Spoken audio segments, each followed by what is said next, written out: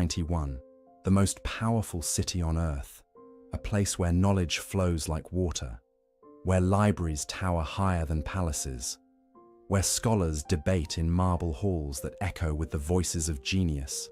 And at the center of it all, sitting on the intellectual throne of the Islamic world, are the philosophers. Not just any philosophers.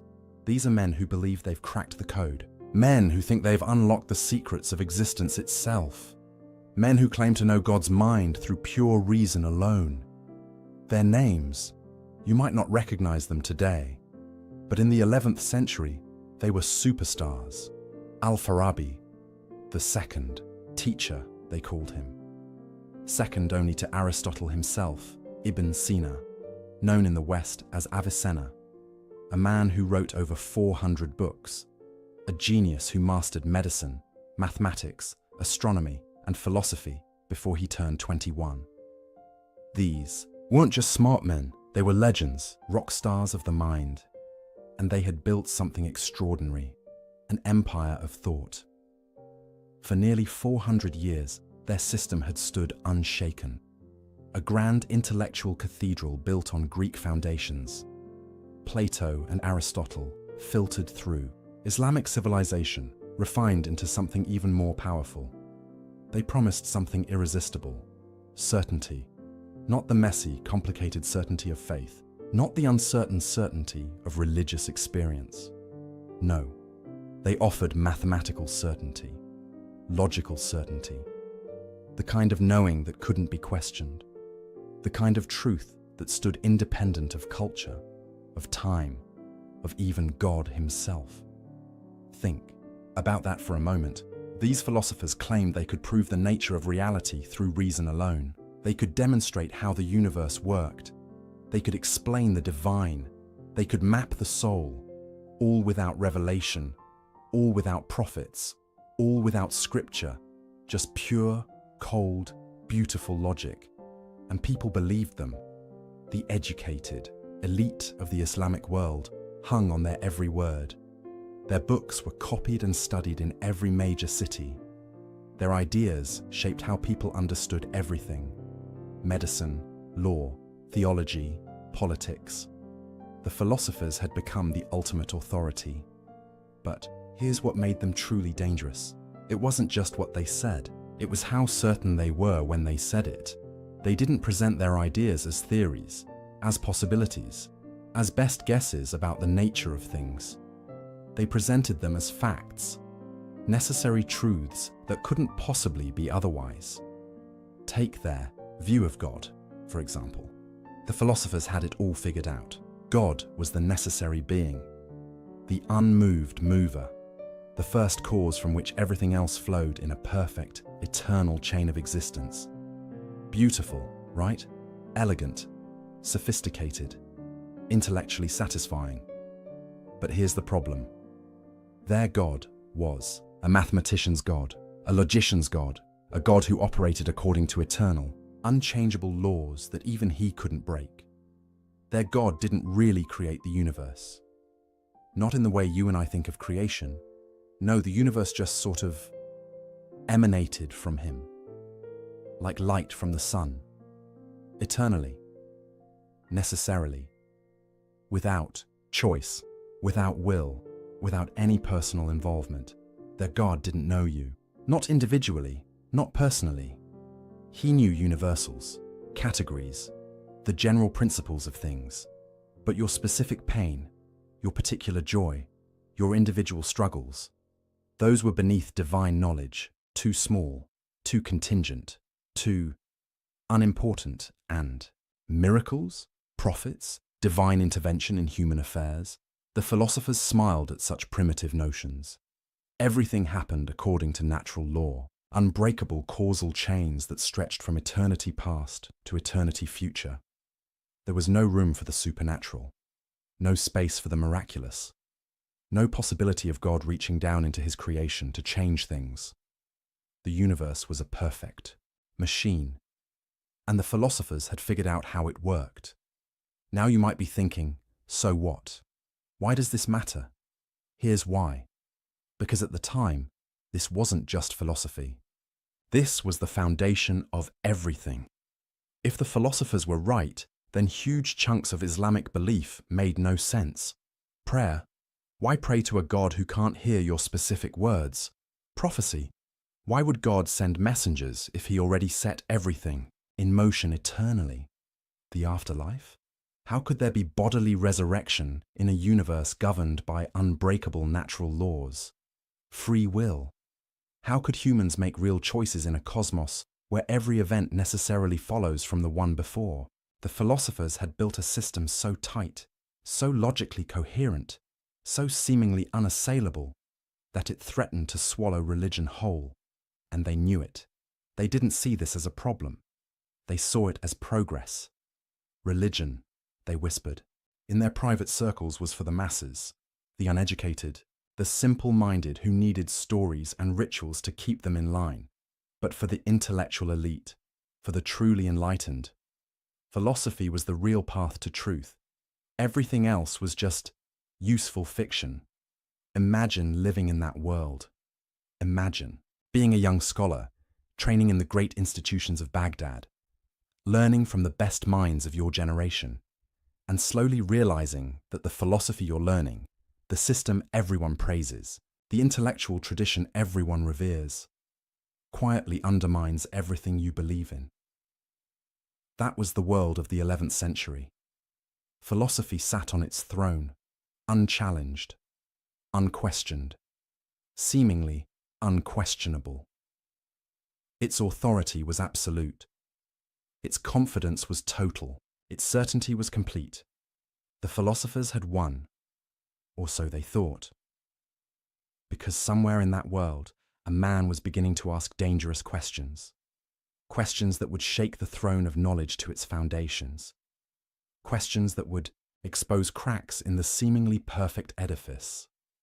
Questions that would launch the most devastating intellectual assault the philosophical tradition had ever faced. His name was Abu Hamid Muhammad ibn Muhammad al-Ghazali, and he was about to start a war, not with swords, not with armies, with something far more dangerous. With doubt, the philosophers had built their empire on the promise of certainty, on the claim that reason alone could deliver absolute truth. But what if that certainty was an illusion? What if the foundations weren't as solid as they appeared? What if the throne of knowledge was built on sand?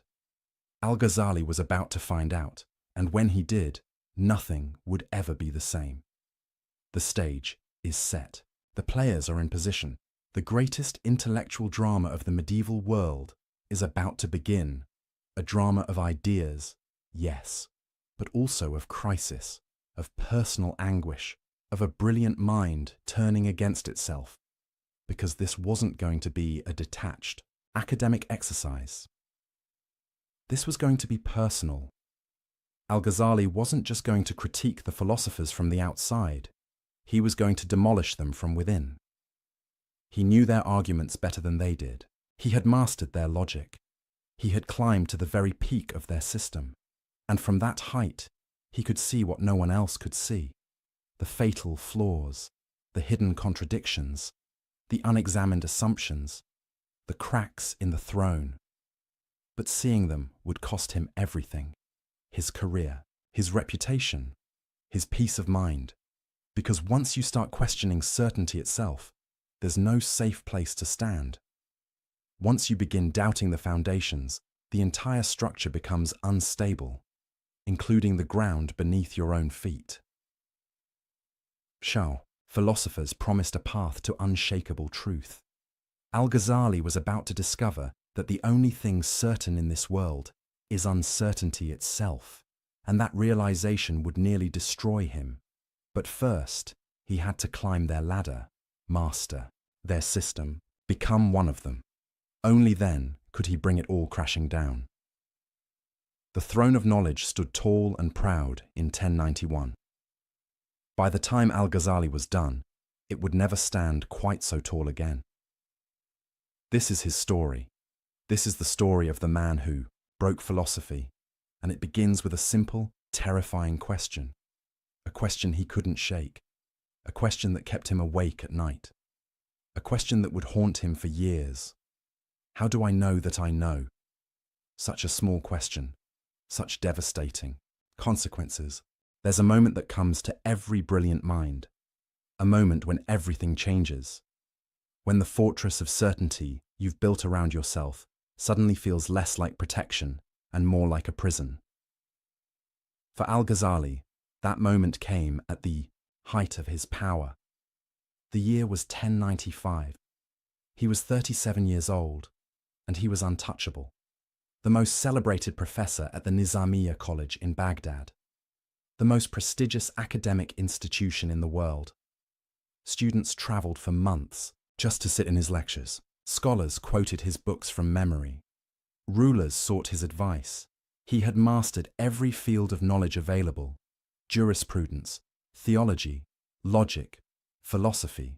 He could debate any scholar on any topic and win. He had everything a medieval intellectual could dream of: fame, respect, security, authority. But something was wrong, terribly wrong. It started small, a whisper at the edge of his mind. A question that appeared during a lecture, uninvited.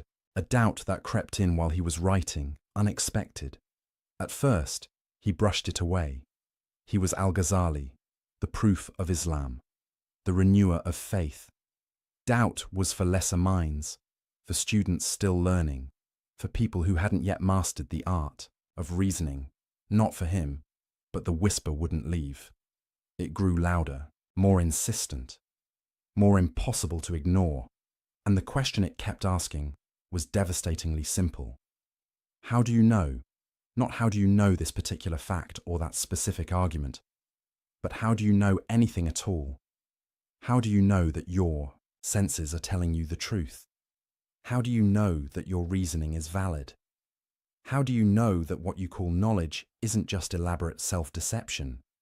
These weren't new questions, of course. Philosophers had played with skepticism before, as intellectual exercises, as thought experiments to sharpen their logical tools. But this was different. This wasn't a game. For Al-Ghazali, these questions became visceral, urgent, inescapable.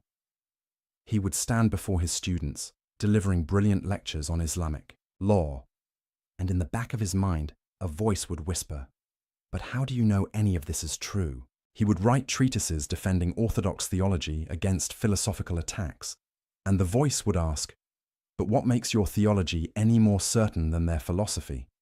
He would cite authorities, hadith, Quranic verses, logical proofs, and the voice would push back. "But how do you know your interpretation is correct? How do you know your logic isn't flawed? How do you know anything?"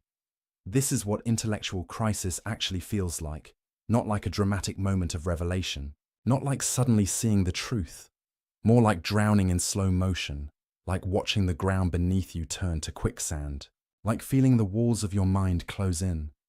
Al-Ghazali later described it as a sickness, a disease of the soul that spread through every part of his being. He couldn't eat. He couldn't sleep. He couldn't teach without feeling like a fraud. Because here's what he realized. All his life, he had been in the business of certainty. As a jurist, he issued legal rulings. This is permissible. That is forbidden. These are definitive judgments backed by divine law. As a theologian, he defended religious truth. God is like this. Reality works like that. These are facts about existence itself. As a professor, he transmitted knowledge. Learn this, master that, build your understanding on these foundations. His entire career was built on the assumption that certain knowledge was possible, that you could know things for sure, that truth was accessible, that the human mind could grasp reality. But now that assumption was crumbling, and it all started with sense perception, Al-Ghazali began asking himself, why do I trust my senses? Sure, they usually seem reliable. I see a table, I touch it, it's solid, it's there. But I also dream, and in dreams, I'm absolutely convinced that what I'm experiencing is real. I see dream tables, I touch dream walls, I have dream conversations, and in the dream, it all feels completely certain. It's only when I wake up that I realize none of that was real. So here's the terrifying question. How do I know I'm not dreaming right now? How do I know that everything I call waking life isn't just another dream, a longer dream, a more consistent dream, but still a dream? You might say, but when you wake up, you can distinguish dream from reality. Can you though? Or do you just have another experience, another set of sensations that you've learned to call waking up? Maybe there's another level of consciousness beyond this one, a higher waking state. And when you reach it, you'll look back on everything you called real life the way you now look back on dreams, as illusions, as phantoms, as experiences that felt certain but weren't. Al-Ghazali sat with this possibility, and it shook him. But it got worse. Because even if you accept your senses as basically reliable, there's still reason. Logic. Rational thought, the tool philosophers swore by. The instrument that supposedly gave absolute certainty. Al-Ghazali had spent decades mastering logic. He knew every rule, every form of valid inference, every technique of reasoning. He was a master logician, and now he was asking, but why should I trust logic? Think about it. When you make a logical argument, you're relying on certain principles. The law of non-contradiction, the law of excluded middle. You assume that if A equals B and B equals C, then A equals C. But why? Because it's self-evident, philosophers would say. Because to deny it leads to absurdity. But who decides what's self-evident? Your mind does, and how do you know your mind is reliable? You can't use logic to prove logic works. That's circular reasoning.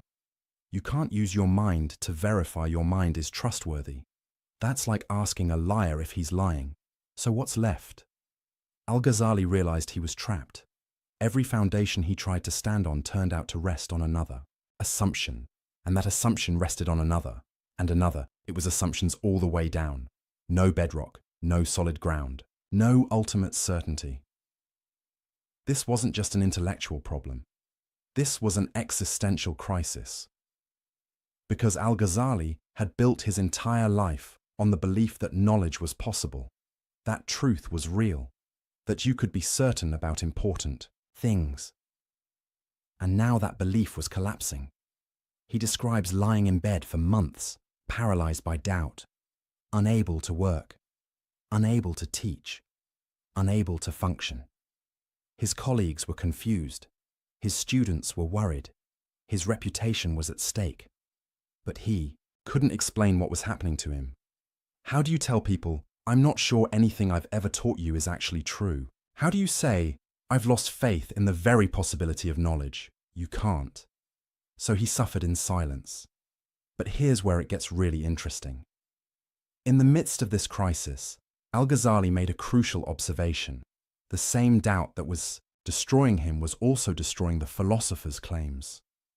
Because the philosophers claimed certainty. Absolute, unshakable certainty about the nature of reality. They said, through pure reason, we know that the universe is eternal. But how do they know? They said, through logical deduction, we know that God knows only universals. But how do they know? They said, through philosophical demonstration, we know that miracles are impossible. But how do they know? They were using the same tools Al-Ghazali now doubted. Sense perception, logical reasoning, rational inference. They were building their grand system on the same shaky foundations. But unlike Al-Ghazali, they hadn't questioned those foundations. They assumed reason was reliable. They assumed logic gave certainty. They assumed the human mind could grasp ultimate truths without proof, without justification, without examining their own assumptions. And that was their fatal mistake. Because if you claim certainty, you better be able to prove you have it, and the philosophers couldn't. They just assumed they could know. They took it for granted. They built an empire of thought on an unexamined foundation. Al-Ghazali saw this now, saw it with a clarity born of personal suffering. He had been where they were, confident, certain, secure in his knowledge. And he had discovered that certainty was an illusion, a comforting lie we tell ourselves to avoid confronting the abyss of uncertainty beneath everything we think we know. This realization changed everything. Al-Ghazali wasn't going to critique the philosophers from a position of rival certainty. He wasn't going to say, "Your system is wrong and mine is right." He was going to do something far more devastating. He was going to show that their certainty was unjustified, that their claims to knowledge were baseless, that their entire edifice of thought rested on assumptions they couldn't defend. He was going to use doubt as a weapon, not to destroy knowledge entirely, not to embrace complete skepticism, but to demolish the philosophers' arrogance, their certainty, their claim to have figured it all out, because he had learned something in his crisis, something the philosophers in their confidence had missed. Uncertainty isn't weakness, it's honesty. Doubt isn't the enemy of truth. It's the beginning of wisdom, and the willingness to question everything, even your own mind, is the only real path to understanding. The philosophers had never done that. They had never truly doubted, never really questioned their foundations, never honestly asked, "How do I know that I know?" They had been too busy building their systems to examine the ground beneath them. Al-Ghazali had looked down, and he had seen the abyss. And from that abyss, he was going to launch his attack, not as a rival philosopher offering a competing system of certainty, but as someone who had been to the edge and back, someone who knew what the philosophers didn't. That certainty itself is the problem, that the claim to absolute knowledge is the original sin of philosophy, that you can't build a tower to heaven when you're standing on quicksand. He began to write. Slowly, at first, testing his thoughts, working through his arguments. The title came to him clearly. Tahafut al-Falasifa, the incoherence of the philosophers. Not the errors of the philosophers, not against the philosophers. The incoherence, the internal contradictions, the logical breakdowns, the places where their system fell apart under its own weight. He wasn't going to refute them with a rival system. He was going to show that their system refuted itself. This was going to be surgical, precise, devastating. He would take their own tools, their own logic, their own methods of reasoning, and turn them against the philosophers themselves. He would show that on their own terms, using their own standards, their conclusions didn't follow, that their certainty was unjustified, that their claims were incoherent, that the throne of knowledge they sat on was a house of cards.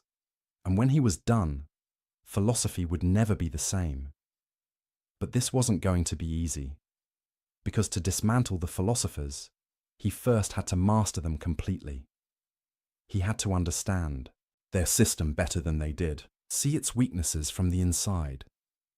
He had to become one of them before he could destroy them, and that journey would take him to the darkest corners of thought, to questions that had no comfortable answers, to ideas that threatened everything he believed.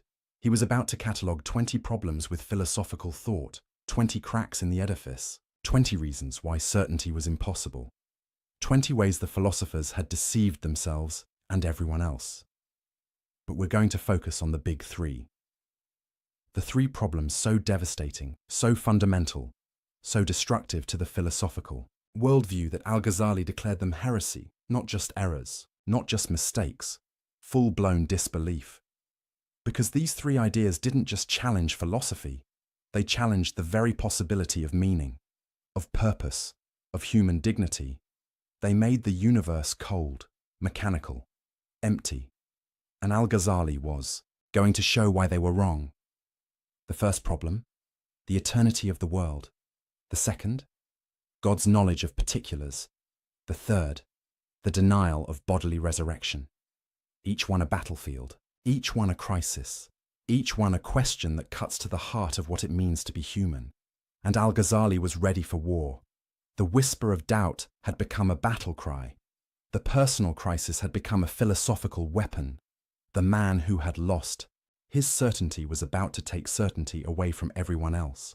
And in doing so, he would change the course of intellectual history. The throne of knowledge was about to be shaken, and Al-Ghazali was the one holding the hammer. Imagine you're an architect. You've been hired to inspect a magnificent building, a cathedral that stood for 400 years.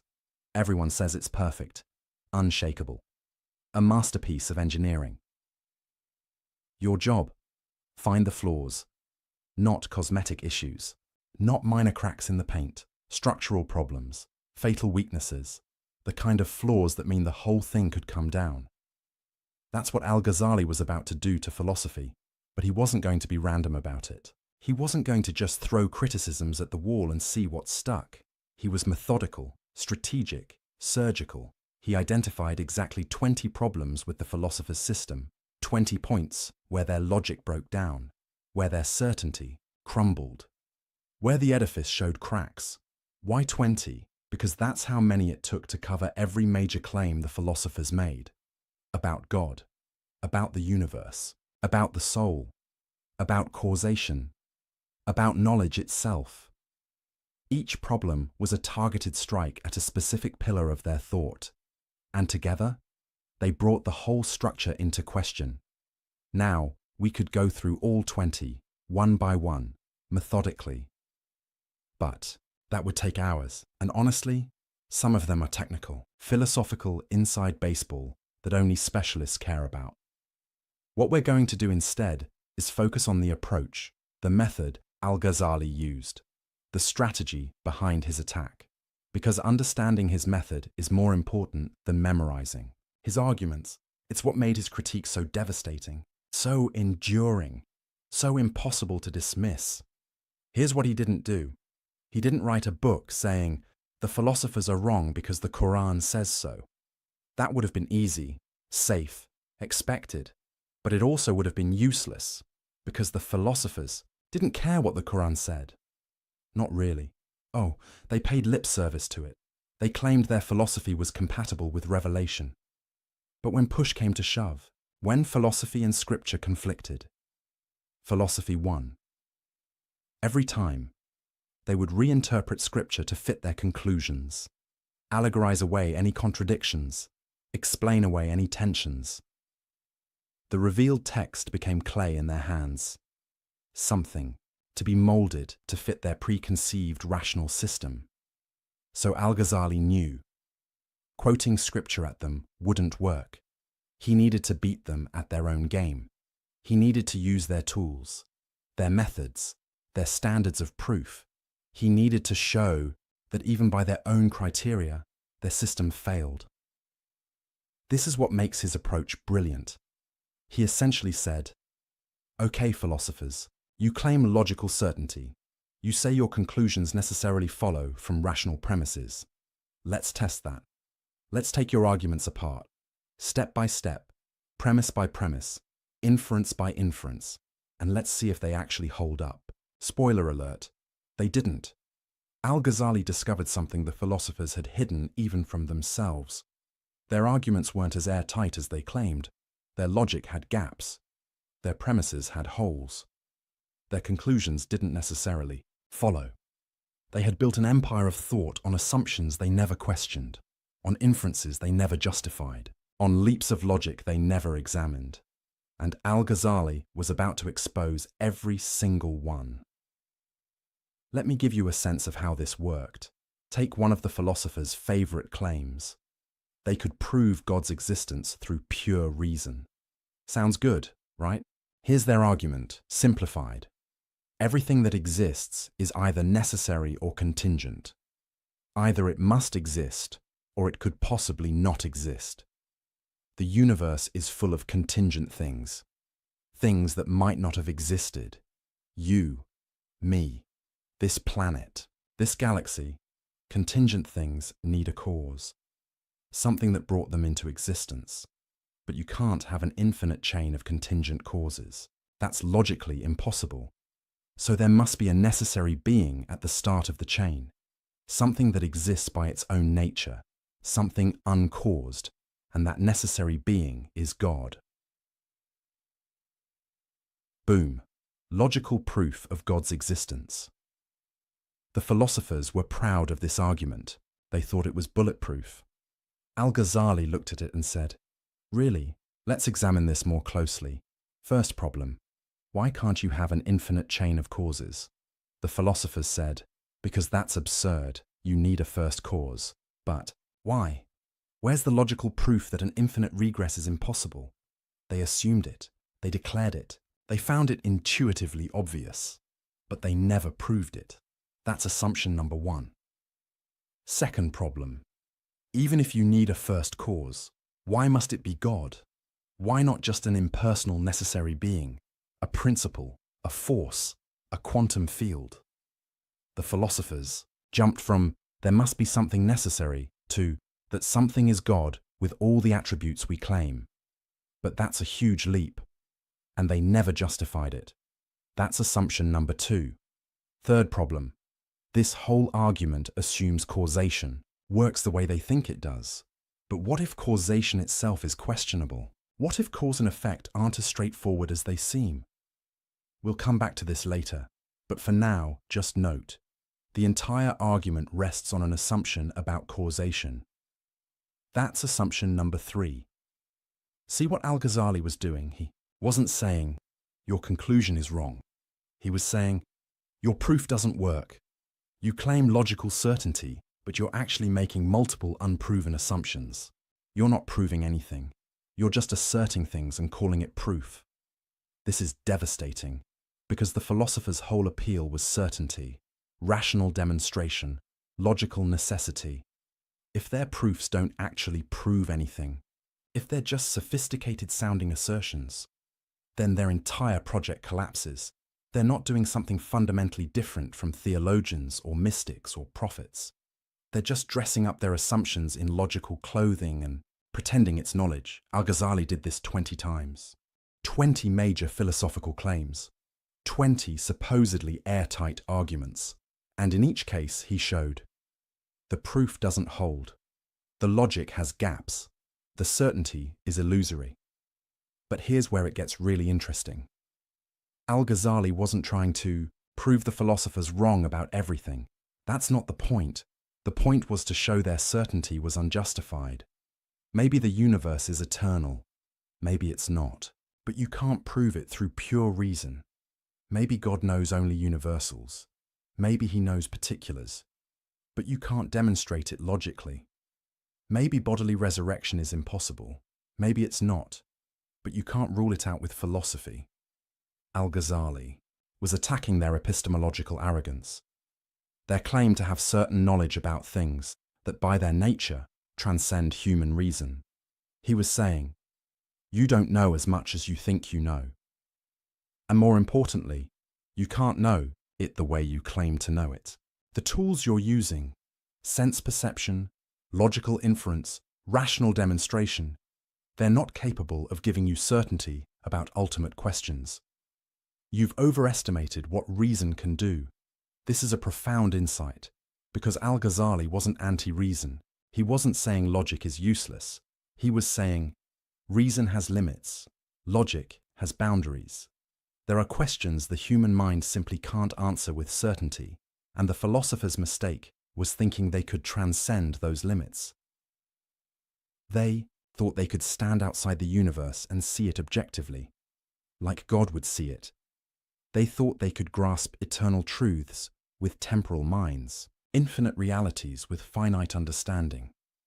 They thought they could know the unknowable, and Al-Ghazali was calling them out, not from religious prejudice, not from anti-intellectual bias, but from a deeper understanding of what knowledge actually is and what it isn't. Now here's what made this approach so powerful. Al-Ghazali wasn't just being negative. He wasn't just tearing things down. He was making space for other ways of knowing, other sources of truth, other paths to understanding. If reason can't give you certainty about God, maybe revelation can. If logic can't prove the nature of ultimate reality, maybe direct experience can. If philosophy can't answer the deepest questions, maybe mysticism can. This is why his critique mattered so much. It wasn't just about winning a debate with the philosophers, it was about reopening questions they had closed, reintroducing possibilities they had ruled out, showing that the universe is bigger, stranger, more mysterious than any philosophical system can capture. The philosophers had tried to fit reality into their logical categories. Al-Ghazali was showing that reality wouldn't fit, that there are aspects of existence that slip through the nets of rational analysis. That mystery isn't just what we haven't figured out yet, it's fundamental to what we are and where we are. But Al-Ghazali wasn't done, because among his 20 problems, 3 stood out. 3 issues so serious, so fundamental, so destructive to religious belief, that he couldn't just say, the proof is questionable. He had to go further. He had to say, if you believe these 3 things, you've crossed a line. You're not just philosophically mistaken, you're religiously deviant. You've abandoned beliefs so central to Islamic faith that you can't claim to be Muslim while holding them. This was serious. In Islamic intellectual history, calling someone's position heretical wasn't something you did lightly. It had legal consequences, social consequences. It could destroy careers and reputations. But Al-Ghazali felt he had no choice, because these 3 philosophical positions didn't just contradict scripture. They made religion meaningless. They made worship pointless. They made revelation unnecessary. If the philosophers were right about these 3 things, then Islam, as practiced by millions of believers, was built on a lie. Prayer became talking to yourself. Prophecy became delusion. The afterlife became fantasy. Al-Ghazali couldn't allow that to stand, so he drew a line in the sand. 20 problems with philosophy. Yes, the philosophers were wrong about many things, but 3 problems were in a different category. 3 positions were not just philosophical errors, they were religious disasters. The first, the eternity of the world. The philosophers claimed the universe has always existed. It didn't have a beginning. It won't have an end. It eternally emanates from God, the way light eternally emanates from the sun. Why did Al-Ghazali consider this heretical? Because if the world is eternal, then God didn't create it. Not in any meaningful sense. He didn't choose to bring it into being. He didn't will it to exist. He didn't make something from nothing. The universe just is, necessarily, eternally, without any real creative act on God's part. And if God didn't create, then what's his relationship to the universe? He becomes just another part of the cosmic machinery, not a creator, not a lord, not someone who acts, just the necessary being at the top of an eternal chain. This empties religion of meaning, because the whole point of worship is acknowledging that God made you, that you owe your existence to his choice, his will, his creative power. But if the universe is eternal, if God didn't really create, then what are you thanking him for? The second position, God's knowledge of particulars. The philosophers argued that God knows universals but not particulars. He knows humanity but not individual humans. He knows events but not specific events. He knows categories, principles, forms, but not you, not your choices, not your life. Why heretical? Because if God doesn't know particulars, then prayer is absurd. You're asking him for things he can't hear, confessing sins he can't perceive, seeking guidance he can't give. Your entire spiritual life becomes a conversation with yourself, and prophecy, revelation, divine guidance, all impossible. How can God send a specific message to a specific prophet at a specific time if he doesn't know specific things? How can there be divine law, divine judgment, divine mercy, if God doesn't know what you individually do? The philosopher's position made God distant, abstract, irrelevant to human life. And Al-Ghazali said, that's not just wrong, that's a denial of what God is. The third position, the impossibility of bodily resurrection. The philosophers argued that after death, only the soul survives. The body decays and is gone forever. There's no bodily resurrection, no physical afterlife, no gathering of bodies on Judgment Day. Why did Al-Ghazali consider this heretical? Because bodily resurrection is explicitly promised in the Quran, repeatedly, in clear language. And more than that, it's central to the concept of justice. If there's no bodily resurrection, then people who suffered physical torture get no physical restoration. People who committed physical crimes receive no physical punishment. The body becomes irrelevant to justice, to reward, to accountability, and that makes this life meaningless. Do what you want to your body, to others' bodies. It doesn't matter, because the body is just temporary housing, something you shed like clothing. The philosopher's position made ethics cheap, made suffering meaningless, made justice incomplete, and Al-Ghazali couldn't accept that.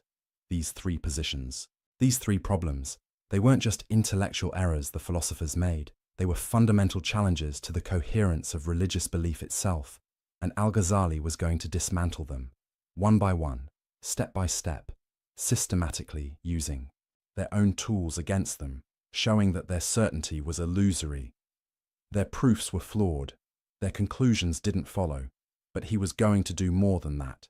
He was going to show why these positions were emotionally, spiritually, existentially unlivable. Because this wasn't just an academic exercise. This was about meaning, about purpose, about whether the universe cares about you, about whether your choices matter, whether your prayers are heard, whether justice is real. The philosophers, in their quest for logical purity, had created a cold universe, a universe where God is distant, where humans are insignificant, where nothing ultimately matters. Al-Ghazali was about to warm it back up, not through sentiment, not through wishful thinking, but through rigorous philosophical argument, showing that the philosophers' cold universe wasn't logically necessary, that their conclusions didn't follow from their premises, that you could be just as rational, just as logical, just as philosophically rigorous, while believing in a God who acts, who knows, who cares. The 20 problems were the artillery barrage, softening up the philosophical defenses, showing weaknesses everywhere. But the 3 heretical positions, those were the main assault, the focused attack on the heart of the philosopher's system, and Al-Ghazali was ready. He had the arguments, he had the method, he had the motivation. He knew what was at stake, not just winning a debate, not just defending orthodoxy, but preserving the possibility of meaning in a universe that philosophy was threatening to make meaningless. The throne of knowledge was trembling, the cracks were showing, and Al-Ghazali was about to strike at the foundations. 3 devastating blows, 3 knockout punches, 3 final arguments, starting with the most fundamental question of all. Did the universe have a beginning, or has it always existed? The philosophers said, always existed, obviously. Necessarily, Al-Ghazali said, prove it, and when they couldn't, he was going to show them why their position wasn't just unproven, it was incoherent. The battle was joined, and nothing would be the same after. Let me ask you a question. How long have you been alive? 20 years? 40? 60? However long it is, you can count it. It's a finite number. Now imagine someone asks you, how long has the universe existed? And you answer, forever. What does that even mean? This is where Al-Ghazali's first major battle with the philosophers began. Not with theology, not with scripture, but with a simple, devastating question about time itself. The philosophers were absolutely certain, unshakable in their conviction. The universe, they declared, is eternal. It has no beginning. It has no end. It has always existed and always will exist. This wasn't a guess. It wasn't speculation. It wasn't a working hypothesis.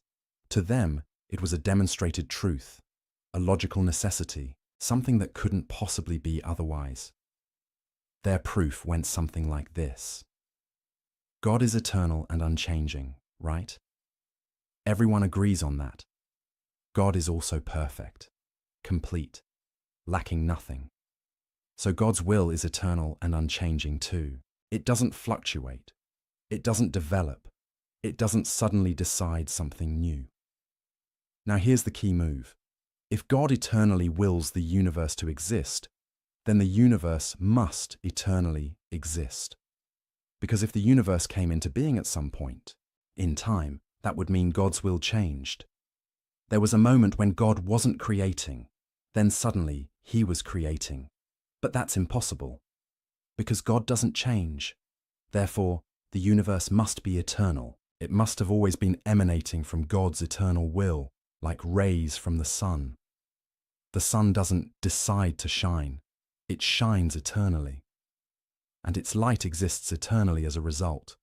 Same with God and the universe. Elegant, right? Logical, seemingly airtight.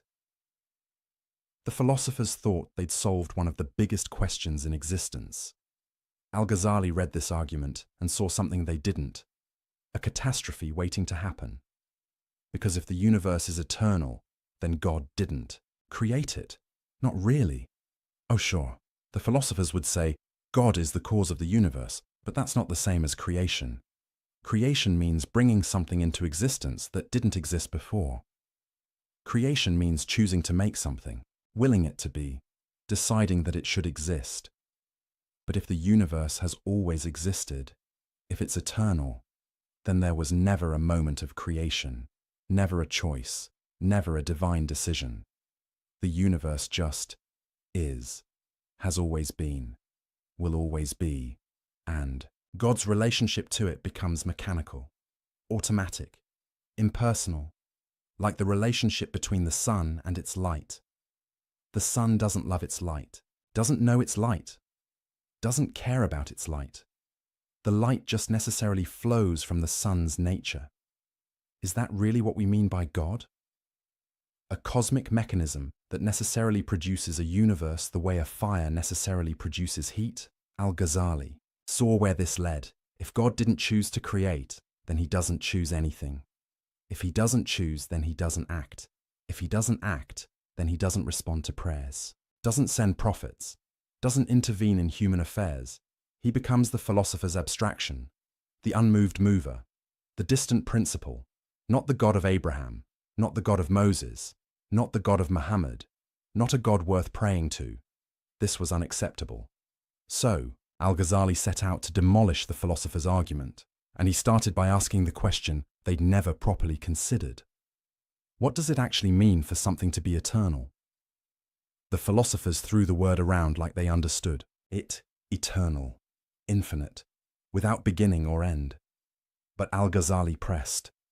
Do you really know what you're talking about? Can you actually conceive of an infinite past? Think about it carefully. If the universe has existed forever, then an infinite amount of time has already passed. An infinite number of years. An infinite number of days. An infinite number of moments. But here's the problem. You can't traverse an infinite distance, by definition. If something is infinite, you can never reach the end of it. So how did we get to today? If an infinite amount of time had to pass before we arrived at this moment, we should never have arrived at this moment. Because you can't finish traveling through infinity. It's like saying, I started counting from negative infinity and I just reached zero. That's nonsense. You could never start from negative infinity. There's no starting point. And even if you could, you'd never finish counting up to zero. Because infinity has no end. Same with time. If the past is infinite, then we could never have reached the present. But we did reach the present. We're in it right now. Therefore, the past can't be infinite. The universe must have had a beginning. This is what philosophers call the impossibility of traversing an actual infinite, and Al-Ghazali wielded it like a sword. The philosophers tried to respond. They said, but you're thinking about infinity wrong. Past infinity isn't like a distance you travel. It's just there, all at once. Al-Ghazali pushed back. Okay, let's try a different angle. Imagine the universe is eternal, like you say. That means the number of past days is infinite, right? But the number of past years is also infinite. Now here's my question. Are there more past days than past years? The philosophers hesitated. On one hand, obviously there are more days than years. 12 times more, roughly. On the other hand, both numbers are infinite, and infinity equals infinity. You can't have one infinity bigger than another infinity. That contradicts what infinity means. So which is it? Are there more past days than past years? Or are they equal? If you say there are more days, you're admitting that one infinity can be bigger than another, which is absurd. If you say they're equal, you're admitting that 12 days equals 1 year, which is also absurd. Either way, you're trapped. This is the problem with treating infinity as if it's just a really big number. It's not. Infinity doesn't behave like numbers behave. You can't do arithmetic with it. You can't compare infinities. You can't traverse them. So when you say the past is infinite, you're not actually saying something coherent. You're using a word that sounds profound, but actually refers to nothing you can meaningfully conceive. The philosophers squirmed. They tried another defense. Okay, but here's the thing. God is outside of time. He's eternal in a different sense. So when God creates the universe, he's not doing it at a point in time. He's doing it eternally. The universe doesn't have a beginning in time because time itself is part of the universe. Al-Ghazali smiled at this. So you're admitting the universe has a beginning? That it's not eternal after all? Because if time is part of the universe, and the universe came from God, then the universe began to exist. You're just saying it began, to exist with time rather than in time. But either way, it began. It's not eternal. You've conceded my point while trying to argue against it. The philosophers realized they were in trouble. Every defense they mounted created new problems. But Al-Ghazali wasn't done. He had another angle of attack, an even more devastating one. He said, let's grant for a moment that the universe could be eternal. Just for argument's sake. Let's imagine an infinite past actually makes sense. Even so, I can show you that it's not necessary. That God could have created the universe at any point in time.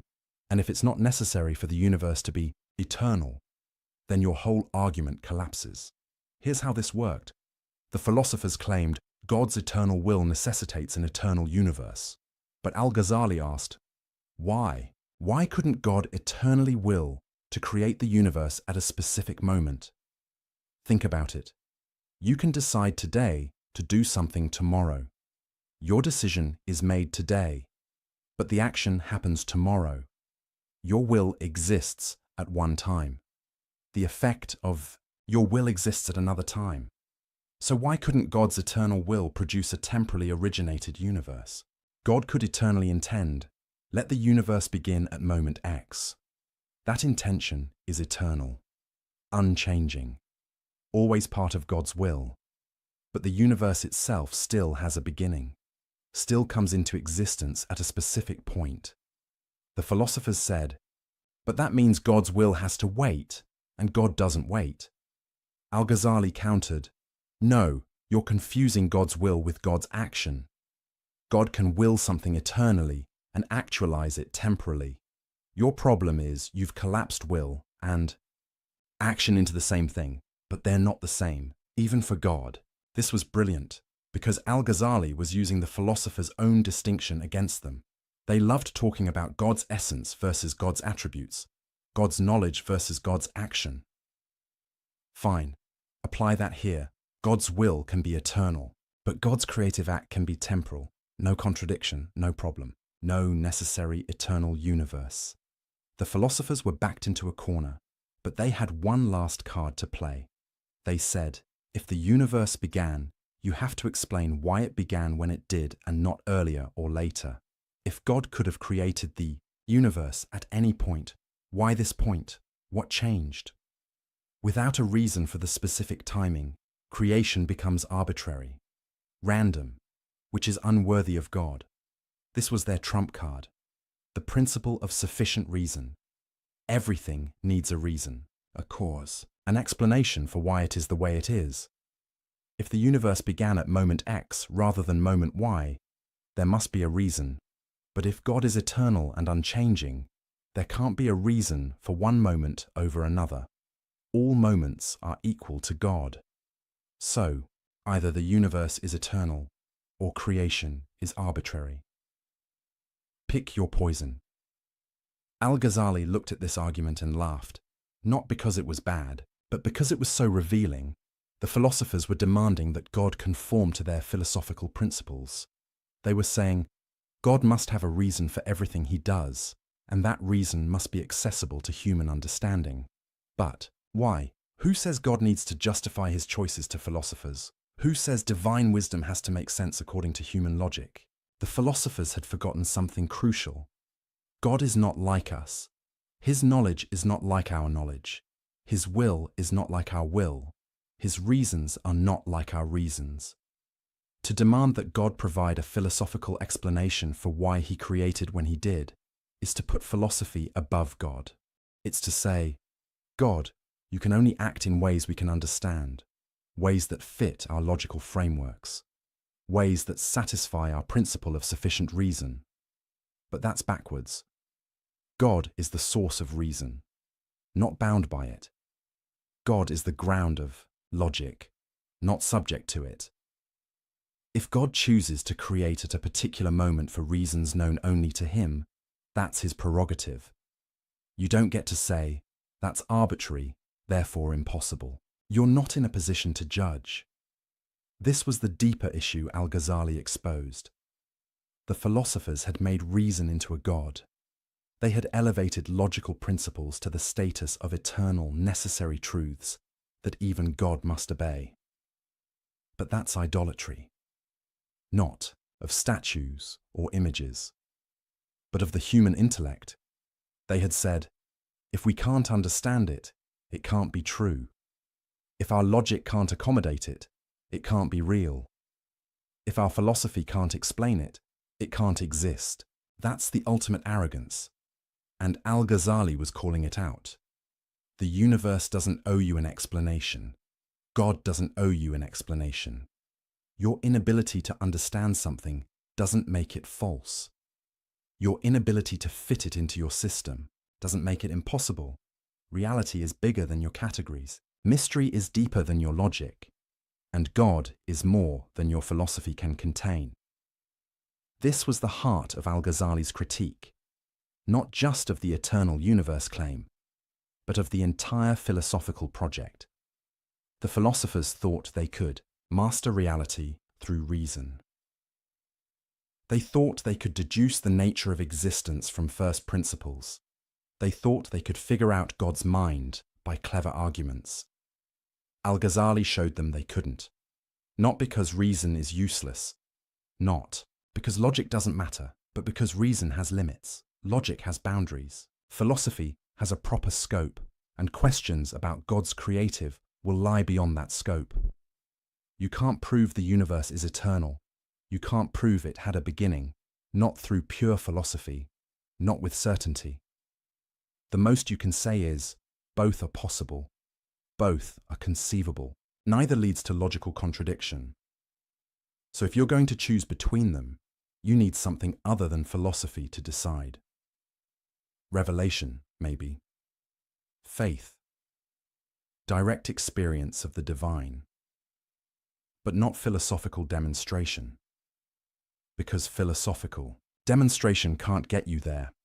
The philosophers' certainty about an eternal universe was fake, built on assumptions they never questioned, on principles they never justified, on logic they never tested. Al-Ghazali tested it, and it broke. The first pillar of their system was crumbling. The universe didn't have to be eternal. God could have created it in time, and if God created it in time, then God chose. God acted. God willed something specific, which means God is not. The impersonal principle the philosophers described. God is personal, active, engaged with his creation. The kind of God who might send prophets, who might hear prayers, who might care about individual human beings. The door the philosophers had closed was opening again, and Al-Ghazali was just getting started. Because if the philosophers were wrong about the eternity of the universe, maybe They were wrong about God's knowledge too. Maybe God doesn't just know universals. Maybe he knows you, specifically, individually, completely. That's where we're going next. To the most personal question of all, does God see you? The philosophers said no. Al-Ghazali was about to prove them wrong, and when he did, the entire cold, mechanical universe they'd built would start to feel warm again. Close your eyes for a moment. Think about the most painful experience of your life. Maybe it was losing someone you loved. Maybe it was a betrayal. Maybe it was a moment of crushing failure. Whatever it was, you felt it. You lived through it. It was real. Now imagine someone telling you, God doesn't know about that. Not because he doesn't care, not because he's ignoring you, but because he literally cannot know individual, specific events. He knows about suffering in general, but not your suffering. He knows about loss as a concept, but not your loss. He knows the universal category of human pain, but not the particular agony you felt on that specific day. How would that make you feel? This is what the philosophers were claiming. And it's the second major battleground where Al-Ghazali decided, this isn't just wrong. This is heresy. Let me explain how the philosophers got here. It started, like so many bad ideas, from something. That sounds reasonable. They said, God is perfect, right? Unchanging, eternal, beyond time. So God's knowledge must also be perfect, unchanging, and eternal. God can't learn new things, can't discover facts he didn't know before, can't be surprised by events. So far, most theologians would agree. But then, the philosophers made a fatal move. They said, if God's knowledge is unchanging, then God can only know unchanging things. Things that are eternally true, always the same, never in flux. And what are those things? Universals, essences, eternal forms. God knows humanity as an eternal essence, but not individual humans who are born and die. God knows motion as a principle, but not specific movements happening at specific times. God knows existence as a concept, but not particular existence that come and go. In philosophical jargon, they were saying, God knows universals but not particulars. Let that sink in for a moment. According to the philosophers, God doesn't know what you had for breakfast this morning, the specific words you spoke to your friend yesterday, the exact thought running through your mind right now, the particular choice you're about to make. Not because these things are hidden from him, but because they're beneath his type of knowledge. God's knowledge is too lofty, too eternal, too perfect to concern itself with the messy, changing, temporary details of individual existence. He knows the forms, the patterns, the eternal truths, but the specific instances, the individual cases, the particular moments, those are irrelevant to divine knowledge. The philosophers thought this made God more perfect, more transcendent, more sublime, more worthy of worship. They thought they were honoring God by elevating his knowledge above mundane particulars. Al-Ghazali saw it differently. He saw a God who was essentially blind, a God who couldn't see you, couldn't hear you, couldn't know you. A God who was, for all practical purposes, absent from your life. And he was horrified, because if God doesn't know particulars, then everything falls apart. Everything that makes religion meaningful. Everything that makes worship possible. Everything that connects the divine to the human. Let's walk through the implications step by step. First, prayer becomes absurd. You bow down 5 times a day. You ask God for help. You confess your sins. You seek guidance. But according to the philosophers, God doesn't hear any of it, not because he's ignoring you, but because your specific prayer at that specific moment is a particular event. And God doesn't know particular events. He knows prayer as a universal concept, but not your prayer. He knows petitioning as a general phenomenon, but not your petition. So who are you talking to? Nobody. You're going through motions in a universe where the divine can't perceive your actions. Prayer becomes cosmic theatre, a ritual you perform for yourself because the audience you think you're addressing isn't watching. Second, prophecy becomes impossible. How does God send a message to a specific prophet at a specific time if he doesn't know specific times or specific prophets? Muhammad receives revelation in a cave. Moses hears God at a burning bush. Jesus is born in Bethlehem. These are particular events, specific moments, individual occurrences. But if God doesn't know particulars, he can't initiate these events. He can't choose a particular person, can't speak at a particular moment, can't intervene in particular circumstances. The philosophers tried to get around this. They said, well, divine knowledge sort of overflows into the world, and prophets are people whose souls are aligned to receive this overflow. But that's not prophecy. That's cosmic coincidence. That's not God choosing to speak. That's just some humans being naturally tuned to pick up signals that are always broadcasting.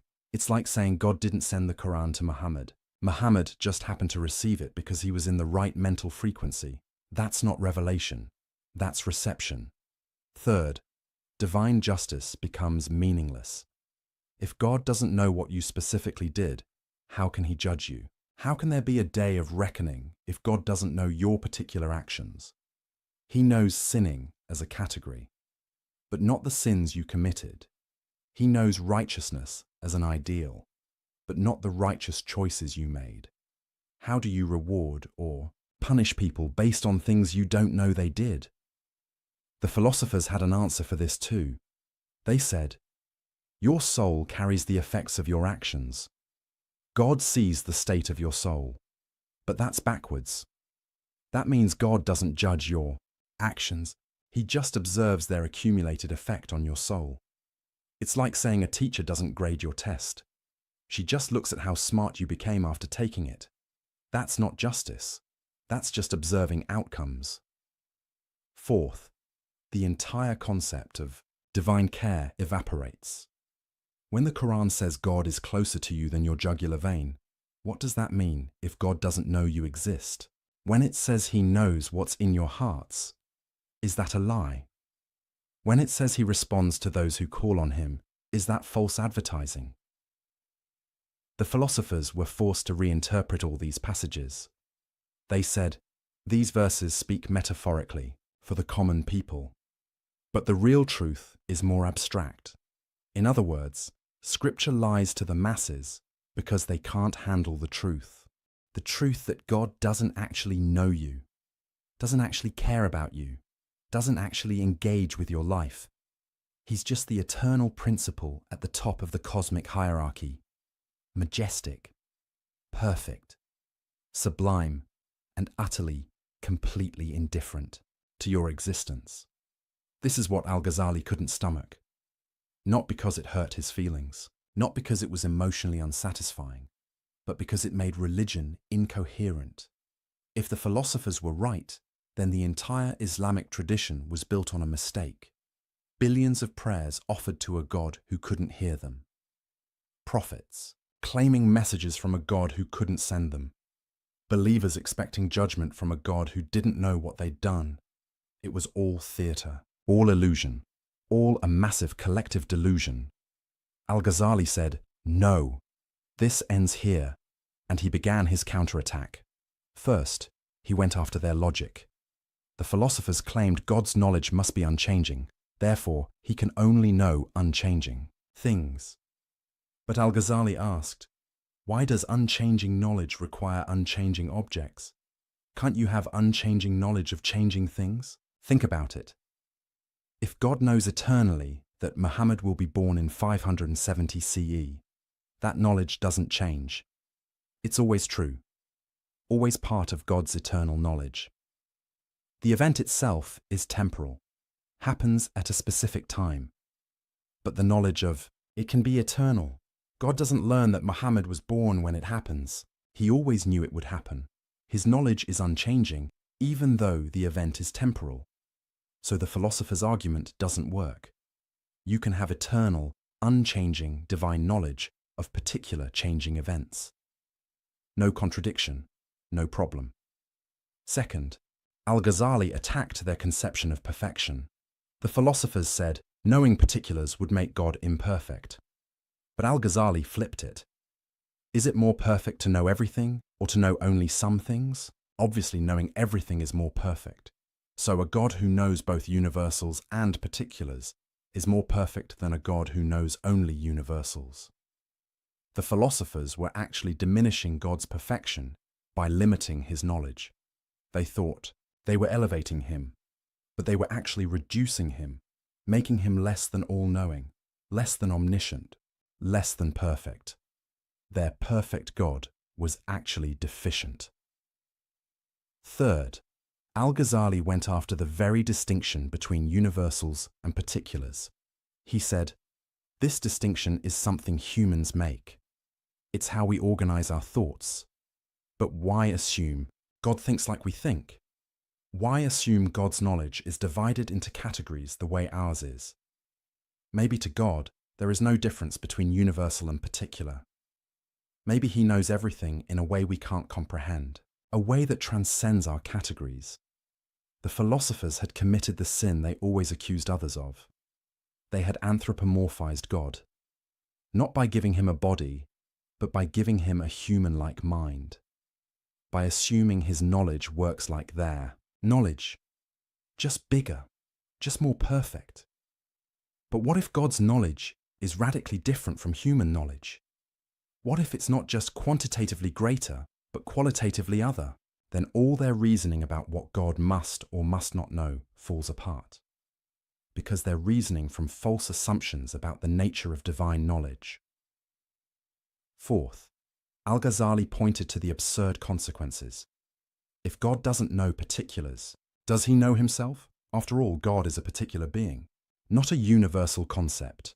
There's only one God, one specific, unique, particular divine reality. So if God can only know universals, can he not know himself?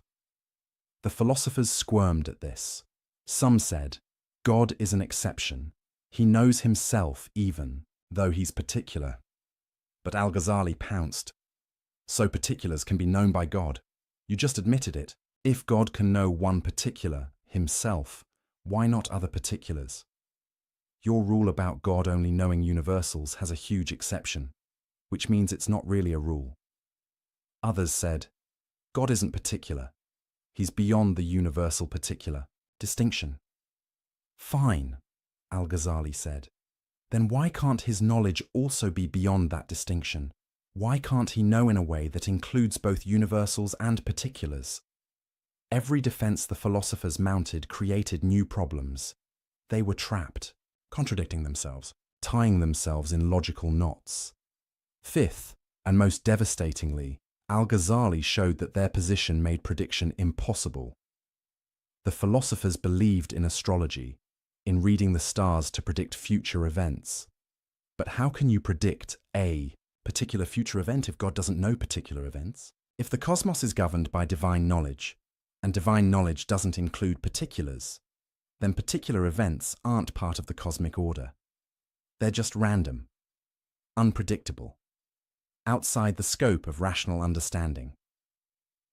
But the philosophers wanted it both ways. They wanted a rationally ordered universe where everything follows from divine knowledge, but they also wanted to limit divine knowledge to universals. You can't have both. Either the universe is rationally ordered down to its particulars, in which case God must know those particulars, or God doesn't know particulars, in which case the universe is ultimately chaotic and unpredictable at the level of individual events. The philosophers were caught in a contradiction of their own making. Al-Ghazali exposed it mercilessly.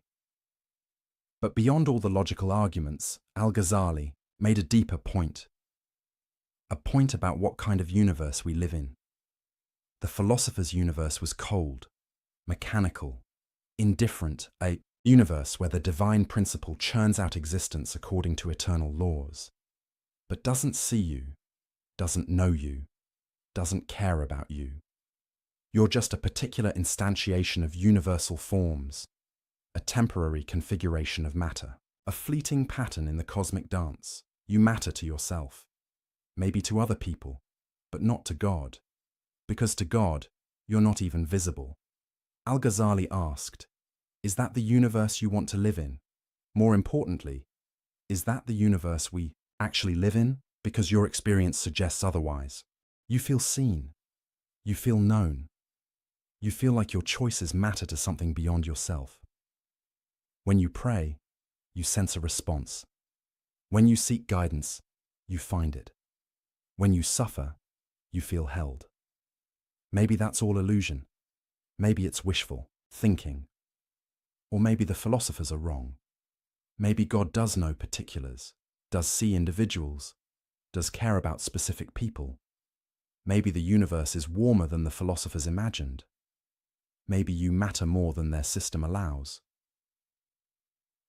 This was the choice Al-Ghazali presented, not as a logical proof, not as a philosophical demonstration, but as an existential question. Which universe do you actually live in? The cold universe of the philosophers, where God is distant and unknowing, or a universe where God sees you, where your prayers are heard, where your life matters? You can't prove it either way through philosophy, but you can look at your experience. You can examine your life. You can trust your intuition. And most people, when they're honest, know which universe feels real.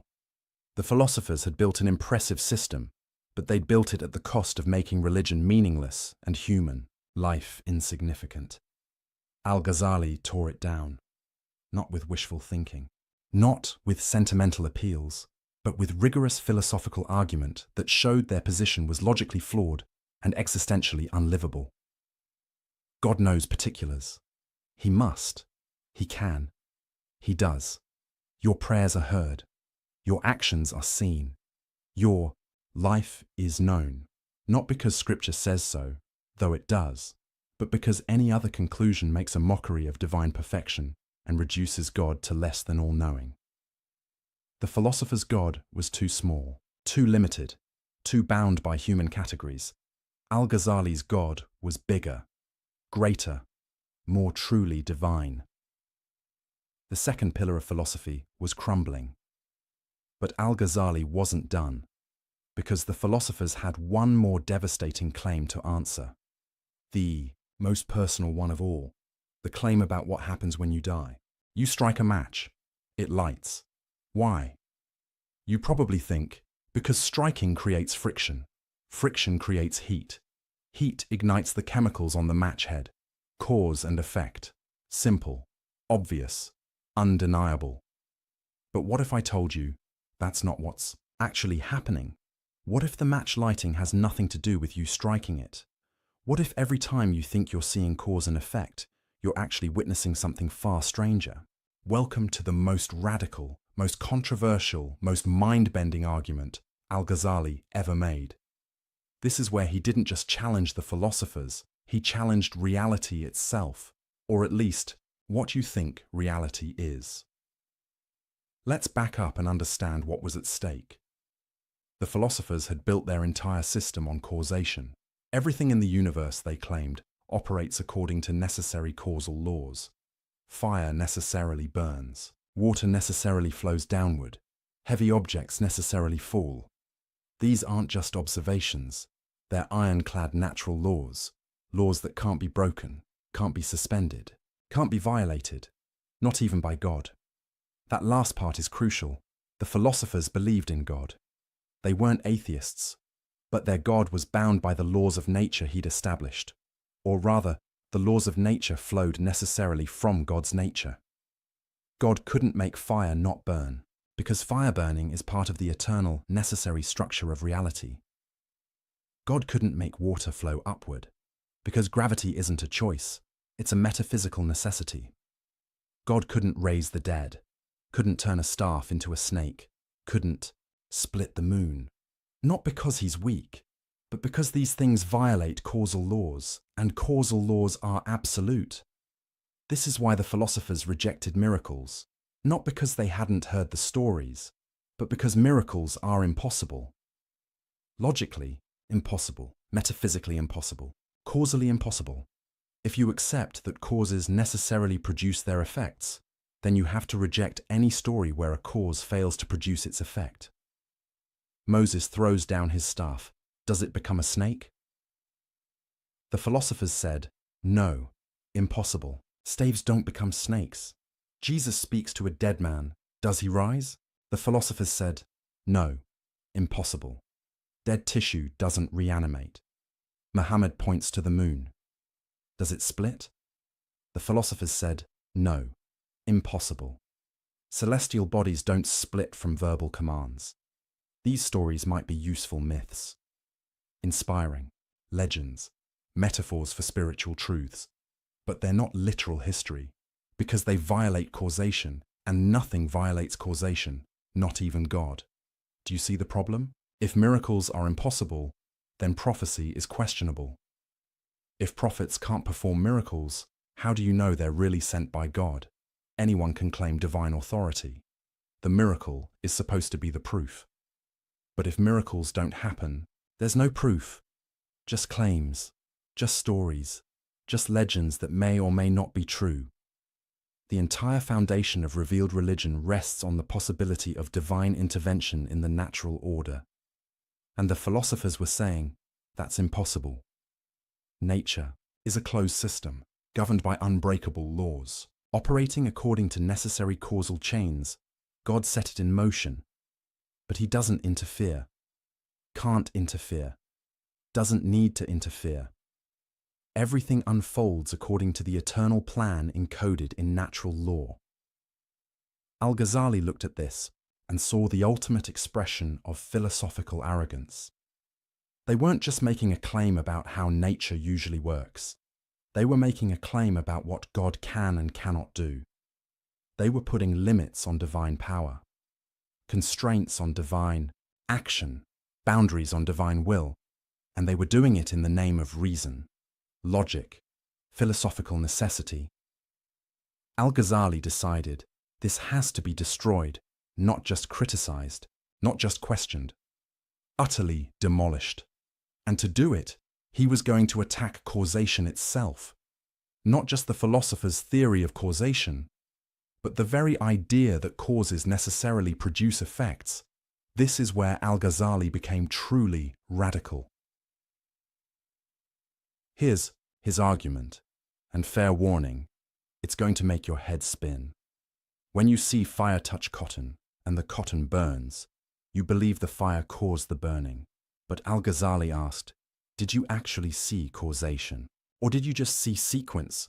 You saw fire touch cotton, then you saw cotton burn. Two events, one after another. But did you see the fire making the cotton burn? Did you see the causal power transferring from fire to cotton? No, you just saw event A, then event B. You inferred causation. You assumed it, you concluded it, but you didn't observe it. All you ever observe is succession, one thing following another. The causation itself, that's something you add, something you read into the events. Okay, you might say, but it happens every time. Fire always burns cotton. That can't be coincidence, can't it? What if God creates the burning of cotton every time fire touches it? Not because the fire causes it, but because that's his habit, his custom, his regular pattern. God sees fire touch cotton, and in that moment, he creates burning in the cotton, not because he has to, not because the fire forces him to, but because he chooses to. Every single time, consistently, reliably, predictably. So predictably that you mistake his habit for a necessary law. This is the doctrine of occasionalism, the idea that God is the only real cause, the only actual agent, the only true power in the universe. Everything else? Occasions for God's action. Fire doesn't burn cotton. God burns cotton on the occasion of fire touching it. Your hand doesn't move your pen. God moves your pen on the occasion of your willing it.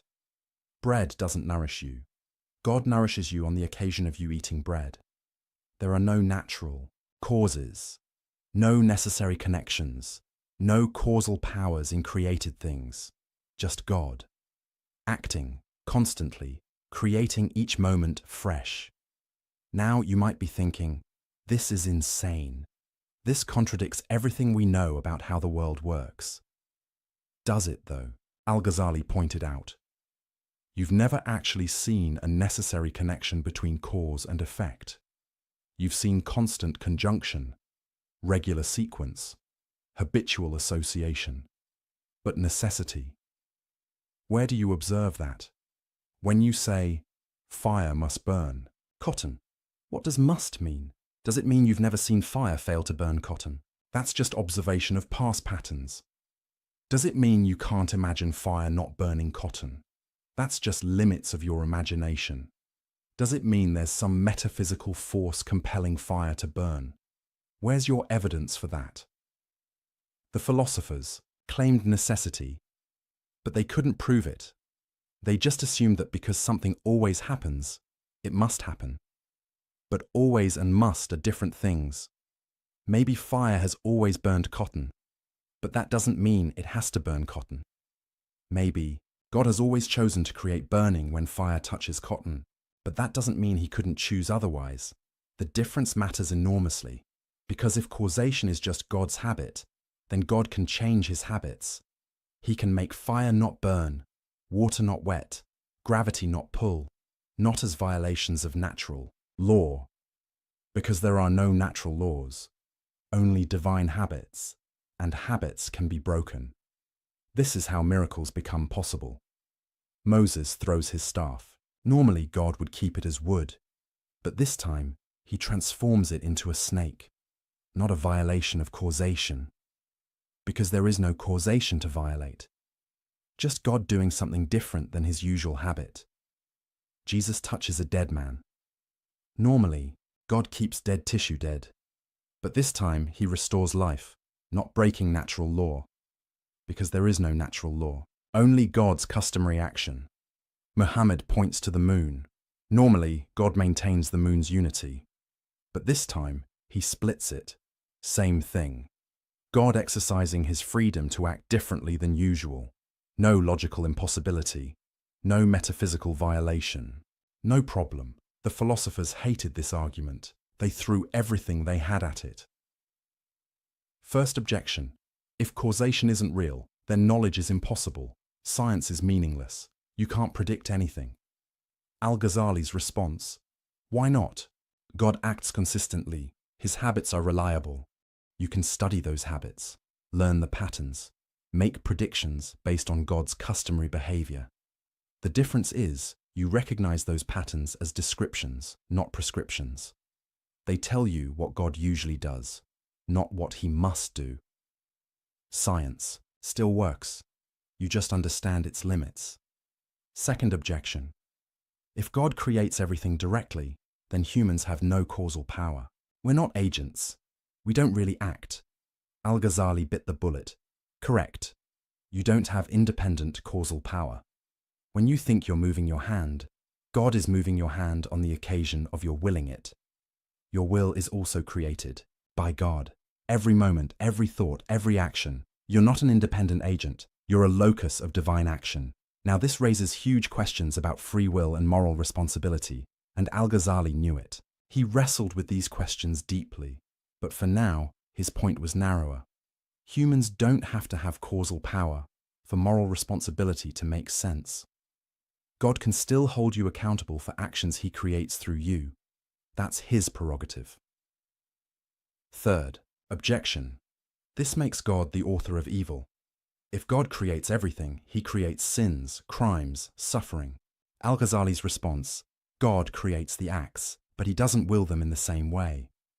There's a difference between God's creative will and his legislative will. He creates everything, but he commands only good. The fact that he creates an evil act doesn't mean he approves of it. Is this satisfying? That's debatable. Theologians have argued about this for centuries, but Al-Ghazali's point was, his theory doesn't create this problem. The problem exists regardless. If God is all-powerful, he could prevent evil. If he doesn't prevent it, He's somehow involved with it, existing. That's true, whether or not you believe in occasionalism. Fourth objection. This is just playing word games, whether you say fire causes burning, or God causes burning on the occasion. Of fire, the practical result is the same. Al-Ghazali disagreed. The practical result is similar. The metaphysical implications are completely different. In your view, God is constrained by natural law. In my view, God is absolutely free.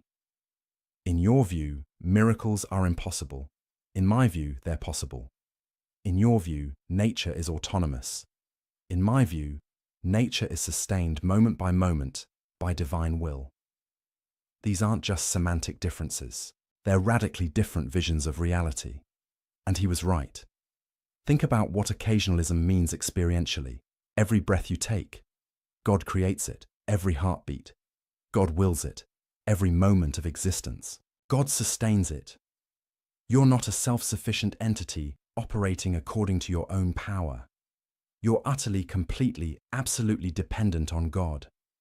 Every instant. If God stopped willing you to exist for even a nanosecond, you would cease to be.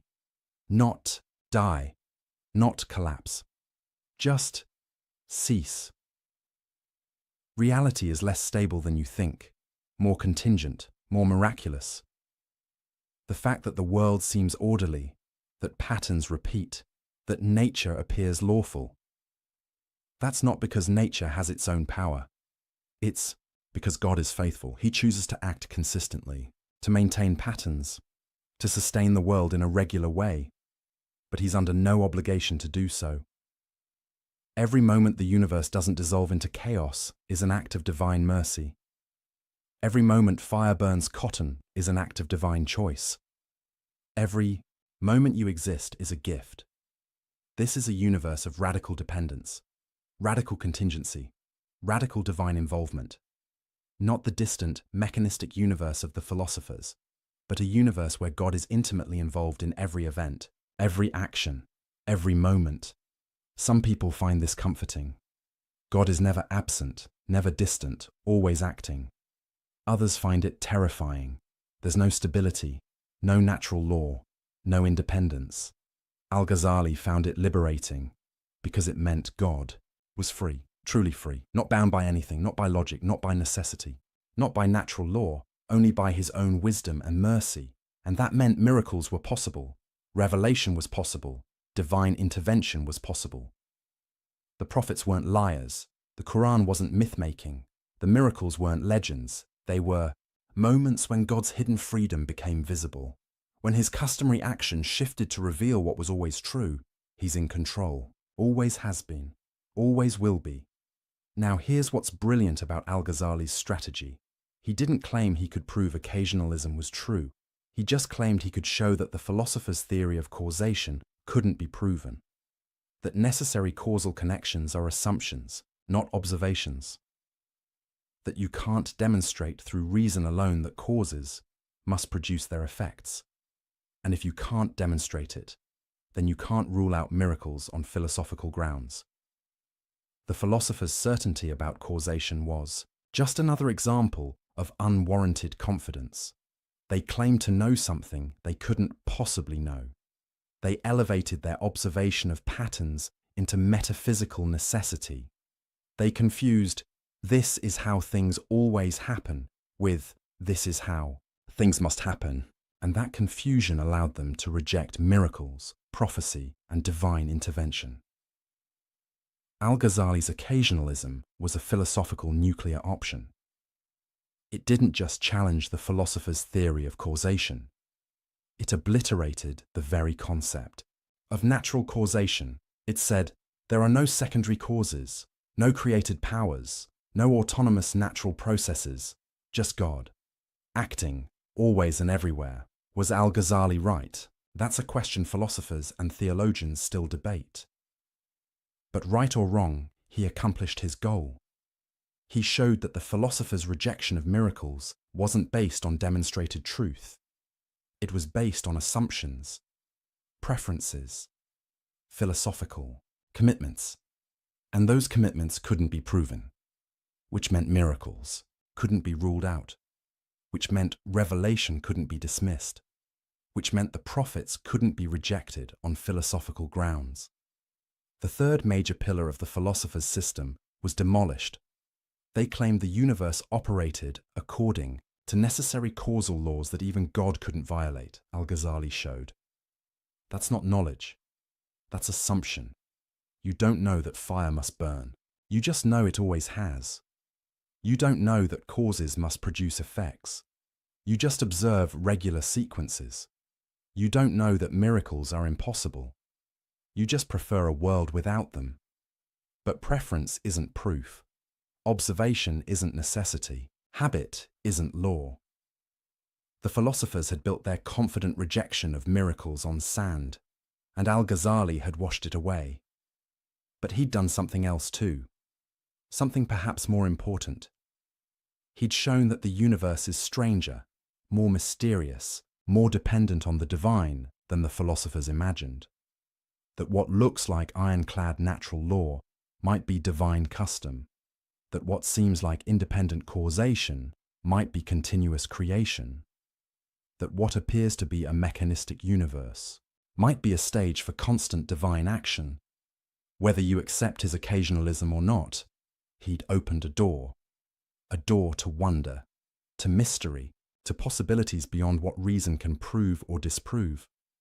The philosophers had closed that door. They'd said, "We know how reality works." Necessarily, certainly, Al-Ghazali had pried it open again, and through that open door, the light of something beyond philosophy could shine through. Not irrationality, not anti-intellectualism, not blind faith, but an acknowledgement that reason has limits. That certainty is rare. That mystery is real. And in that acknowledgement, space for revelation, for prophecy, for divine action, for a God who isn't bound by philosophers' categories, for a universe that's bigger than logic can contain, for possibilities that reason can't rule out. The match still lights when you strike it, but now you know that's not inevitable, that's not necessary, that's not an iron law, that's God, choosing, acting, sustaining the pattern. And he could choose otherwise. He usually doesn't, but he could. And sometimes, for prophets, for signs, for miracles, he does. And there's nothing the philosophers can do about it, because their certainty was always an illusion. Their necessary connections were always assumptions. Their closed universe was always just a cage they built around their own imagination. Al-Ghazali broke the cage, and the philosophers would never get it closed again. Let me tell you about a man who knew too much.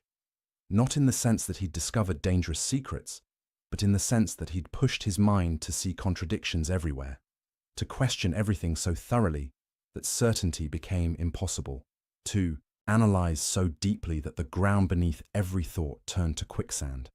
That man was Al-Ghazali, and in the process of dismantling the philosophers, he was dismantling himself. Because here's what happens when you truly commit to radical doubt. When you question not just conclusions but methods, not just theories, but the tools used to build theories. When you push skepticism all the way to its logical conclusion, you don't end up with alternative certainty, you end up with intellectual paralysis. You don't discover solid ground, you discover there is no solid ground. And that realization doesn't feel like victory. It feels like madness. Al-Ghazali was winning his war against the philosophers. He'd shown their arguments didn't prove what they claimed. Their certainty wasn't justified. Their system rested on assumptions they couldn't defend. But in doing so, he'd also shown something more troubling, that all rational argument might rest on assumptions that can't be defended. That certainty itself might be impossible to achieve through reason alone, that the tools we use to know things might be unreliable at their core. This is the metacritique, the argument that turns back on itself. It's not just, the philosophers are wrong about X, Y, and Z. It's, philosophy itself can't deliver what it promises. Reason itself has fatal limitations. The entire project of knowing through rational demonstration might be fundamentally flawed. Let me show you how deep this goes. Remember how Al-Ghazali questioned sense perception, how he pointed out that dreams feel real while you're dreaming. That was effective against the philosophers, but it's also effective against anyone claiming knowledge, including Al-Ghazali himself. How does he know his critique of the philosophers is valid? He used reasoning. But he'd also questioned whether reasoning is reliable. He observed contradictions in their arguments. But he'd also questioned whether observation can be trusted. Every tool he used to demolish the philosophers could also be used to demolish his own position. This is the problem with radical skepticism. It consumes everything, including itself. If you truly doubt the reliability of reason, then you must also doubt your reasons for doubting reason. If you truly question the validity of logic, then you must also question the logical arguments you use to question logic. You end up in a philosophical spiral, a vortex of doubt that has no bottom. And Al-Ghazali knew this, felt this, lived through this. He later wrote about a period of crisis so severe he couldn't function, couldn't teach, couldn't write, couldn't even speak with confidence about anything. Because every statement he wanted to make, his own mind would immediately question. God exists. But how do you know? What's your proof? How can you be certain? Reason can demonstrate certain truths, but can it? Haven't you just shown that reason is limited, that it rests on unproven assumptions? I need to live according to Islamic law. But why? How do you know Islamic law is true? How do you know your interpretation is correct? Round and round, question after question, doubt feeding on doubt. This is what happens when you take philosophy seriously. Not as a game, not as an intellectual exercise, not as a way to show how clever you are, but as a genuine search for truth, for certainty, for solid ground to stand on. You discover there might not be any solid ground, at least not ground you can reach through thinking alone. The philosophers never got here. They never pushed their skepticism this far. They doubted religion, questioned revelation, challenged tradition, but they never truly doubted their own tools, never questioned their own foundations, never looked into the abyss beneath their own certainty. They thought they'd escaped the quicksand of uncertain opinion and reached the bedrock of demonstrated truth. Al-Ghazali discovered there is no bedrock, or if there is, reason can't reach it, because every foundation you propose can be questioned. Every axiom can be challenged. Every proof requires assumptions, even the principles of logic itself. Why should you accept the law of non-contradiction, the principle that something can't both be and not be at the same time? The philosophers said, because it's self-evident. To deny it is absurd. But self-evident to whom? Absurd by what standard?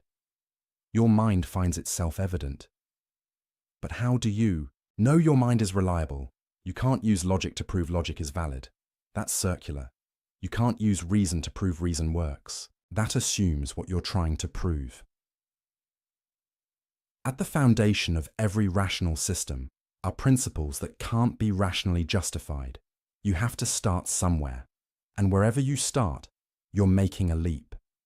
A leap of faith, if you will, not religious faith necessarily, but intellectual faith.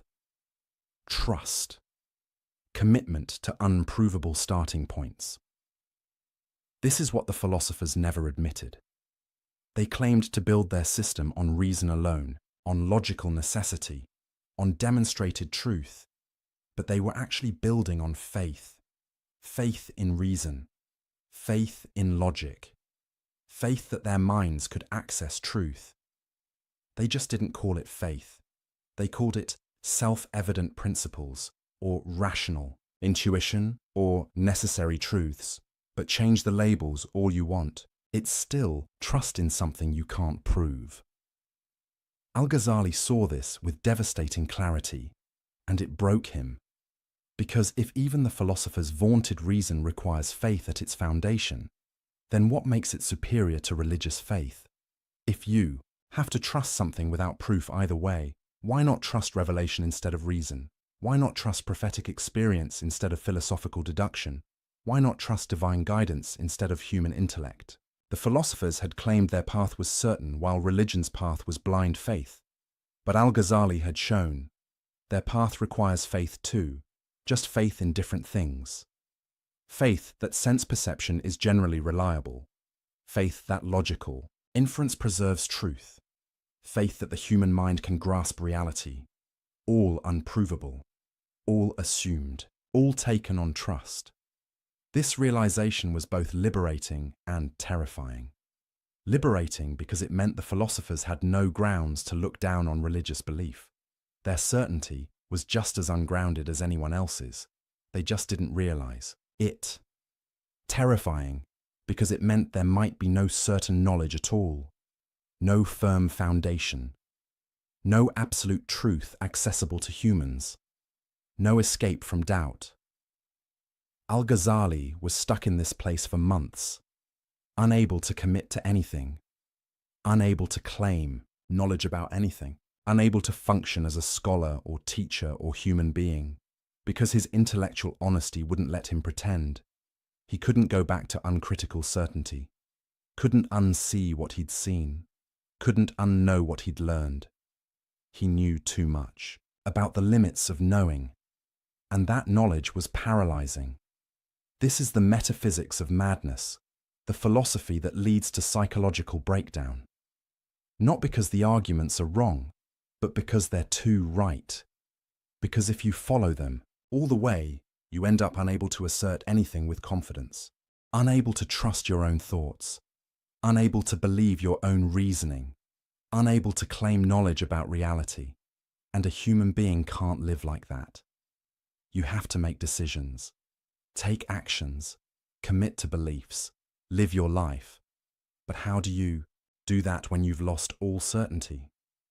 When every belief seems equally questionable? When every foundation crumbles under scrutiny? The philosophers had an answer. Just trust reason. It's self-validating, self-evident, reliable. But Al-Ghazali had demolished that answer. Reason isn't self-validating. It requires trust, and that trust can be questioned. So where does that leave you? Al-Ghazali later wrote about what saved him from this crisis. And his answer is surprising, unexpected, not what you'd think from a rigorous philosopher. He said, God cured me, not through a better argument, not through a more sophisticated proof, not through discovering the one foundation that couldn't be questioned, but through direct experience, immediate certainty, knowledge that bypassed rational demonstration.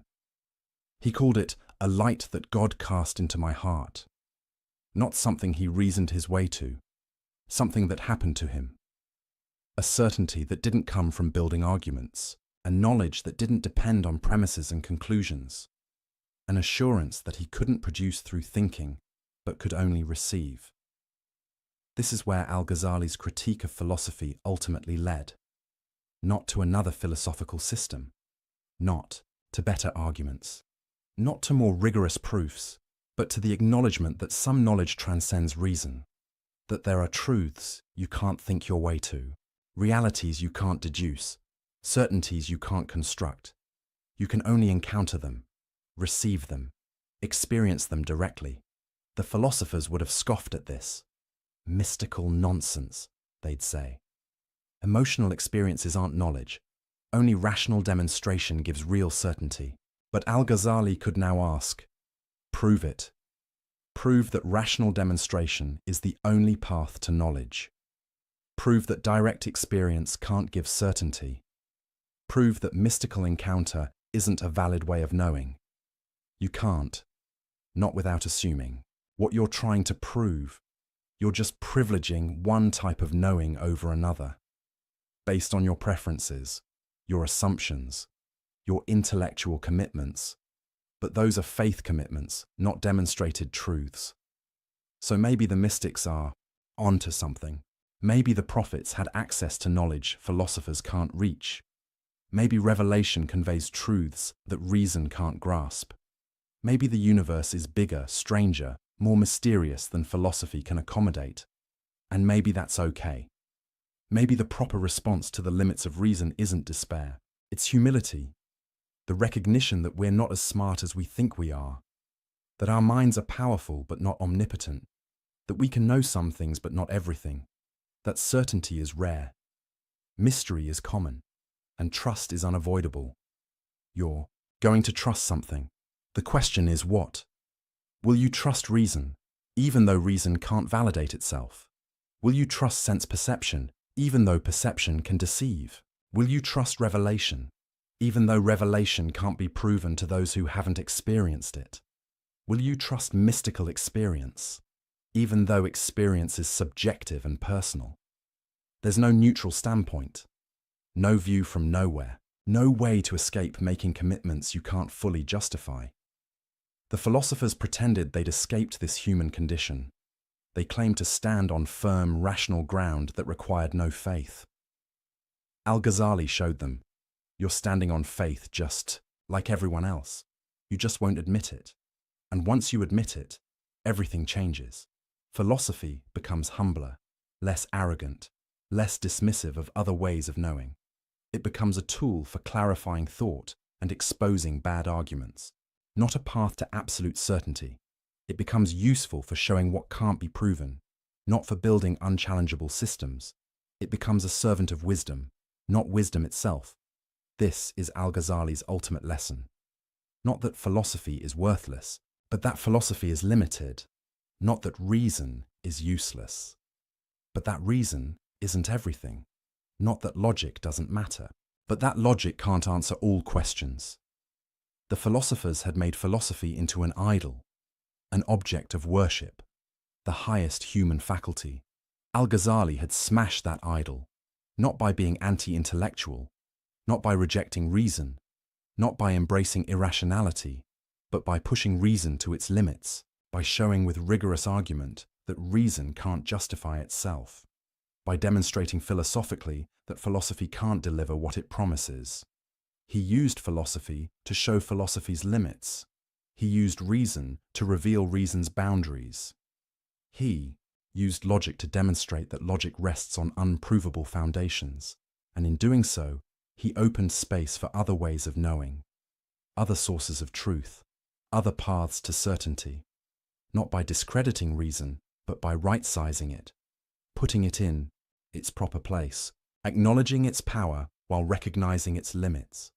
This is intellectual maturity, the wisdom that comes after you've explored the limits of cleverness. The philosophers never got there. They stayed trapped in the intoxication of their own intellect, drunk on the power of argument, addicted to the feeling of certainty, unable to acknowledge that they were building castles on clouds. Al-Ghazali got sober, and sobriety didn't mean giving up thinking.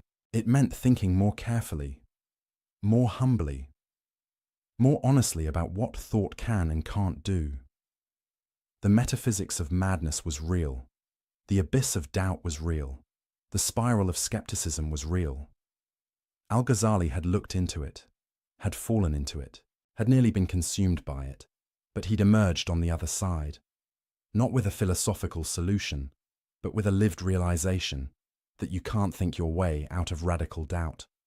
You can only be pulled out, rescued, given a gift you can't earn. And that gift isn't an argument. It's an experience, a light, a certainty that comes from beyond yourself. The philosophers would reject this, call it irrational, dismiss it as mysticism. But Al-Ghazali could now say, I've been where you are. I've mastered what you've mastered. I've trusted what you've trusted. And I've found it insufficient. Not wrong, not useless, but insufficient. There's more to reality than reason can grasp, more to knowledge than philosophy can deliver, more to truth than logic can demonstrate, and acknowledging that isn't weakness, it's wisdom. The madness wasn't in doubting too much, it was in claiming to know too much. The philosophers were mad with certainty. Al-Ghazali became sane through doubt, and from that sanity he could finally speak with real authority. not the authority of someone who claims to have all the answers, but the authority of someone who's seen the limits of answers, who's wrestled with uncertainty, who's found something beyond argument. The three great philosophical positions had fallen, the system had crumbled, the certainty had dissolved, but something more important had been revealed, not a rival philosophical system, but a different way of approaching reality altogether, and that's where we're going next. To the final implications, the last confrontation, the ultimate question, what do you do after philosophy fails? There's a moment in every intellectual war when diplomacy ends, when critique becomes condemnation, when disagreement becomes denunciation, when you stop saying, "I think you're mistaken," and start saying what you believe is dangerous. For Al-Ghazali, that moment came when he looked at three specific philosophical positions, three ideas that weren't just wrong, weren't just unproven, weren't just questionable. They were heretical.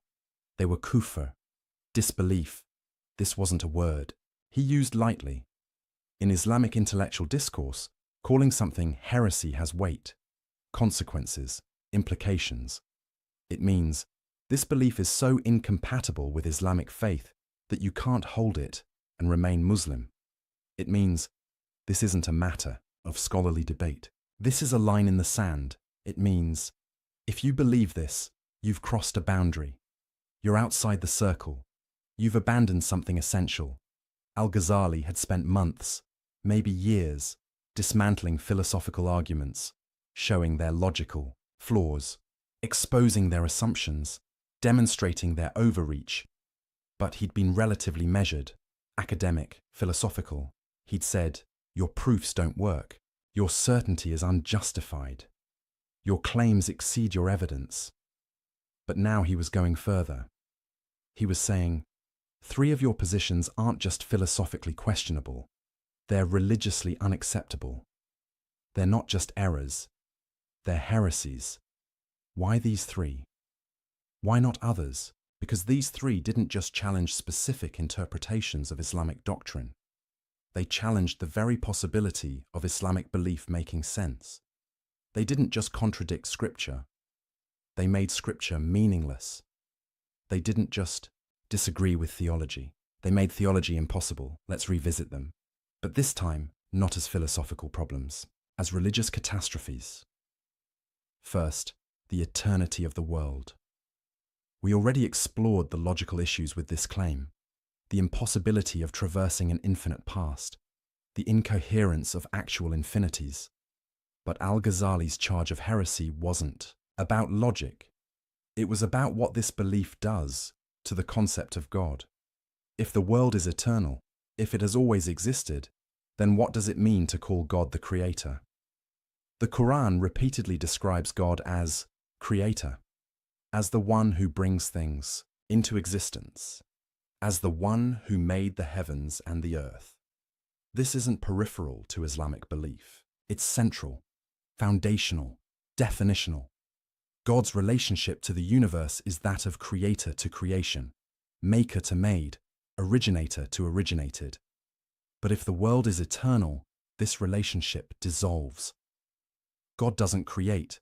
He doesn't originate. He doesn't bring into being. He just is the eternal source from which an eternal universe eternally flows. That's not creation. That's emanation, automatic, necessary, impersonal. Like heat from fire, light from sun, effect from cause, no choice, no will, no decision to create. The philosophers tried to maintain that God is still supreme in this arrangement, still the source of all being. But Al-Ghazali saw through this, saw that they'd hollowed out the meaning of divine lordship, because a lord commands, chooses, acts according to will. But if the universe necessarily flows from God's nature, where's the choice? Where's the command? Where's the will? God becomes like a mathematical principle, the number one from which all other numbers derive. Sure, it's foundational, but it's not a lord, it's not a ruler, it's not someone you worship. You don't pray to the number one. You don't submit to a principle. You don't love an abstract source. The philosophers had preserved the word God while evacuating it of meaning. They kept the shell, discarded the substance, maintained the label while changing the reality it referred to. And Al-Ghazali said, "No, this is unacceptable. If you deny that God created the universe in time, you're denying something so fundamental to Islamic belief that you've left Islam, not because the Quran explicitly says the universe began in time, in those exact words, but because the entire Quranic narrative assumes a God who acts, who creates, who brings things into existence by choice and will. Take that away, and what's left isn't Islam. It's a philosophical abstraction wearing Islamic vocabulary." Second, God's knowledge of particulars. We explored this earlier too. The emotional devastation of believing God doesn't know you individually, but the charge of heresy goes deeper. If God doesn't know particulars, then the Quran itself becomes impossible. Think about it. The Quran claims to be God's speech, specific words, revealed at specific times, to a specific person, about specific events. The Quran contains detailed legal rulings, historical narratives, responses to particular situations Muhammad faced. It describes Pharaoh by name, references the Battle of Badr, addresses the Prophet's wives individually. These are all particulars, specific people, specific events, specific moments in time. If God doesn't know particulars, he can't speak about them. He can't reveal information about specific historical figures, can't give laws for particular situations, can't address individual people. The entire concept of divine revelation collapses. The philosopher's response. The Quran uses particular examples to communicate universal truths, but that's not what the Quran claims about itself. The Quran presents its particulars as real, as historical, as actual events God knows about and describes. It's not using Pharaoh as a metaphor. It's telling you what actually happened to Pharaoh. A specific person God dealt with.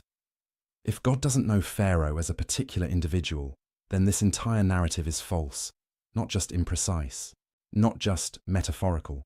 False. Same with prophecy more broadly. A prophet is called at a particular time, given a particular message, sent to a particular people. Moses at the burning bush, Jesus in Nazareth, Muhammad in Mecca. If God doesn't know these particular people at these particular times, how does he call them? How does he send specific messages? How does he guide particular prophets through specific challenges? The philosophers had to reinterpret all of this. They said prophets don't actually receive messages from God. They just have souls refined enough to receive emanations from the active intellect. It's not God communicating personally. It's just particularly receptive individuals picking up signals that are always broadcasting, like tuning a radio to a station that's always on. But again, that's not prophecy. That's just having a special talent, a psychological sensitivity. Muhammad didn't tune in to a cosmic frequency. He received a message from someone who knew him personally. And Al-Ghazali said, if you deny that God can know particular people and send them particular messages, you've denied prophecy. And if you've denied prophecy, you've denied Islam. Because Islam is founded on the claim that God sent specific revelations through specific prophets. Take that away, and you're left with a vague philosophical spirituality, not Islam. Third, the denial of bodily resurrection. This was perhaps the most explicit heresy, because the Quran is absolutely clear about bodily resurrection, not just spiritual survival, not just the soul continuing, physical bodies, raised from graves, reconstituted, brought back to life. The philosophers called this impossible, philosophically absurd, against natural law. Bodies decay, atoms scatter. The elements that composed your body get redistributed throughout nature. How could God reassemble the same body? Which atoms would he use? If you ate another person's body, whose atoms are they at resurrection? These questions seemed devastating to the philosophers, proof that bodily resurrection was incoherent. Al-Ghazali had answers to all of them, technical, philosophical answers. But the charge of heresy didn't depend on those answers. The charge was simpler. The Quran explicitly, repeatedly, emphatically teaches bodily resurrection. It describes it in vivid detail. It uses it as proof of God's power. It makes it central to divine justice. To deny it isn't to offer an alternative interpretation. It's to say the Quran is wrong. And if the Quran is wrong about something it states clearly and repeatedly, then it's not divine revelation. If it's not divine revelation, then Muhammad isn't a prophet. If Muhammad isn't a prophet, then Islam is false. The philosophers couldn't accept this conclusion, so they reinterpreted. They said bodily resurrection is symbolic, metaphorical, a way of communicating spiritual truths to the masses.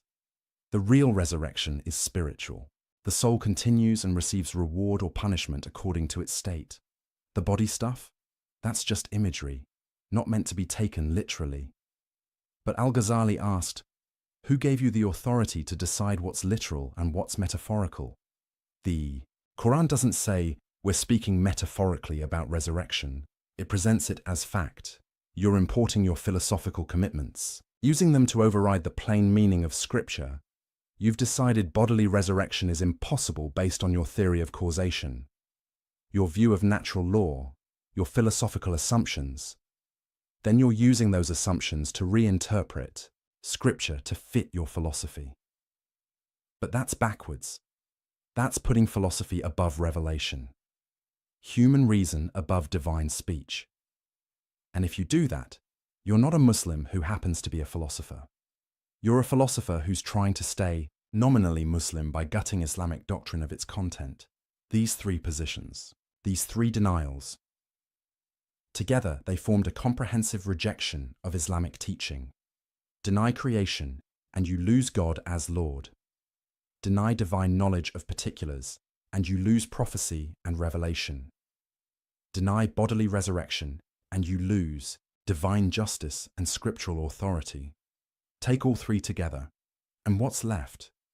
A philosophical system wearing Islamic clothing, using Islamic vocabulary, claiming Islamic identity, but bearing no resemblance to what Islam actually teaches or what Muslims actually believe. This is why Al-Ghazali called them heresy, not to silence debate, not to avoid hard questions, not to protect tradition from scrutiny, but because these positions made Islam incoherent, made its central claims meaningless, made its core doctrines impossible. You can't deny that God creates, knows, and resurrects, and still claim to be Muslim. Those aren't peripheral issues. They're definitional, foundational, essential. Now here's what's crucial to understand. Al-Ghazali wasn't saying these positions were logically impossible. He'd already shown the philosophers couldn't prove their claims, but he also couldn't prove they were wrong. Maybe the world is eternal. Maybe it's not. Philosophy can't decide with certainty. Maybe God knows only universals. Maybe he knows particulars. Again, philosophy can't prove it either way. Maybe bodily. Resurrection is impossible according to natural law. Or maybe natural law isn't what the philosophers think it is. The point is, these questions can't be settled by philosophical demonstration. The philosophers claimed they could prove these positions. Al-Ghazali showed they couldn't. But that means the questions remain open, undecided by reason alone. So how do you decide? You turn to revelation, to scripture, to prophetic teaching. And when you do, the answer is clear. God creates. God knows. God resurrects. The philosophers tried to have it both ways. They tried to be Muslim while denying what Islam teaches. They tried to respect revelation while overriding it with philosophy. They tried to honor scripture while gutting it of meaning. Through reinterpretation, Al-Ghazali said, you can't do that. You have to choose.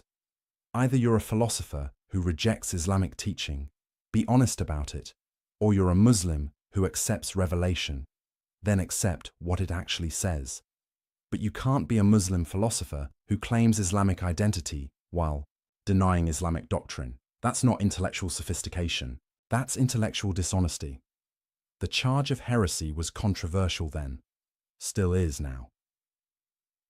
Some scholars thought Al-Ghazali went too far, that he was too harsh, too quick to exclude. Others thought he didn't go far enough. That philosophy itself was suspect. That reason itself was dangerous, but Al-Ghazali occupied a middle position. He wasn't anti-philosophy, he'd mastered philosophy, used it brilliantly, showed its value as a tool. But he was against philosophy claiming authority over revelation. He was against reason, pretending it could answer questions it couldn't answer. He was against philosophers remaking Islam in philosophy's image. The three charges of heresy were his line in the sand.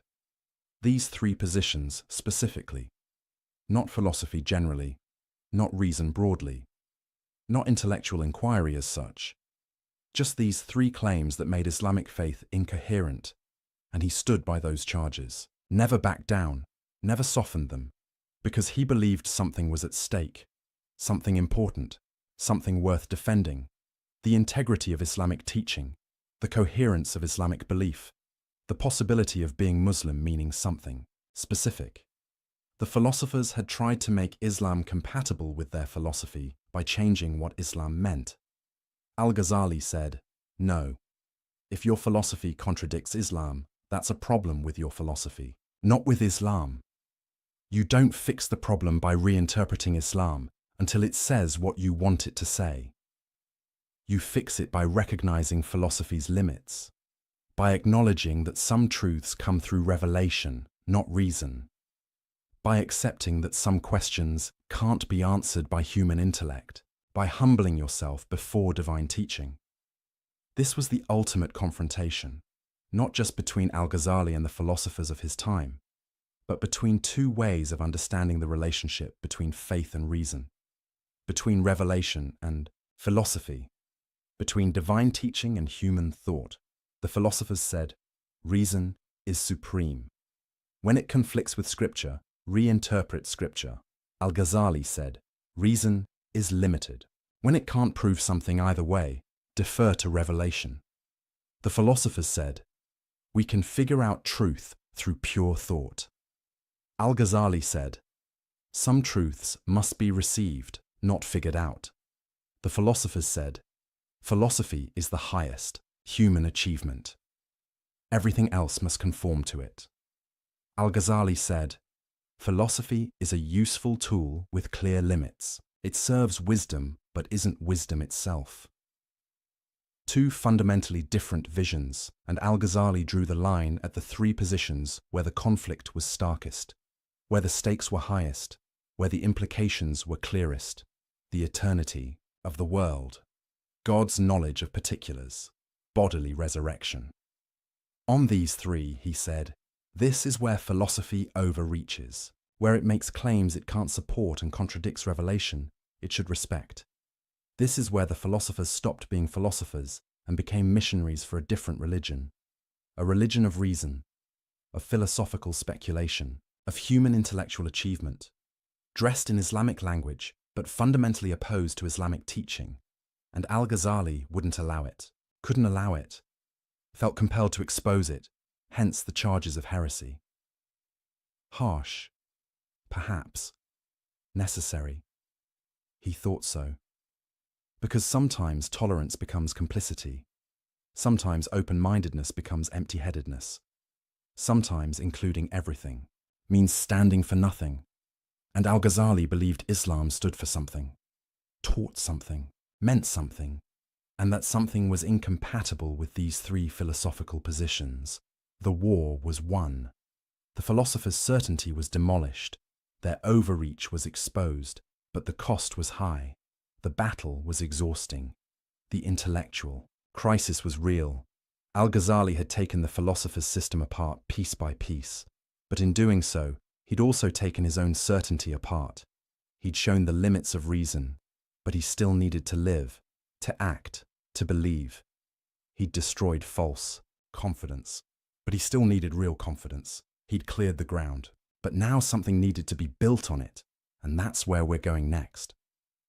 To what comes after philosophy, to what fills the void left by demolished certainty, to Al-Ghazali's answer to the question, if reason can't give you truth, what can? Imagine standing at the edge of a cliff. Behind you is everything you know, everything you've built, everything you've trusted, your education, your career, your intellectual achievements, your certainty about how the world works. In front of you is nothing, empty air, a void you can't see across, and you have to jump, not because you want to, not because it makes sense, not because you've reasoned your way to the conclusion that jumping is the logical next step, but because standing still is no longer possible, because the ground beneath you is crumbling, because staying where you are means falling anyway. This is where Al-Ghazali found himself. He'd demolished the philosophers' certainty, exposed their assumptions, shown their limits, but in doing so, he'd also demolished his own ability to be certain through reason alone. He'd won the intellectual war, but he'd lost his intellectual peace. He couldn't go back to naive confidence, couldn't pretend he didn't see the problems, couldn't unthink what he'd thought. But he also couldn't move forward using the tools he'd just proven were inadequate. Reason couldn't save him. Logic couldn't guide him. Philosophy couldn't deliver him. Because he'd shown that these tools, powerful as they are, can't provide the bedrock certainty he needed. They can critique. They can question. They can demolish bad arguments. But they can't build unshakable foundations. Can't reach ultimate truth, can't give you something solid to stand on. So what do? The philosophers would say, give up, embrace uncertainty, accept that we're floating in a sea of probability and best guesses. But that's not livable. Not for someone who needs to act, to choose, to commit, to live a meaningful life. You can't spend every moment paralyzed by doubt.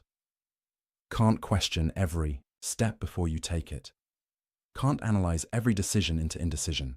At some point, you have to trust something, commit to something, believe in something.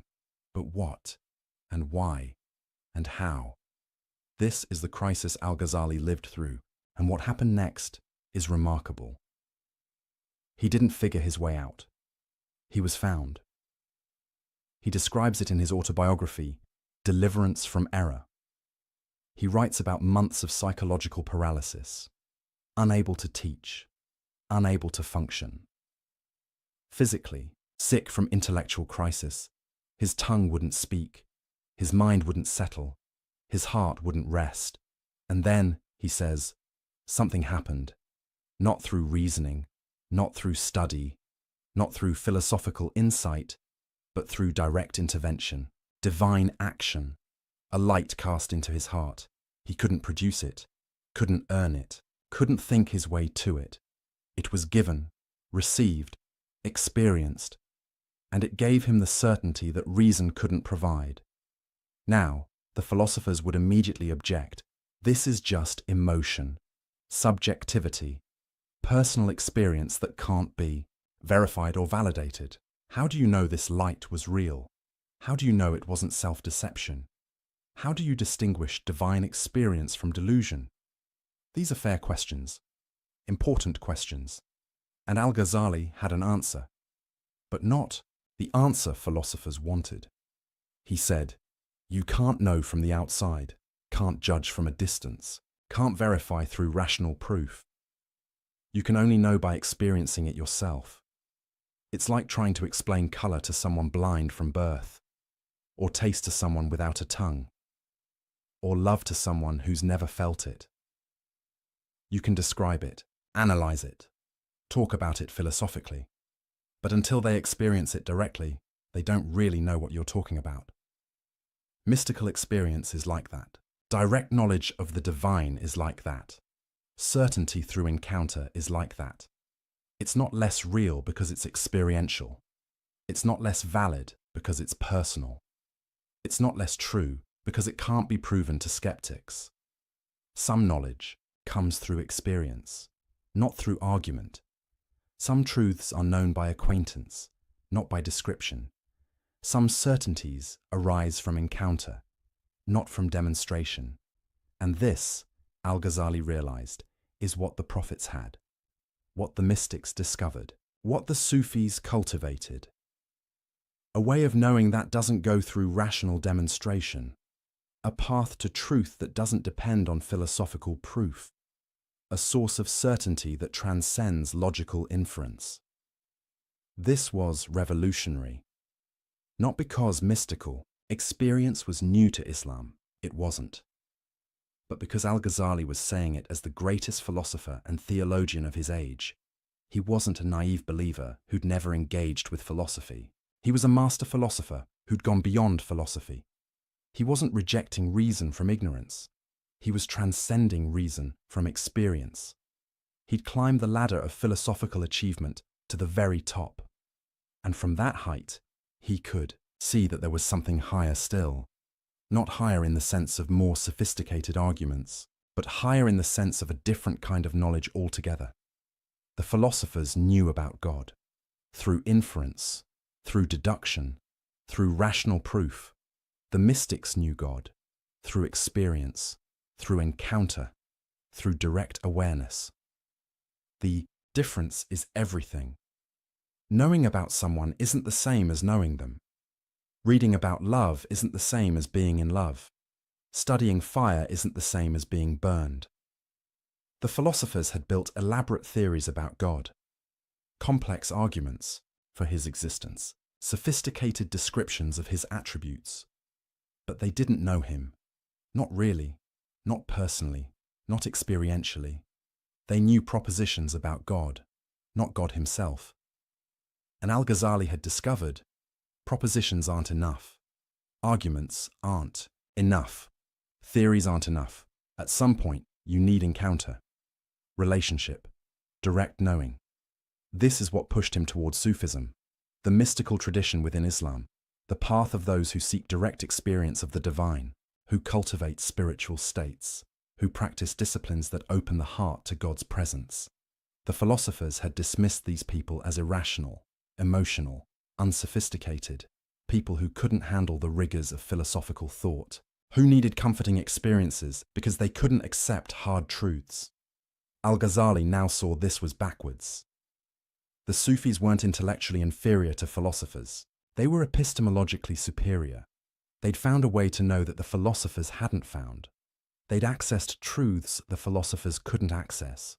They'd achieved certainties the philosophers couldn't achieve, not because they were smarter, but because they'd gone beyond the mind.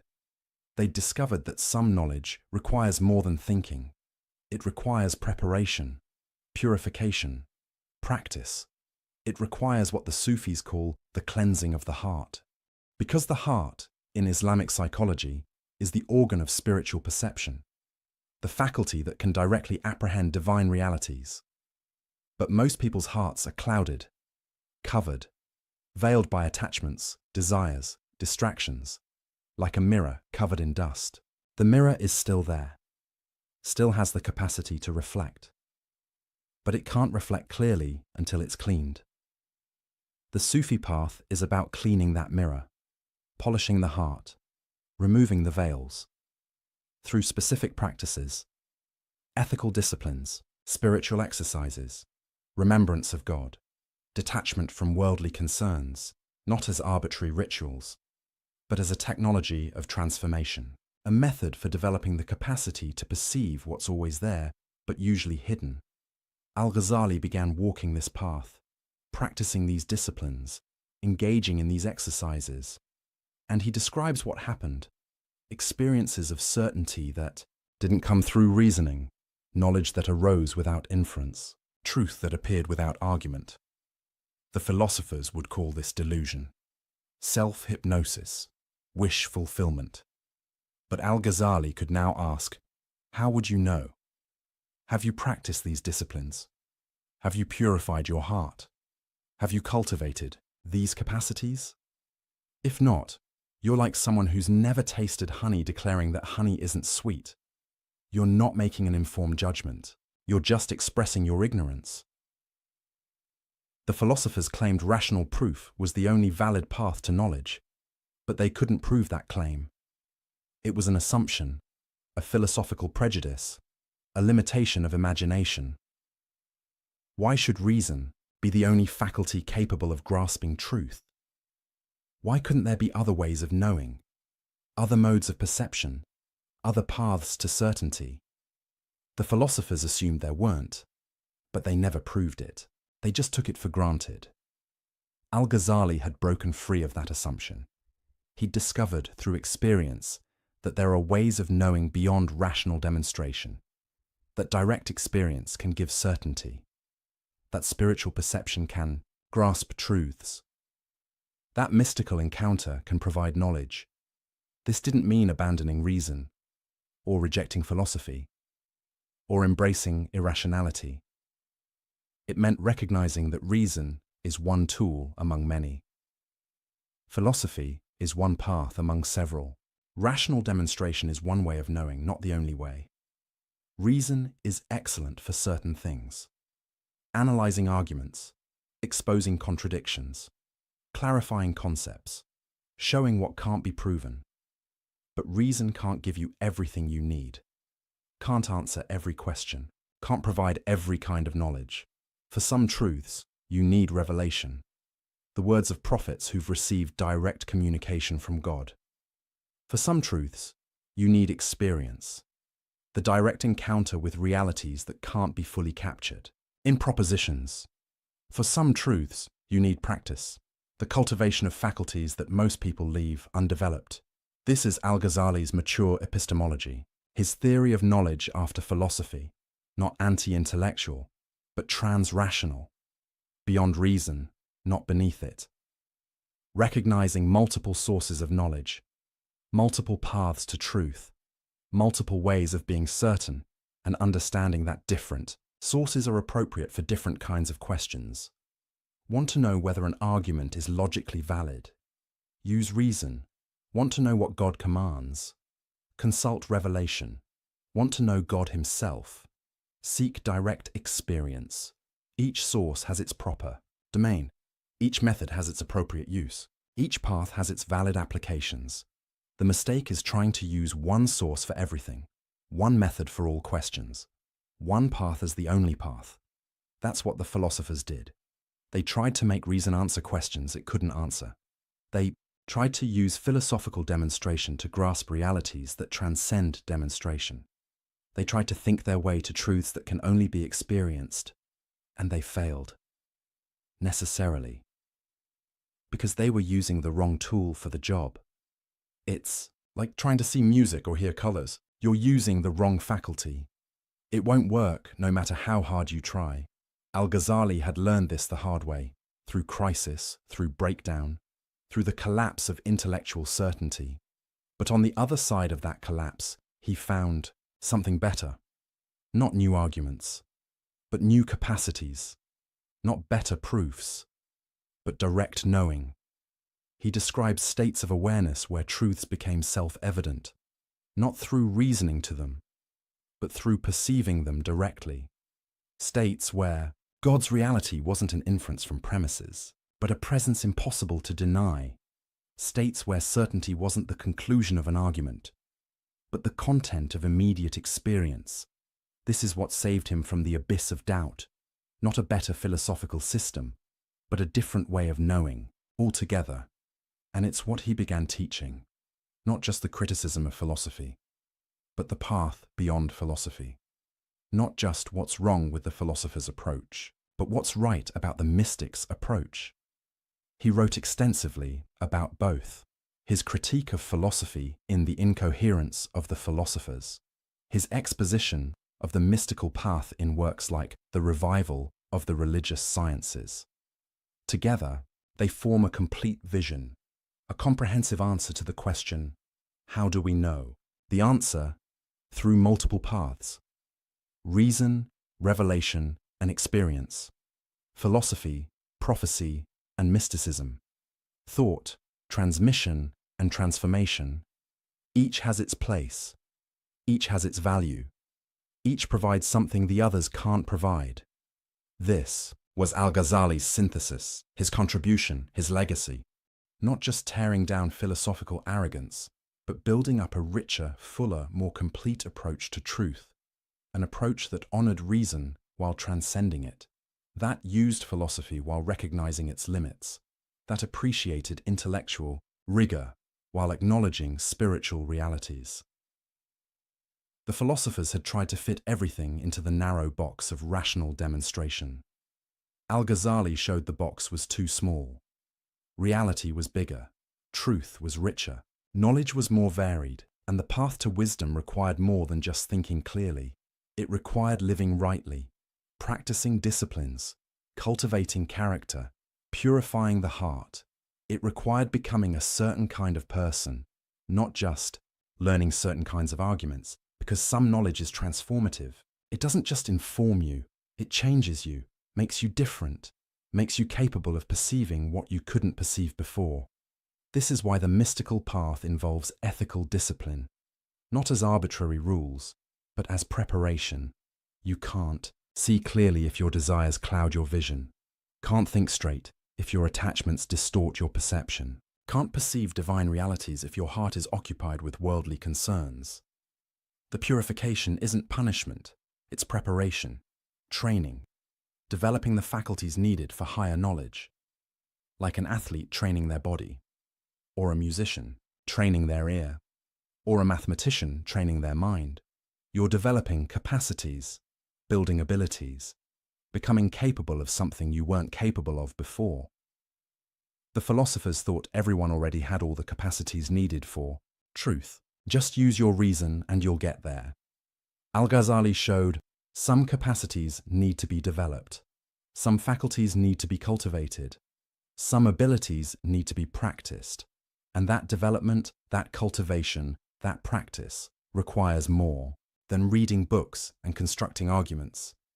It requires a whole way of life, a path, a discipline, a transformation.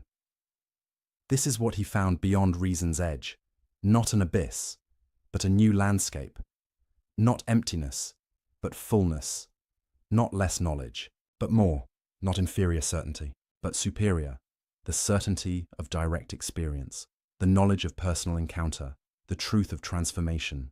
The philosophers never got there, because they never jumped.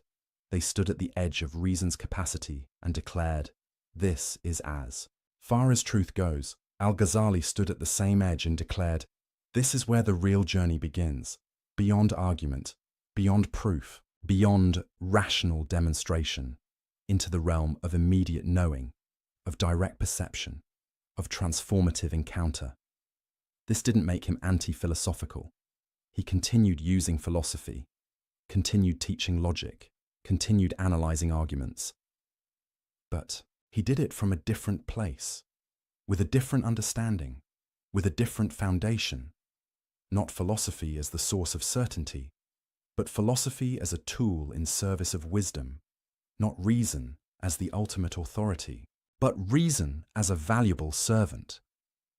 Not logic as the path to God, but logic as a skill useful for many things, while insufficient for the most important thing. The most important thing being actually knowing God, not just knowing about Him, actually experiencing certainty, not just constructing arguments for belief, actually being transformed, not just accumulating information.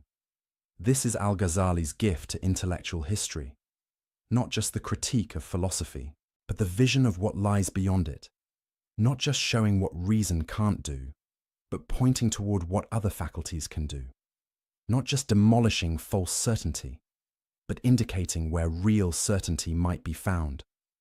He jumped, and he found solid ground on the other side, not the ground of logical proof, but the ground of lived experience, not the foundation of philosophical demonstration, but the foundation of direct knowing, not the bedrock of rational argument, but the bedrock of spiritual encounter. And from that ground he could finally speak with real authority, not borrowed, not constructed, not argued into existence, but earned, experienced, known. The philosophers claimed authority they didn't have, certainty they couldn't justify, knowledge they couldn't possess. Al-Ghazali found authority they couldn't claim, certainty they couldn't understand, knowledge they couldn't access, because he'd gone where they refused to go, beyond reason's edge, into the territory of transformed consciousness and direct divine encounter. And that journey changed everything, for him and for everyone who came after. Every intellectual earthquake has aftershocks, tremors that continue long after the main event, ripples that spread across centuries, cracks that keep widening in unexpected directions. Al-Ghazali's critique of philosophy was that kind of earthquake, and we're still feeling the aftershocks today, nearly 1,000 years later. The question is, what kind of aftershocks? What did his critique actually accomplish? What world did it create? The answers depend on who you ask, and when you ask them. Because Al-Ghazali's legacy is complicated, contested, contradictory. Some see him as a hero, the man who saved Islamic faith from philosophical corruption, who exposed intellectual arrogance, who redirected Islamic civilization towards spiritual authenticity. Others see him as a villain, the man who killed Islamic philosophy, who ended the golden age of Islamic science, who closed the door on rational inquiry. Both narratives exist, both have evidence, both can't be entirely right. So let's look at what actually happened, starting with the immediate aftermath. Al-Ghazali's incoherence of the philosophers hit like a bomb. It couldn't be ignored. It was too sophisticated, too rigorous, too devastating in its arguments. The philosophers had to respond, and they tried. The most famous response came from Ibn Rushd, known in the West as Averroes. He was born in Muslim Spain, decades after Al-Ghazali's death, and he considered it his mission to defend philosophy against Al-Ghazali's assault. He wrote, "The Incoherence of the Incoherence," a point-by-point refutation of Al-Ghazali's critiques. The title itself was provocative, a declaration that Al-Ghazali's arguments were themselves incoherent. Ibn Rushd argued that Al-Ghazali had misunderstood the philosophers, misrepresented their positions, made straw-man arguments. He tried to show that philosophy and revelation were compatible, that reason and faith addressed different domains, that you didn't have to choose between them. He was brilliant, sophisticated, intellectually formidable, and he lost, not because his arguments were bad, they weren't, not because he wasn't smart enough, he was, but because the cultural moment had shifted. The appetite for bold philosophical speculation had waned.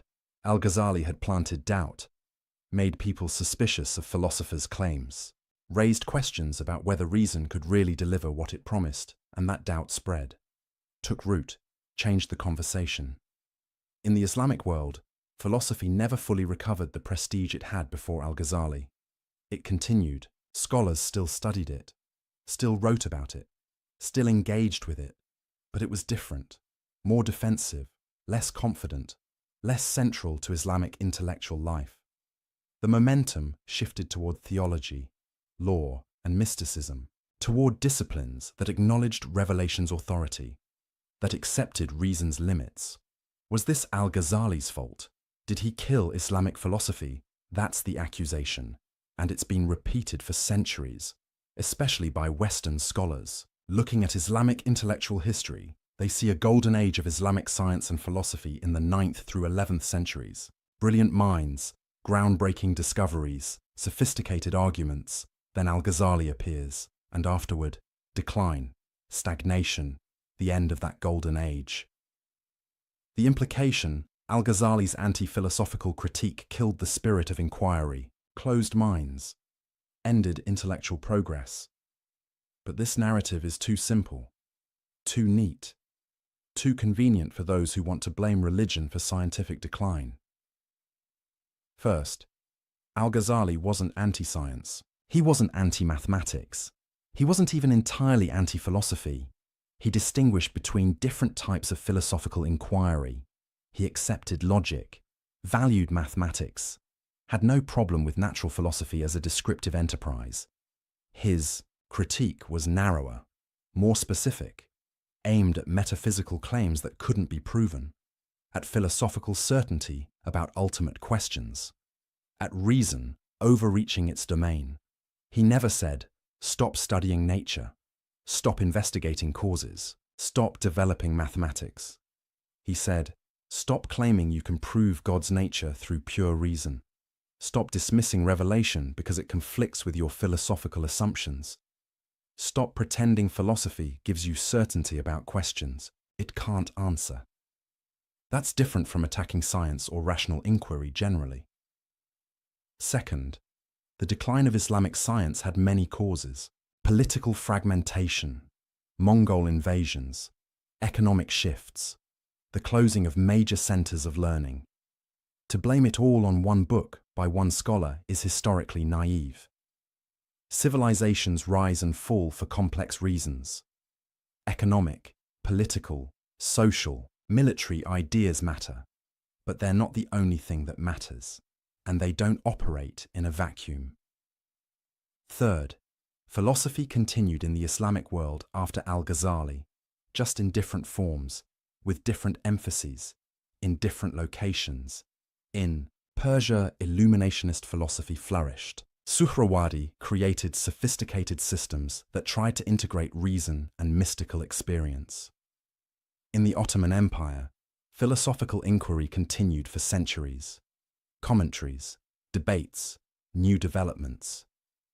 It wasn't the vibrant, confident, speculative philosophy of the earlier period.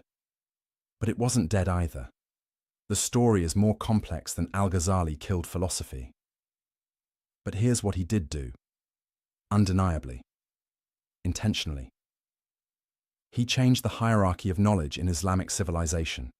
Before Al-Ghazali, philosophy was ascending, gaining prestige, claiming authority, positioning itself as the highest form of knowledge. After Al-Ghazali, philosophy was humbled, put in its place, acknowledged as useful but limited. Theology reasserted its primacy. Mysticism gained legitimacy. Revealed knowledge regained authority. The question is, was this good or bad? From one perspective, it's terrible. A tragedy. The closing of the Islamic mind.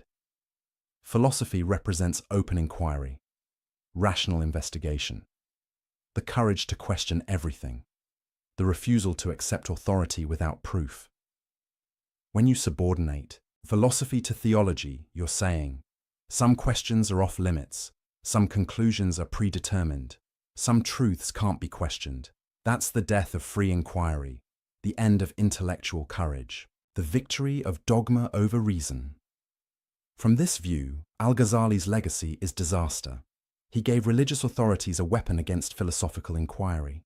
He made it respectable to reject reason in favor of revelation. He closed doors that should have stayed open. But from another perspective, it's exactly right. A necessary correction. The restoration of proper hierarchy. Philosophy had become arrogant, overconfident, dismissive of revelation and tradition. Philosophers were using unproven assumptions to override clear religious teachings. They were claiming certainty about things they couldn't know. They were making religion conform to philosophy rather than the reverse. Someone needed to expose this, needed to show that the emperor had no clothes, needed to demonstrate that philosophical certainty was often philosophical arrogance. From this view, Al-Ghazali's legacy is heroic. He defended faith against intellectual corruption. He preserved Islamic teaching from philosophical distortion. He maintained the integrity of revealed religion. So which is it? Hero or villain? Savior or destroyer? Maybe the question is wrong. Maybe the legacy is mixed. Maybe he was both right and dangerous. Right about philosophy's limits. Right that reason can't prove everything. Right that some knowledge comes through experience rather than argument.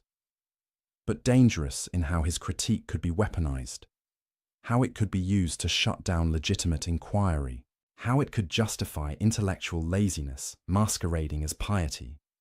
Al-Ghazali himself would probably reject both extremes. He valued reason, used it brilliantly, never advocated abandoning intellectual rigor. But he also saw its limits, recognized its boundaries, understood that some truths lie beyond its reach. His goal wasn't to kill philosophy. It was to right-size it, to put it in proper perspective, to acknowledge both its power and its limitations. The problem is, ideas have consequences you can't always control. Al-Ghazali wrote sophisticated, nuanced arguments, but not everyone who read them understood the nuance. Some people took his critique as permission to reject all philosophy, to distrust all rational inquiry, to retreat into pure traditionalism. That wasn't his intention, but it was one result. Similarly, his embrace of mysticism opened important doors, made space for experiential knowledge, legitimized spiritual practice as a path to truth. But it also created problems, because mystical experience is subjective, hard to verify, easy to fake, prone to excess and delusion. Al-Ghazali knew this, warned about it, tried to provide guidelines for distinguishing authentic spiritual experience from self-deception. But again, not everyone paid attention to the nuances. Some used mysticism as an excuse for anti-intellectualism, for rejecting any attempt at rational analysis. The legacy is messy, as legacies usually are. But here's what's undeniable. Al-Ghazali changed the conversation, permanently. After him, no serious Islamic thinker could ignore the questions he raised. Can philosophy prove what it claims to prove? What are reason's limits? How do you balance revelation and rational inquiry? What role should mystical experience play in religious knowledge? These became unavoidable questions, central debates, issues every sophisticated thinker had to address. In that sense, Al-Ghazali's critique was generative. It created new lines of inquiry, sparked new debates, forced new sophistication. Even Ibn Rushd's response, his attempt to refute Al-Ghazali, shows this. It's a more careful, more nuanced defense of philosophy than what came before. Because Ibn Rushd had to take Al-Ghazali's objections seriously, had to address them carefully, had to develop more sophisticated arguments. That's the paradox. Al-Ghazali's critique of philosophy made philosophy better, more rigorous, more aware of its assumptions, more careful about its claims. The lazy, overconfident philosophy that claimed to prove everything. That died. And maybe it needed to. But careful, humble, sophisticated philosophy, that could still flourish. And in some places, it did. Now, let's zoom out. Because Al-Ghazali's impact wasn't limited to Islamic civilization. His ideas reached medieval Europe through translations, influenced Christian scholastic theology, shaped how Europeans thought about the relationship between faith and reason. Thomas Aquinas, the great Catholic theologian, engaged with Al-Ghazali's arguments, sometimes agreeing, sometimes disagreeing, always taking them seriously. The questions Al-Ghazali raised about causation influenced later European philosophers. David Hume's skepticism about causation echoes Al-Ghazali's occasionalism, though Hume probably didn't read him directly. The debate about faith and reason that Al-Ghazali helped shape in Islam became central to European intellectual history too. So, his influence spread, transformed, took on new forms in new contexts. Today, nearly 1,000 years later, what's his relevance? In the Islamic world, he remains towering, one of the most important figures in Islamic intellectual history. Studied, debated, revered, criticized. In the broader world, he's less known, but the questions he raised remain urgent. In an age of scientific confidence, where many believe science can answer all meaningful questions, Al-Ghazali's skepticism about reason's reach is worth reconsidering, not as anti-science, but as a reminder that science has limits, that not all questions are scientific questions, that not all knowledge is empirical knowledge. In an age of religious fundamentalism, where some want simple certainty and reject intellectual inquiry, Al-Ghazali's sophisticated engagement with philosophy is instructive. He didn't reject reason. He used it, mastered it, showed its power while acknowledging its limits. That's different from anti-intellectualism. It's sophisticated intellectualism that knows its boundaries. In an age of spiritual seeking, where many look for meaning beyond materialism, Al-Ghazali's mystical turn offers a path, not away from reason, but beyond it, to direct experience, to transformation, to knowledge that changes you. But with Al-Ghazali, you get intellectual rigor alongside mystical experience, critical thinking alongside spiritual practice, philosophy alongside transformation. That integration is rare and valuable. So what's the final verdict? What do we make of Al-Ghazali's legacy? Perhaps this: he was right about the questions. Profoundly. Right about philosophy's limits, about reason's boundaries, about the need for multiple paths to knowledge. He was sophisticated about the answers, offering a vision that honored reason while transcending it, that used philosophy while recognizing its insufficiency, that integrated multiple ways of knowing. But he couldn't control how his ideas would be used, how they'd be simplified, how they'd be weaponized by some and ignored by others. That's the fate of all influential thinkers. Their ideas take on lives of their own, get interpreted and misinterpreted, used for purposes they never intended. Al-Ghazali broke philosophy's monopoly on knowledge. That was necessary. Philosophy had overreached, claimed too much, dismissed other ways of knowing too easily. But some people took the breaking too far, used it to reject all philosophy, all rational inquiry, all intellectual rigor. That's not what Al-Ghazali wanted, but it's part of what happened. So we're left with a mixed legacy, a complicated inheritance, a set of insights that cut multiple ways. And maybe that's appropriate, because the questions Al-Ghazali raised don't have simple answers. How do you balance faith and reason? How do you honor both revelation and rational inquiry? How do you acknowledge multiple paths to truth without descending into relativism? These are hard questions, eternal questions. Questions every thoughtful person must wrestle with. Al-Ghazali didn't solve them definitively.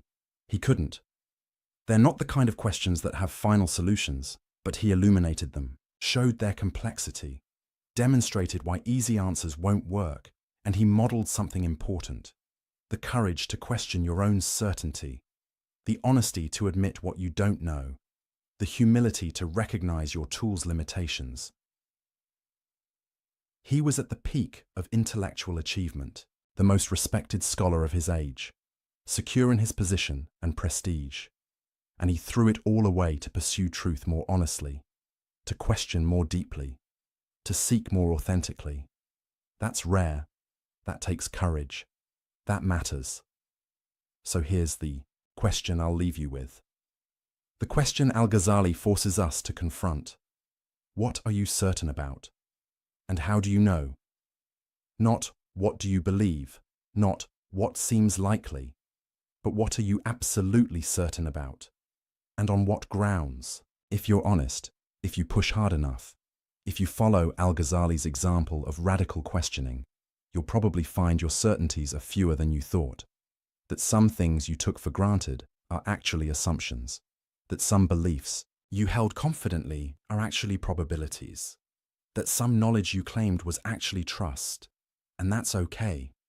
That's not weakness, that's honesty, because false certainty is worse than acknowledged uncertainty. Pretending to know what you don't know is worse than admitting you don't know. Al-Ghazali taught that lesson, lived that lesson, suffered through that lesson. And on the other side, he found something better than false certainty. He found a richer, more complex, more honest relationship with truth. One that honored reason without worshipping it, that used philosophy without being enslaved by it, that acknowledged mystery without abandoning intellect. That's his gift to us, not a final answer, but a better way of asking the question, not solved problems, but deeper understanding of why the problems are hard. Not certainty about everything, but clarity about what we can and can't know. And for some questions, for some truths, for some encounters with reality, an invitation to go beyond knowing about and seek knowing directly, to jump beyond reason's edge and see what's there, to experience rather than just theorize, to be transformed rather than just informed. Nearly 1,000 years later, the invitation still stands, the questions still press, the challenge still beckons. Al-Ghazali broke philosophy, but he didn't leave us with nothing. He left us with something harder, something richer, something more real. The acknowledgement that we're finite creatures reaching for infinite truth, limited minds grasping at unlimited reality, temporal beings trying to understand the eternal, and in that acknowledgement, there's honesty, there's humility, there's the beginning of real wisdom, not the false wisdom of those who claim to have figured it all out, but the real wisdom of those who know how much they don't know, and who keep seeking anyway, keep questioning, keep reaching, keep being transformed by truth rather than just accumulating information about it. That's Al-Ghazali's legacy. Messy, complicated, contested, but profound. The man who broke philosophy, and in breaking it, opened something deeper, something truer, something more worth seeking. The question is, will you seek it? Will you question your certainties? Will you jump? Or will you stay on solid ground, comfortable in your assumptions, certain in your philosophies, confident in your reasoned conclusions? Al-Ghazali jumped and found solid ground on the other side, a different kind of solid ground, not built by reason, but given by grace, experienced directly, known certainly. The philosophers never jumped, never found that ground, never knew that certainty. They stayed at reason's edge, declaring there was nothing beyond, that what they could see was all there was, that their certainty was sufficient. They were wrong. Al-Ghazali proved they were wrong by jumping, by experiencing, by knowing. And now the question comes to you, standing where he stood, facing what he faced, choosing what he chose. Will you trust reason alone? Or will you seek what lies beyond it? Will you stay with philosophy? Or will you transcend it? Will you claim certainty you can't justify? Or will you embrace the uncertainty that leads to deeper truth? The throne of knowledge still stands, but it's empty now. No one sits there with absolute confidence anymore. Thanks to Al-Ghazali, we know better. We know the throne was always a fiction. The certainty was always false. The philosophers were always overreaching. And in knowing that, in accepting that, in living with that, we become more human, more honest, more real. That's the final legacy. Not answers, but better questions. Not certainty, but authentic seeking. Not knowledge about everything, but wisdom about ourselves. The man who broke philosophy and showed us what comes after. So here we are. You've followed Al-Ghazali through his intellectual war, his personal crisis, his devastating critiques, his mystical transformation. You've seen him dismantle the philosopher's certainty, question the foundations of knowledge, challenge the limits of reason itself. You've watched him break philosophy and discover what lies beyond it. But now comes the real question. The question he asked himself. The question he forces us to ask. The question that matters more than any philosophical argument or theological debate. What are you certain about? Not, what do you believe? Not what seems reasonable. Not what you've been taught or what makes sense. But what are you absolutely, unshakably, undoubtedly certain about? Take a moment. Really think about it. Is it your senses? That what you see and hear and touch is real? Al-Ghazali showed that dreams feel just as real. That perception can deceive. That you can't prove you're not dreaming right now. Is it your reason? That logic gives you reliable truth. Al-Ghazali showed that reason rests on unprovable assumptions. That you can't use logic to prove logic works. That the foundation is shakier than you thought. Is it science? That empirical investigation reveals reality. Science is powerful, incredibly powerful, but it rests on assumptions too. That nature is uniform, that the future will resemble the past, that our instruments are reliable. Can you prove those assumptions, or do you just trust them? Is it your beliefs, your worldview, your understanding of how things are? How many of those beliefs did you reason your way to? And how many did you absorb from culture, family, education, experience? How many could you defend under rigorous questioning? How many would crumble if you pushed hard enough? This isn't meant to make you despair. It's meant to make you honest. Because Al-Ghazali's lesson isn't that you can't know anything. It's that you know less than you think you know. And admitting that isn't weakness, it's courage. The courage to question everything, even your own mind, even your own certainties, even the tools you use to be certain. Most people never do this. They accept their certainties uncritically, live their whole lives on unexamined foundations, never look down to see what they're standing on. Al-Ghazali looked down and saw the abyss and nearly fell in. But he emerged with something more valuable than false certainty. He emerged with wisdom. The wisdom to know the difference between what you know and what you believe, between what you've proven and what you've assumed, between certainty and faith. Because here's what he discovered. Everyone has faith in something. The religious person has faith in revelation. The philosopher has faith in reason. The scientist has faith in empirical method.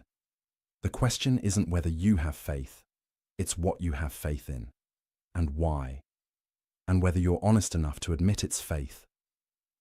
The philosophers weren't. They called their faith rational demonstration, called their assumptions self-evident truths, called their beliefs necessary conclusions. But it was faith all along. They just didn't have the courage to admit it. Al-Ghazali had that courage. And that's what makes him worth studying nearly 1,000 years later. Not because he had all the answers. He didn't. Nobody does. But because he asked the right questions, questioned honestly, followed the truth wherever it led, even when it cost him everything. He was at the peak of success, the most respected scholar of his age, secure, comfortable, certain, and he threw it all away to pursue truth more honestly. He walked away from his position, his prestige, his intellectual certainty, because staying where he was meant living a lie, pretending to know what he didn't know, teaching with confidence he no longer felt and he couldn't do it. His integrity wouldn't let him. That's rare, that's admirable, that's worth emulating. Not the specific conclusions he reached. You might agree with them or not. That's between you and your own search for truth. But the method, the honesty, the courage, the willingness to question everything and follow where the questions lead. That's what matters. That's what endures. That's what we need more of today, because we live in an age of false certainties, on all sides, from all perspectives. People who claim to know things they can't possibly know, who speak with confidence about questions that should inspire humility, who dismiss other viewpoints without really understanding them. Al-Ghazali offers a different path, a harder path, but a more honest one.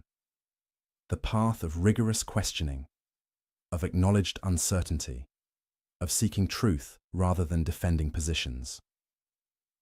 He didn't destroy philosophy. That's the wrong way to understand his legacy. He showed us what philosophy can and cannot do. What it can do: clarify thinking, expose bad arguments, analyze concepts, show what can't be proven, demonstrate contradictions, sharpen the mind. What it cannot do: give absolute certainty, answer every question, reach ultimate truth through reason alone, replace experience with argument, substitute thinking for transformation. That's a profound insight, one that remains relevant today, because we still make philosophy's mistake. We still think we can reason our way to everything, still believe arguments are enough, still confuse intellectual understanding with real knowing. Al-Ghazali reminds us, some truths must be lived to be known. Some realities must be experienced to be understood. Some knowledge requires transformation, not just information. That's not anti-intellectual. It's recognizing that intellect is one tool among many. Powerful but limited. Valuable but insufficient. You need your mind. But you need more than your mind. You need experience, practice, transformation, encounter with realities that transcend conceptual understanding, whether that's mystical experience, as Al-Ghazali found, or some other path to direct knowing, or simply the wisdom that comes from living deeply and honestly. The point is, don't mistake the map for the territory. Don't confuse thinking about truth for encountering truth. Don't assume that because you can argue something, you therefore know it. This is Al-Ghazali's final gift, not a philosophical system, but a way of being in the world. Humble about what you know, honest about what you don't, courageous enough to question, open enough to experience, wise enough to integrate multiple ways of knowing, philosophy without arrogance, faith without dogmatism, experience without delusion, reason without worship of reason. That's the integration he achieved, the balance he modeled, the wisdom he embodied. And it's still possible today, still necessary today, still worth pursuing today. So what now? Where do you go from here? That's up to you. That's always up to you. But maybe start with the question, the haunting question, the honest question. What are you certain about, and how do you know? Sit with that question. Don't rush to answer it. Let it disturb you. Let it shake your assumptions. Let it reveal the foundations you've been standing on. And if you find those foundations shakier than you thought, good. That's the beginning of wisdom. If you discover you've been claiming certainty you don't have, good. That's the beginning of honesty. If you realize you need to question more, seek more, go deeper, good. That's the beginning of real knowing. Al-Ghazali's journey isn't over, because the questions he raised never go away. The challenges he faced are eternal human challenges. The need to balance faith and reason, to honor both intellect and experience, to seek truth honestly rather than defend positions comfortably. These are your challenges now, your questions, your journey. And maybe, like Al-Ghazali, you'll discover that the journey leads beyond where you expected. That truth is stranger and richer than your categories can contain. That reality resists being reduced to any single system. Maybe you'll find, as he did, that losing false certainty opens you to real knowing. That admitting you don't know is the first step to actually knowing. That jumping beyond reason's edge reveals solid ground you couldn't see from where you were standing. Or maybe you'll find something different, your own path, your own truths, your own way of integrating what can be thought and what must be experienced. That's fine. That's as it should be. Because Al-Ghazali's lesson isn't do exactly what I did. It's have the courage to seek honestly, question deeply, live authentically, know the difference between what you know and what you believe, and never, ever confuse confidence with certainty, or arguments with truth, or intellectual understanding with wisdom. The philosophers made that mistake. And it took a man who'd mastered their entire system to show them where they'd gone wrong. Don't make the same mistake. Don't let 4 hours of watching a documentary make you feel like you've understood everything. You've been introduced to questions, not given final answers. You've seen one man's journey, not been shown the only path. You've encountered ideas, not acquired certainty. What you do with those questions, that journey, those ideas, that's your work now. Your responsibility, your adventure. Al-Ghazali can't take that journey for you. I can't take it for you. No one. You have to walk it yourself, question it yourself, discover it yourself, live it yourself. But now you know the questions are worth asking. The journey is worth taking. The truth is worth seeking. Even when it costs you, even when it disturbs you. even when it requires you to let go of certainties you cherished. Because false certainty is a prison, and Al-Ghazali offers the key, not a key to new certainties, but a key to honest uncertainty, to real seeking, to authentic knowing. Will you use it? Will you question? Will you seek? Will you jump? Or will you stay comfortable in your assumptions, safe in your beliefs, certain in your philosophies? The choice is yours. It always has been. It always will. Al-Ghazali made his choice. The philosophers made theirs. And the difference between them echoes across 1,000 years. Now it's your turn. Your choice. Your journey. Make it honestly. Make it courageously. Make it wisely. And maybe, just maybe, you'll discover what Al-Ghazali discovered, that beyond the edge of reason lies not emptiness, but fullness, not less truth, but more, not the end of knowing, but the beginning. The throne of knowledge is empty. The philosopher's certainty is gone. The old confident systems have crumbled. But that's not tragedy. That's opportunity. Opportunity to seek truth more honestly than they did, to know more authentically than they could, to integrate what they left separate.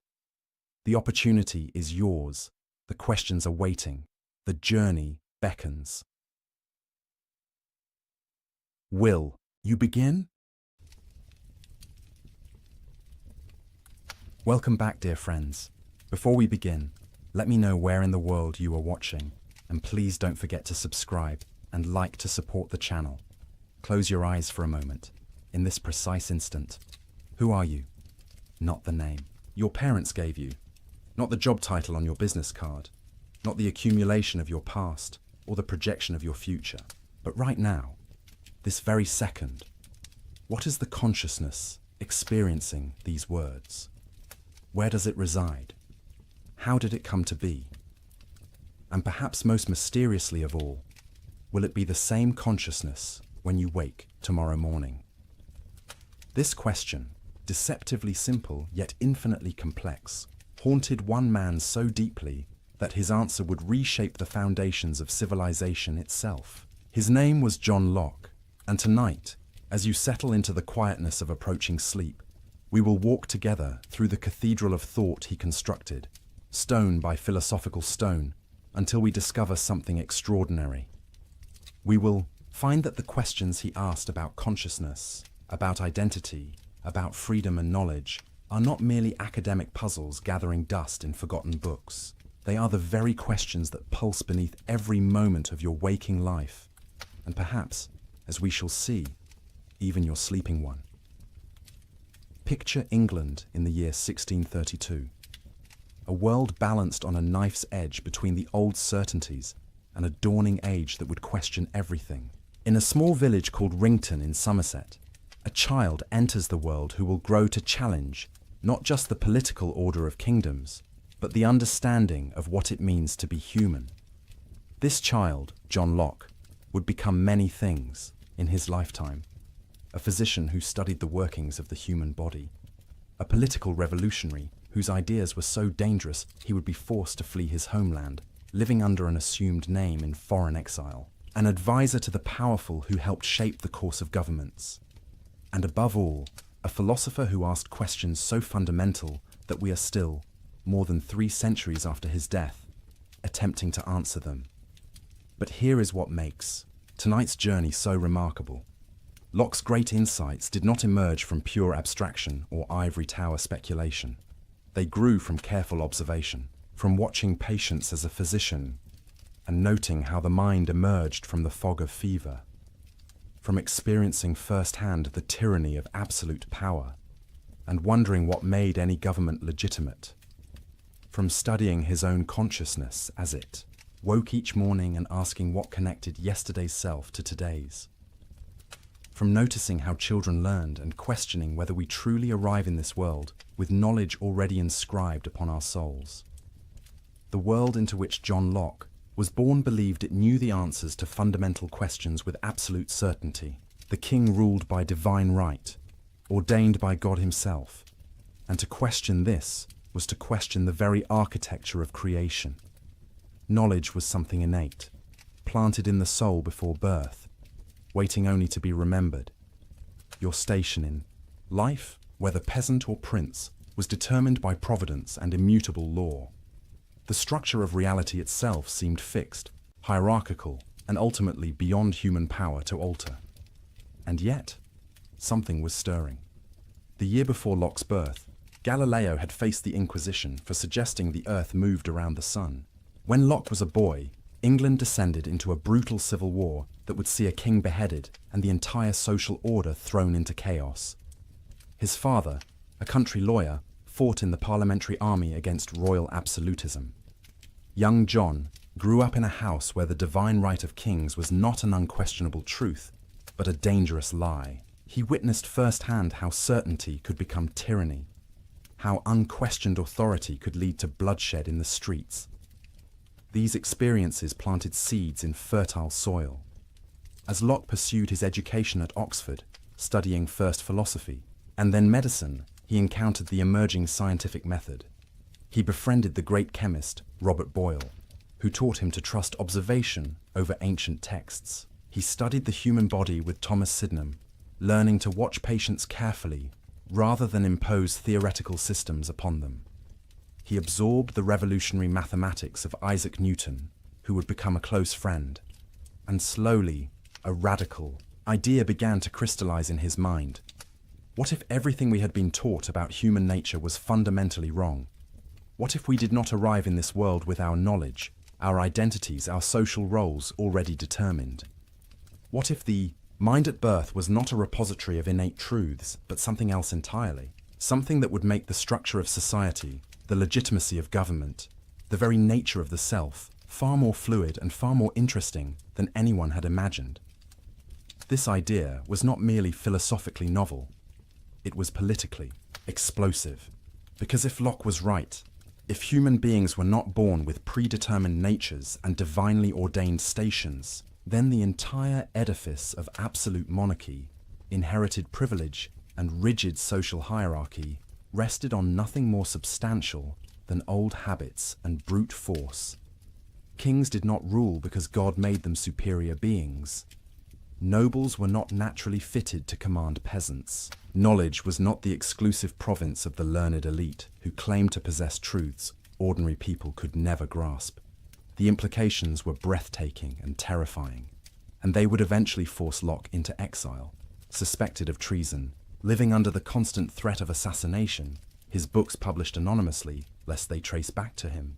But tonight, as you rest, we are safe to explore these dangerous ideas together. We can follow Locke's reasoning wherever it leads, watching as a new understanding of human consciousness, identity, and freedom emerges from his careful observations and bold conclusions. So let us begin where Locke himself began, with a question so fundamental that everything else would flow from its answer, a question about the origin of ideas, the nature of knowledge, and the contents of the human mind. But I must warn you gently. Once you truly understand Locke's answer, once you see what he saw, you may never look at yourself or the world around you quite the same way again. The familiar will become strange, the certain will become questionable, and the self you thought you knew so intimately will reveal itself as something far more mysterious and magnificent than you ever imagined. The question, put simply, is this: when you think a thought, where did that thought come from? In Locke's time, the prevailing answer seemed obvious to learned scholars. Knowledge, they insisted, was innate. The human mind contained certain fundamental truths from birth, placed there either by God or by the essential nature of the rational soul itself. Principles like the law of non-contradiction, the axioms of mathematics, the existence of God, basic moral truths about right and wrong, all of these were supposedly stamped upon the mind before we ever opened our eyes to behold the world. This doctrine of innate ideas had ancient roots. Plato had taught that learning was really remembering, that the soul possessed knowledge from before its embodiment, and that education merely awakened these dormant truths. The medieval scholastics had integrated this with Christian theology, and in Locke's own century, the great French philosopher René Descartes had argued that certain clear and distinct ideas, the cogito itself, the existence of God, the principles of geometry, were known with absolute certainty precisely because they were innate to rational minds. It was an elegant theory. It explained how we could have knowledge that seemed universal, transcending the accidents of individual experience. It grounded morality in something deeper than mere convention. And it supported a hierarchical view of society. Some souls possess these innate truths more clearly than others, the philosopher more than the peasant, the civilized European more than the savage, the man more than the woman. But John Locke, watching carefully, observing newborn infants, studying people of different cultures, examining his own consciousness, with merciless honesty, became convinced this elegant theory was entirely wrong. Consider a newborn child, he suggested. Observe this tiny being with clear eyes, without preconception. Do you see a mind stocked with innate knowledge? Do you see a creature contemplating the law of non-contradiction or the existence of God? Or do you see something else entirely? A mind that seems almost perfectly receptive, open, unformed, responding to sensations, beginning to organize the raw data of experience into something coherent, but starting, it would appear, from nothing. Locke pressed the point. If there truly were innate ideas, propositions that all minds possessed from birth, then we should find universal agreement on these principles. But where is this agreement? Travel the world, he observed, and you will find tremendous diversity in beliefs about God, about morality, about the fundamental nature of reality. Some peoples worship one God, others many, still others none at all. Moral codes vary dramatically. Even seemingly obvious logical principles are not grasped by children or those without education. The defenders of innate ideas had a response. These truths are innate, they said, but they require reason to uncover them, maturity to recognize them. They are like seeds planted in the soul, waiting for the right conditions to bloom. Locke found this answer unsatisfying. If reason is required to discover these supposedly innate ideas, then how are they different from ideas we learn through experience and reasoning? The word innate becomes meaningless. It is like saying hunger is innate, even though a person feels no hunger. Saying the mind possesses knowledge that it does not actually know is a contradiction in terms. And then Locke posed a question that cuts to the heart of the matter. If the soul has innate ideas that it acquired before embodiment, or that are simply part of its essence, why do these ideas never appear in consciousness in their pure original form? Why, when we sleep, do we not dream of these pristine innate truths? Why does the soul, in its supposed retreat during sleep, never light upon these ideas it possessed before experience touched it? Instead, even our most abstract thoughts, even our strangest dreams, seem to be recombinations of things we have encountered in waking life. The tang of the cask, as Locke beautifully put it, marks even our most sublime conceptions. So if knowledge is not innate, where does it come from? Locke's answer was revolutionary in its simplicity and profound in its implications. Let us suppose, he wrote, that the mind at birth is like white paper, void of all characters, without any ideas. How then does it come to be furnished?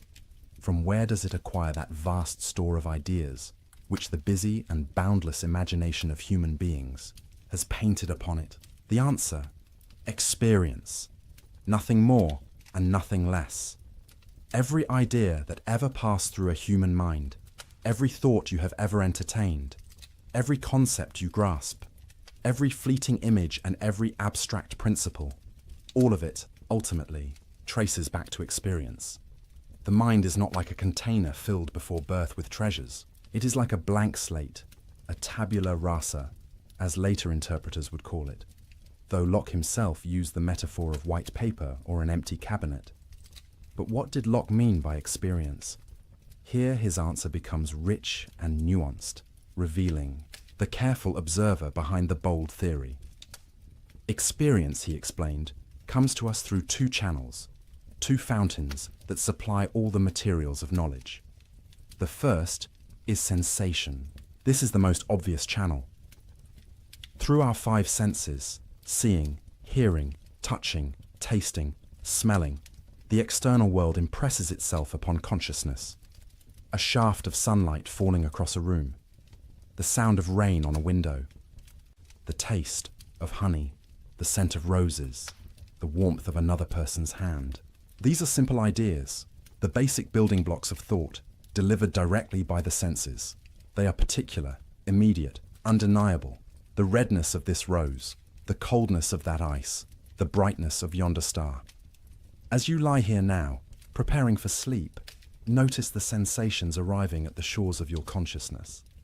Perhaps the softness of your pillow against your cheek, the weight of blankets upon your body, the quality of light or darkness in the room. These simple sensory impressions are, according to Locke, the foundational elements from which all your knowledge of the external world is constructed. But Locke recognized something crucial that makes his empiricism sophisticated rather than simplistic. There is a second channel of experience, one that comes not from the external world, but from within. He called it reflection. This is the mind's perception of its own operations, the awareness of thinking itself, the recognition of doubting, believing, reasoning, willing, imagining, remembering. These two are experiences, internal experiences, and they give rise to another whole class of ideas. When you are aware that you are thinking about something, that is reflection. When you notice yourself doubting or believing, desiring or fearing, remembering yesterday or imagining tomorrow, these operations of the mind itself become objects of experience. And just as sensation gives us ideas of colors, sounds, and textures, reflection gives us ideas of thought, doubt, belief, and will. This distinction is elegant and important. Locke is not claiming that the mind is purely passive, merely receiving impressions like wax receiving a seal. The mind has active powers. It compares, it combines, it abstracts, it remembers. But, and this is crucial, the materials upon which these powers operate must ultimately come from sensation or reflection. The mind cannot create simple ideas out of nothing. It can only work with what experience provides. Consider the idea of a golden mountain. You have never seen a golden mountain. Perhaps no such thing exists in the world, and yet you can conceive of one easily. How? By combining two simple ideas you have received through experience, the idea of gold, which you know from sensation, and the idea of a mountain, which you likewise know from sensation. The mind's power to combine is remarkable, but the ingredients must come from experience. Or consider something more abstract, like the idea of infinity. How does a finite mind conceive of the infinite? Locke's answer: by taking the idea of finite, magnitude which we know from experience, and the idea of addition, which we also know from experience, and then applying the operation of addition without end. We can imagine always adding one more. The idea of infinity is thus constructed by the mind operating on materials given in experience. Now, you might be wondering, what about necessary truths? What about mathematics? Surely 2 + 2 = 4, not because of experience, but because of some innate rational insight. Locke's answer is subtle. The ideas of 2 and 4 are indeed built up from experience, from counting actual objects. But once we have these ideas, we can perceive certain relationships between them that are necessarily true. That 2 + 2 = 4 is a relationship we perceive between our ideas. It is a kind of intuitive knowledge, where we see the connection immediately and certainly. But the ideas themselves still originated in experience. The implications of this seemingly simple theory ripple outward in extraordinary ways. If all ideas come from experience, then the mind you possess right now, with all its contents, its memories, its knowledge, its personality, is the cumulative result of every experience you have ever had. You were not born as you. You became you, written upon gradually by sensation and reflection, day by day, moment by moment, from your first blurry perceptions as an infant to this present instant. And this means something profound about human equality. A peasant and a prince begin with the same blank slate. The differences between them are not innate, not ordained by nature or God, but the result of vastly different experiences, different educations, different opportunities to fill the mind with ideas. Given the same experiences, the same education, there is no reason the peasant could not grasp everything the prince grasps. The hierarchy of souls dissolves under Locke's patient gaze. It also means something profound about human potential. If we are not locked into predetermined natures, if our minds are shaped by experience, then we can be shaped differently. Education becomes not the uncovering of innate truths, but the careful provision of the right experiences. Character becomes not fixed essence, but the result of habits formed through repeated experiences. Reform, improvement, growth, all of these become possible in a way they cannot be if our natures are innate and immutable. And it means something profound about knowledge itself. If all ideas trace back to experience, then knowledge is not the privilege of special souls who grasp innate truths more clearly than others.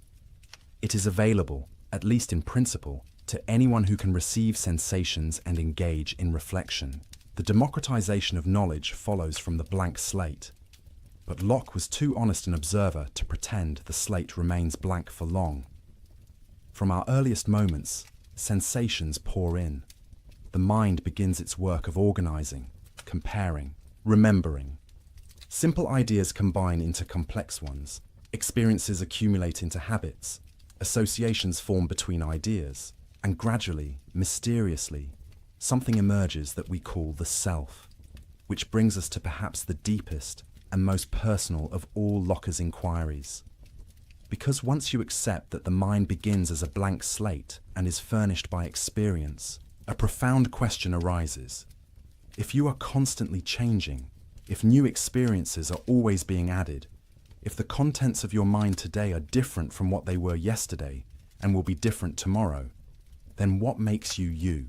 What is the principle of continuity that connects the infant you once were, the child you became, the adult you are now, and the older person you will someday be? This question of personal identity captivated Locke, and his answer to it may be his most profound and unsettling contribution to philosophy. But to understand his answer, we must first understand what he was arguing against. The traditional view, inherited from medieval philosophy and still dominant in Locke's time, held that personal identity consisted in the identity of substance. You are the same person over time because you are the same substance over time. For dualists like Descartes, this meant you were the same immaterial soul. For others, it might mean the same living organism. Either way, identity was a matter of being the same thing in a substantial sense. But Locke, with his characteristic empiricism, asked a troubling question. How do you know you are the same soul or substance over time?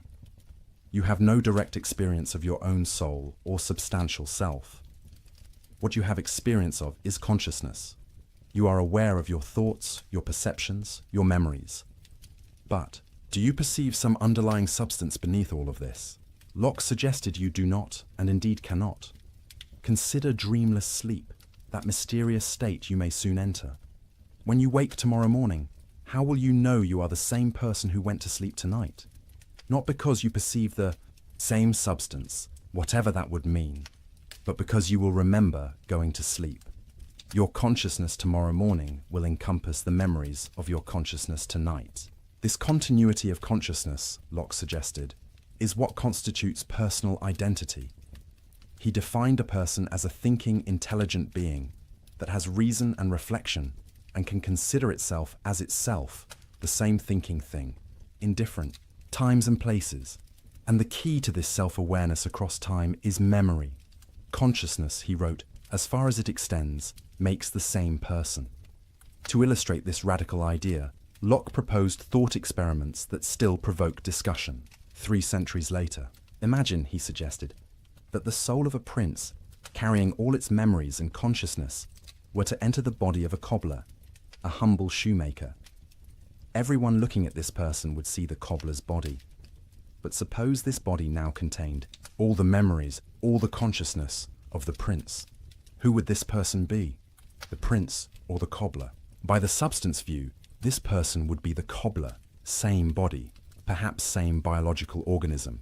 But Locke insisted this person would actually be the prince, because personal identity follows consciousness, not substance. Wherever the prince's consciousness goes, there the prince is, regardless of what substance houses that consciousness. Now flip it around. Suppose the cobbler's soul entered the prince's body. Everyone at court would bow to the prince's body. But if this body now contained only the cobbler's memories and consciousness, this person would not be the prince. He would be the cobbler, despite appearances. These thought experiments seem fanciful, and Locke knew they were unlikely ever to occur, but they served a purpose. They clarified that when we care about personal identity, when we worry about whether someone will be held responsible for past actions or rewarded for past virtues, what matters is continuity of consciousness, not identity of substance. This becomes especially clear in cases of memory loss. Suppose a person commits a crime, but then suffers complete amnesia, genuinely losing all memory of the act, and indeed of their entire previous life. Are they still the same person who committed the crime? By the substance view, yes, same body or soul. But by Locke's consciousness view, no. This raises difficult questions about justice and responsibility, questions Locke acknowledged but did not fully resolve. The implications are both comforting and unsettling. Comforting because they suggest personal identity is not a mysterious, metaphysical fact about substances you cannot perceive, but something grounded in the very experience of consciousness you know intimately.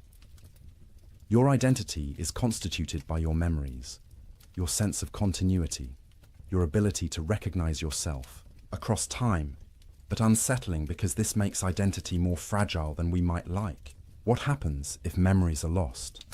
What happens in cases of divided consciousness, like split-brain patients modern neuroscience has discovered? What about false memories, where you remember something that never actually happened?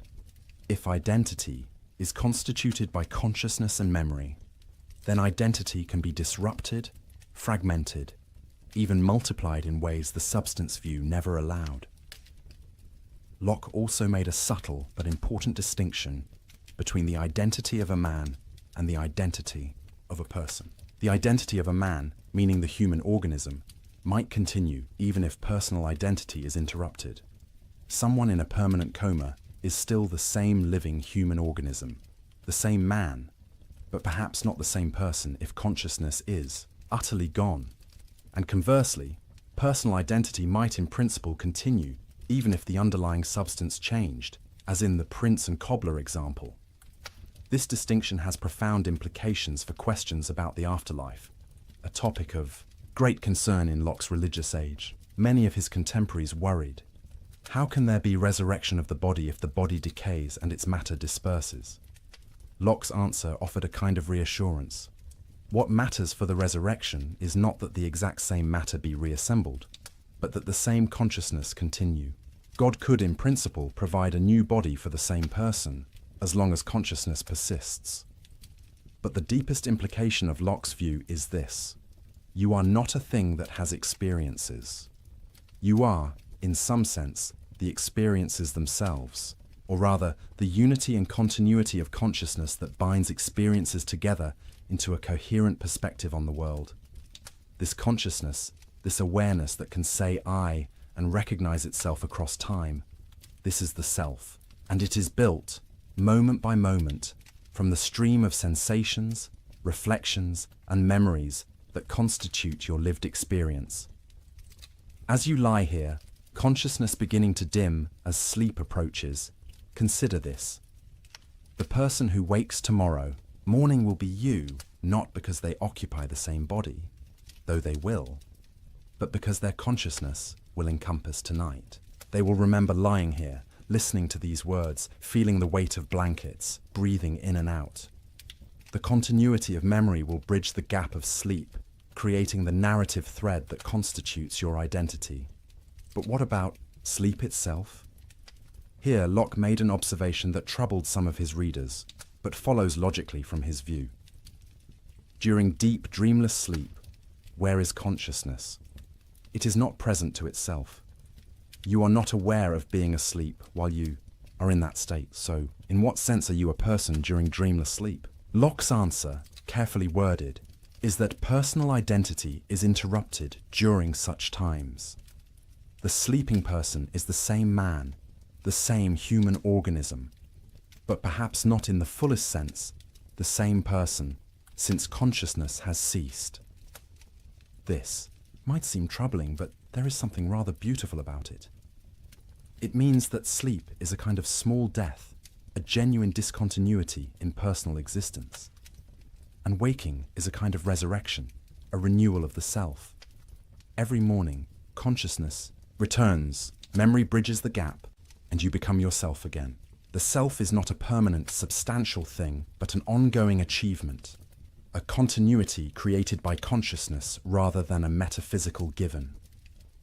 And this brings us to Locke's political philosophy, because the same empiricist approach, the same careful observation of human nature, the same willingness to question received wisdom, led him to revolutionary conclusions about the legitimate basis of government, the nature of rights, and the proper relationship between individuals and authority. If Locke's epistemology erased the boundary between noble and common minds, his political philosophy erased the boundary between divine right and mere force. To understand the radical nature of Locke's political thought, we must first understand what he was arguing against. The political orthodoxy of his time, the view that legitimized absolute monarchy and made questioning royal authority tantamount to blasphemy, was the doctrine of the divine right of kings. This doctrine held that political authority descended from God through an unbroken chain. God had appointed Adam as sovereign over creation. This sovereignty passed to Adam's heirs, and through various genealogical paths descended to the monarchs of Locke's day. The king was God's lieutenant on earth, and obedience to the king was obedience to God.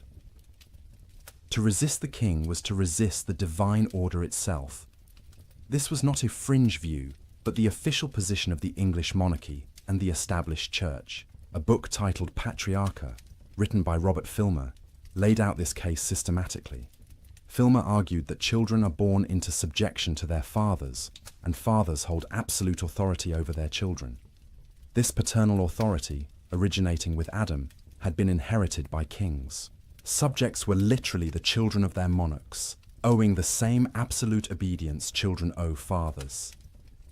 Against this towering edifice of divine right, inherited authority, and paternal power, John Locke proposed a simple, devastating question. Where is the evidence? How do we know, he asked, that political authority descends from Adam? Even if we grant that Adam had some kind of dominion over the earth, a large concession, how do we trace this authority through all the generations to any particular living monarch? The genealogies are lost in the mists of time. Multiple claimants could assert descent from Adam. The whole system collapses into arbitrary assertion backed by nothing more than force. But Locke did not stop with this historical argument. He made a more fundamental point. Even if we could trace unbroken descent from Adam, even if we knew with certainty who Adam's rightful heir was, this would not establish political obligation. Because paternal power is not, and never was, absolute. And even if it were, political authority is not the same as paternal authority. What, then, is the true basis of political obligation? What makes a government legitimate? What gives anyone the right to command another person to obey? Locke's answer began with a thought experiment, a device borrowed from earlier political philosophers, but deployed by Locke with devastating effect. Imagine, he wrote, human beings in a state of nature before any government exists. What would this condition be like? Here, Locke's answer differed dramatically from that of Thomas Hobbes, another English philosopher who had also used the state of nature as a conceptual tool. For Hobbes, writing during the chaos of civil war, the state of nature was a nightmare, a war of all against all, where life was solitary, poor, nasty, brutish, and short. Human beings in their natural condition, Hobbes thought, were so dangerous to one another that any government, even the most absolute and tyrannical, was preferable to the anarchy of nature. But Locke, observing human nature more optimistically, saw things differently. The state of nature, he argued, was not a state of war, but a state of perfect freedom and equality. In this natural condition, all persons are equal in the sense that no one has natural authority over anyone else. No one is born to command, no one born to obey. Each person has the right to order their own actions, dispose of their possessions, and live as they see fit, without asking permission from anyone. But, and this is crucial, the state of nature is not a state of license. Freedom does not mean you can do whatever you want. Even in the absence of human government, Locke argued, there is law, natural law, which binds all rational beings. What is this natural law? Locke defined it as the law of reason itself, discernible by any rational creature. And reason, if consulted, teaches certain fundamental principles. First among them, that all human beings, being equal and independent, ought to respect one another's rights to life, liberty, and estate. No one ought to harm another in these fundamental goods without cause. Or, as Locke memorably put it, no, one ought to harm another in their life, health, liberty, or possessions. Why? Because we are all the workmanship of God, made to last during His pleasure, not one another's. Our bodies and lives are not our own property to dispose of as we please. They belong to God who made us. Therefore, we have no right to destroy ourselves or others. But everything else, our actions, our labor, the fruits of our labor, these we do own, and these no one may take from us without our consent. This introduces Locke's famous labor theory of property, an idea that would influence economic thought for centuries. How does private property arise in the state of nature? Locke's answer: through the mixing of labor with natural resources. Imagine the earth in its original state, held, in common by all humanity. No one owns any particular part of it. The apples on trees, the water in streams, the land itself, all are common. But suppose you pick an apple. By the act of picking, by mixing your labor with this natural object, you make it yours. The apple becomes your property because you expended effort to acquire it, and your labor is undeniably your own. The same principle applies to land. If you clear a section of wilderness, plow the soil, plant crops, you have mixed your labor with the earth. This land becomes yours, at least provisionally. You have a property right to the fruits of your labor. But Locke added a crucial limitation, what philosophers now call the Lockean proviso. Your appropriation is legitimate only if you leave enough and as good for others. You cannot take all the water from a stream, leaving others to die of thirst. You cannot fence off all available land, leaving others with no place to work. Property rights are real and important, but they are not unlimited. They exist within the constraint that others must also have the opportunity to sustain themselves. This theory of property had implications both radical and conservative. Radical because it suggested that property rights come not from social convention or royal grant, but from the natural right to the fruits of one's labor. A peasant who works land has more legitimate claim to it than a king who merely inherited title. Conservative because it provided a firm foundation for private property against those who might claim all things should be held in common. But Locke's state of nature, for all its freedom and equality, had problems. He called them inconveniences. Without an established legal system, disputes arose over who owned what. Without impartial judges, people judged their own cases, inevitably with bias. Without reliable enforcement, the strong could violate the weak with impunity. The state of nature was not a war of all against all, but it was insecure, uncertain, uncomfortable. So rational people, Locke argued, would choose to leave the state of nature. They would come together and establish civil society through a social contract. But, and here is where Locke's theory becomes revolutionary, this contract is not a surrender of rights to an absolute sovereign. It is a conditional grant of limited powers to a government whose sole purpose is to better secure the very rights people possessed in the state of nature. Think about what this means. Government exists to protect life, liberty, and property. These rights precede government. They are natural rights, possessed by virtue of being human, not granted by any political authority. Government is therefore a tool, a mechanism, for securing rights more effectively, and it is legitimate only insofar as it serves this purpose. The authority of government comes from the consent of the governed. This is the heart of the social contract. By consenting, explicitly or tacitly, to be part of a civil society, people agree to abide by the decisions of the majority, to follow established laws, to submit disputes to impartial judges, rather than taking justice into their own hands. But this consent is conditional. It assumes the government will fulfill its purpose of protecting rights. And here, Locke made an argument that would echo through history. When a government systematically violates the rights it was established to protect, when it becomes destructive of the ends for which it was formed, the people have a right to alter or abolish it. The right of revolution is not a lawless abandonment of order, but the ultimate safeguard of natural rights against governmental tyranny. This was not abstract theorizing. Locke wrote his 2 treatises on government during the crisis that would lead to the overthrow of King James II in 1688, the event known as the Glorious Revolution. His arguments provided intellectual justification for resisting a monarch who had overstepped his legitimate authority, and they would be taken up again nearly a century later by American colonists arguing that King George III had violated their natural rights, justifying revolution and the establishment of a new form of government. But Locke's political philosophy was not merely negative, not merely about limiting government and justifying resistance. He had positive things to say about how legitimate government should be structured. First, government should be divided into separate powers. The legislative power, the authority to make laws, should reside in a representative body, ideally elected by the people or at least by property-owning citizens. This legislature should be supreme, the voice of the people themselves establishing the rules under which society operates. But legislative power should be limited. It cannot be arbitrary. Laws must be general, known in advance, applied equally, to all. The legislature cannot simply take property without consent, cannot rule by decree, cannot delegate its authority to a dictator. It is bound by natural law and by the trust placed in it by the people.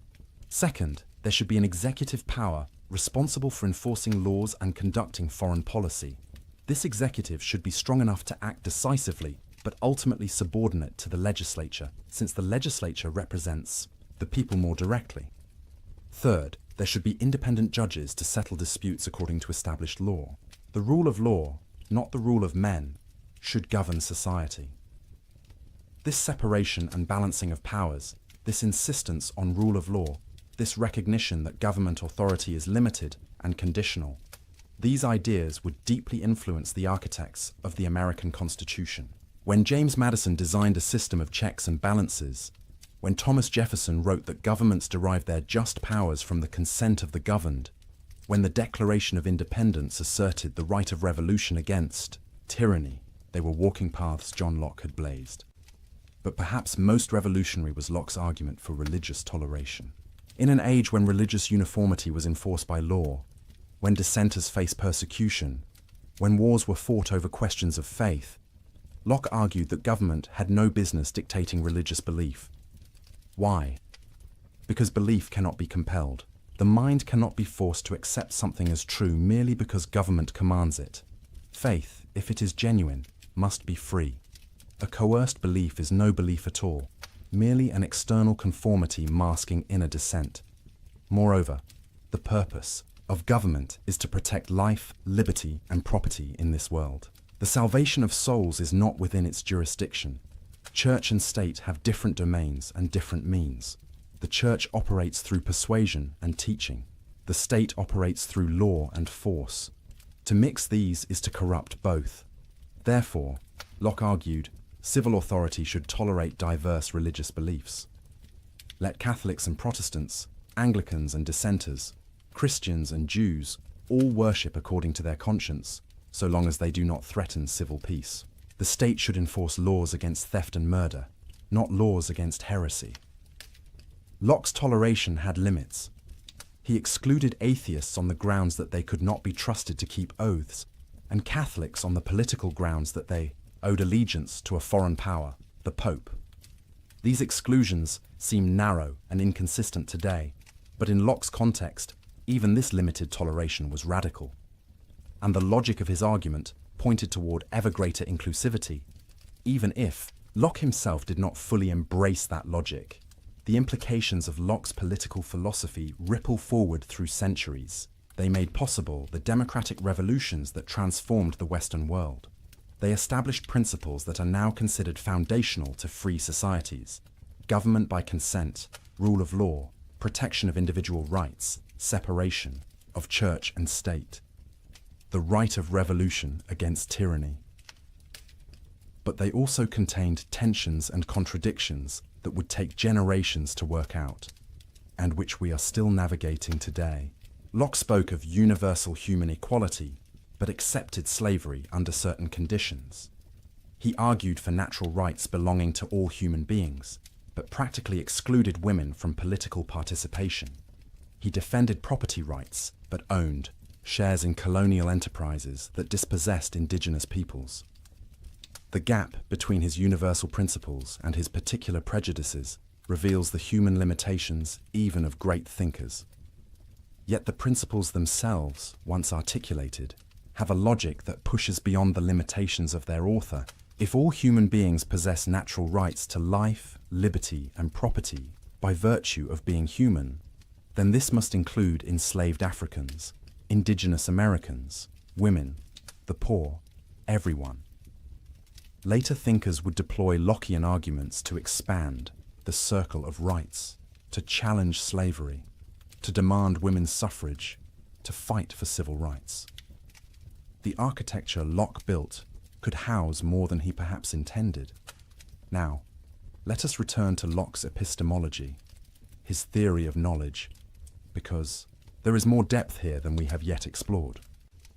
For Locke was not content simply to say all knowledge comes from experience. He wanted to understand the nature of knowledge itself, its limits and possibilities, with careful precision. Locke distinguished between different kinds of ideas based on their relationship to the world. Some ideas, he argued, genuinely resemble qualities in objects themselves.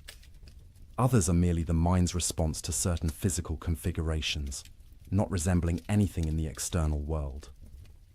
He called the first kind primary qualities. These include solidity, extension, figure, motion, and number.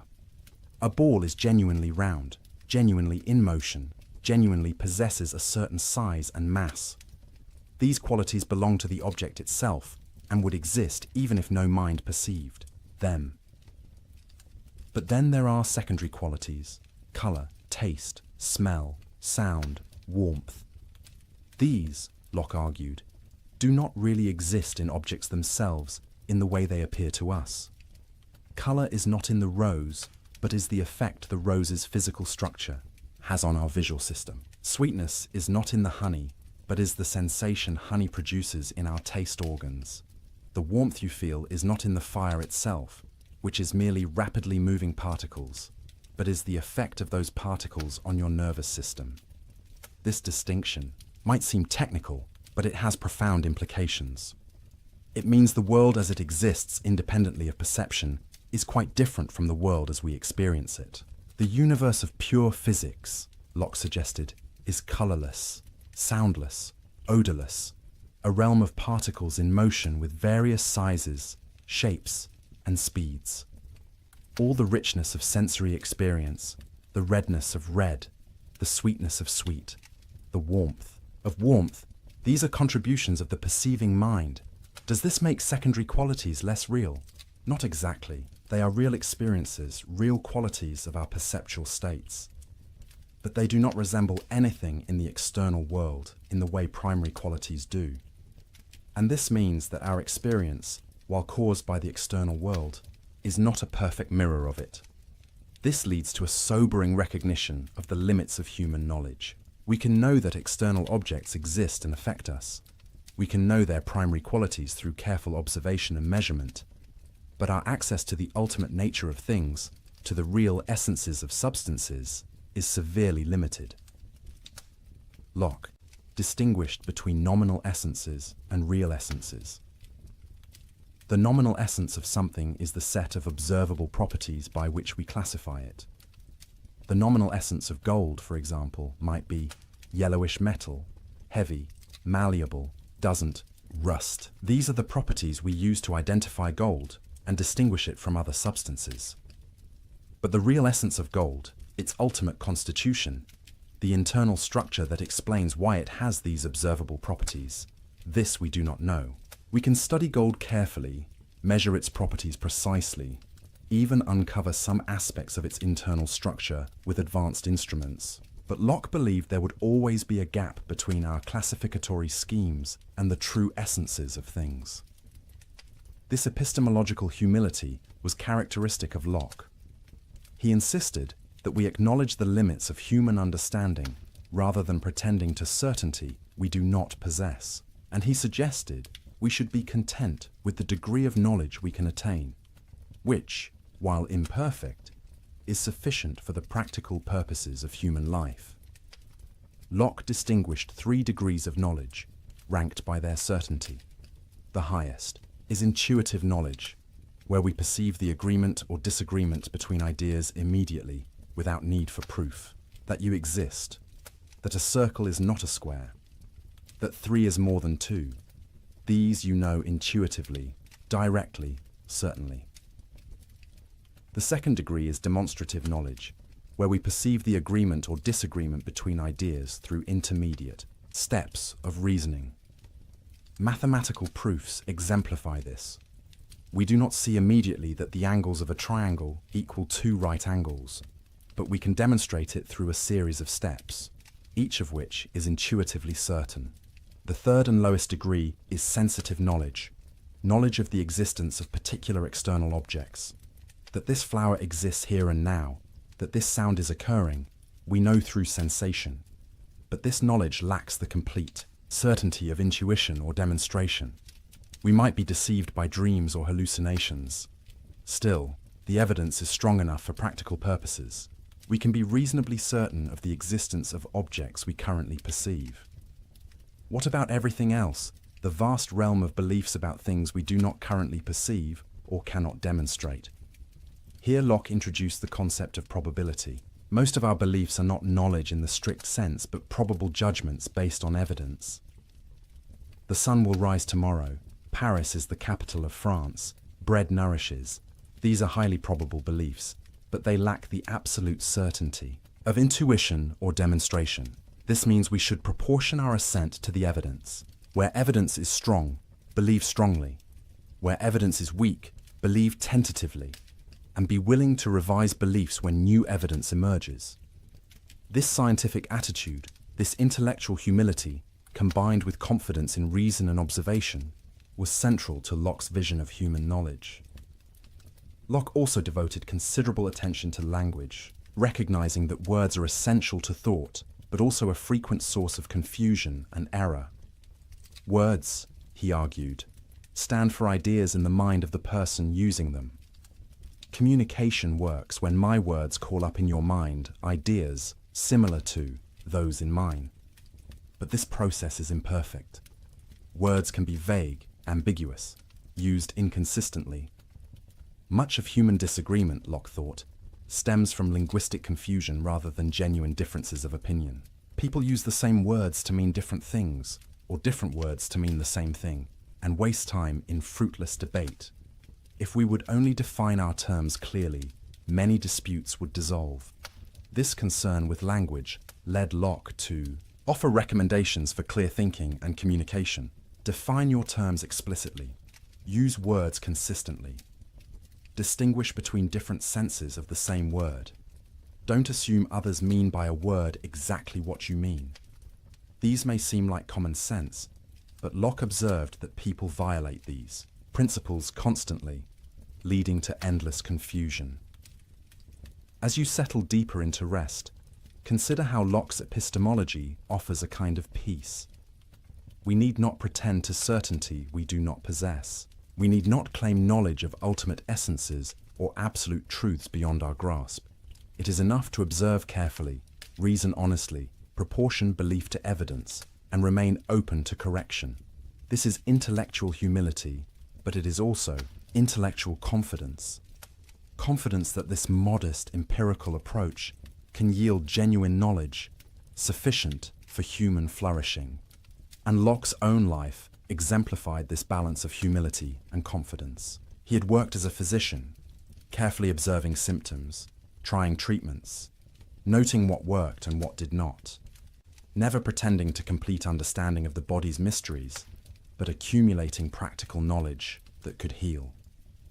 He had studied politics, watching governments rise and fall, noting the patterns of tyranny and the conditions of stability, never claiming to know the perfect system, but articulating principles that could guide toward justice. He had examined his own consciousness, noting the flow of sensations and thoughts, the operations of memory and association, never pretending to fathom the ultimate mystery of awareness, but describing accurately what could be observed. This empirical attitude, this willingness to learn from experience while acknowledging the limits of knowledge, was not merely an intellectual position. It was a way of life, a stance toward the world characterized by curiosity, patience, and honesty, and it connected directly to his practical philosophy, his thoughts about how we should live, individually and collectively. Because if the mind is shaped by experience, then we bear responsibility for the experiences we provide, to ourselves, and especially to the next generation. Locke wrote extensively about education, and his recommendations flow naturally from his epistemological principles. If the mind at birth is a blank slate, then education is literally everything. The child becomes what the child experiences. This is an awesome responsibility for parents and teachers. But Locke's educational philosophy was surprisingly humane and progressive for his time. He opposed the harsh physical discipline common in schools, arguing that beating children teaches them only fear and resentment. He recommended gentle guidance, the formation of good habits through positive example, the cultivation of reason rather than mere obedience. Play is important, he argued, because children learn through activity. Curiosity should be encouraged, not stifled. Education should be adapted to the child's individual temperament and abilities, not forced into a rigid mold.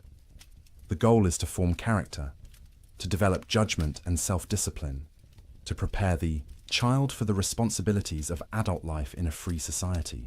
Locke also emphasized physical education and health. A sound mind in a sound body, he believed. Children should spend time outdoors, should develop physical skills and stamina, should learn to endure some discomfort without complaint.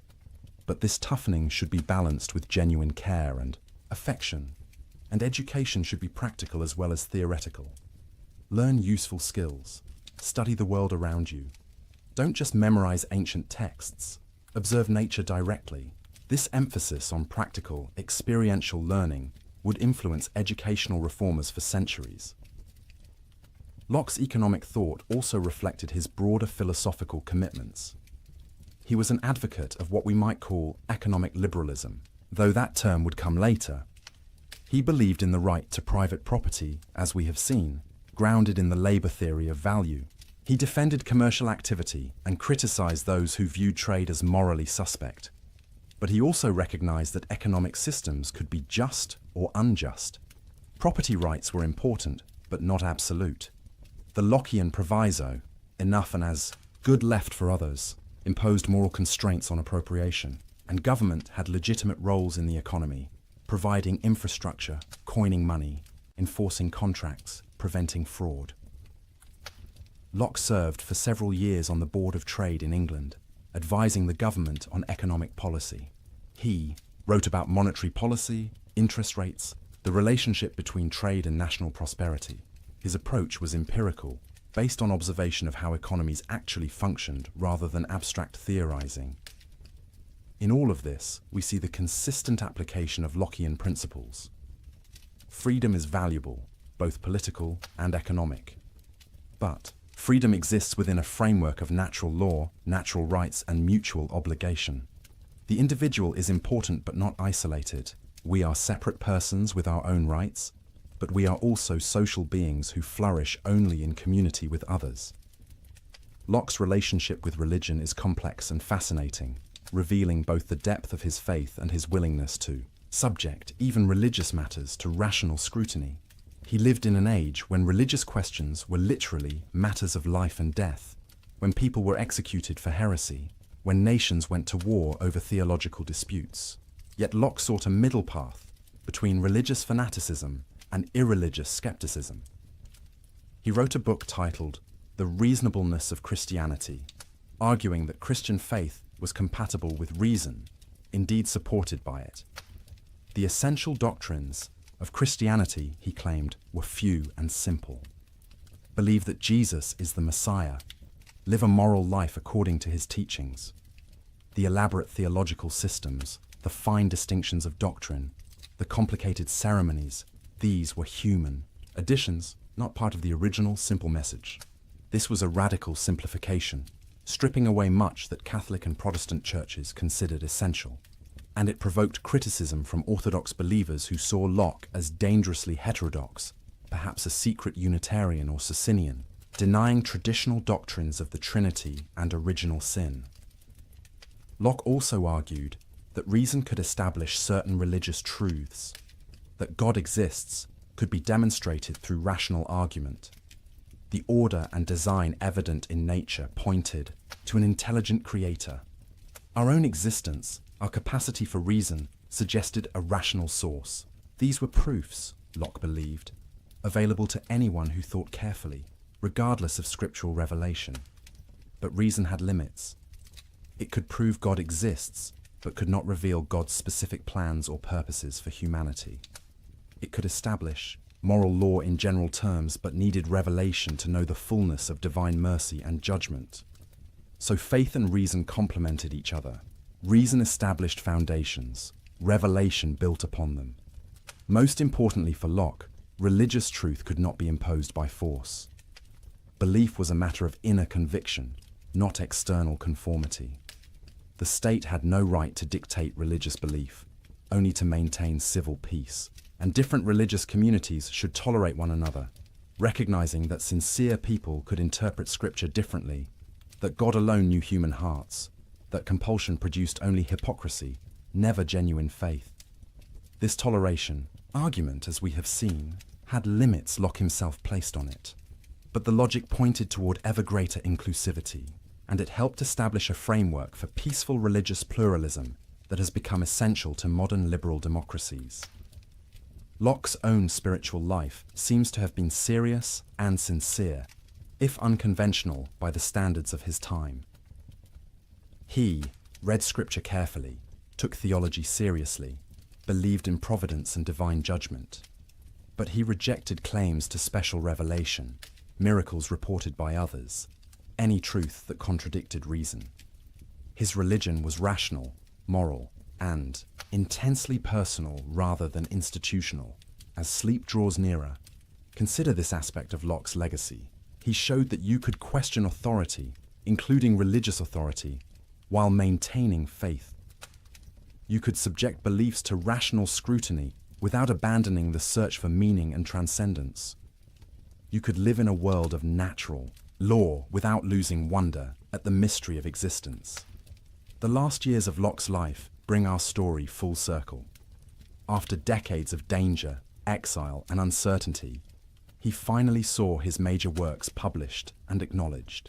The essay concerning human understanding, the two treatises on government, the letter concerning toleration, all appeared in print, some anonymously, others with his name attached. He became a respected figure, sought out by younger thinkers, consulted by government officials.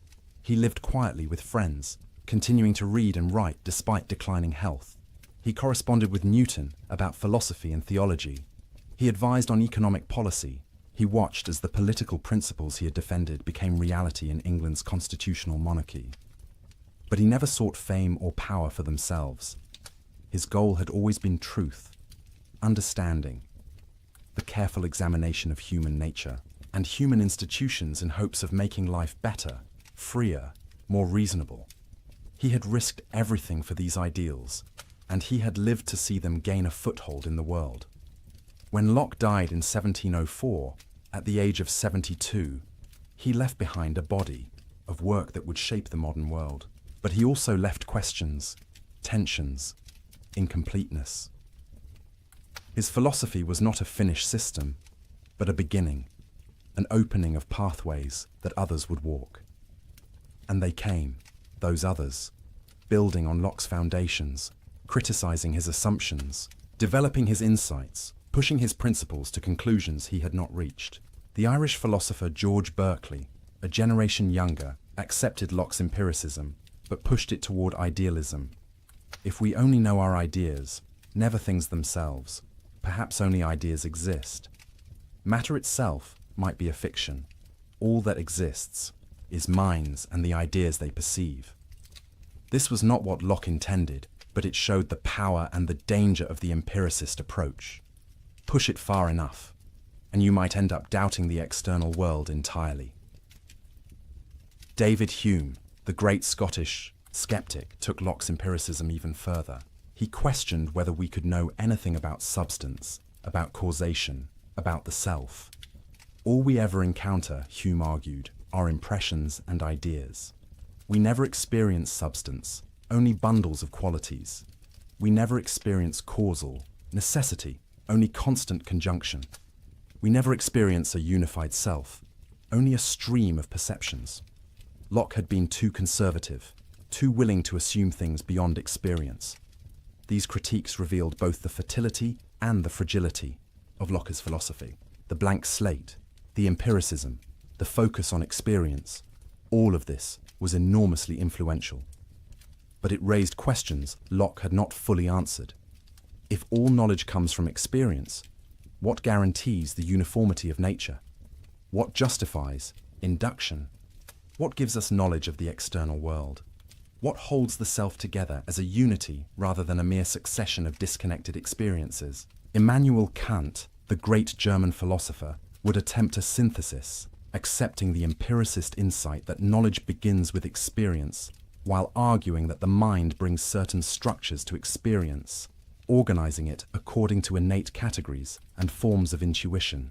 Kant claimed to be reconciling empiricism and rationalism, though neither camp was entirely satisfied. In the political realm, Locke's influence was more straightforward and more profound. The American founding fathers absorbed Lockean principles through their pores. Jefferson called Locke one of the three greatest men who ever lived. The Declaration of Independence echoes Locke's language and arguments. The Constitution implements Lockean principles of limited government, separation of powers, protection of rights. The French revolutionaries also invoked Lockean ideas, though with less success at implementation. The Declaration of the Rights of Man and Citizen proclaimed natural rights, popular sovereignty, equality before law, all Lockean themes. Throughout the 19th and 20th centuries, movements for democracy, civil rights, decolonization, all drew on Lockean arguments. The language of natural rights, human rights, inalienable rights, all stems from the tradition Locke helped establish. But Locke's legacy also includes darker elements. His labor theory of property was used to justify colonial dispossession of indigenous peoples. If they had not mixed their labor with the land in ways European observers recognized, then perhaps the land was still in a state of nature, available for appropriation. This was a perversion of Locke's proviso about leaving enough and as good, but it shows how philosophical arguments can be weaponized. Similarly, Locke's acceptance of slavery under certain conditions, his investment in the slave trade, his failure to extend his principles fully to women and non-Europeans, all reveal the gap between universal principles and particular prejudices. Modern readers approaching Locke face a challenge. We must take seriously both the liberating power of his best insights and the limitations of his worst blind spots. We can honor the principles of natural rights and human equality while recognizing that Locke himself applied these principles incompletely. The architecture he built can house more than he intended if we are willing to finish the construction. In epistemology, Locke's influence continues in psychology, cognitive science, and educational theory. The idea that the mind is shaped by experience, that nature and nurture both matter, that learning happens through engagement with the environment, all reflect Lockean insights, even if modern understanding is more nuanced than the blank slate. Metaphor suggests, we now know that human infants are not quite blank slates. They have innate capacities, predispositions, even some core knowledge. Language acquisition, for instance, seems to depend on innate structures. Moral intuitions appear very early, but experience still plays an enormous role in shaping these capacities, filling them with specific content, developing them in particular directions. The debate between nativism and empiricism continues, but in a more sophisticated form than Locke could have anticipated. In political philosophy, Lockean liberalism remains a powerful tradition, though contested from multiple directions. Some argue it is too individualistic, neglecting community and solidarity. Others say it is not individualistic enough, that Locke's acceptance of majority rule threatens minority rights. Feminists point out its historical exclusion of women. Marxists criticize its defense of private property. Communitarians question its social contract framework. Yet Lockean principles continue to animate debates about justice, rights, democracy, tolerance. When we argue about the proper role of government, the limits of state power, the protection of individual liberty, the legitimacy of revolution, we are arguing within a framework Locke helped create. Perhaps most enduringly, Locke gave us a way of thinking about ourselves that combines empirical honesty with respect for human dignity. We are not finished products, not fixed essences, not predetermined by nature or fate. We are ongoing constructions, built from experience, shaped by choices, capable of change. This is simultaneously humbling and empowering. Humbling because it denies us any claim to innate superiority. Empowering because it suggests we can become better than we are. As consciousness dims, as the boundary between waking and sleep blurs, return for a moment to that question we began with. Who are you? Now you have a Lockean answer. You are a consciousness, a continuity of awareness bound together by memory, experiencing the world through sensation and reflection, building ideas from the materials of experience, constructing an identity through the accumulation of perceptions and thoughts across time. When you sleep tonight, this consciousness will pause, at least in its explicit self-awareness. Dreamless sleep may interrupt the stream. Dreams may present fragments, associations, memories recombined in strange ways. But when you wake, memory will restore continuity.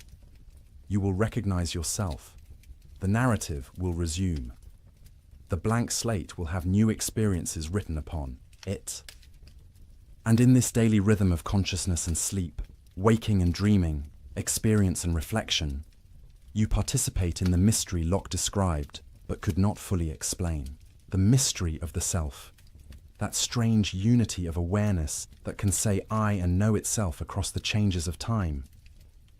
Locke's epistemology and his political philosophy come together here, in a vision of human existence as fundamentally open to new experiences that can change us, open to new ideas that can reshape our understanding, open to new social arrangements that can better secure our rights and promote our flourishing. The blank slate is not a finished portrait but an invitation.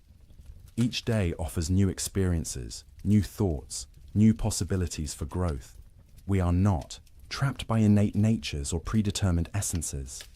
We are free within the limits of our circumstances to shape ourselves, to choose what values we will embrace, what kind of people we will become, what kind of society we will build. This freedom is both exhilarating and terrifying. Exhilarating because it means genuine choice, genuine responsibility, genuine possibility for improvement. Terrifying because it means we cannot blame our faults on immutable nature or divine decree. We are, in large measure, authors of ourselves. But we are not solitary authors. We exist in community with others, also free, also self-creating. And this creates both the need for political order and the possibility of genuine community. The social contract is not merely a limitation on freedom, but an expression of it, a mutual recognition of rights, a cooperative effort to build conditions in which all can flourish. Locke understood that humans are neither pure angels nor mere beasts. We are rational creatures capable of recognizing moral law, yet also passionate creatures capable of selfishness and cruelty. We are independent beings, with our own rights, yet also social beings who need others to survive and thrive. The challenge is to create institutions that channel our better nature while checking our worse impulses. This requires education, forming character and habits from childhood. It requires law, establishing clear rules and impartial enforcement. It requires culture, shared values and expectations that shape behavior beyond what law can reach. It requires vigilance, constant attention to whether institutions are serving their proper purposes or drifting toward tyranny. And it requires humility, recognition that we do not have all the answers, that our understanding is partial, that we must be willing to learn from experience and revise our beliefs when evidence demands it. This intellectual humility, this openness to revision, is perhaps Locke's most valuable legacy. In an age of dogmatism, he insisted on questioning. An age of absolute claims, he acknowledged limits. In an age of violent certainty, he counseled tolerance. Not because all beliefs are equally true, Locke was no relativist, but because we are fallible, our knowledge is imperfect, and the path to truth requires freedom to inquire, to debate, to test ideas against experience. As you drift now toward sleep, carry with you this Lockean wisdom. Your identity is not fixed but evolving, shaped by every experience, every choice, every moment of consciousness. Your knowledge, while real, is partial, built from the limited perspective of your particular experience, always open to expansion and correction. Your freedom is real but not unlimited, existing within a framework of natural law and social contract, respected by others to the degree you respect theirs. Tomorrow, you will wake as yourself, consciousness restored, memories intact, ready to receive new experiences that will continue to write upon the slate of your mind. You will face choices about what kind of person you want to become, what values you want to embrace, how you will use your freedom. You will participate in communities that shape you even as you shape them. You will contribute to the ongoing construction of a world in which rights are respected, reason is valued, and humans can flourish. All of this is part of the architecture of the self that Locke helped us understand. Not a finished building, but an ongoing construction. Not a static essence, but a dynamic process. Not a predetermined fate, but an open future. In the blank slate, Locke saw not emptiness, but potential. In experience, he saw not limitation, but opportunity. In consciousness, he saw not a substantial thing, but an active awareness, building itself through engagement with the world. In political order, he saw not oppression, but the possibility of genuine freedom secured through mutual agreement. These insights transformed the world. They made possible new forms of government, new understandings of education, new approaches to knowledge. They challenged inherited privilege and defended individual rights. They promoted tolerance and limited power. They elevated reason without dismissing faith. They honored both individual and community. The questions Locke asked remain our questions. How do we know what we know? What makes us who we are? What legitimizes authority? How much freedom should we have? What do we owe to others? How should children be raised? When is resistance to government justified? We may answer these questions differently than Locke did, informed by 3 more centuries of experience, enlightened about our own era's blind spots in ways Locke could not be about his. But we answer them within a framework of inquiry he helped establish, using methods he pioneered, honoring principles he articulated. The architecture of the self that Locke described is your architecture. The blank slate he hypothesized is, in some measure, your slate, written upon daily by sensation and reflection. The consciousness he analyzed is your consciousness, experiencing these very thoughts at this very moment, creating continuity across time through the binding power of memory. The natural rights he defended are your rights, inherent to your humanity, not granted by government but protected by it. The social contract he envisioned is the implicit agreement under which you live with others, mutual recognition of freedom within law. As consciousness fades, as sleep claims you gently, the self pauses but does not disappear.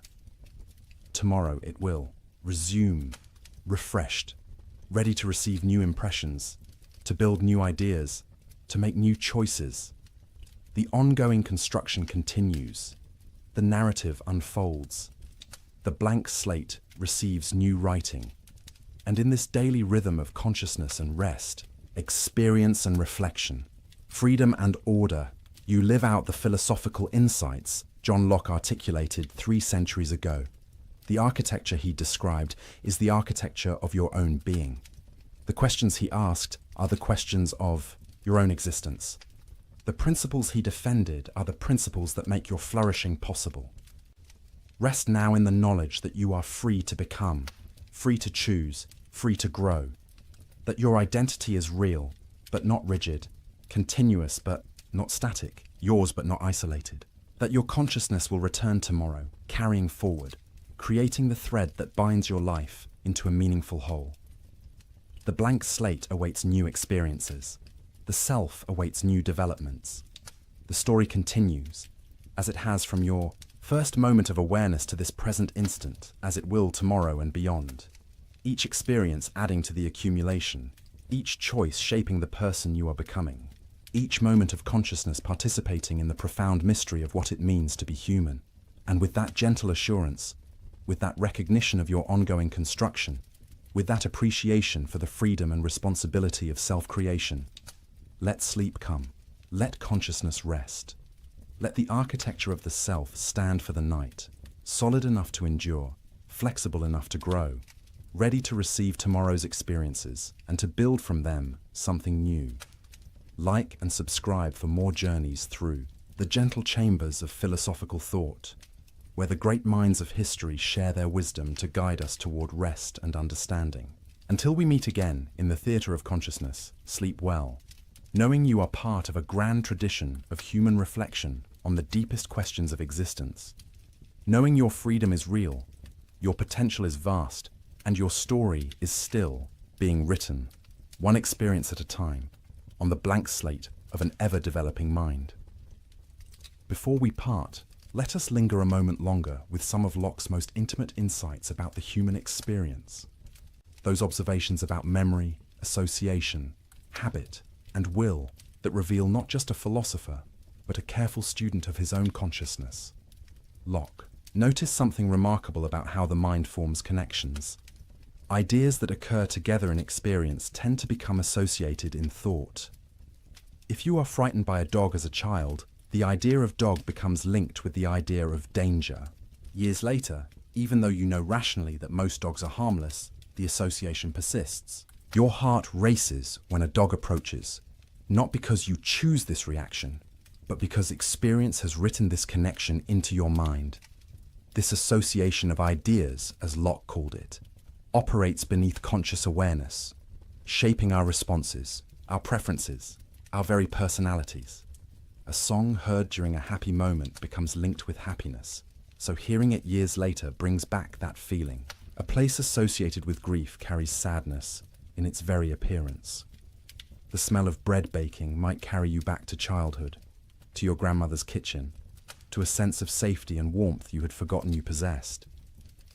These associations are powerful, and Locke warned they could be both beneficial and harmful. Good associations, formed through positive experiences, create healthy habits and pleasant emotions. But negative associations, especially those formed in childhood when the slate is freshest and impressions sink deepest, can haunt us for life. He told a story to illustrate this. A child, frightened by a foolish servant who connected darkness, with tales of goblins and spirits, might develop a lifelong fear of the dark. Not because darkness is truly dangerous, but because the association between darkness and terror was formed so early and so strongly that it cannot be easily erased. The grown adult, knowing intellectually that no goblins lurk in shadows, still feels the childish dread, the racing heart, the irrational fear, because experience wrote this connection when the mind was most receptive. This insight about association had profound implications for education and child rearing. Parents and teachers must be careful about what associations they allow to form. Never frighten a child unnecessarily. Never associate learning with punishment, lest the child come to fear knowledge itself. Never link religion with harshness, lest faith become associated with cruelty rather than love. Instead, create positive associations. Let learning be pleasurable. Let virtue be rewarded. Let the child associate good behavior with parental approval, moral action with happiness, knowledge with power and freedom. These early associations, Locke emphasized, shape character more than any explicit instruction. Tell a child 1,000 times that learning is valuable, but if every encounter with books brings punishment for fidgeting or boredom from poor teaching, the child will associate books with unpleasantness. The association speaks louder than the lecture. This is why habit is so important in Locke's moral psychology. Habits are repeated associations, patterns written so deeply into the mind through repeated experience that they become nearly automatic. The virtuous person is not someone who constantly struggles against temptation through willpower alone. Rather, virtue becomes habitual, a pattern of association where right action feels natural, comfortable, even pleasurable. How do we form good habits? Through repeated practice, starting young. A child who learns to control impulses, to delay gratification, to consider others' feelings through countless small experiences, gradually develops self-discipline as a habit. An adult who repeatedly chooses honesty, even when lying would be easier, gradually finds that honesty becomes second nature, the automatic response, the expected behavior. But Locke also recognized that bad habits, once formed, are difficult to break. This is why early education is so crucial. It is far easier to form good habits from the beginning than to replace bad habits later. The associations written on a fresh slate sink deep. Those written over existing associations must compete with what was written before. Yet Locke was not a complete determinist about habit. He believed in the power of reason and will to reshape even deeply ingrained patterns. An adult who recognizes a harmful association can, through conscious effort and repeated contrary experiences, weaken the old connection and form new ones. It is difficult, but possible. The mind that was shaped by experience can be reshaped by new experience, guided by rational reflection. This brings us to Locke's thoughts about freedom and the will, a topic he wrestled with at length and revised multiple times in successive editions of his essay. The question, are we free? And if so, what does freedom mean? Locke argued that the question itself is often poorly formed. People ask, is the will free? But this, Locke suggested, is like asking whether sleep is swift or virtue square. It applies a property to a thing that cannot have that property. Will is not the kind of thing that can be free or unfree. The will is simply the power to choose, to direct action toward or away from something based on desire or aversion. The real question is, are persons free? And here, Locke's answer was nuanced. A person is free when they can do what they will to do, when their actions follow from their choices without external compulsion or internal incapacity. If you want to raise your arm, and you can raise your arm, you are free in that respect. If you want to raise your arm but cannot because someone holds it down, you are not free. If you want to raise your arm but cannot because of paralysis, you are not free. But what about the will itself? Are we free to will what we will? Can we choose our choices? Here, Locke's answer becomes more complex. We do not, he argued directly, choose what we desire. Desires arise from our nature, our experiences, our associations, our current state. You do not decide to be hungry. Hunger arises. You do not choose to desire happiness. You simply do desire it by your nature as a conscious being. What we can choose is which desires to act upon. The will is the power to direct action based on desire. And crucially, we have the ability to suspend action, to pause before acting on a desire, to deliberate, to consider whether satisfying this desire will truly lead to happiness, or whether it might lead to greater pain. This power of suspension, this ability to step back and reflect before acting, is the essence of human freedom for Locke. Animals act on immediate desire. They see food, they are hungry, they eat. But humans can pause. They can ask, is this food good for me? Will eating it now prevent me from enjoying something better later? Does satisfying this appetite align with my long-term goals?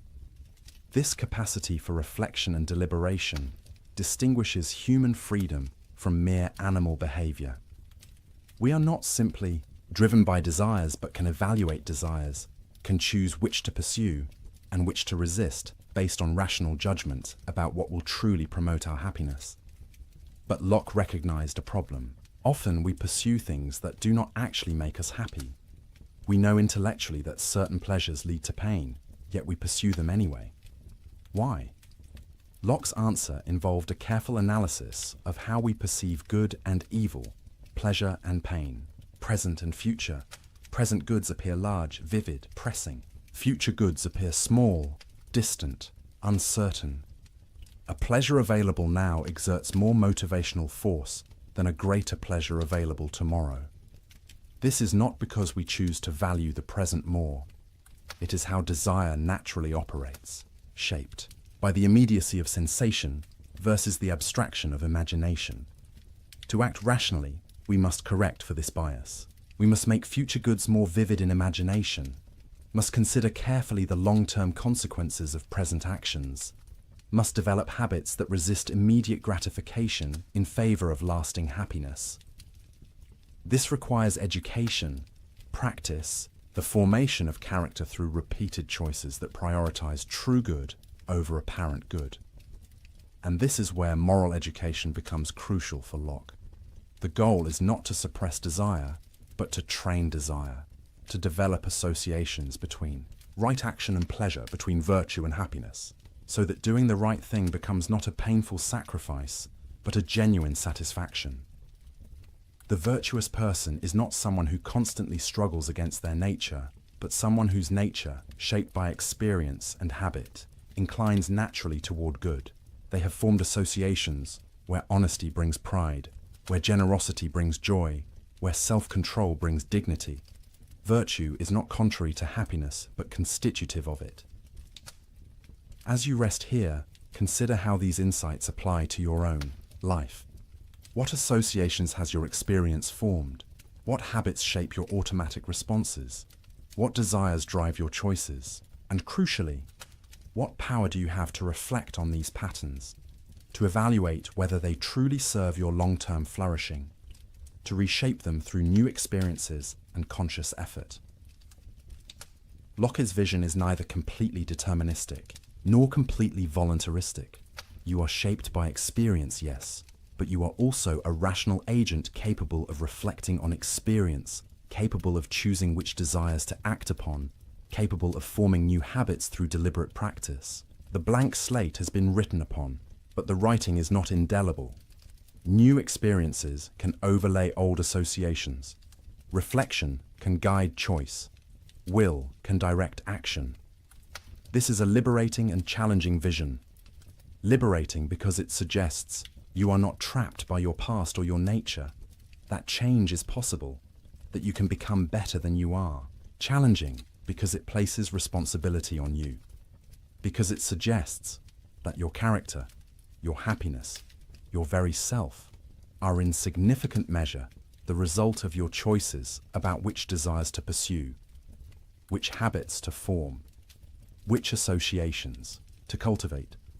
And this personal level of analysis connects back to Locke's political philosophy. Just as individuals must balance freedom with responsibility, desire with reason, present satisfaction with long-term flourishing, so must societies balance individual liberty with social order, personal rights with common good, the freedom to pursue happiness with the constraints necessary for everyone to have that same freedom.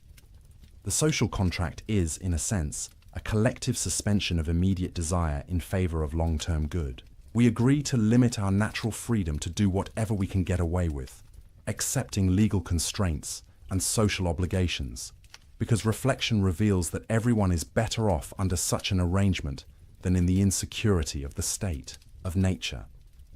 But this contract, like individual virtue, must be voluntary to be genuine.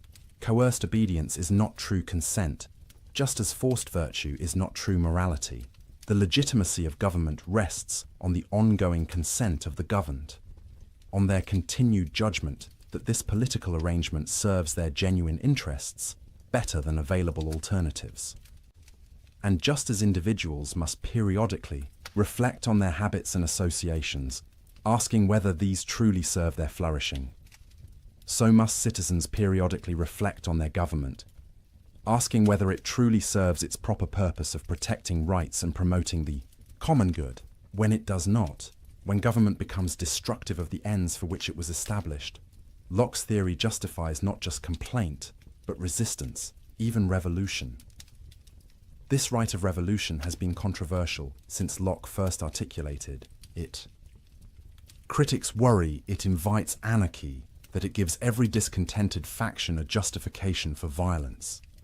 But Locke was not counselling revolution lightly or for trivial causes. He specified that revolution is justified only when there is a long train of abuses, a systematic pattern of rights violations, a clear demonstration that government has abandoned its proper purpose.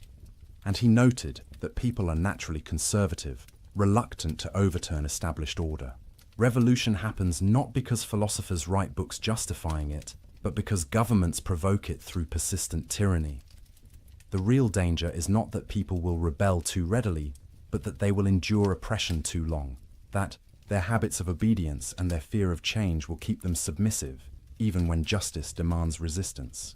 This tension between order and liberty, between stability and change, between tradition and reform, runs through all political life.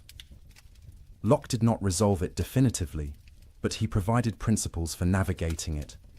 Respect for natural rights, consent of the governed, rule of law, separation of powers, tolerance of diversity, willingness to reform unjust institutions. These principles have been tested across centuries and found both powerful and imperfect. Powerful because they have inspired movements for freedom, enabled peaceful transfers of power, protected individuals from tyranny, created space for human flourishing. Imperfect because they have been applied selectively, invoked to justify as well as to oppose oppression, interpreted in contradictory ways. The work of building just societies, like the work of forming virtuous character, is never complete. New challenges arise, old solutions prove inadequate, principles must be reinterpreted. For changed circumstances, the blank slate of each new generation must be written upon with the accumulated wisdom of the past, while remaining open to the new insights of the present. Locke himself, despite his profound contributions, had blind spots we now see clearly. His acceptance of slavery, his limited toleration, his assumptions about property and gender, all reflect the prejudices of his time. Later generations have had to extend his principles beyond where he took them, to include those he excluded, to recognize rights he did not acknowledge, to build the more complete and consistent liberalism his own logic implied, but his own practice failed to achieve. This is not a failure of Locke's philosophy, but rather evidence of its power. The principles are strong enough to be turned against their author's own inconsistencies. The logic of natural rights, once unleashed, pushes toward ever greater inclusivity.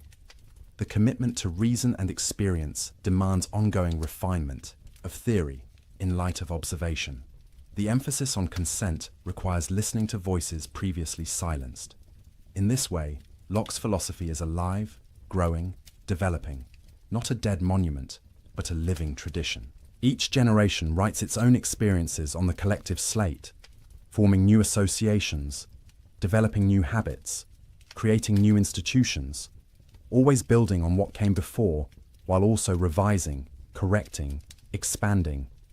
And you, lying here, on the threshold of sleep, are part of this ongoing story. The experiences you have, the choices you make, the character you form, the society you help create, all of these contribute to the great human project of building a world where freedom and order, rights and responsibilities, individual flourishing and common good can coexist and reinforce each other. This is Locke's legacy, not a finished system but a method, not dogma but questions, not certainty but the humble confidence that reason and experience, carefully applied, can guide us toward truth and justice, even if we never reach perfect understanding or perfect society. As consciousness dims and sleep approaches, let these thoughts settle gently. You are a self in process, shaped by experience yet capable of reshaping yourself. You are free within limits, able to choose yet influenced by associations and habits. You are an individual with rights, yet also a member of communities with obligations. You are rational yet also passionate, capable of wisdom yet prone to error, finite yet oriented toward transcendent goods. This is the human condition, as Locke understood it, neither angel nor beast, but something between. A rational animal, a political creature, a self-creating consciousness, an embodied soul, a bearer of rights and responsibilities, a blank slate being written upon by experience, even as you use reason, to guide which experiences you seek and how you interpret them. In sleep, this active process pauses, consciousness retreats, explicit self-awareness fades, the will relaxes its direction of attention. But the underlying continuity persists. The memories remain, ready to be accessed when consciousness returns. The habits endure, ready to shape tomorrow's choices. The associations sleep in the depths of mind, ready to influence perception and emotion when you wake. And in dreams, perhaps, the mind continues its work of association and reflection in different mode, freed from the constraints of waking logic, combining memories in novel ways, processing experiences, consolidating learning, perhaps even solving problems that baffled conscious deliberation. Locke himself was fascinated by sleep and dreams, seeing in them evidence for his theories about consciousness and identity. In dreamless sleep, consciousness is truly absent, yet we regard the sleeping person as the same individual who went to sleep. Why?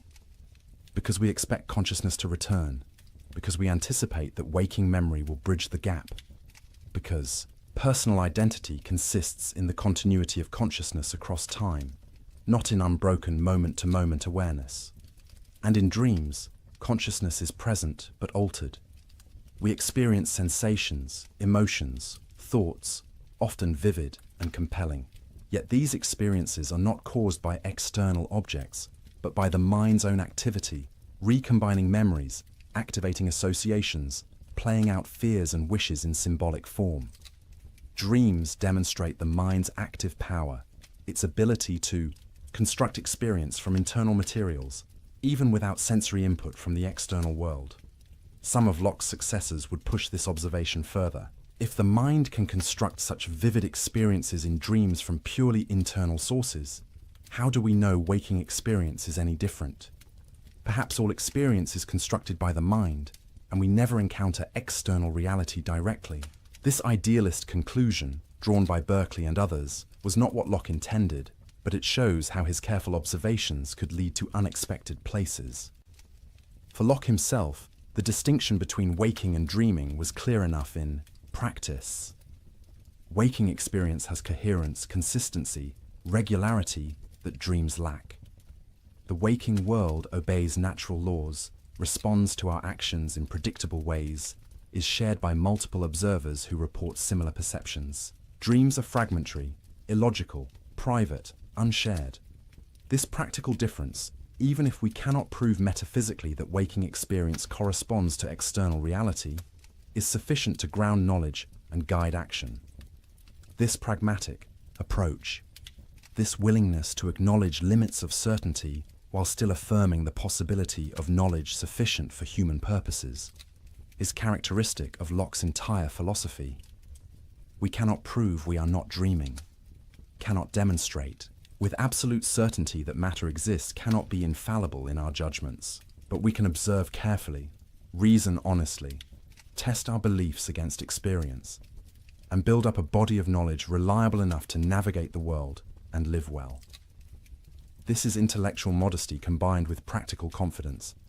We admit our limitations while still trusting our capacities. We acknowledge uncertainty while still making judgments. We remain open to correction while still committing to beliefs. This balance, this refusal of both dogmatic certainty and corrosive skepticism, is perhaps Locke's most valuable methodological contribution, and it applies not just to theoretical knowledge but to practical wisdom, to the art of living. We cannot know with certainty the best way to live, the perfect character to cultivate, the ideal society to build. But we can observe what tends to promote happiness and what tends to produce misery. We can experiment with different approaches, note the results, adjust our behavior accordingly. We can learn from the experience of others, from history, from diverse cultures and ways of life, extracting principles while remaining alert to context and variation. This experimental approach to ethics and politics, this willingness to treat human institutions not as sacred unchangeable structures, but as provisional arrangements subject to evaluation and reform, was radical in Locke's time and remains challenging today. It asks us to hold our convictions with what one modern philosopher called appropriate tentativeness, to be confident enough to act while remaining humble enough to learn. As the final veils of consciousness draw across awareness, as thought becomes dreamlike and dreamlike thought fades toward the darkness of deep sleep, carry with you this Lockean equanimity. You need not have all answers. You need not possess perfect certainty. You need not be finished becoming who you will be. It is enough to observe carefully, reflect honestly, choose consciously, and remain open to tomorrow's lessons. The self you are is not the self you will always be. The knowledge you possess is not all the knowledge available. The society you inhabit is not the only society possible. All is process, development, potential, possibility. The blank slate receives new writing daily. The architecture of the self rises higher, more complex, more beautiful, with each experience thoughtfully integrated, each choice consciously made, each habit deliberately cultivated. And in this process, you participate in something larger than yourself, the great human project of understanding and improvement that has continued across millennia and will continue long after you. Locke is one voice in this conversation, an important voice, a clarifying voice, but one among many. Others came before, building the foundations on which he stood. Others came after, developing his insights and correcting his errors. And still others will come, writing new chapters in the ongoing story of human self-understanding and self-creation. Your contribution to this story may seem small, private, insignificant. You are one person among billions, one consciousness among multitudes, one slate among countless others being written upon by experience. But Locke's philosophy suggests that each person matters, each consciousness is valuable, each bearer of natural rights has inherent dignity regardless of station or circumstance. In the leveling egalitarianism of the blank slate, in the universal accessibility of reason and experience, in the shared possession of natural rights, Locke found grounds for human equality that did not depend on pretending we are all the same or all equally developed. We are different in countless ways, shaped by different experiences, forming different associations, developing different characters. But we all began as blank slates. We all build knowledge from experience. We all possess the capacity for reason and reflection. We all have rights inherent to our humanity. We are all ends in ourselves, not merely means to others' purposes. This recognition of equal dignity combined with acknowledgement of actual differences remains politically and personally challenging. How do we honor both? How do we protect equal rights while also recognizing that people have different needs, different capacities, different contributions? How do we balance individual liberty with social responsibility? How do we preserve diversity while also maintaining shared commitments? Locke's answers to these questions were incomplete, as he acknowledged. He offered principles and methods rather than detailed blueprints. He trusted that rational people, observing carefully and reasoning honestly, would develop appropriate arrangements for their particular circumstances. What works in one context may not work in another. What serves one generation may need revision for the next. This trust in human reason and human learning, this confidence that we can improve our condition through thought and experiment, this refusal of fatalism and fixed hierarchies, all of this flows from the blank slate empiricism that Locke articulated. If we are shaped by experience, then we can be reshaped by new experience. If knowledge comes from observation, then new observations can yield new knowledge. If governments rest on consent, then they can be reformed when they lose that consent. This is the radical hope at the heart of Locke's philosophy, the conviction that human life can be better, that reason and freedom are real possibilities, that the future is not determined by the past, that each blank slate can be written upon, with better experiences leading to better characters, creating better societies. As you finally release consciousness, as sleep claims you fully, let this hope be your last waking thought. Tomorrow brings new experiences, new choices, new opportunities. The slate that is you will receive new writing. The self that is you will continue its construction. The story that is your life will unfold new chapters. And in all of this, you carry forward the great human capacity for rational freedom that Locke so carefully described and so passionately defended. Rest now in this knowledge. Rest in the certainty that you matter, that your experiences are real, that your choices have meaning, that your self is genuine even as it develops. Rest in the freedom to become, the responsibility to choose, the possibility of growth. Rest in the community of rational beings, past and present and future, all engaged in the great work of understanding and improving the human condition. The consciousness that says, I will return tomorrow. Memory will bind the moments into continuity. The self will resume its ongoing construction. But for now, let go. Let sleep do its restorative work.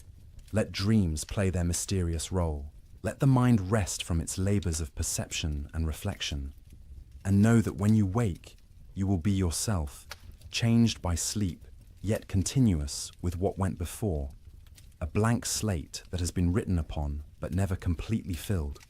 A story that continues. A self that evolves. A consciousness that returns from its nightly sojourn, ready to receive new experiences and to continue the great work of being human. Thank you for joining this exploration of John Locke's philosophy, this journey through the architecture of the self, this meditation on consciousness and freedom, knowledge and rights, experience and identity. If you found peace in these reflections, please consider subscribing to support this channel, helping these gentle philosophical explorations reach others seeking wisdom in the quiet hours. And let me know in the comments where in the world you are resting tonight, adding your voice to this global community of nighttime philosophers. Until we meet again in the theatre of consciousness, until thought returns and reflection resumes, until tomorrow's blank slate awaits tomorrow's experiences, sleep well, knowing you are free, you are valuable, you are becoming, always becoming, moment by moment, experience by experience, choice by choice, in the ongoing adventure of creating yourself and contributing to the great human project of building a world where all can flourish in freedom, dignity, and mutual respect. Good night, fellow travelers.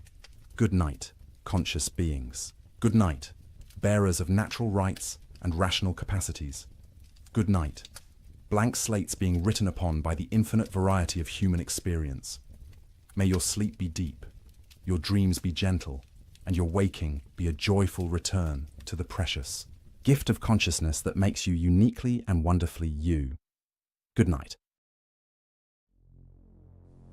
A simple question exposes every lie you've ever been told, every manipulation, every excuse for cruelty dressed up as necessity. The question is 300 years old, but the powerful still fear it. Because once you learn to ask it, you become impossible to deceive.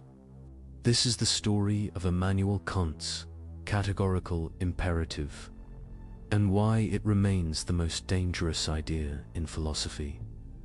For centuries, human beings have justified terrible actions with reasonable-sounding explanations. Everyone does it.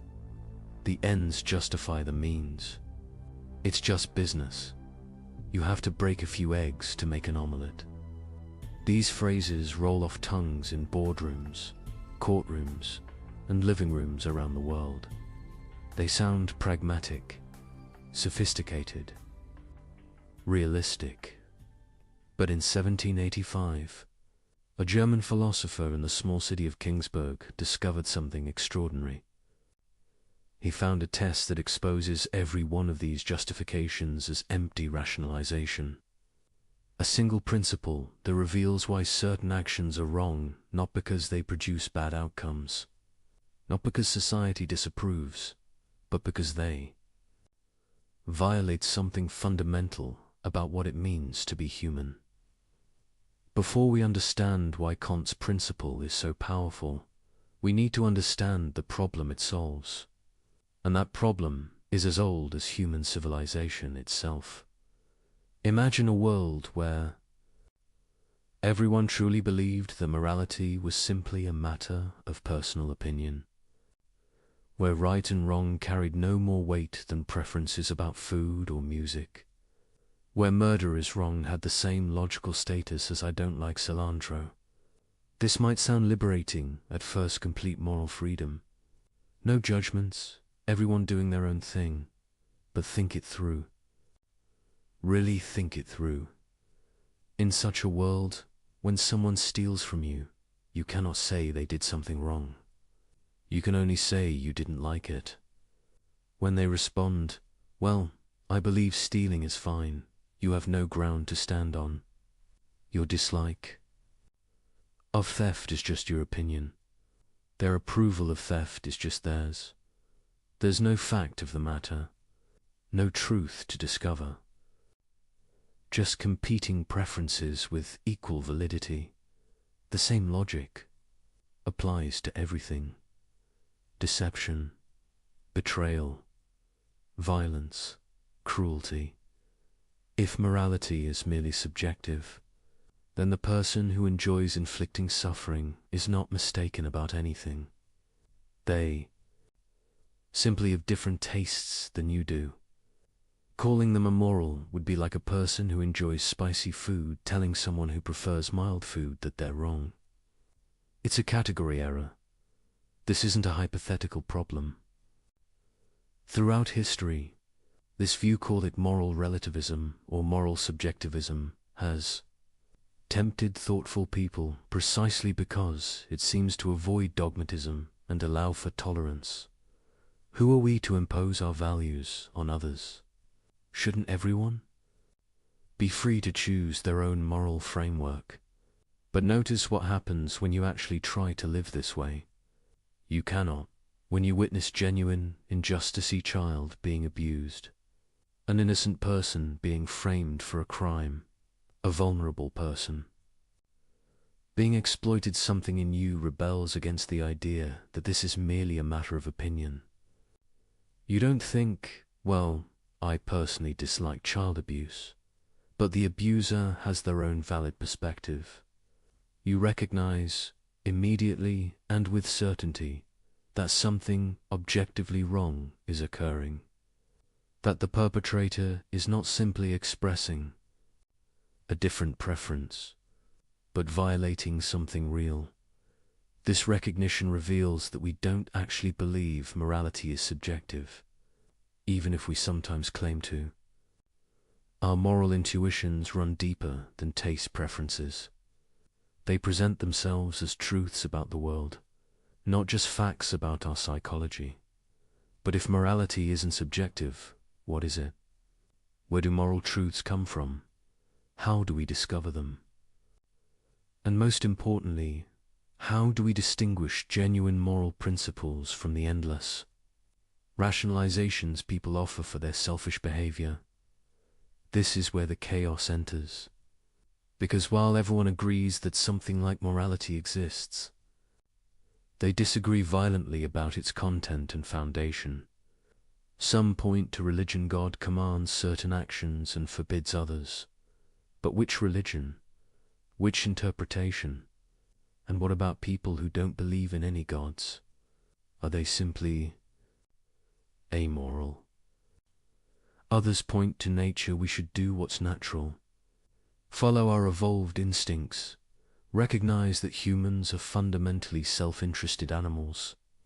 But this leads immediately to the problem that many natural impulses, aggression, dominance, tribalism, seem morally horrifying when examined closely. If we should follow nature, why shouldn't the strong dominate the weak? That's natural too. Still others point to consequences. An action is right if it produces good outcomes, wrong if it produces bad ones. This sounds reasonable until you start asking questions. Good outcomes? For whom? Over what time horizon? And who decides what counts as good? One person's benefit is often another person's harm. The landscape of moral philosophy before Kant was a battlefield of competing theories, each claiming to have found the foundation of ethics, each vulnerable to devastating objections. Religious ethics required faith in specific doctrines that not everyone shared. Natural law theories struggled to derive aught from is. Just because something is natural doesn't make it right. Consequentialist approaches led to counterintuitive conclusions where terrible acts could be justified if they produced enough benefit. But meanwhile, in everyday life, people offered an endless parade of justifications for questionable behavior. The merchant who cheated customers claimed, "Everyone does it, I'd be a fool not to." The official who accepted bribes argued, "The system is corrupt anyway, my personal integrity won't change that." The person who betrayed a confidence insisted, "I did it for their own good." Each excuse had a kind of surface plausibility. Each gestured toward some broader principle. But underneath, thinking people could sense something hollow. These weren't genuine moral reasoning. They were clever ways of giving yourself permission to do what you wanted anyway. This was the philosophical landscape when Kant began his work. A chaos of competing theories, none fully satisfying. A world where people knew moral truth existed but couldn't quite pin down what it was or where it came from. A situation where the clever could always find some justification for their actions. However terrible, Kant recognized that this problem wasn't just academic. It was existential. If human beings cannot distinguish genuine moral principles from sophisticated rationalization, then morality becomes nothing more than a word game. The person with the cleverest argument wins, regardless of whether their right, might makes right, or at least eloquence makes right. But Kant also recognized something else, something that would lead to his breakthrough. He saw that despite all their disagreements about the content of morality, almost everyone agreed on something fundamental. When we make moral judgments, we claim they're universal. When you say lying is wrong, you don't just mean I personally dislike lying. You mean that lying is wrong for anyone in relevantly similar circumstances. You're making a claim about reality, not just reporting your feelings. This universality is built into the very concept of moral judgment. It's what distinguishes saying murder is wrong from saying I don't like asparagus. The latter is explicitly about me and my preferences. The former is about everyone, a claim that holds regardless of what any individual thinks or feels. And this universality, Kant realized, was the key to everything. Immanuel Kant was 57 years old when he published the groundwork of the Metaphysics of Morals in 1785. He had spent decades thinking about the nature of knowledge, reality, and human reason. His previous work, The Critique of Pure Reason, had revolutionized epistemology by showing how the human mind actively structures experience rather than passively receiving it. Now he turned his revolutionary method to ethics, and what he had discovered would change moral philosophy forever. Kant's breakthrough came from a simple observation about what we actually mean when we make moral judgments. Not what we should mean, not what would be convenient or useful to mean, but what we actually, inevitably do mean whenever we use moral language. When someone says, "You shouldn't have lied to me," they're not making a prediction about consequences. They're not saying, "Lying to me produced outcomes I dislike." They're saying something much stronger. Lying was wrong. You had an obligation not to do it. This obligation existed before you lied, would have existed even if I never found out, and would exist for anyone else in similar circumstances. This is a very specific kind of claim. Its categorical meaning, it applies regardless of what anyone wants or desires. It's not conditional on achieving some goal.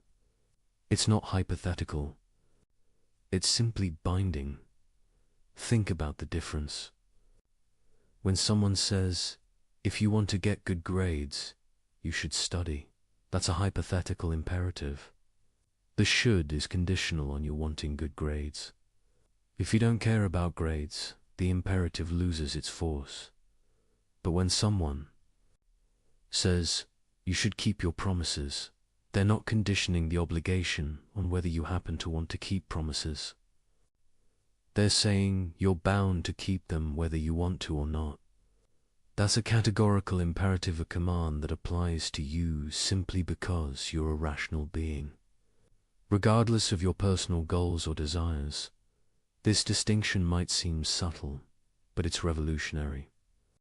Because once you see it, you realize that most attempted justifications for immoral behavior try to smuggle hypothetical imperatives into places where only categorical ones belong.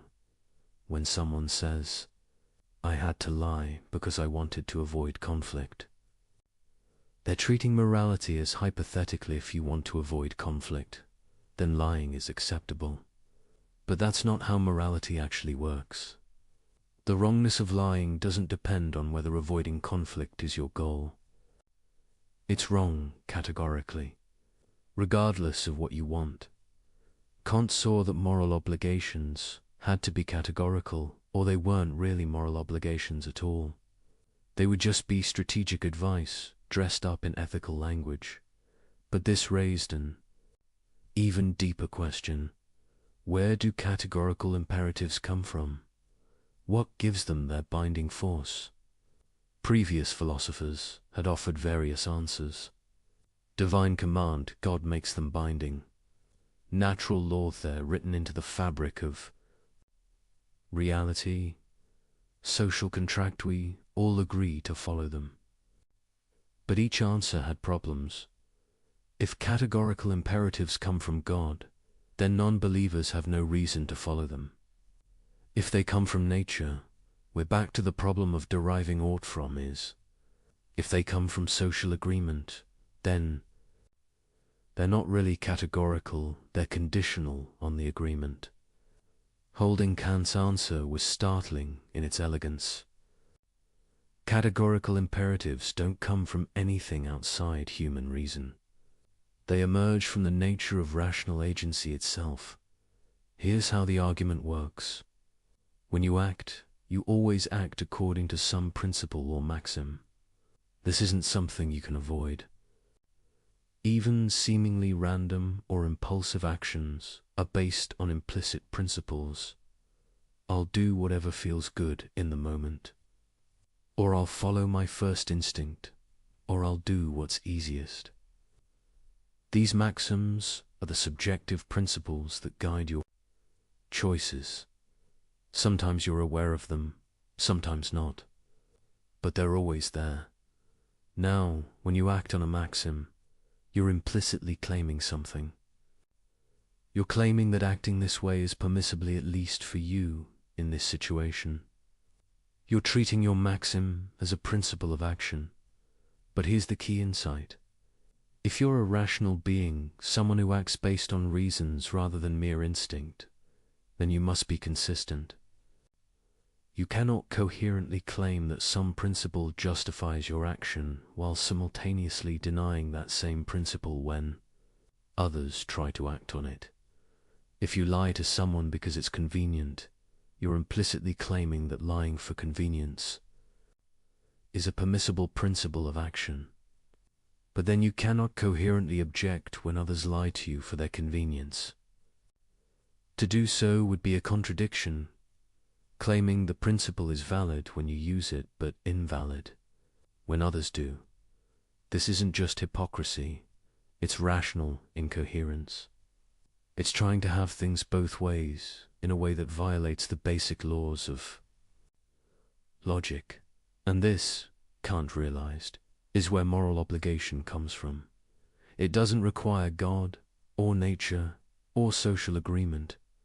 It emerges from what's required for rational agency itself to be possible. When you act, you must act on maxims. When you act on maxims, you must be able to will them as universal principles, principles that anyone in similar circumstances could follow. If you cannot do this without contradiction, then the maxim is morally impermissible. If you can, it's permissible. If you must, it's obligatory. This is why morality is categorical. It's not imposed from outside. It's not a constraint on your freedom. It's the internal requirement of rational action itself. To be a rational agent adult to act for reasons rather than mere impulse. Just as to be bound by moral principles. Kant had found something remarkable. He'd shown that morality isn't arbitrary, isn't culturally relative, isn't dependent on what anyone happens to want. It's built into the structure of rationality itself. To deny moral obligation is to deny that you're a rational being. And to deny you're a rational being is to undermine any claim you might make, including the claim that morality doesn't exist. But there was more. Because if this is where moral obligation comes from, then it tells us something profound about what moral actions look like. Most people, when asked why they do the right thing, will point to something outside themselves, because God commands it, because society expects it, because I'll be punished otherwise, because it benefits me in the long run. These might all be good motivations in their own way, but Kant realized they're not truly moral motivations. Why? Because they make morality conditional. They reduce it to a means to some other end. And whenever you treat morality as a means to something else, you open the door to abandoning it when it no longer serves that end. If you're honest because honesty benefits you, then you'll be dishonest when dishonesty benefits you more. If you keep promises because you fear punishment, you'll break them when you can get away with it. If you help others because it makes you feel good, you'll stop helping when it becomes emotionally costly. True moral action, Kant argued, must be done from duty itself, not duty as an external constraint, but duty is the recognition of what rational consistency requires. You act morally because reason shows you this is what you must do to remain coherent as a rational agent. This might sound cold or mechanical, but it's actually the opposite. When you act from duty in this sense, you're expressing your highest nature as a rational being. You're not being controlled by desire or fear or social pressure. You're acting from principle, from reason itself. And this, Kant realized, is what makes human beings special, what gives them dignity rather than mere value, what makes them ends in themselves rather than mere means. An animal acts from instinct. A programmed machine acts from its code. But a rational agent acts from self-given principles. This capacity for autonomy, for giving laws to yourself through reason, is the source of all moral worth. When you act morally, you're not obeying some external authority. You're legislating for yourself. You're being autonomous in the deepest sense. And this autonomy is precisely what the moral law protects and demands. This was Kant's revolutionary insight. Morality isn't imposed on rational beings from outside. It's what rational agency itself requires. The moral law and the law of reason are the same thing.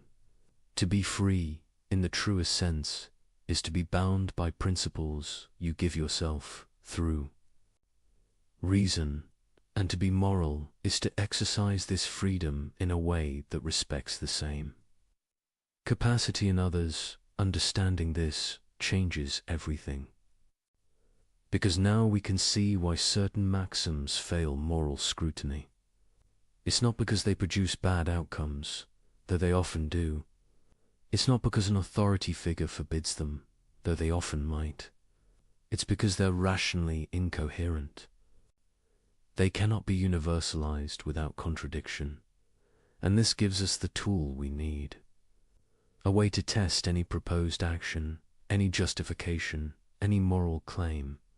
A principle that cuts through complexity and rationalization to expose the underlying truth. Kant called it the categorical imperative.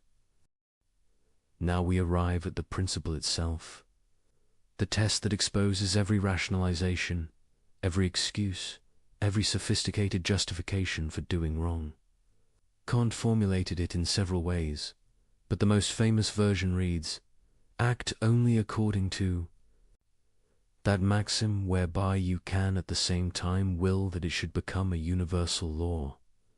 Let's break this down, because every word matters. Act only according to that maxim. A maxim is your subjective principle of action. It's the rule you're following when you do something. Sometimes it's explicit, I will always tell the truth. Sometimes it's implicit, I'll lie when it benefits me. But every action has one. The maxim isn't just the action itself. It includes your reason for acting. I will lie isn't a complete maxim. I will lie to avoid embarrassment is. I will lie to protect someone from harm is another. Same action, different maxims. And the moral evaluation depends on the maxim, not just the behavior. This is crucial, because it means you can't game the system by describing your action in favorable terms while ignoring your actual motivation. The maxim captures what you're really doing and why. ... whereby you can, at the same time will... This is where it gets interesting. Kant isn't asking whether you do will it, or whether you'd like to will it. He's asking whether you can will it without contradiction, whether it's rationally possible. Think of it like a logical consistency test. Can this principle operate in all cases without undermining itself? Or does it depend on others not following it? That it should become a universal law. Universal means applying to everyone in relevantly similar circumstances. A law means a principle that holds necessarily, not just contingently. So the test asks, can you coherently will that everyone, when in circumstances like yours, acts according to the same principle you're following? Not would you prefer they did, but can you rationally will it without contradiction? Let's see how this works with concrete examples. Consider lying. Suppose your maxim is, I will make false promises when it helps me get what I want. Now apply the universalization test. Can you will that everyone follows this maxim? That whenever someone wants something, they can make promises they have no intention of keeping? Here's where it breaks down. If everyone made false promises whenever convenient, the entire practice of promising would collapse. No one would believe promises anymore. The institution itself would dissolve. But notice your maxim depends on other people believing promises. You're trying to exploit their trust. You're relying on the general practice of promise-keeping existing, while simultaneously acting to undermine it. This is the contradiction. You cannot coherently will your maxim as universal law, because doing so would destroy the very conditions that make your maxim effective. You're trying to make an exception for yourself, while depending on others not making exceptions for themselves. This isn't a contradiction in consequences, though those would be bad. It's a contradiction in conception. The maxim, when universalized, undermines its own possibility. It's like sawing off the branch you're sitting on. Kant called this a contradiction in conception, and it marks actions that are strictly forbidden. You cannot universalize the maxim even in thought without logical incoherence. But there's another type of failure, more subtle. Consider refusing to help others in distress. Your maxim might be, I will never help anyone who needs assistance, and I will rely entirely on my own resources.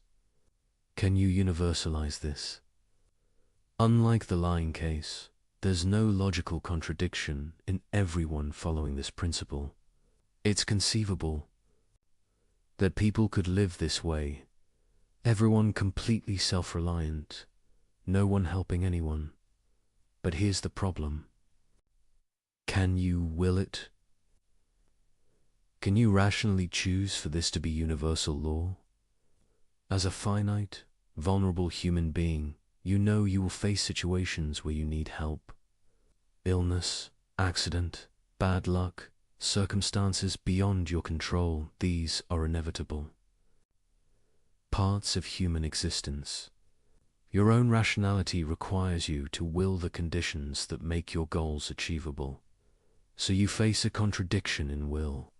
You cannot coherently will both, that you pursue your rational ends as a finite being, and that no one ever helps anyone. To will the second is to will the frustration of the first. This isn't about predicting consequences or calculating benefits. It's about what you can rationally will without self-contradiction. And you cannot will conditions that make your own rational agency impossible. Kant called this a contradiction in will, and it marks actions that are imperfect due to things you're obligated to do, though with some latitude in how and when. The beauty of this test is its simplicity and power. You don't need to calculate outcomes, consult religious texts, or survey what society approves. You just need to think clearly about whether you can universalize your maxim without contradiction. But people often try to evade the test through clever reformulation of their maxims. They make them so specific that they don't seem to apply to anyone else. I will lie when my name is John and it's raining on a Tuesday in March and I'm wearing blue socks. Well, That's so specific it only applies to me right now. Surely I can universalize it. But this is cheating. The maxim must include genuinely relevant features of your situation, not arbitrary details designed to make it unique. What makes your circumstances different isn't your name or the whether it's morally relevant factors. Like whether you're protecting someone from harm or just avoiding embarrassment. The test requires honesty with yourself. You have to formulate your maxim in terms of features that actually matter to your moral reasoning, not accidental details that make your case seem special. Another evasion, but everyone does it. The fact that many people violate a moral principle doesn't make the principle invalid. It just means many people are acting wrongly. Universalization isn't about what people actually do. It's about what can be rationally willed as a universal law. Still another, what if I'm in an unusual situation? Kant isn't naive. He knows life presents complex cases. But complexity doesn't eliminate obligation. It just makes discernment more difficult. The categorical imperative doesn't provide automatic answers to every dilemma. It provides a test for evaluating your reasoning. And here's something crucial that people often miss. The categorical imperative isn't about predicting what would happen if everyone acted that way. It's about whether you can rationally will it. Suppose I want to become a concert pianist. Can I will that everyone becomes a concert pianist? Well, if everyone did, there'd be no farmers, doctors, builders. Society would collapse. So does this mean pursuing music is immoral? No, because the maxim isn't everyone should be a pianist. It's I will develop my talents in ways that contribute to human flourishing. That's perfectly universalizable. Everyone developing their particular talents in beneficial ways is not only coherent, but desirable. The test requires you to think carefully about what principle you're actually following, not to apply mechanical rules that ignore context. Similarly, the categorical imperative doesn't demand moral perfection in every moment. It demands that your maxims be universalizable. You can pursue personal projects, have preferences, live your life so long as your principles of action could be rationally willed as universal laws. What you cannot do is make exceptions for yourself. You cannot claim that the rules that apply to others don't apply to you simply because you're you. You cannot exploit others' moral behavior while refusing to be moral yourself. This is why the categorical imperative is so powerful against manipulation and exploitation. Because manipulators always depend on asymmetry. They lie while requiring others to tell truth. They break promises while requiring others to keep theirs. They use people as means while insisting on being treated as ends. The universalization test exposes this asymmetry immediately. It forces you to acknowledge that if your principle is valid for you, it must be valid for everyone. And if you cannot accept it being valid for everyone, then it's not actually valid for you either. This is the weapon Kant gives us. Not a list of rules to memorize, but a test for evaluating any proposed action. A way to see through rationalizations to the underlying logical structure. When someone tells you why their questionable behavior is justified, translate it into a maxim. Then ask, can this be universalized? Can everyone in similar circumstances follow this principle without contradiction? If not, you've found the flaw.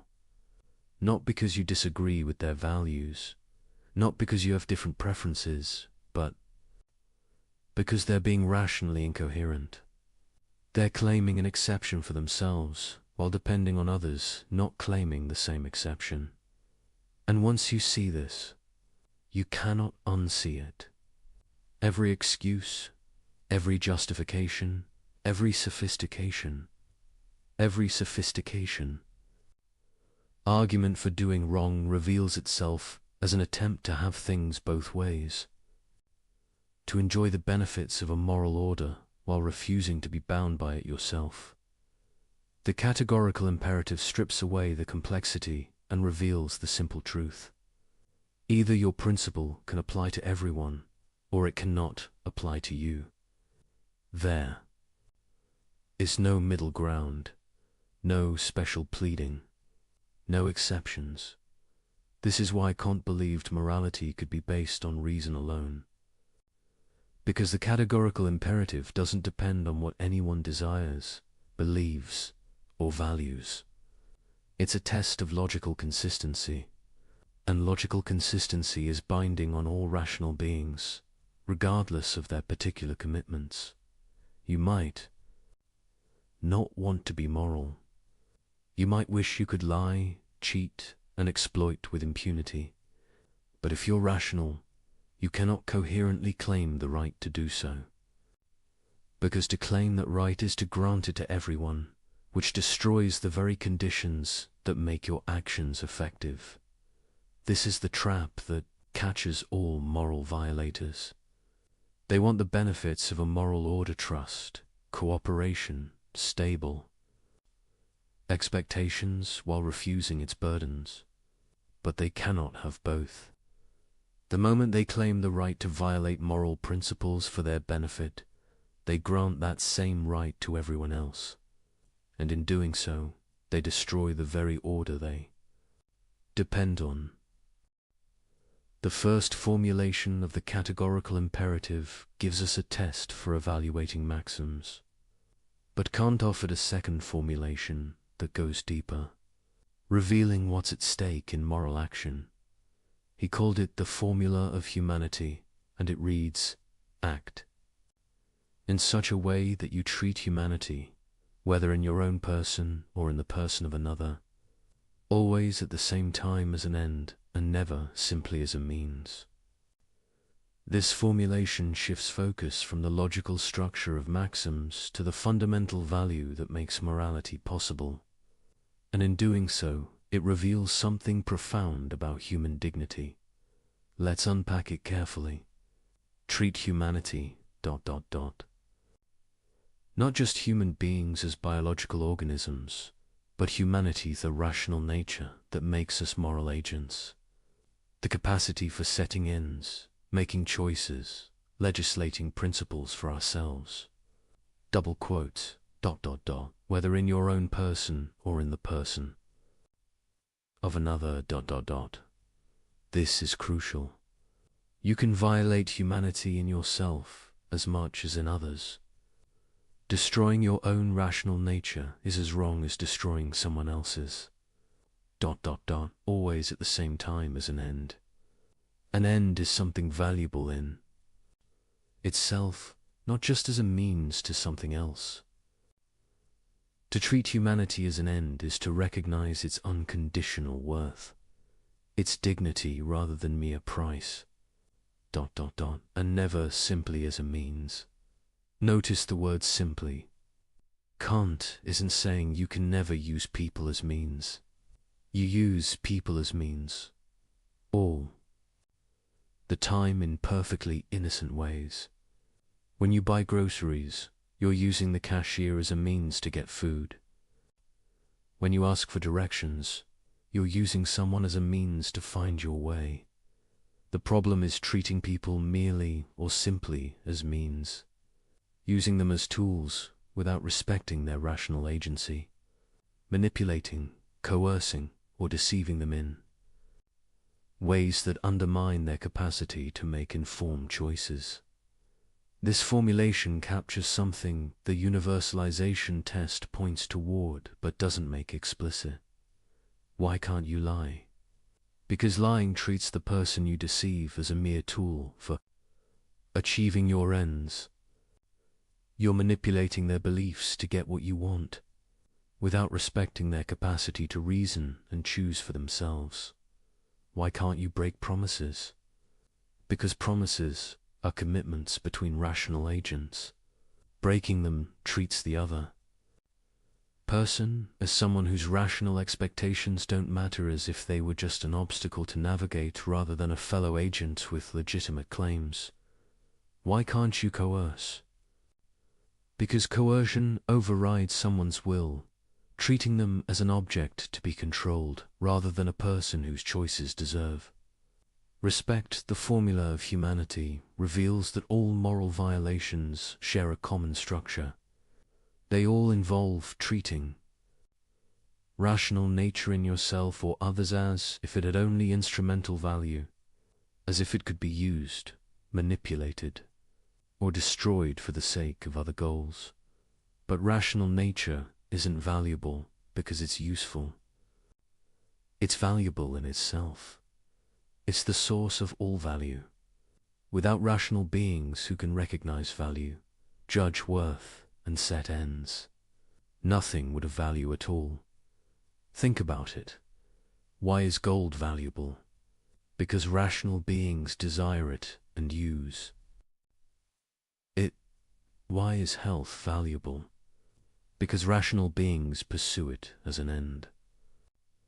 Everything else in the universe has value only in relation to rational beings who can care about it, pursue it, use it for purposes.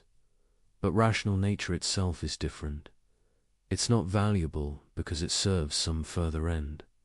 It's valuable because it's the condition of anything having value at all. It's what Kant called an end in itself, something with absolute rather than conditional worth.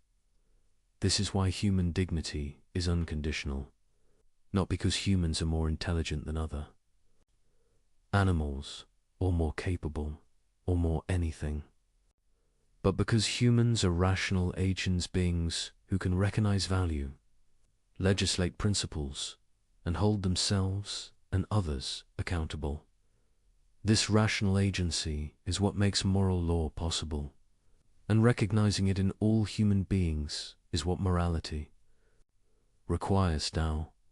The formula of humanity and the universalization test are meant to be equivalent.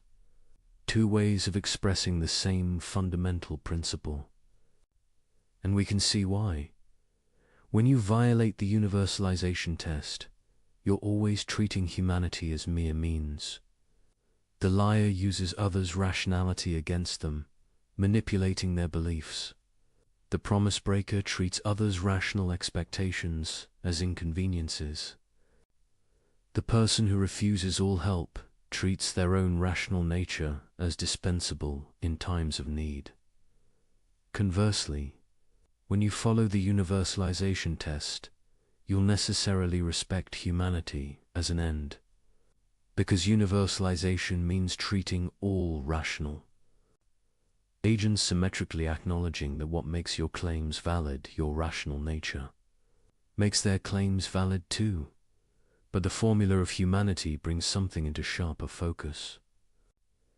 It emphasizes that morality isn't just about following rules. It's about recognizing and respecting value, the unconditional worth of rational agency. This has practical implications. It means moral action isn't about grudging compliance with obligations. It's about appreciating what's genuinely precious and acting accordingly. When you keep a promise, you're not just following a rule. You're respecting the rational nature of the person you made the promise to, acknowledging that their plans and expectations matter because they're a rational agent. When you tell the truth, you're not just avoiding lying. You're respecting others' capacity to reason and choose for themselves based on accurate information. When you help someone in distress, you're not just fulfilling a duty. You're recognizing that their rational agency, their capacity to pursue ends, deserves support when it's threatened. The formula of humanity also explains why certain acts seem especially heinous. Torture, slavery, rape, these aren't just violations of the universalization test. They're profound assaults on human dignity itself. Torture treats a person as nothing but a source of information, denying their status as an end in themselves. Slavery treats a person as property, as if rational agency could be owned. Rape treats a person as an object for sexual gratification, completely overriding their will and agency. These acts don't just break moral rules, they attack the very thing that makes morality possible, the rational nature that gives humans their dignity. And notice, the formula of humanity protects you as much as others. You cannot treat your own humanity as mere means either. This rules out self-destructive behavior that damages your rational capacities, addiction that undermines your ability to choose freely, degradation that corrupts your moral judgment. Even suicide, in Kant's view, treats your rational nature as dispensable, as if it could be destroyed for the sake of escaping suffering. You might disagree with some of Kant's specific conclusions here. The point isn't that his every application was perfect. The point is the principle. Your rational nature is precious. You owe it respect. You cannot justifiably destroy or corrupt it, any more than you can destroy or corrupt someone else's.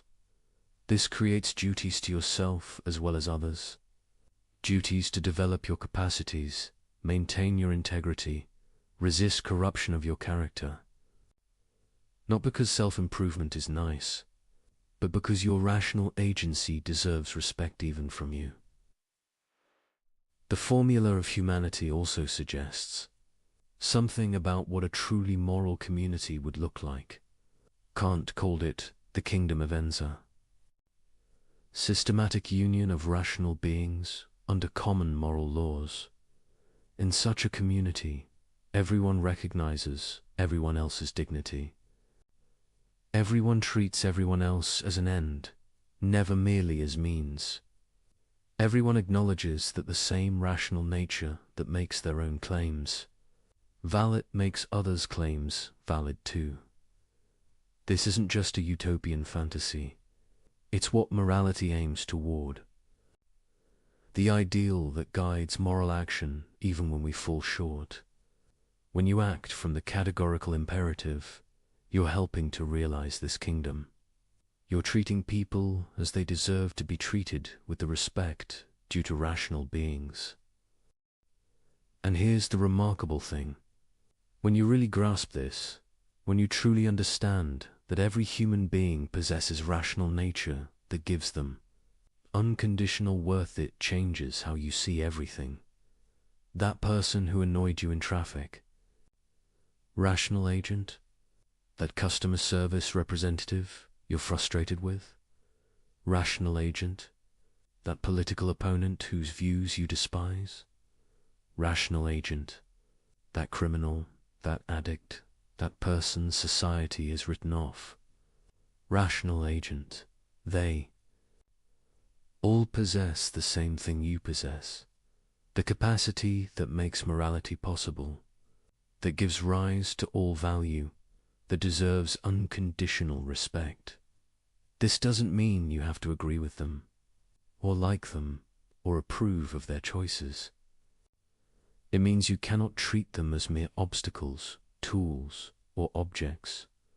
You must engage with them as fellow, rational beings, even when correcting or constraining their behavior.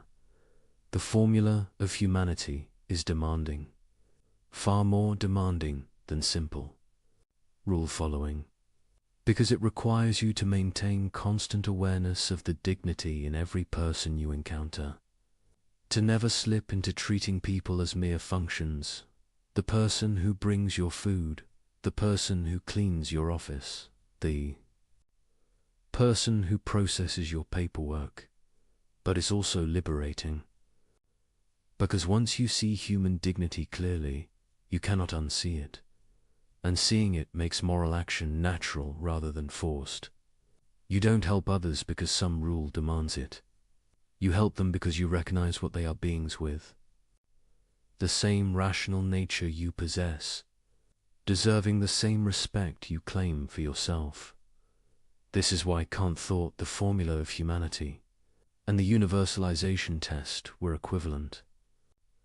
They're two ways of expressing one truth. Rational nature is the source and limit of all moral claims. To be rational is to recognize this truth. To be moral is to act on it. And to fail to act on it, to treat people as mere means, to violate their dignity. To claim exceptions for yourself is not just to break rules. It's to deny the very thing that makes you valuable, to saw through the branch you're sitting on, to destroy the foundation of your own worth while claiming that worth. For yourself, this is the deeper reason why immoral action is irrational. Not just because it fails the universalization test, but because it violates what you implicitly affirm every time you claim your own dignity, assert your own rights, or demand respect from others. You cannot coherently claim dignity for yourself while denying it to others. You cannot demand to be treated as an end while treating others as mere means. The rational nature that gives you worth is the same rational nature that gives them worth. And recognizing this, truly recognizing it, changes everything. Now we turn to application. Armed with the categorical imperative, we can examine the most common justifications people offer for questionable behavior. And we begin with perhaps the most universal: lying. It's just a white lie. It doesn't hurt anyone. You've heard this. You've probably said it. We all have. Someone asks if you like their haircut. You think it's terrible, but you say it looks great. What's the harm? You spared their feelings. You avoided awkwardness. Everyone does it. But let's apply Kant's test. What's the maxim here? I will deceive others when telling the truth would cause minor discomfort or social awkwardness. Can this be universalized? Can you will that everyone follows this principle? At first glance, it seems fine. If everyone told white lies to spare feelings, wouldn't that make social life smoother? Less conflict, less hurt, more harmony. But look closer. If everyone lies to avoid discomfort, what happens to communication itself? When someone compliments you, you can no longer trust it. Maybe they mean it, maybe they're just being polite. When someone agrees with you, you don't know if they actually agree or are avoiding disagreement. When someone says they'll do something, you can't be certain they actually intend to. The entire fabric of linguistic trust begins to unravel. And notice your white lie only works because most people still generally tell the truth. You're exploiting their honesty. You're depending on others maintaining the practice of truthful communication while you make an exception for yourself. This is the characteristic structure of moral failure. The liar needs truth-telling to exist as a general practice, or their lies would have no effect. But their lying, if universalized, would destroy that very practice. But surely, someone objects.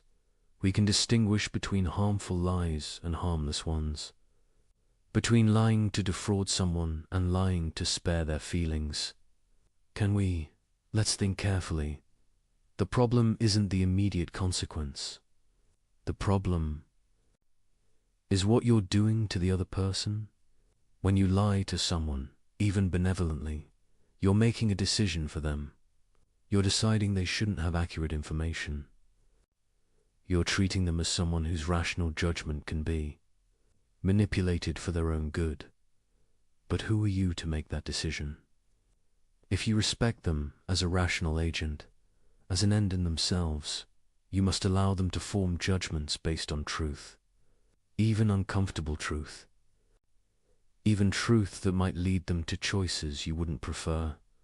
To lie to them even kindly is to treat them as a child, as someone whose rationality needs to be managed rather than respected. It's fundamentally paternalistic, assuming you know better than they do what information they should have. Kant goes further. He argues that lying undermines your own dignity, not just others. When you lie, you corrupt your own character.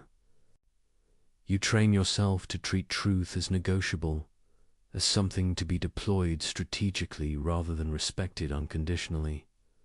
Over time, this corrodes your moral judgment. You become someone who asks, "Can I get away with this?" rather than, "Is this right?" You lose the clarity that comes from unconditional commitment to truth. But what about lying to save a life? This is the famous challenge to Kant. Suppose someone is hiding in your home, fleeing from someone who wants to murder them. The would-be murderer knocks on your door and asks if you're hiding anyone. Do you lie? Common sense screams yes. How? Could telling the truth possibly be right when a life is at stake? Kant's answer shocked his critics then and shocks people now. He said you must not lie, not even here, not even to save an innocent life. Many people think this proves Kant's ethics is absurd, that it leads to monstrous conclusions, that any moral theory producing such results must be rejected. But before we dismiss him, let's understand his reasoning. Kant isn't saying you must tell the murderer where the victim is. He's saying you cannot lie. These aren't the same thing. You could refuse to answer. You could say, "I'm not telling you that." You could physically prevent the murderer from entering, but you cannot deceive. Why not? Because the moment you grant yourself permission to lie even for the best reasons, you've abandoned the categorical imperative. You've made truth-telling conditional rather than absolute. You've decided that there are circumstances where deception is permissible, and once you've done that, where do you stop? If you can lie to save a life, can you lie to prevent serious harm? Can you lie to avoid major financial loss? Can you lie when the truth would be very inconvenient? Every liar thinks their situation is special, their reasons compelling. The business person lying to close a deal thinks their company's survival justifies it. The politician lying to voters thinks maintaining power for the right policies justifies it. The person lying to their spouse thinks preserving the relationship justifies it. Once you abandon the categorical imperative in favor of consequentialist calculation, you have no principled way to limit deception. You're just negotiating how much truth can be sacrificed for your goals. Kant saw this clearly. Either truth-telling is a categorical imperative, or it isn't. Either you respect the dignity of rational agents by never deceiving them, or you treat deception as a tool to be deployed when useful. There's no stable middle ground. You might still disagree with Kant's conclusion about the murderer case. Many thoughtful people do, but notice what disagreeing requires. You have to abandon the idea that morality is categorical. You have to accept that moral principles have exceptions, that duty is conditional, that the rightness of action depends on circumstances and outcomes. Maybe that's correct. Maybe morality is fundamentally consequentialist. But then you've given up what Kant was trying to preserve, the idea that moral obligations are absolute, that human dignity is unconditional, that some things are simply wrong regardless of results. And if you give that up, you're back to the problem Kant was trying to solve. Because now every moral claim is just a prediction about consequences. Every principle is just a rule of thumb. Every obligation is just a suggestion that holds until circumstances change. The liar's excuse in all its forms, from white lies to strategic deceptions, rests on making truth conditional, on deciding that honesty matters, except when it doesn't. That you should tell truth unless you have good enough reason not to, but good enough according to whom? Judged by what standard? If you allow exceptions, you allow everyone to judge their own case. And humans are remarkably good at convincing themselves their situation is exceptional. Kant's absolutism about truth-telling isn't arbitrary rigidity. It's the recognition that once you start making exceptions, you've lost the categorical imperative entirely. You've reduced morality to sophisticated rationalization, where the clever can always find some justification for doing what they wanted anyway. The test is simple. When you're considering lying, ask yourself, can I will that everyone in my situation would lie? Can I will that deception is permissible whenever someone judges truth would produce bad results? If you answer honestly, you'll see the problem. You're claiming a right you cannot universalize. You're treating your judgment as special, your situation as uniquely deserving of exception.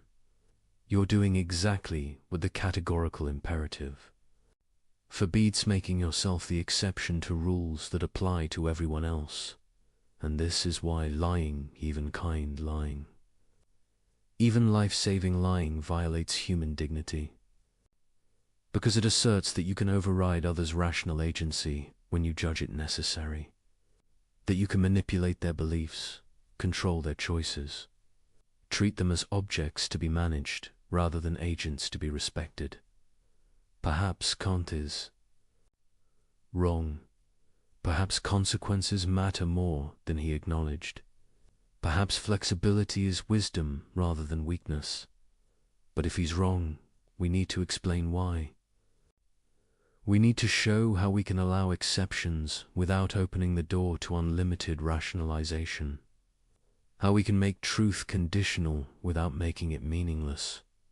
How we can respect human dignity while sometimes deceiving people for their own. Good. These are hard questions.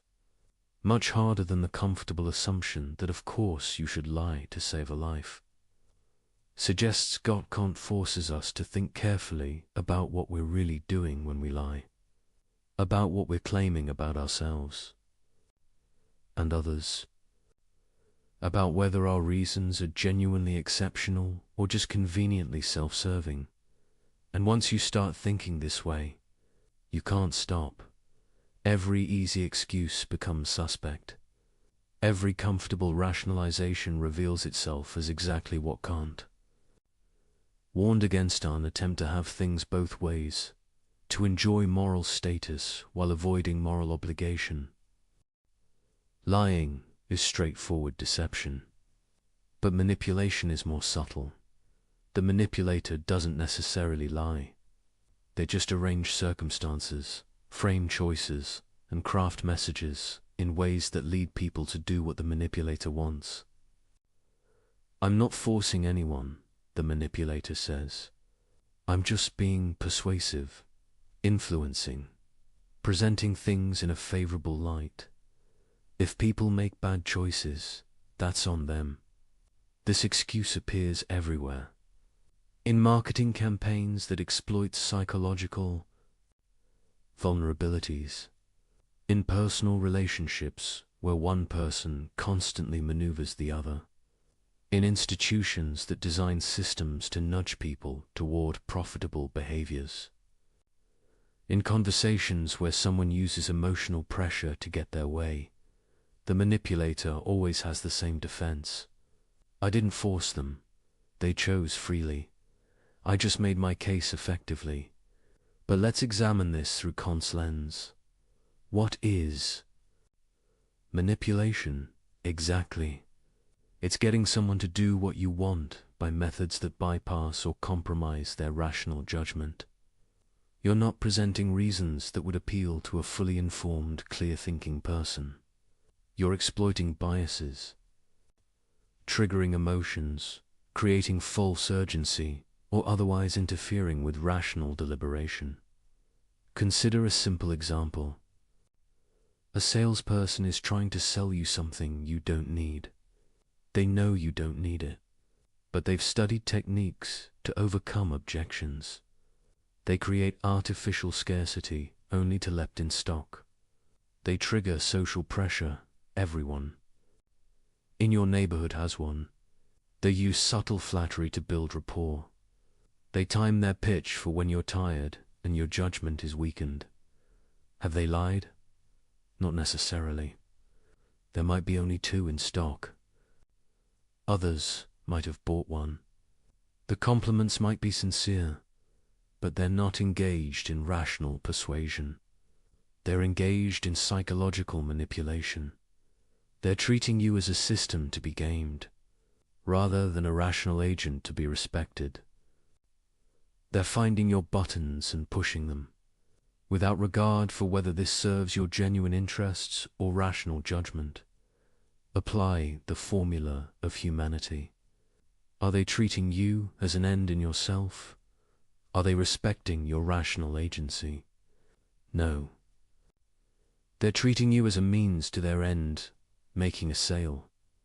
Your rational judgment is an obstacle to overcome rather than something to be engaged with honestly. They're using techniques specifically designed to compromise your ability to think clearly about whether this purchase serves your goals. This violates your dignity as a rational being. Even if you freely choose to buy, your choice isn't genuinely free if it's the product of systematic manipulation. You're being treated as an object to be worked on rather than a person to be reasoned with. But someone objects. Isn't all persuasion somewhat manipulative? Don't we all frame things too? Our advantage? Where's the line? The line is rational engagement. When you present genuine reasons for your position, explain their logic, provide accurate information, and allow someone to make up their own mind based on their jaw, respecting their agency. You're treating them as a rational being capable of judgment. When you exploit psychological vulnerabilities, hide relevant information, create false impressions, or use emotional pressure instead of rational argument, you're manipulating. You're bypassing their rational judgment rather than engaging it. The difference isn't always sharp, but it's real. And you can usually tell which side you're on by asking, would my approach work on a perfectly rational person who had complete information? Or does it depend on them being confused, emotional, pressured, or ignorant of relevant facts? If the latter, you're manipulating. This applies to personal relationships as much as commercial ones. Perhaps more. Consider someone who wants their partner to do something. Instead of asking directly and respecting whatever answer they get, they create situations where saying no would be awkward. They make the person feel guilty about past refusals. They alternate between affection and withdrawal to condition the desired behavior. They frame the request in ways that make it seem unreasonable to refuse. This might be effective. It might even be unconscious. But it's manipulation. It treats the partner as someone to be controlled rather than respected. It undermines their capacity to make genuine choices based on their own values and judgment. The manipulator might say, but I know what's good for them better than they do. This is the paternalistic defense. I'm manipulating them for their own benefit. But this misses the fundamental point. Even if you're right about what's good for them, and you usually aren't, you have no right to override their agency. They're not children. They're rational beings capable of making their own mistakes and learning their own lessons. To manipulate them, even benevolently, is to deny them the respect their rational nature deserves. It's to assert that your judgment of their good matters more than their own judgment, that you're entitled to control their choices when you think you know better. This is precisely what the formula of humanity forbids. You cannot treat someone as mere means to an end, Devon, if that end is their own welfare. You must respect their capacity to set their own ends, make their own choices, live their own life. The universalization test makes this clearer. What's your maxim? I will manipulate others when I believe it will lead them to choices I think are better for them. Can you universalize this? Can you will that everyone manipulates everyone whenever they think they know better? Obviously not. Because you don't want others manipulating you based on their judgment of your good. You want them to respect your autonomy, present you with accurate information and genuine reasons, and allow you to decide for yourself. But if you claim that right for yourself while denying it to others, you're making the classic exception.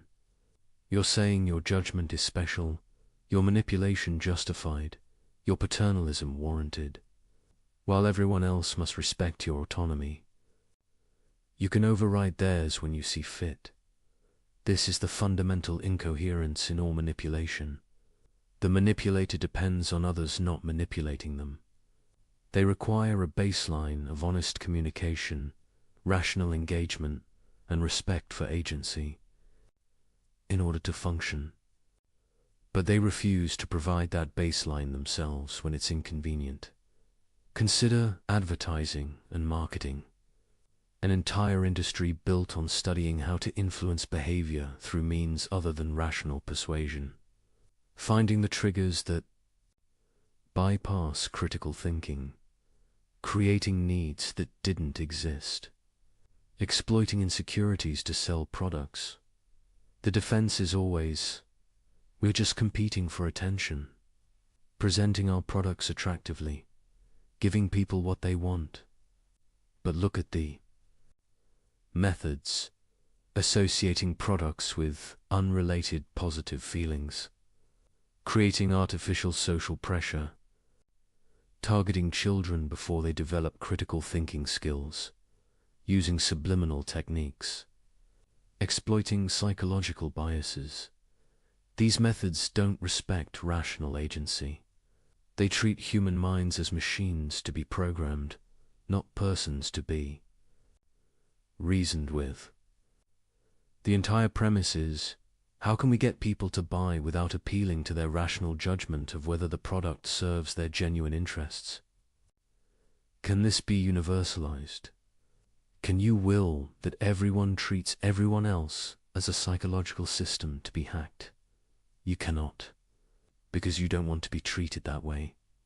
You want honest information, rational arguments, and the freedom to judge for yourself what serves your interests.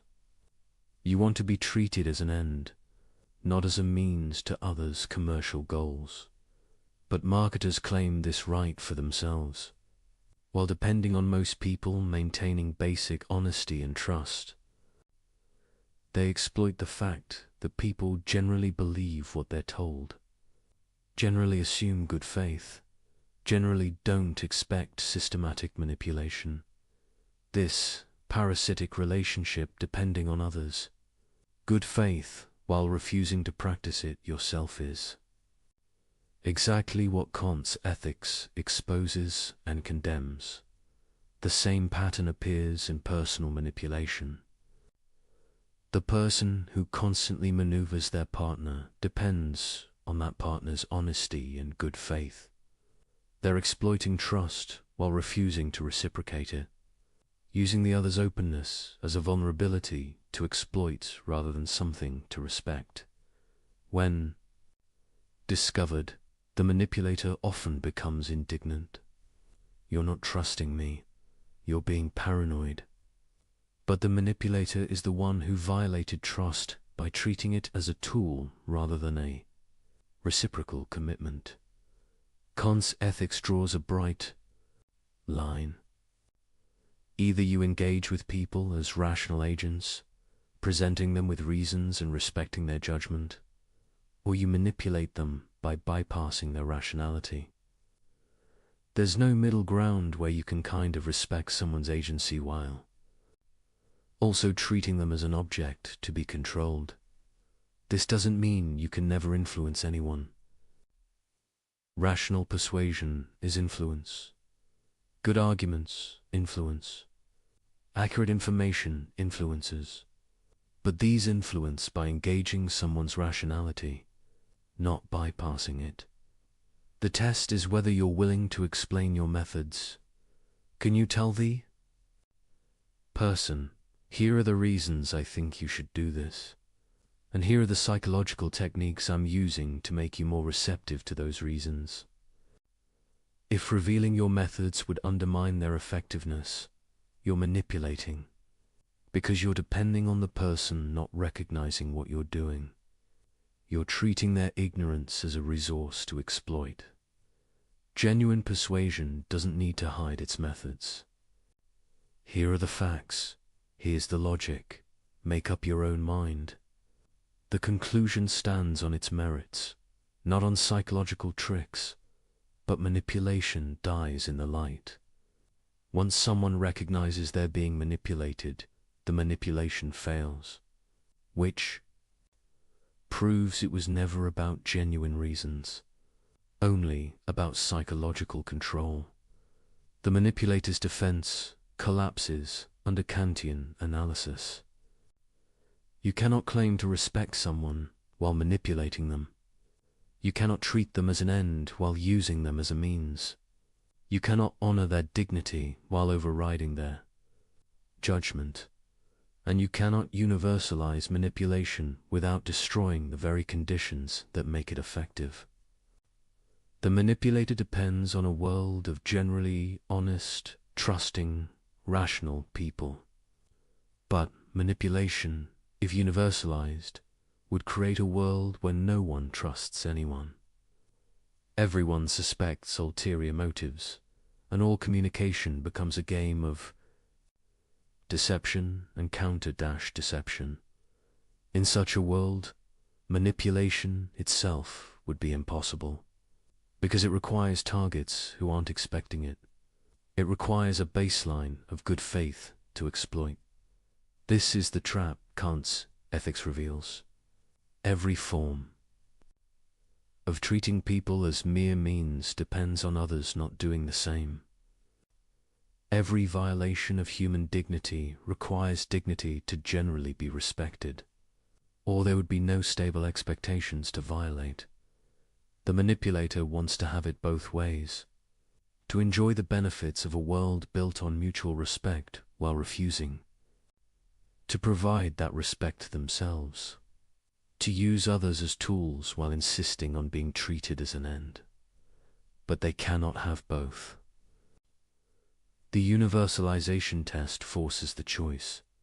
Either everyone can manipulate everyone, in which case manipulation becomes impossible, or no one can, in which case you must stop. There is no exception for when you think you know better. No justification based on good intentions. No excuse that your manipulation is sophisticated or subtle or for the right reasons. To be a rational being is to respect rational beings. To claim dignity for yourself is to grant it to others, and to grant it truly is to engage with them as agents, never as mere objects of manipulation. We have a fiduciary duty to maximize shareholder value. This phrase has justified countless actions over the past century. Exploitation of workers, environmental destruction, predatory pricing, tax avoidance schemes that deprive communities of resources, lobbying against regulations that would protect public health, offshoring to exploit cheaper labor and weaker safety standards. The logic seems airtight. A corporation exists to generate profit for its owners. Managers are legally obligated to pursue this goal. Therefore, any action that increases profit is not just permissible but required. To do otherwise would be failing in your duty. This is perhaps the most influential moral justification in the modern world. It shapes how billions of people work, consume, and think about economic activity. It's taught in business schools, defended by economists, enshrined in law, and it's completely incompatible with Kant's ethics. Let's examine it carefully. What's the maxim underlying corporate behavior justified by profit maximization? I will treat employees, customers, communities, and the natural world as mere means to the end of generating profit for shareholders. Can this be universalized? Can you will that all corporations follow this principle without restriction? Think about what that world looks like. Every company treats its workers as interchangeable units, paying minimum wage, providing no benefits, firing at will, caring nothing for their welfare beyond what's legally required. Every company treats customers as sources of revenue, selling them whatever they can regardless of actual value or benefit. Every company treats the environment as a free resource to exploit, dumping waste wherever cheap is, extracting resources without regard for sustainability. In such a world, human beings exist to serve economic activity. Their dignity, their welfare, their very lives become subordinate to profit generation. They are means, not ends. But notice something crucial. The people making these decisions, the executives, the shareholders, don't want to be treated this way themselves. They want fair wages, safe working conditions, honest products, clean environments. They claim dignity as persons, not mere economic units. They're making the classic exception. The categorical imperative applies to how others must treat them, but it doesn't constrain how they treat others when profit is at stake.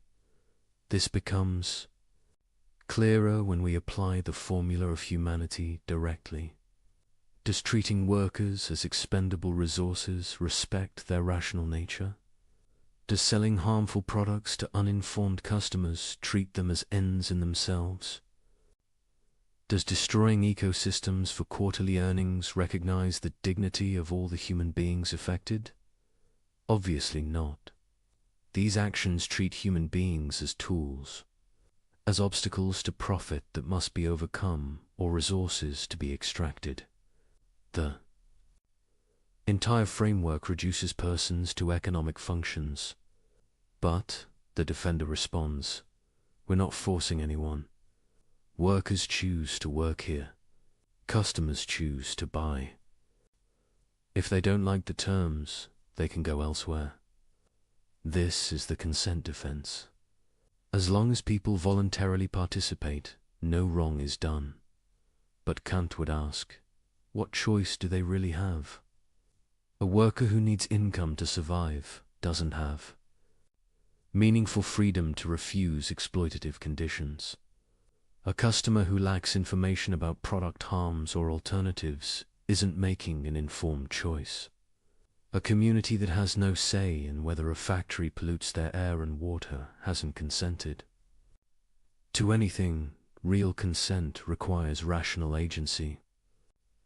The ability to make informed choices among genuine alternatives. When you exploit someone's desperation, ignorance, or lack of options, you're not respecting their agency. You're taking advantage of circumstances that compromise their ability to choose freely. This is using them as mere means. The fact that they agree doesn't change the underlying moral reality.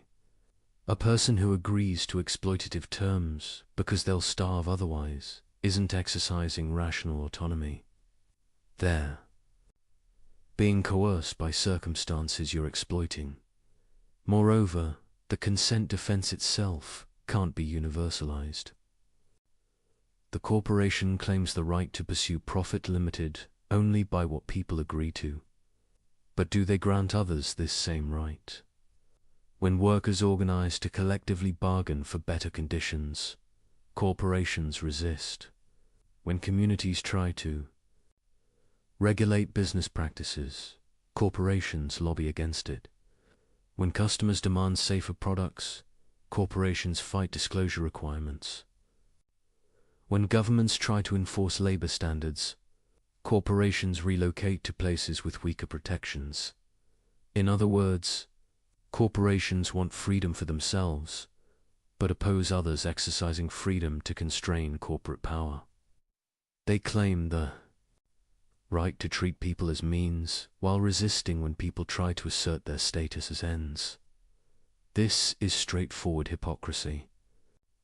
If the consent defense were genuinely principled, corporations would accept workers' right to refuse exploitative conditions, customers' right to full information, communities' right to protect their interests. But they don't. They claim freedom for themselves and resist it in others. The deeper problem is that the entire framework of profit maximization treats human dignity as negotiable. It says, respect for persons is a cost to be minimized, a constraint to be evaded, an obstacle to overcome. If paying workers fairly reduces profit, pay them less. If honest disclosure hurts sales, obscure the truth. If environmental protection costs money, fight the regulations. Always, always. The question is, how little can we respect human dignity while remaining legal and profitable? This inverts the proper relationship. Human dignity isn't a cost. It's the foundation of all value. Rational beings aren't resources for economic activity. Economic activity is supposed to serve rational beings. When you make profit the ultimate goal and treat everything else, including human welfare, as mere means to that goal, you've created a system fundamentally at odds with Kantian ethics. Kant would ask, what is profit for? Why does it matter? The only answer that makes sense is, because it serves human ends. People need resources to live well, pursue their goals, develop their capacities. Economic activity has value because it helps rational beings flourish. But if you organize economic activity to maximize profit without regard for human flourishing, you've made the means more important than the end. You've created a system where rational beings serve the economy rather than the economy serving rational beings. This is treating humanity as mere means on a massive, systemic scale. But capitalism has lifted millions out of poverty, the defender argues. Profit-seeking creates innovation, efficiency, growth. The system works. This is the consequentialist defense. Whatever the moral problems, the results justify the system. But remember, Kant rejects consequentialism. Good outcomes don't justify treating people as mere means. You cannot violate human dignity and then claim the violation was worthwhile because it produced benefits. Moreover, this defense assumes the benefits couldn't have been achieved while respecting human dignity. But that's not obvious. Maybe we could have innovation and efficiency and growth while also treating workers fairly, being honest with customers, and protecting the environment. The fact that we've organized things one way doesn't prove it's the only way. It might just prove we've chosen to prioritize profit over dignity. And notice what the consequentialist defense reveals. If you're justifying corporate behavior by pointing to good outcomes, you're admitting the behavior itself is morally problematic. You're saying, yes, we treat people as mere means, but it's worth it because of the results. This is exactly what Kantian ethics forbids. The moment you start weighing good outcomes against violations of human dignity, you've abandoned the categorical imperative. You've made respect for persons conditional rather than absolute. There's also a deeper issue with the fiduciary duty justification. It assumes shareholders' interests override all other considerations. But why? Shareholders are rational beings. But so are workers, customers, community members, and everyone affected by corporate decisions. What gives shareholders rational agency priority over everyone else's? The answer is usually because they own the company. But ownership is a legal fiction, a social construct. It doesn't give shareholders metaphysical priority as rational beings. Their dignity isn't greater just because they hold stock certificates. From a Kantian perspective, all stakeholders are rational beings whose dignity must be respected. You cannot treat workers, customers, and communities as mere means just because. Shareholders have a different legal relationship to the corporation. The corporation itself isn't a rational being. It's a too illegal structure humans created to organize economic activity. And tools should serve human ends. All human ends, not just shareholders. When we organize corporations to maximize shareholder value while treating everyone else as mere means, we've created an institution fundamentally at odds with human dignity. We've built exploitation into the system's basic logic. Kant would say this is irrational. Not just morally wrong, but actually incoherent. Because the corporation depends on all those people it treats as mere means. It needs workers who show up, customers who buy, communities that provide infrastructure. It operates within a social order built on mutual respect and cooperation, but it's parasitic on that order. It takes the benefits while refusing the obligations. It depends on others acting morally while claiming exemption from morality itself. This can't be universalized. If every institution treated human dignity as subordinate to its organizational goals, society would collapse. There would be no stable expectations, no trust, no cooperation. The very conditions that make corporate activity possible would be destroyed. The corporation succeeds by treating people as means while depending on most of society continuing to treat people as ends. It's making an exception for itself that cannot be generalized. Some defenders try a different approach. They argue that corporations can pursue profit while also respecting human dignity. That good corporate citizenship is compatible with profit maximization, that the two goals align more than they conflict.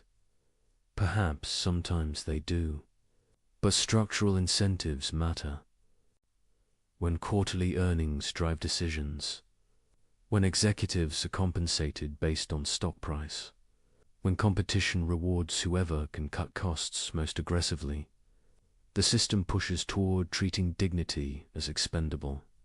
You see this in how corporations behave when they think no one is watching. When oversight is weak, when regulations are unenforced, when consumers can't easily tell the difference between ethical and unethical practices, corners get cut, people get exploited, communities get harmed. This reveals the underlying logic.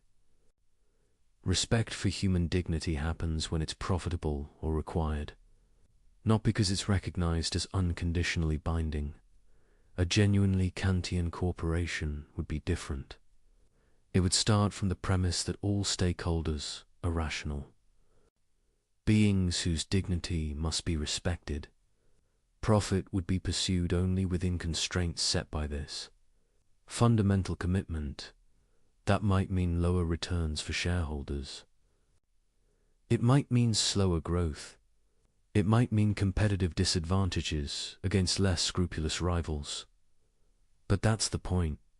Moral obligations aren't conditional on convenience. You don't get to violate human dignity because respecting it is costly. The categorical imperative doesn't have an exception for but profit. The uncomfortable truth is that much of modern corporate behavior is simply incompatible with treating people as ends in themselves. The entire structure is built on the premise that profit justifies treating human beings as resources to be exploited rather than persons to be respected. This doesn't mean all business is immoral. It means we need to rethink how we organize economic activity, to ask whether the institutions we've created truly serve human flourishing or whether they've made humans serve institutions. From a Kantian perspective, the answer is clear. Any system that treats profit maximization as the ultimate goal, while treating human dignity as a constraint to be minimized, has inverted the proper order of values. Rational beings are ends. Economic systems are means. When we organize things the other way around, we've committed a fundamental moral error, one that corrupts everything built on that foundation. The greatest good for the greatest number. This principle sounds obviously right. Who could object to maximizing overall welfare? Isn't that what morality should aim for, making the world as good as possible for as many people as possible? This is utilitarianism, and is probably the most intuitively appealing alternative to Kantian ethics. While Kant focuses on duty and principle, utilitarians focus on outcomes and consequences. While Kant asks whether your maxim can be universalized, utilitarians ask whether your action produces the best overall results. The conflict between these approaches runs deep, and Kant's critique of consequentialism reveals something crucial about the categorical imperative. Consider a classic utilitarian scenario. 5 people are dying and need organ transplants. One person walks into the hospital for a routine checkup. That person is a perfect match for all 5. If you kill the one and harvest their organs, 5 people live instead of 1 dying. The utilitarian calculus seems clear. 5 lives outweigh 1 life. You should kill the one person. Most people recoil from this conclusion. But why? From a purely consequentialist perspective, what's the objection? You've maximized welfare. You've saved the most lives. You've produced the greatest good for the greatest number. The Kantian answer is immediate. You've treated the one person as a mere means. You've used them as a resource, as a source of organs, as a tool for saving others. You've completely violated their dignity as an end in themselves. That person didn't consent to being killed. They had their own life, their own project, their own rational agency. You've treated all of that as irrelevant, as something that can be sacrificed if the numbers work out right. This is the fundamental problem with consequentialism from a Kantian perspective. It makes human dignity negotiable. It says that respect for persons can be overridden when doing so produces enough benefit. But, Kant argues, this gets the relationship backwards. Consequences matter only because they affect rational beings. Value exists only because rational beings can recognize and pursue it. Therefore, rational beings themselves, their dignity, their agency, their status as ends must be prior to, and more fundamental than any calculation of consequences.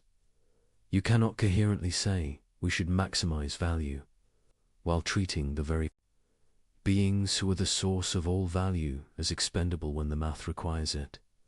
The utilitarian might respond, But we're not saying individuals don't matter. We're saying every individual matters equally. One person's welfare counts the same as anyone else's. We're being perfectly impartial.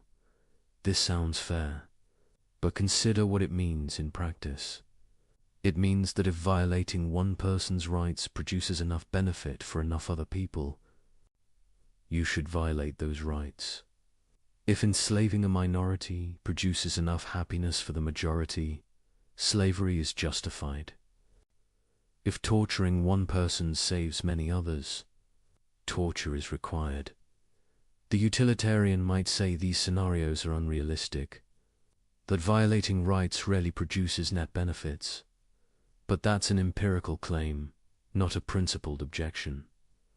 If the numbers did work out that way, utilitarianism would endorse the violation. This reveals something crucial. Utilitarianism doesn't actually protect human dignity. It protects people's welfare only instrumentally, only when protecting it maximizes overall utility. The moment violating dignity becomes more useful than respecting it, utilitarianism requires.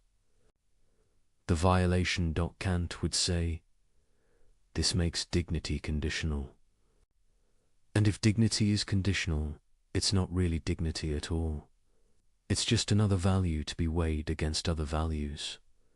But the whole point of dignity is that it's unconditional. Rational beings have worth that doesn't depend on consequences, on utility calculations, on whether respecting them produces good outcomes. They have worth simply because they're rational agents capable of setting ends. To treat this worth as negotiable, as something that can be sacrificed for sufficiently good consequences, is to deny what makes human beings different from objects. It's to treat persons as if they were just a very complicated source of utility rather than beings with intrinsic value. The deeper problem is that utilitarianism can't be universalized in the Kantian sense. What's the maxim of utilitarian action? Something like, I will do whatever produces the greatest total utility, even if it requires treating some people as mere means. Can everyone follow this maxim? Can it be willed as universal law? Consider, what happens if everyone acts to maximize utility without constraints on respecting dignity? You get a world where anyone can be sacrificed at any time if doing so benefits enough others. There are no stable rights, no protected freedoms, no inviolable dignity. In such a world, you cannot plan your life. You cannot trust that others will respect your agency. You cannot know whether you'll be the one selected for sacrifice when the utility calculus requires it. More fundamentally, the entire framework of morality breaks down. Because morality requires stable expectations, reciprocal respect, and recognition of each other as agents with claims that bind others. But utilitarianism says these only matter when they produce good consequences. This is incoherent. The very idea of moral obligation of being bound to respect others, regardless of whether doing so benefits you, is incompatible with making everything conditional on consequences. Kant saw this clearly. Either morality is categorical or it's not morality at all. It's just sophisticated prudence. Doing what's useful while calling it duty. Utilitarians might object that this is unfair. They're not abandoning morality, just grounding it differently. Instead of abstract principles, they base ethics on the concrete reality of human welfare. But Kant would ask, why does human welfare matter? The only answer that makes sense is, because humans are beings whose well-being has value. But why does their well-being have value? Because they're rational agents capable of caring about their lives, setting goals, pursuing ends. In other words, human welfare matters because human agency matters. The value of good consequences derives from the value of the rational beings who experience those consequences. But if that's true, then you cannot coherently sacrifice the agency that gives consequences their value for the sake of those consequences. You're sawing off the branch you're sitting on. This is the deep incoherence in consequentialism. It depends on the value of rational agency to explain why consequences matter, but then treats rational agency as expendable when pursuing good consequences. Ethics doesn't have this problem. It says, rational agency is the source of all value. Therefore, respect for rational agency is the fundamental moral requirement. Consequences matter, but only within the constraint of respecting dignity. You cannot produce good outcomes by methods that violate what makes outcomes good in the first place. The utilitarian might make one more argument. Maybe, in theory, utilitarianism allows rights violations.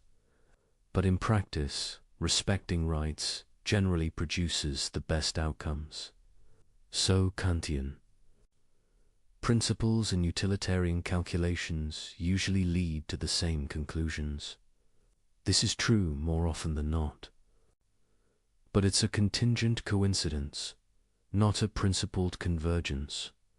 Kant would say, if you're following moral principles only because they produce good outcomes, you're not actually following them morally. You're using them instrumentally. And the moment you encounter a case where violating principles produces better outcomes, you'll violate them. True moral action requires acting from duty itself, not from calculation of consequences. It requires recognizing moral principles as categorically binding, not as useful rules of thumb.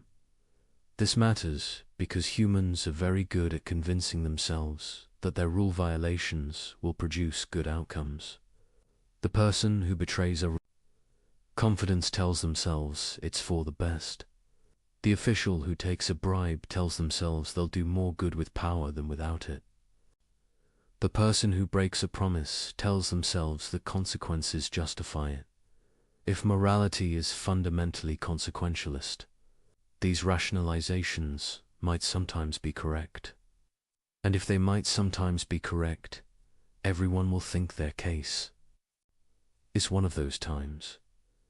This is why Kant insists on categorical principles, not because consequences don't matter, but because making morality conditional on consequences opens the door to unlimited rationalization.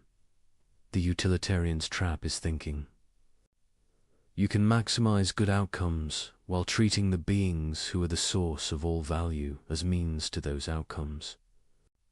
But this is incoherent. Value exists because of rational agency. Therefore, rational agency must constrain how you pursue value. You cannot violate what makes value possible for the sake of producing more value. When you try, you end up with conclusions that shock moral intuition. Killing the innocent to save the guilty if the numbers work. Torturing one to benefit many. Enslaving minorities for majority happiness. Breaking promises when convenient. Lying when useful. Each conclusion follows logically from utilitarian premises. Each reveals what's at stake when you abandon categorical respect for human dignity. Kant isn't saying consequences are irrelevant. He's saying they're not fundamental. They matter, but they matter within constraints set by respect for rational agency. You should produce good outcomes, but only by methods that treat people as ends, never merely as means. This is harder than pure consequentialism. It means sometimes you cannot do what would produce the best outcomes because doing so would violate someone's dignity. It means constraints on pursuing the good that have nothing to do with whether the pursuit would be successful. But Kant would say this: difficulty reveals moral truth rather than obscuring it. Morality is difficult because human dignity is unconditional. Because rational beings have worth that doesn't depend on whether respecting them is convenient or beneficial.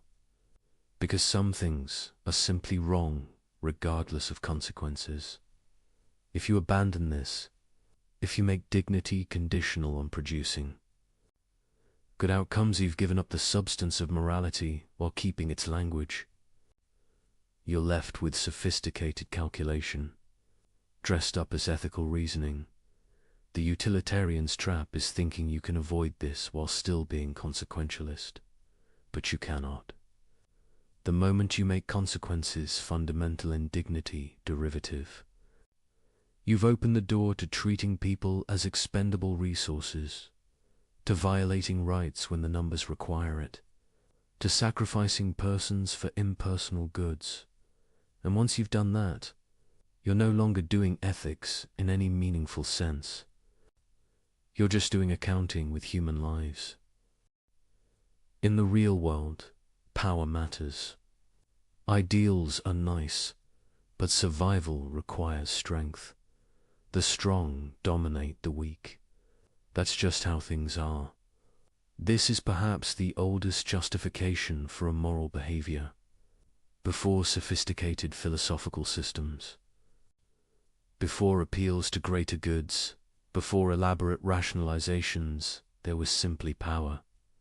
The assertion that might makes right, that winners write the rules, that morality is just a story the strong tell to control the weak.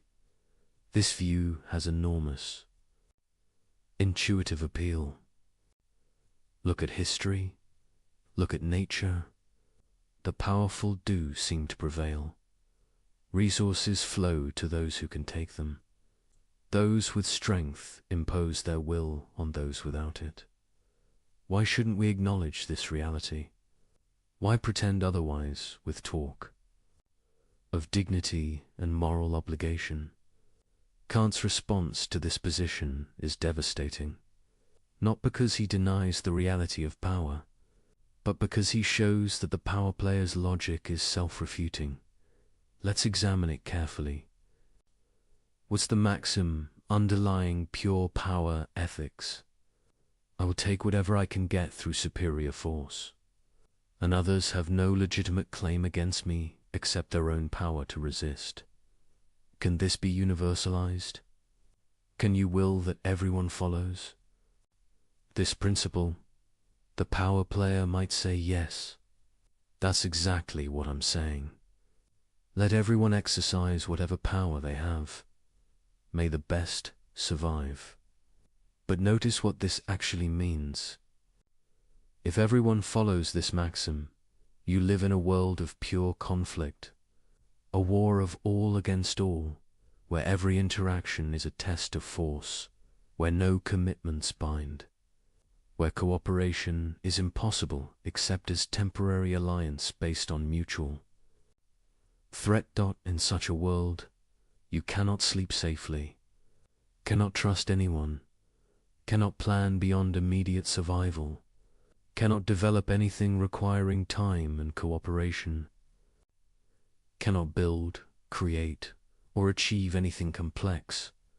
More fundamentally, you cannot even assert claims. When you say this is mine, you're making a claim that goes beyond mere physical possession. You're asserting a right that should bind others, even when you're not actively defending the resource. But if might makes right, there are no such rights. There's only current ability to control.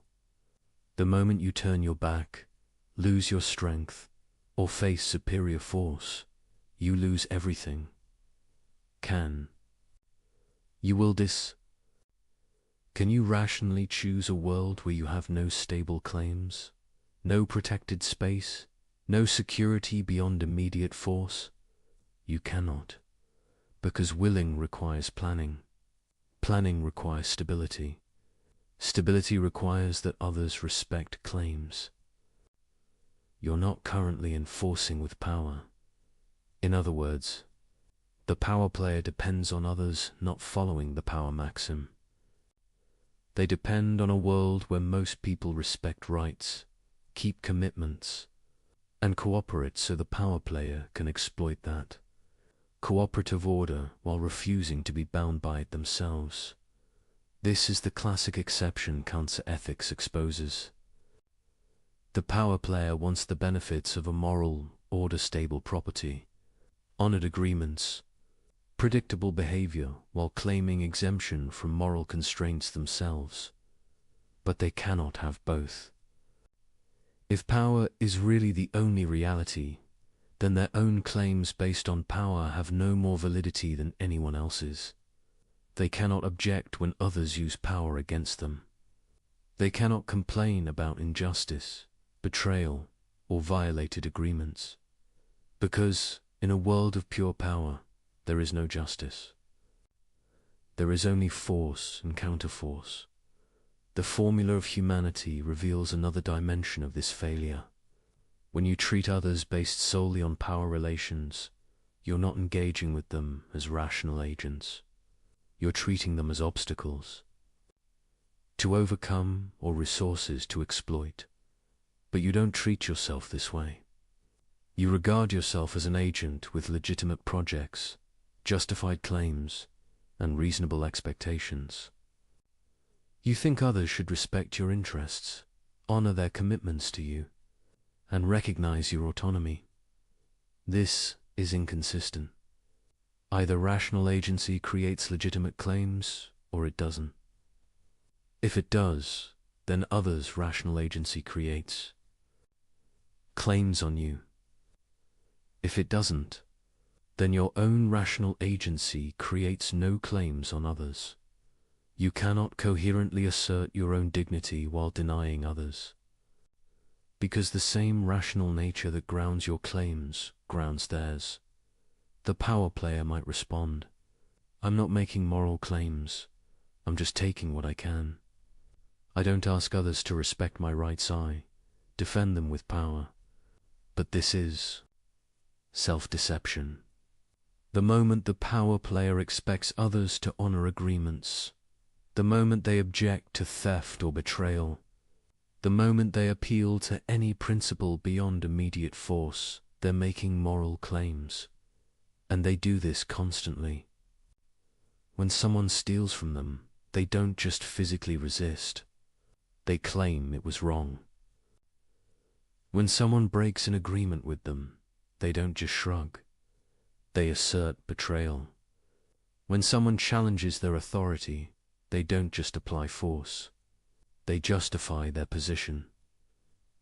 All of this reveals that even the pure power player doesn't actually believe might makes right. They believe it when they're exercising power over others. But when others exercise power over them, suddenly principles matter. Justice matters. Rights matter. This hypocrisy is built into the power position, because power by itself cannot justify anything. It's just a fact about who can do what. To move from "I can do this" to "I should be able to do this," or others should not interfere requires normative claims that go beyond power. And once you're making normative claims, you're in the moral domain. You're implicitly asserting principles that should bind others, regardless of their power to resist you. But if those principles bind others, they bind you. You cannot claim rights for yourself while denying them to others based solely on power. Differential. Kant saw that power ethics is fundamentally incoherent. It tries to assert claims while denying the basis of all claims. It depends on moral concepts while rejecting morality itself. There's also a practical problem. The power player assumes they'll always have power, but power is unstable. Fortunes change. Today's dominant become tomorrow's vulnerable. Age weakens. Circumstances shift. Allies become enemies. When you've built your position on pure power, you have no recourse when power fails. You've granted everyone the right to dominate you if they can. You've eliminated any basis for appealing to their restraint, compassion, or sense of justice. This is profoundly irrational. You're willing a world where you have no protection except strength, knowing that you will inevitably experience weakness. A rational person would want principles that bind others even when you lack power to enforce them. Principles that protect you when vulnerable, constrain you when strong, and create stable expectations for everyone. But these are precisely the principles the power player rejects. They want freedom when strong and protection when weak. But they cannot have both without accepting moral constraints that operate independently of power. The categorical imperative forces consistency. If you claim others should respect you regardless of whether you can force them to, you must respect others regardless of whether they can force you to. If you think there are constraints on what stronger parties can do to weaker ones, you must accept those constraints when you're stronger. There's no middle ground where power justifies your actions, but not others. Where might makes right when you're wielding it, but wrongs you when others wield it. The power player's logic collapses into either pure nihilism, nothing matters. There are no legitimate claims, force is the only reality, or concealed moralism, where they make exception for themselves while denying others the same claims. If they choose nihilism, they've given up any grounds for objecting to anything.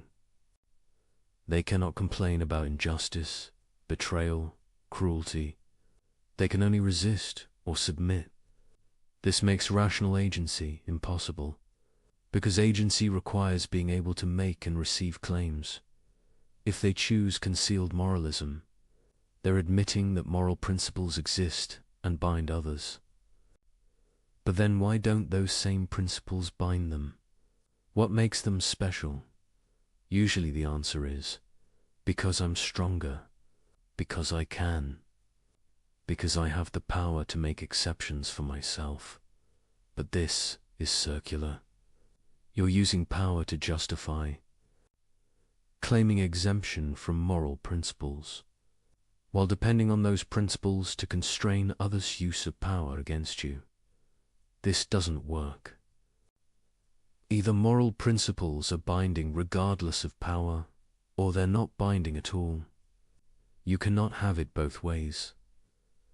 Kant would say, the power player's mistake is treating power as if it were a source of normativity, as if being able to do something gave you the right to do it, as if superior force made your claims more valid than others. But power is normatively neutral. It's just a capacity. What matters morally is how you use that capacity, whether you exercise it in ways that respect the rational nature of those affected. When you have power over others, you have greater responsibility, not greater permission. Because you can do more harm, can violate dignity more extensively, can create more suffering through careless exercise of strength. The person with power who uses it purely for self-interest, while disregarding others' dignity, is acting worse than the powerless person who would do the same. Because they're doing more damage to the moral order, treating more people as mere means, causing more violation of rational agency. This is the opposite of what power ethics claims. It says power gives you a pass from moral constraints. Kant says power gives you greater obligations precisely because you can do more harm. The fundamental insight is this: rational agency is what grounds moral claims. Power has nothing to do with it. The weakest person has the same dignity as the strongest, the same status as an end in themselves, the same right to respect. Power can't change this. It can only create temptations to violate it and opportunities to uphold it. When the powerful respect the weak, despite having no external compulsion to do so, they demonstrate genuine moral character. They show they recognize dignity as unconditional, not dependent on whether others can force respect. When the powerful exploit the weak simply because they can, they reveal themselves as morally bankrupt. They show they recognize no principles beyond convenience, no constraints beyond external force. And most tellingly, they show they don't really believe their own position, because they still expect others to respect them, still make claims, still appeal to principles when it suits. Then, the power player wants moral order for themselves and moral freedom over others. But this cannot be universalized. It depends on asymmetry that cannot be rationally willed. Either we all live under power alone, in which case no one has legitimate claims and life is nasty, brutish, and short, or we all live under moral principles that bind regardless of power, in which case the strong must respect the weak. There is no coherent middle position where power justifies the strong dominating the weak, while moral principles protect the strong from each other. Kant's ethics reveals that might doesn't make right, it only makes might. And if that's all it makes, then the mighty have no more justified claims than anyone else. Their power is just a fact, not a justification. The only thing that makes claims justified, that gives anyone the right to expect anything from anyone else, is rational agency. And rational agency belongs equally to the strong and the weak, the powerful and the vulnerable, the dominant and the dominated. To recognize this is to see that power ethics is not just wrong, but incoherent. It asserts claims while denying the only possible basis of claims.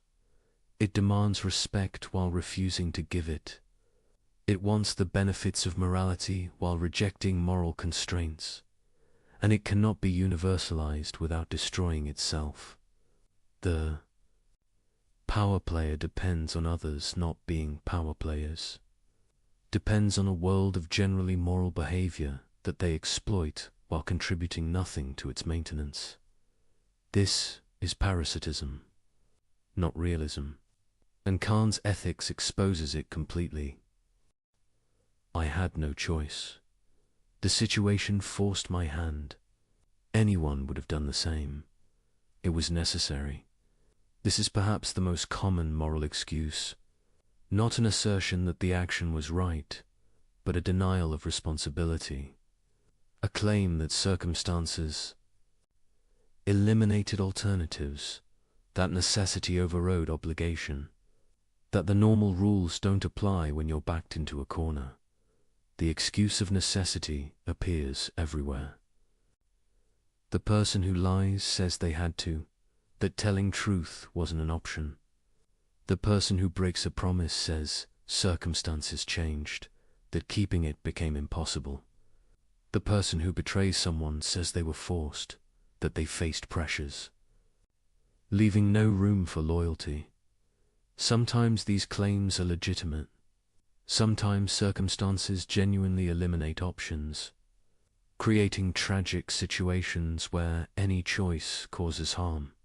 But far more often, the excuse of necessity is sophisticated self-deception, a way of denying agency when agency would require difficult choices, a way of avoiding responsibility by claiming helplessness. Kant's ethics cuts through this evasion ruthlessly. First, we need to distinguish genuine necessity from false necessity.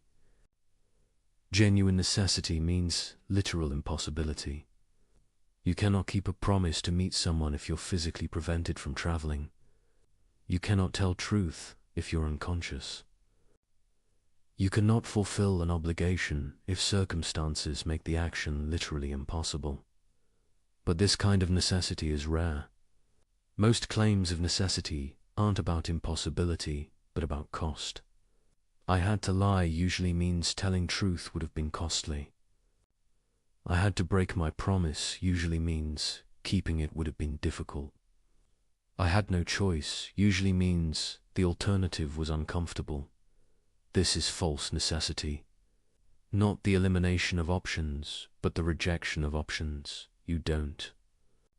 Like, Kant would ask, what's your maxim when you claim necessity? I will violate moral obligations when following them would impose costs I'm unwilling to bear.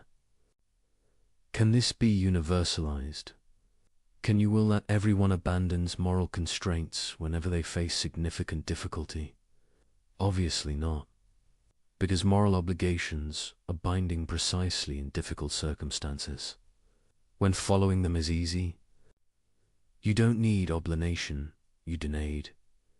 Anyway, from inclination. The whole point of moral duty is that it applies even when you don't want to follow it, even when following it is costly, even when alternatives would be easier. If everyone abandoned moral constraints when circumstances became difficult, there would be no moral constraints at all.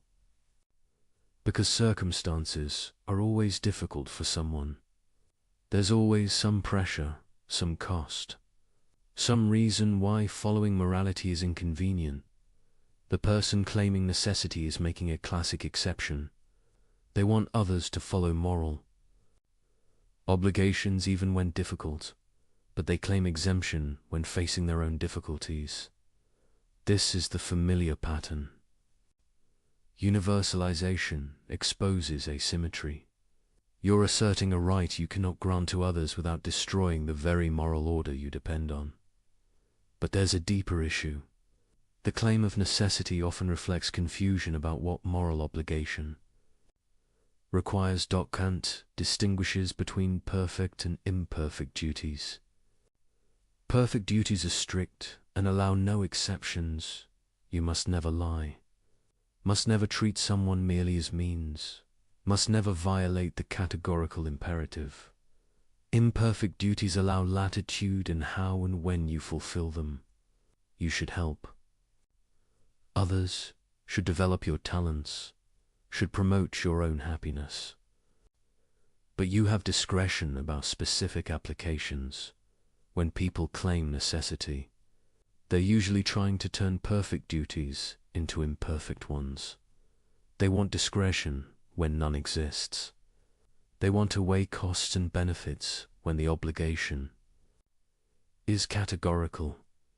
I had to lie because telling truth would have been too costly. But truth-telling is a perfect duty. Cost is irrelevant.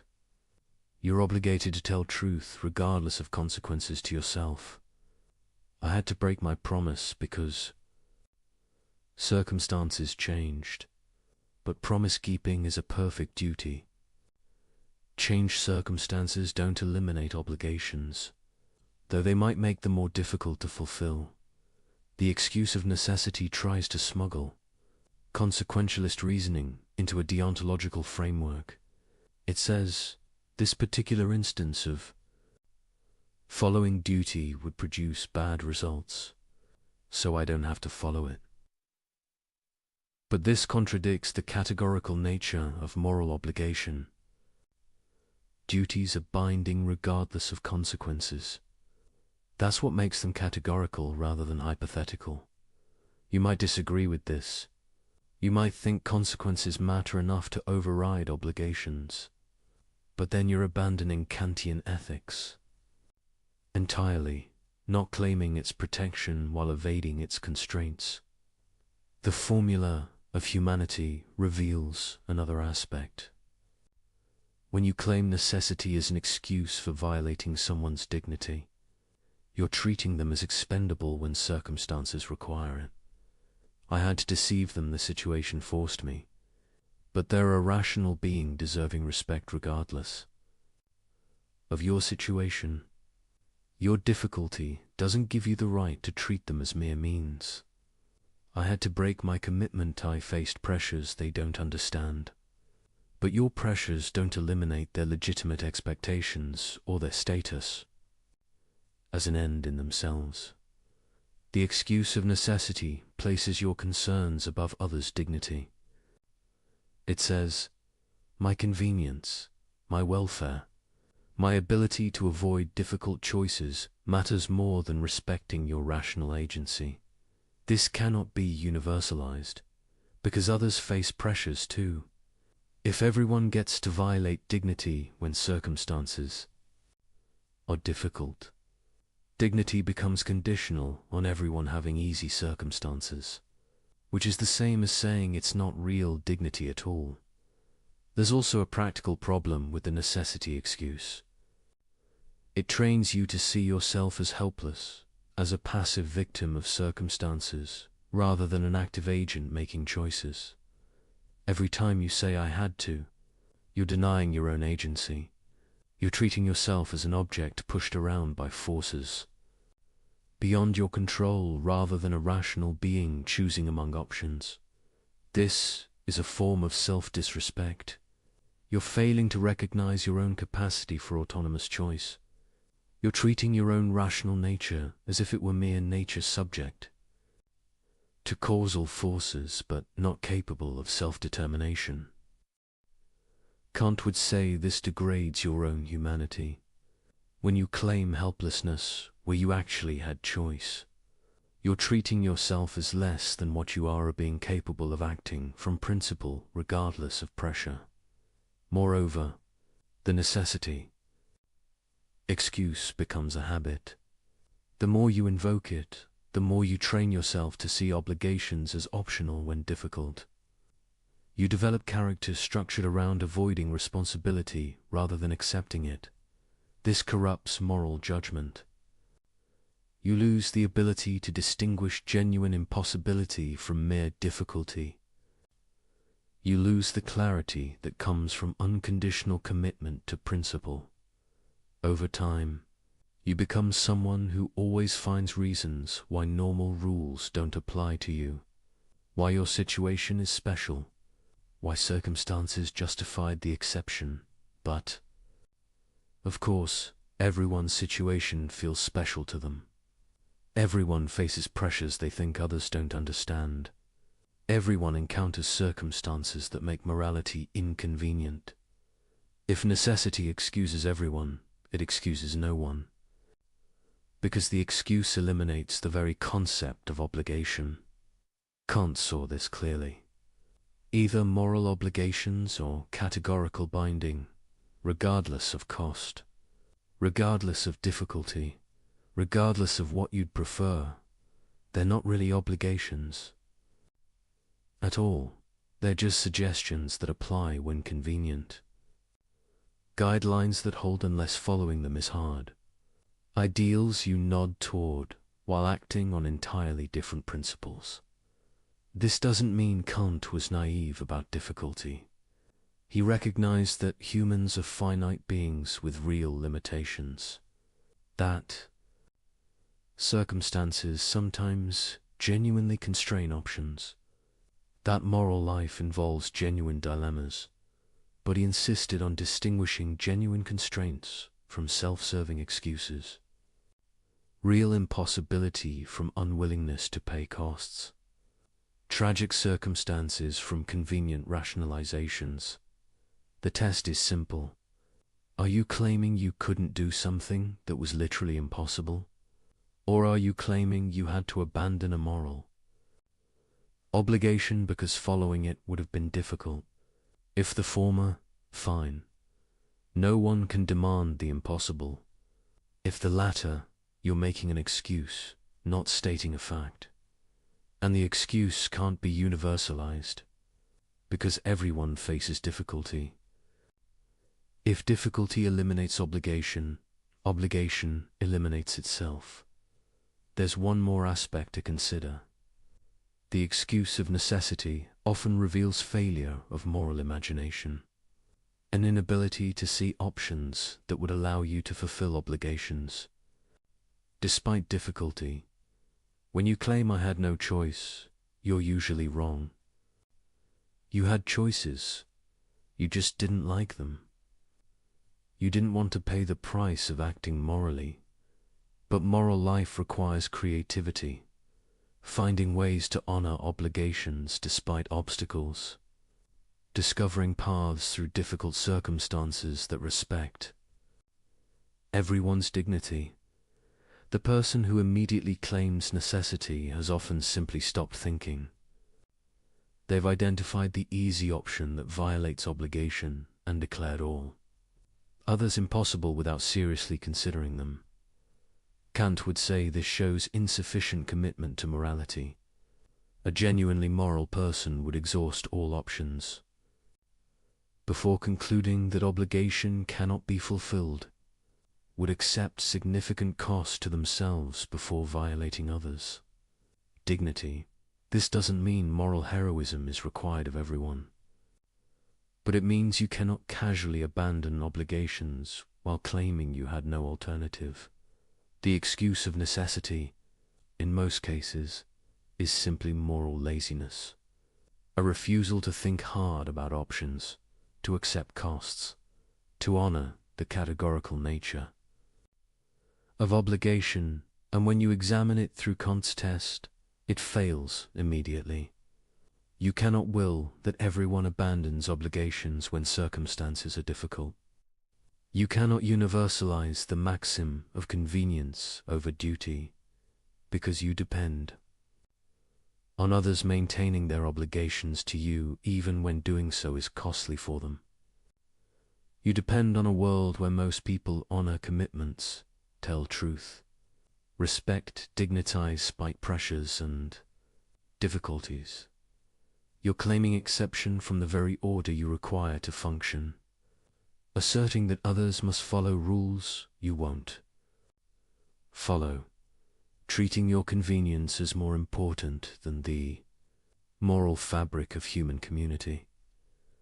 This is the characteristic failure that Kant's ethics exposes in all its forms.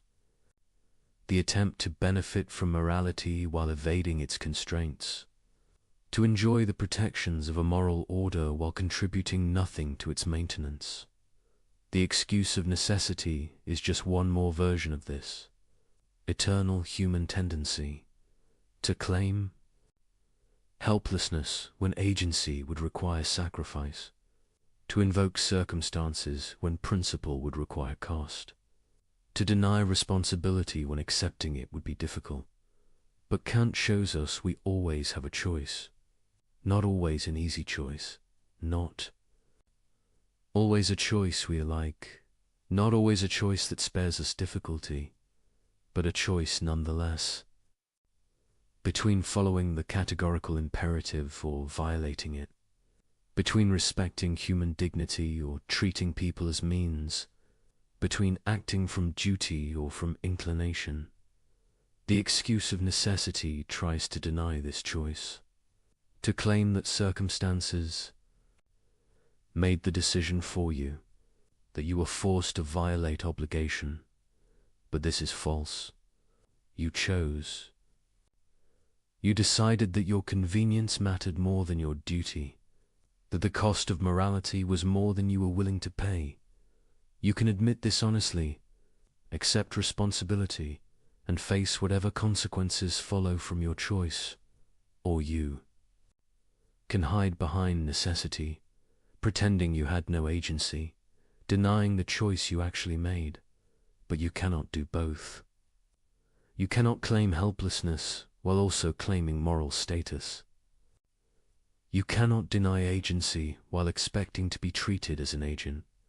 And you cannot universalize the excuse without destroying the very concept of moral obligation, without reducing ethics to a system where everyone follows rules when convenient and abandons them when not.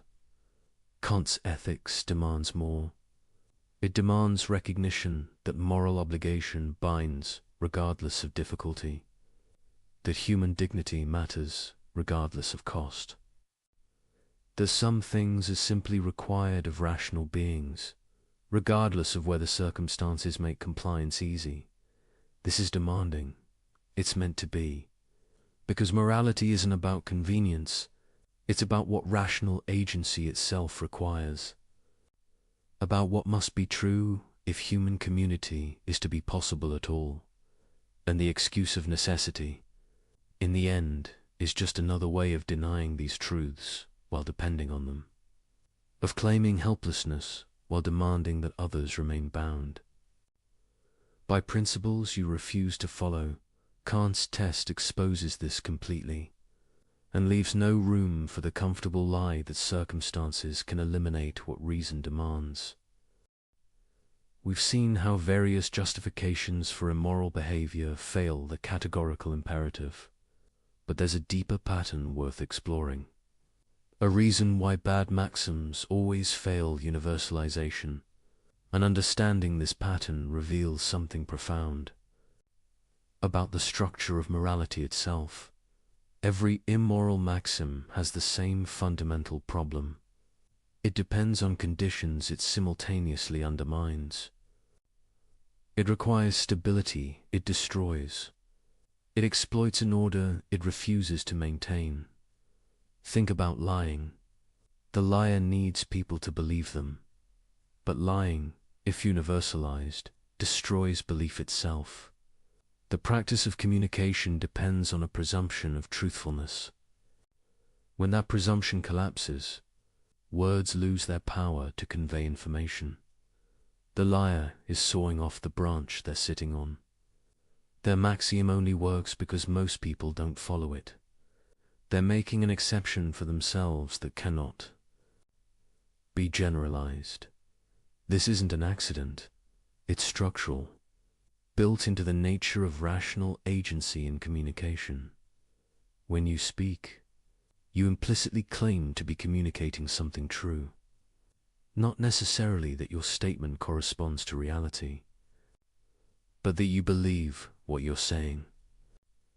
You're presenting your words as expressions of your actual thoughts. Lying violates this implicit claim. You're using the communication system while refusing to play by its rules. You're exploiting others' assumption of good faith while acting in bad faith yourself. This is why the contradiction isn't just about consequences. It's about the internal coherence of the maxim itself. You cannot universalize lying because doing so destroys the very practice that makes lying possible. The same pattern appears in promise breaking. Promises work because people generally keep them. They create expectations that guide planning and enable cooperation. When someone makes a promise, others adjust their behavior in reliance on that commitment. The promise breaker exploits this system. They gain the benefits of being trusted, without bearing the costs of being trustworthy. They want others to treat their promises as binding while treating those same promises as optional for themselves. But if everyone broke promises when convenient, the institution of promising would dissolve. No one would adjust their behavior based on commitments. Promises would become mere predictions, not obligations. The promise breaker, like the liar, depends on others maintaining what they refuse to maintain. They're parasitic on a practice they're undermining. This reveals something important about why Kant's ethics works. It's not imposing arbitrary constraints from outside. It's showing what rational agency itself requires. To be a rational agent is to act for reasons, to claim that your actions are justified. And to claim justification is to assert principles that apply beyond your particular case. When you act, you're implicitly saying, this type of action, in these types of circumstances, is permissible. You're making a universal claim, whether you realize it or not. The categorical imperative simply makes this implicit universality explicit. It asks, can your maxim actually function as a universal principle? Or does it depend on others not following it? If the latter, you're being incoherent. You're claiming a justification that undermines itself when universalized. You're trying to have things both ways to benefit from a practice while refusing to maintain it. This is why bad maxims always self-destruct, not because God punishes them, not because society disapproves, not because they produce bad consequences, though they often do, but because they're rationally incoherent. They cannot survive their own universalization. Consider manipulation. The manipulator needs people who aren't suspicious, who take communications at face value, who assume good faith. Manipulation works by exploiting trust. But if everyone manipulated everyone, trust would disappear. Everyone would constantly suspect ulterior motives. Every communication would be analyzed for hidden agendas. The baseline of good faith that makes manipulation effective would be destroyed. The manipulator depends on most people not being manipulators, on a world where trust is the default, so violations of trust can be exploited. This dependency reveals the incoherence. You cannot coherently will that everyone manipulates, because doing so eliminates what makes manipulation work. You're asserting a right that destroys its own conditions of possibility. The pattern extends to all immoral maxims. The thief needs property rights to exist, or there's nothing to steal. The fraudster needs honest commerce, or fraud would be expected and anticipated. The person who refuses all help needs a society where most people do help, or human cooperation would be impossible. In every case, the immoral agent is free-riding, taking advantage of a moral order they refuse to support, exploiting others' good behavior, while exempting themselves from reciprocal obligations. Kant's genius was recognizing that this free-riding is not just unfair, it's logically incoherent. You cannot rationally will a world where everyone free-rides, because free-riding depends on others not free-riding. This gives us a different way of understanding why morality is binding. Not because of divine command, not because of social contract, not because of consequences, but because of what rational agency itself requires. To be rational is to act according to principles. To act according to principles is to claim those. Principles could be universal. To claim they could be universal is to be bound by them yourself. You cannot escape this by denying you're making universal claims, because any justification of your action implicitly universalizes. When you say, "It was okay for me to do this because of these reasons," you're saying these reasons justify this type of action, and that's a universal claim.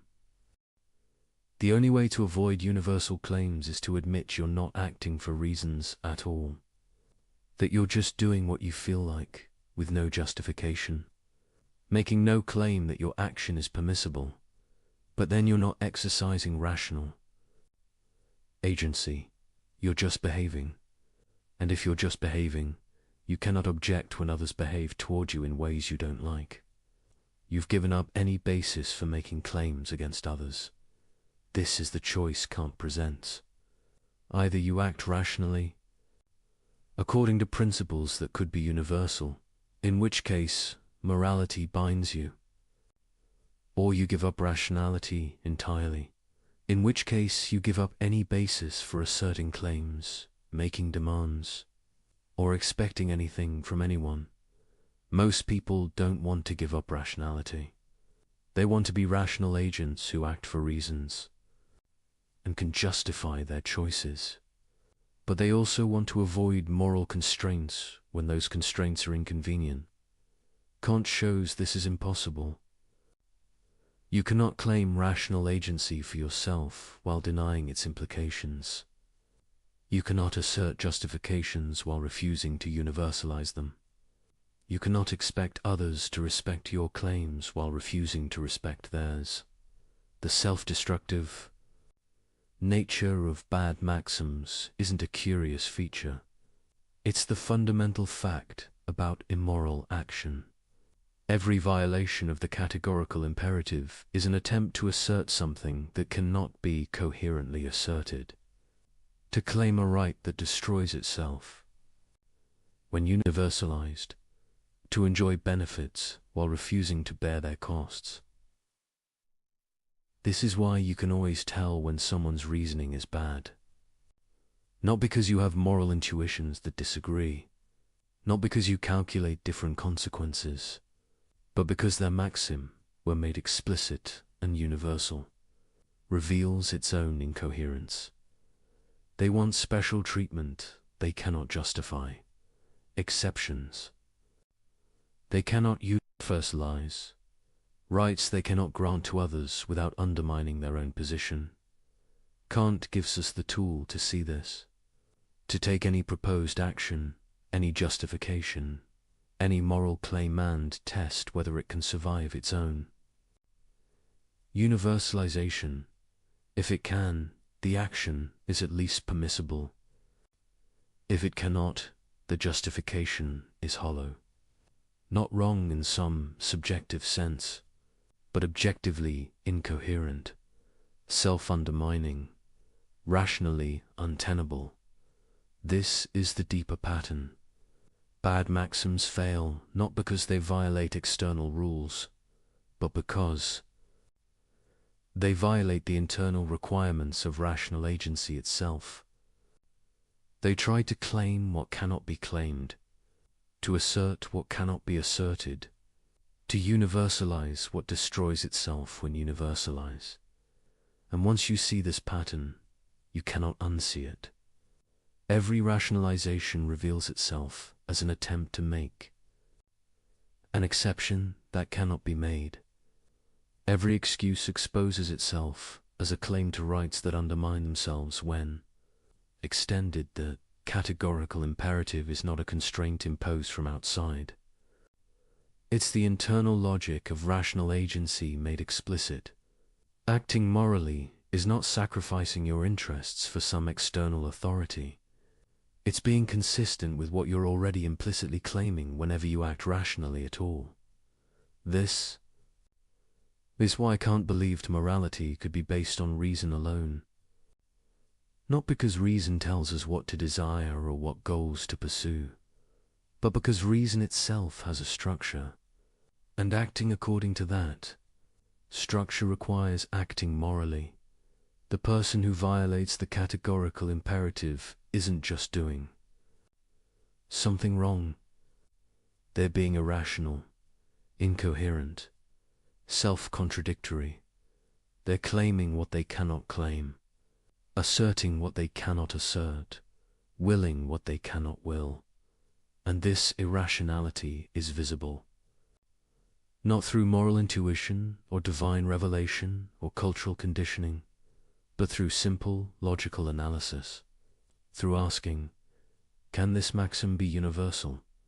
Does it survive its own generalization, or does it depend on conditions it undermines?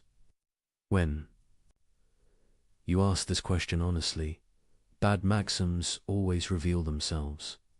They collapse under their own weight. They prove unable to sustain what they require. This is the deeper pattern, and understanding it transforms how you think about morality. It's not about following rules because someone said so. It's about being coherent, about not soaring off the branch you're sitting on, about not claiming rights you cannot grant, about not willing what cannot be willed.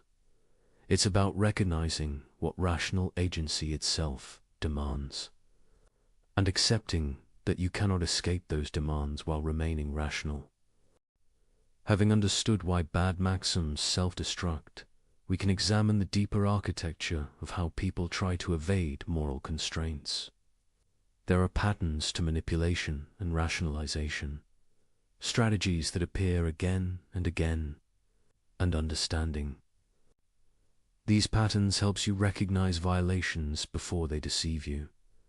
The first strategy is particularization, taking a universal moral principle and adding qualifications that make it apply only to others. You shouldn't lie becomes people shouldn't lie to me. Promises should be kept becomes others should keep their promises to me.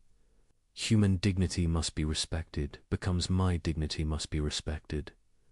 The pattern is subtle because it uses moral language while evacuating moral content. It sounds like you're affirming moral principles, but you're actually claiming special status that exempts you from them. Kant's test exposes this immediately. Can you universalize your actual maxim? Not the principle you cite, but the principle you actually follow. If your real maxim is, others must respect my dignity, but I can treat them as mere means when convenient, that obviously fails universalization. You're claiming an exception with no justification. The second strategy is false equivalence, treating fundamentally different situations as if they raise the same moral issues, then using one to justify the other. Everyone lies sometimes, so my lies are no different. But your lies and white lies about someone's haircut are categorically different. One manipulates someone for your benefit. The other spares minor hurt feelings. The maxims are completely different. All business involves some exploitation, so my exploitation is normal. But there's a difference between employing someone at market wages and systematically abusing workers because you can. The fact that all economic relationships involve power doesn't mean all exercises of power are equivalent. This strategy works by blurring distinctions, by grouping all instances of some behavior together, regardless of maxims, intentions, or contexts, then using the acceptability of mild instances to justify severe violations. Kant's ethics requires examining actual maxims, not surface behaviors. Two people might tell falsehoods. Following the maxim, I will speak falsely to protect someone from harm. Another following, I will deceive others for personal gain. Same behavior, completely different moral status. The third strategy is infinite regress, questioning every moral claim until the person either gives up or admits uncertainty, then treating this as permission to ignore morality entirely. Why should I respect human dignity? Because Kant said so. Why should I listen to Kant? Because he gave good arguments. Why should I care about good arguments? Because rationality matters. Why does rationality matter? This can continue indefinitely, but it proves nothing. You can apply the same strategy to any claim whatsoever, including the strategy itself. Kant's response is that some things are simply presupposed by rational agency. You cannot question whether rationality matters while engaging in rational questioning. The very act of asking undermines the skeptical conclusion. Similarly, you cannot claim rational agency for yourself while denying its implications. Questioning moral principles is fine, but you cannot question them while simultaneously making moral claims against others. The fourth strategy is hypothetical extremes, presenting bizarre scenarios where moral principles seem to lead to absurd conclusions, then using these to reject the principles entirely. What if an asteroid was going to destroy Earth, and the only way to stop it was by torturing one person? Would you really say we shouldn't torture them? These scenarios are designed to make moral principles seem rigid or unrealistic, but they prove nothing about ordinary cases. The fact that principles might face dilemmas in wildly improbable situations doesn't eliminate their binding force in normal life. Moreover, these hypotheticals often smuggle in assumptions that beg the question. They're constructed specifically to make the violation seem necessary. Then treat this construction as revealing a flaw in moral reasoning. Kant would say, focus on actual situations you face. Don't let imaginary edge cases undermine your commitment. Two principles that apply clearly in real life. The fifth strategy is motive questioning. Instead of engaging with moral arguments, attacking the motives of people making them, you only care about honesty because you're judgmental. You only oppose exploitation because you're envious. You only emphasize duty because you're repressed. This is ad hominem reasoning. It tries to discredit moral claims by discrediting their advocates. But the validity of an argument doesn't depend on the character of the person making it. Kant's principles stand on their own logical merits. They're true or false based on whether they survive rational examination, not based on who endorses them. The sixth strategy is selective empathy. Focusing intensely on how moral principles constrain you, while ignoring how your violations harm others. When told not to lie, you vividly imagine the awkwardness of telling truth. When told not to manipulate, you focus on how difficult, honest persuasion would be. When told not to break promises, you emphasize how circumstances have changed, but you don't imagine what it's like to be lied to be manipulated, to have commitments broken. You don't feel the violation of agency, the loss of dignity, the harm to trust. This asymmetry allows you to see moral constraints as unreasonable impositions, while not seeing your violations as significant. Wrongs. Kant would say, apply the formula of humanity consistently. Imagine yourself in the position of those affected by your actions. Ask whether you're treating them as you'd want to be treated, as an end, not merely as a means. The seventh strategy is moral diffusion, spreading responsibility so widely that no one feels personally accountable. Everyone else is doing it. The system is corrupt anyway. My individual action doesn't matter. I'm just following orders. It's not my decision alone. Each statement might be factually true. Others might be doing it. The system might be corrupt. Your individual action might have small impact. You might be following orders. But none of this eliminates your personal responsibility for your own maxims. You choose what principles to act on. That choice is yours, regardless of what others do or what systems you operate within. Kant's ethics is radically personal. You're responsible for your maxims. You must ask whether you can universalize them. You cannot evade this by pointing to others' behavior or institutional structures. The eighth strategy is temporal compartmentalization, treating past actions as irrelevant to present identity and future actions as too uncertain to constrain present choice. Yes, I lied before, but I've changed. I might need to lie in the future, so I can't commit to never lying. The present moment becomes the only reality. Past patterns don't reveal character. Future implications don't constrain choice. This allows you to repeatedly violate principles while claiming each instance is an exception, not a pattern. To avoid accountability for establishing habits and corrupting character, Kant would emphasize that moral development matters. Each choice shapes who you become. Each exception makes the next exception easier.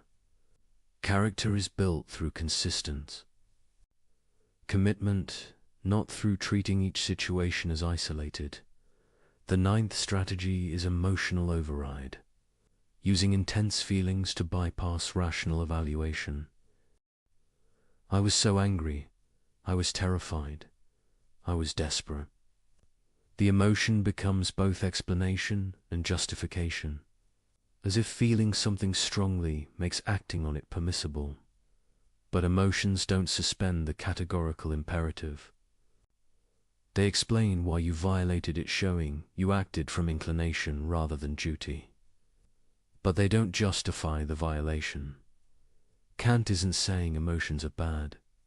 He's saying they can't override moral obligation. When duty and inclination conflict, duty must prevail if you're to be genuinely moral rather than merely following your feelings. The 10th strategy is definitional games.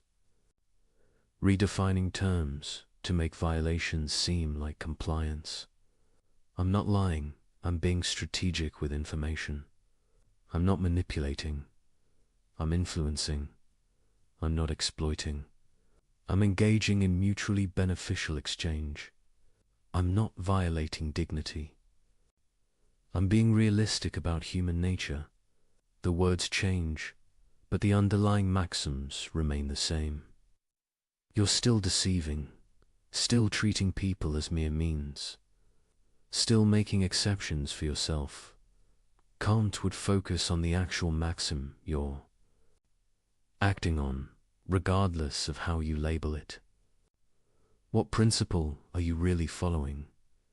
Can that principle be universalized? Understanding these strategies reveals something important. They're all variations of the same fundamental evasion, trying to claim moral status while avoiding moral constraint, claiming others must respect you while refusing to respect them, claiming rights while denying equivalent rights to others, demanding principle from others while allowing exceptions for yourself. Every strategy tries to maintain the asymmetry that Kant's ethics exposes, to preserve the gap between how you want to be treated and how you're willing to treat others. This is why manipulation has an architecture. It's not random. It follows patterns because it's always trying to solve the same problem. How to violate the categorical imperative while claiming its protections? The answer is, you can't, not coherently. Every evasion strategy fails under examination.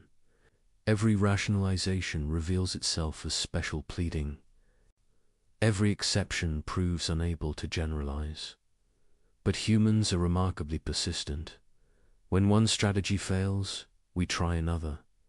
When direct violation is too obvious, we obscure it with rhetoric. When logical analysis exposes the problem, we appeal to emotion or authority. The architecture of manipulation is intricate because people are clever. But it's also fragile because all its structures rest on the same incoherent foundation.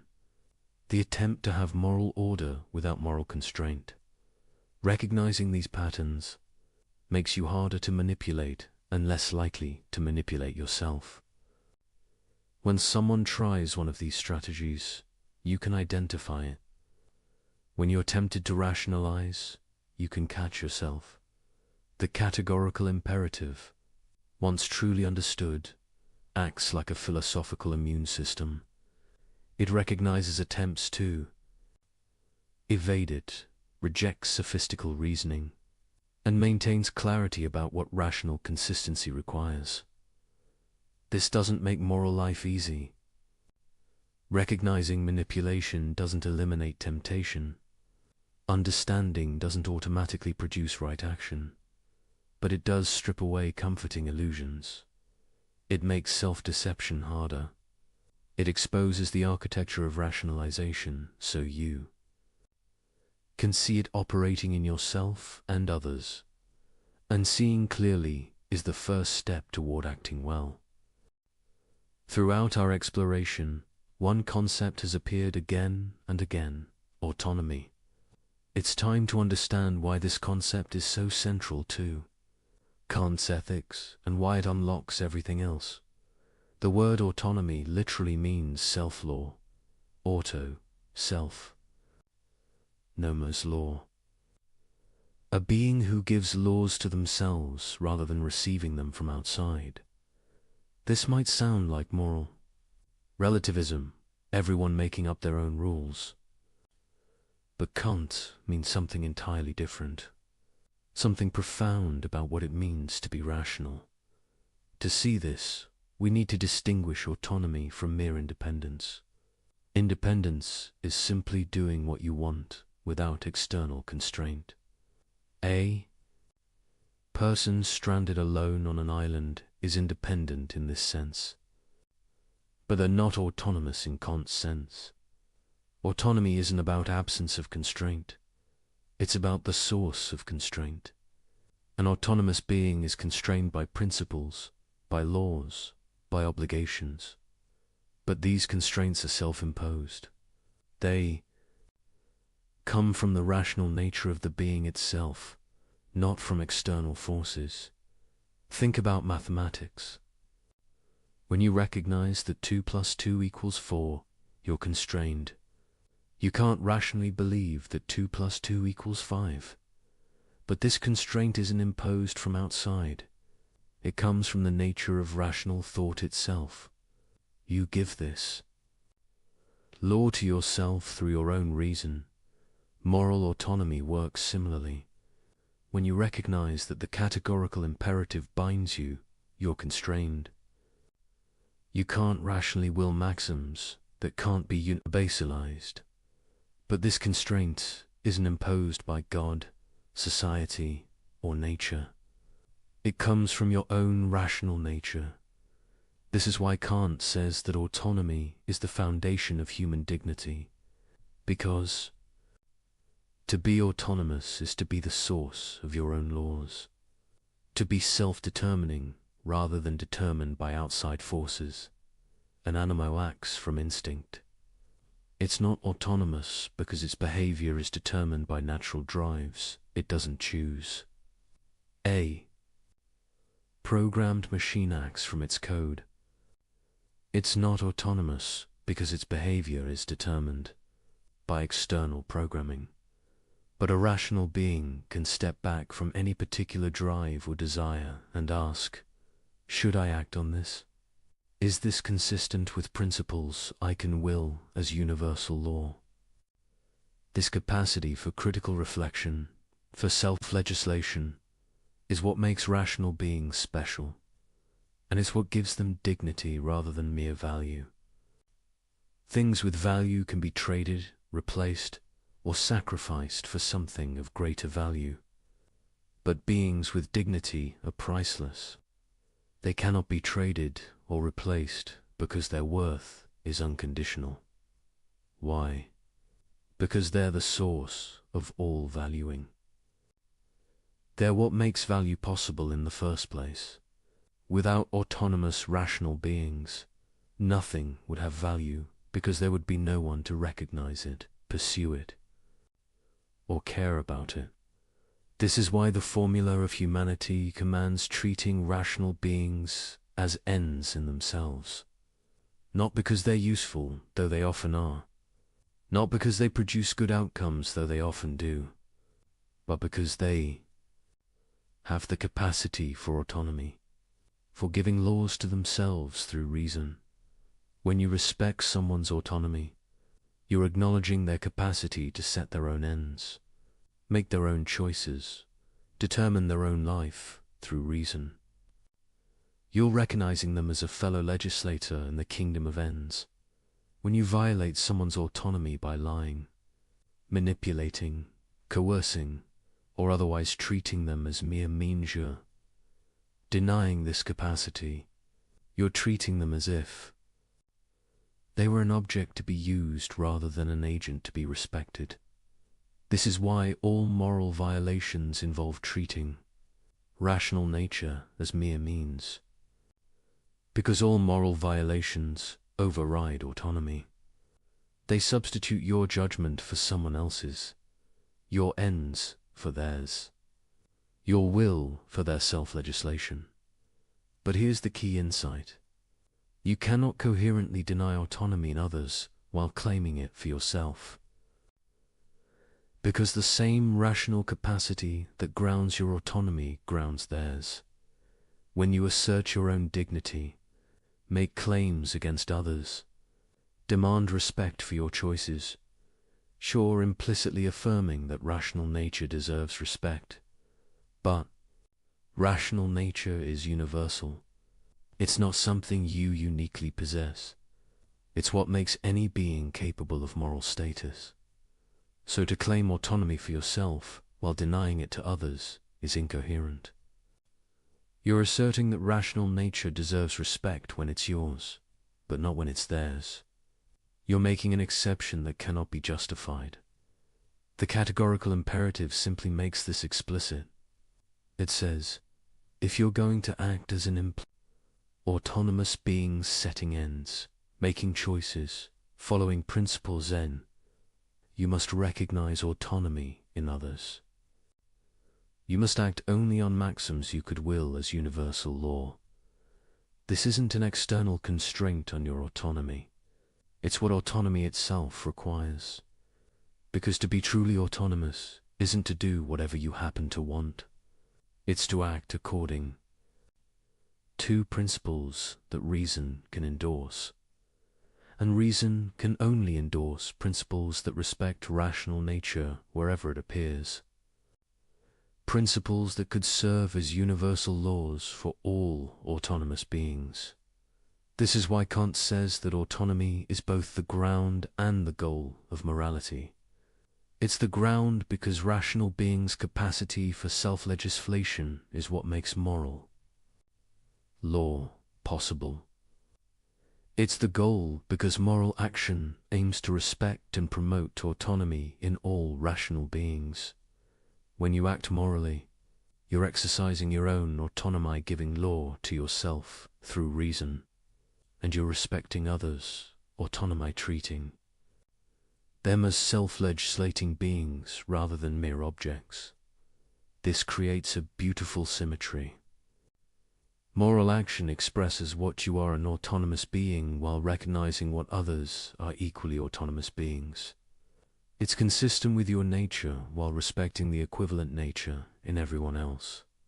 Immoral action, by contrast, is self-contradictory.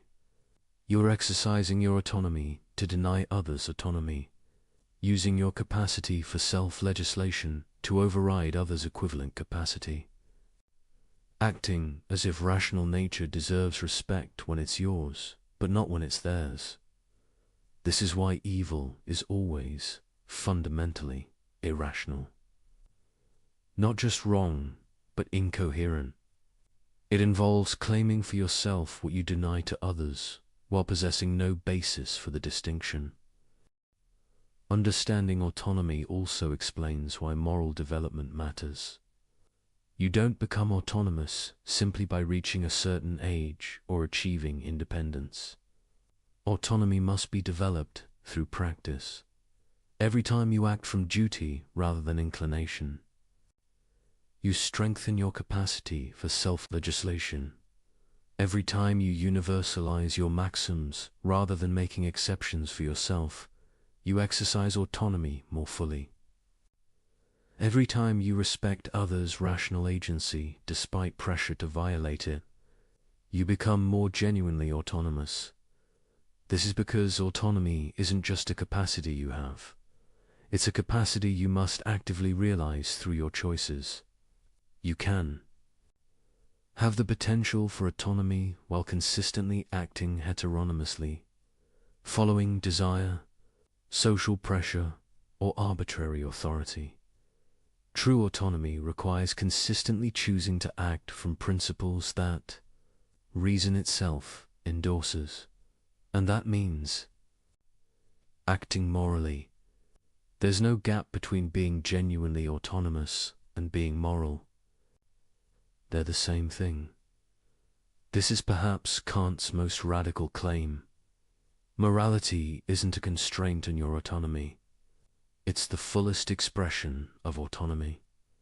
When you act morally, you're most fully yourself, most fully realizing your nature as a rational, self-legislating being. When you act immorally, you're less autonomous, not more. You're allowing inclination, pressure, or desire to override your rational nature. You're being determined by forces outside, your rational agency rather than determining yourself through reason. This inverts common assumptions.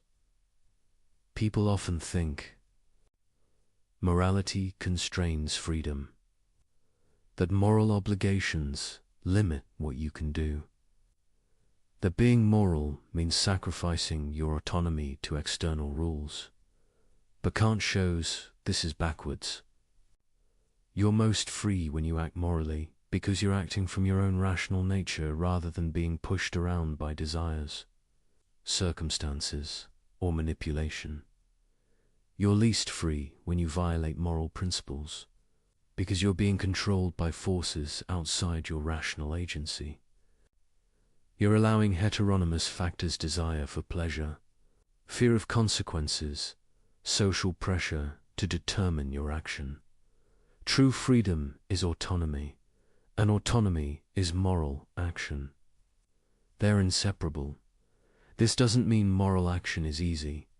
It means it's the only action that's truly free, that expresses what you really are rather than what external forces push you to do. Understanding this transforms how you think about moral obligation. It's not a burden imposed from outside.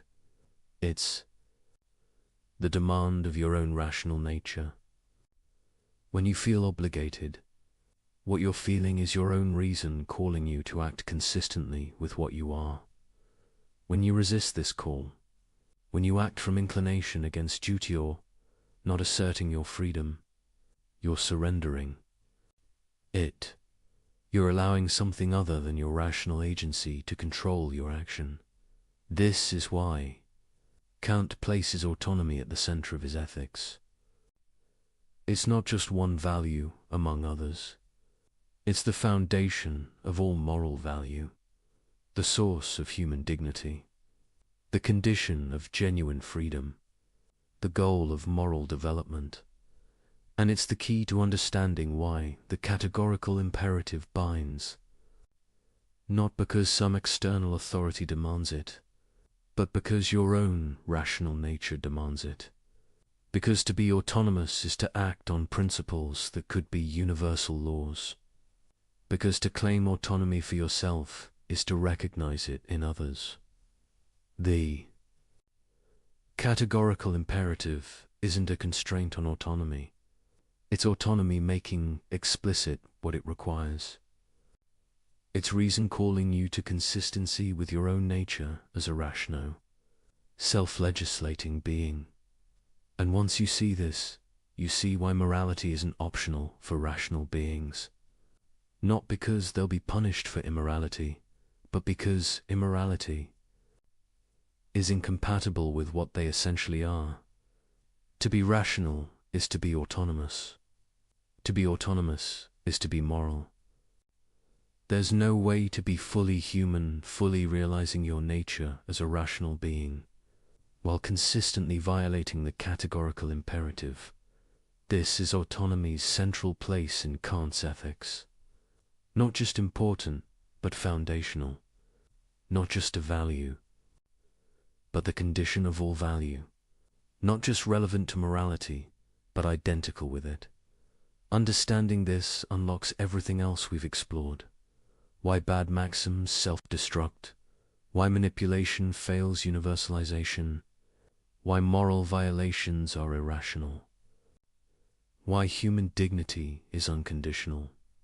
All of it flows from the nature of autonomy, from what it means to be a rational being capable of giving law to yourself through reason, from the recognition that this capacity is what makes morality possible and what morality must protect.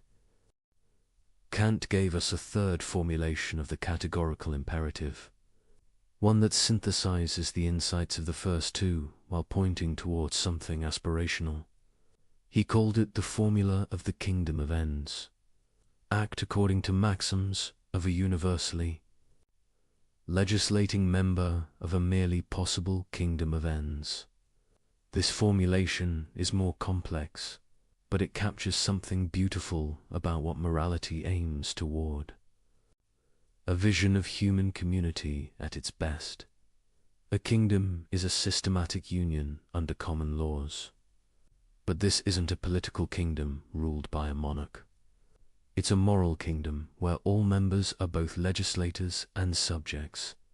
Each member legislates universal laws through their rational nature, but each is also subject to the very laws they legislate.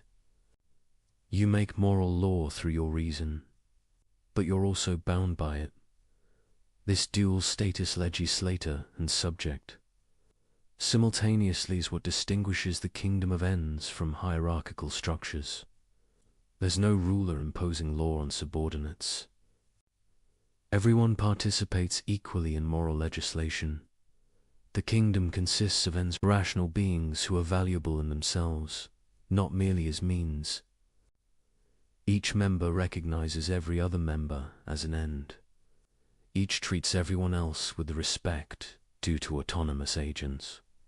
This creates a moral community, where everyone relates to everyone else as fellow rational beings, where no one is used as a mere tool, where each person's dignity is recognized and respected by all. Kant describes this as a merely possible kingdom because it's an ideal rather than a current reality. No actual human society fully realizes it, but it represents the goal toward which moral action tends when you act according to the categorical imperative. You're legislating for this kingdom.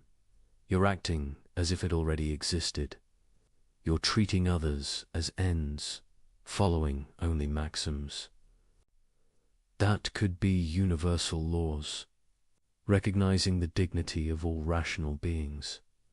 Each moral action is like a vote for the kingdom of ends, a contribution toward making it real, a refusal to treat the current state of imperfection as justification for further violation. The beauty of this vision is how it combines equality with respect. Everyone is equal as a legislator, each person's rational nature has the same status and authority, but this equality grounds respect rather than uniformity.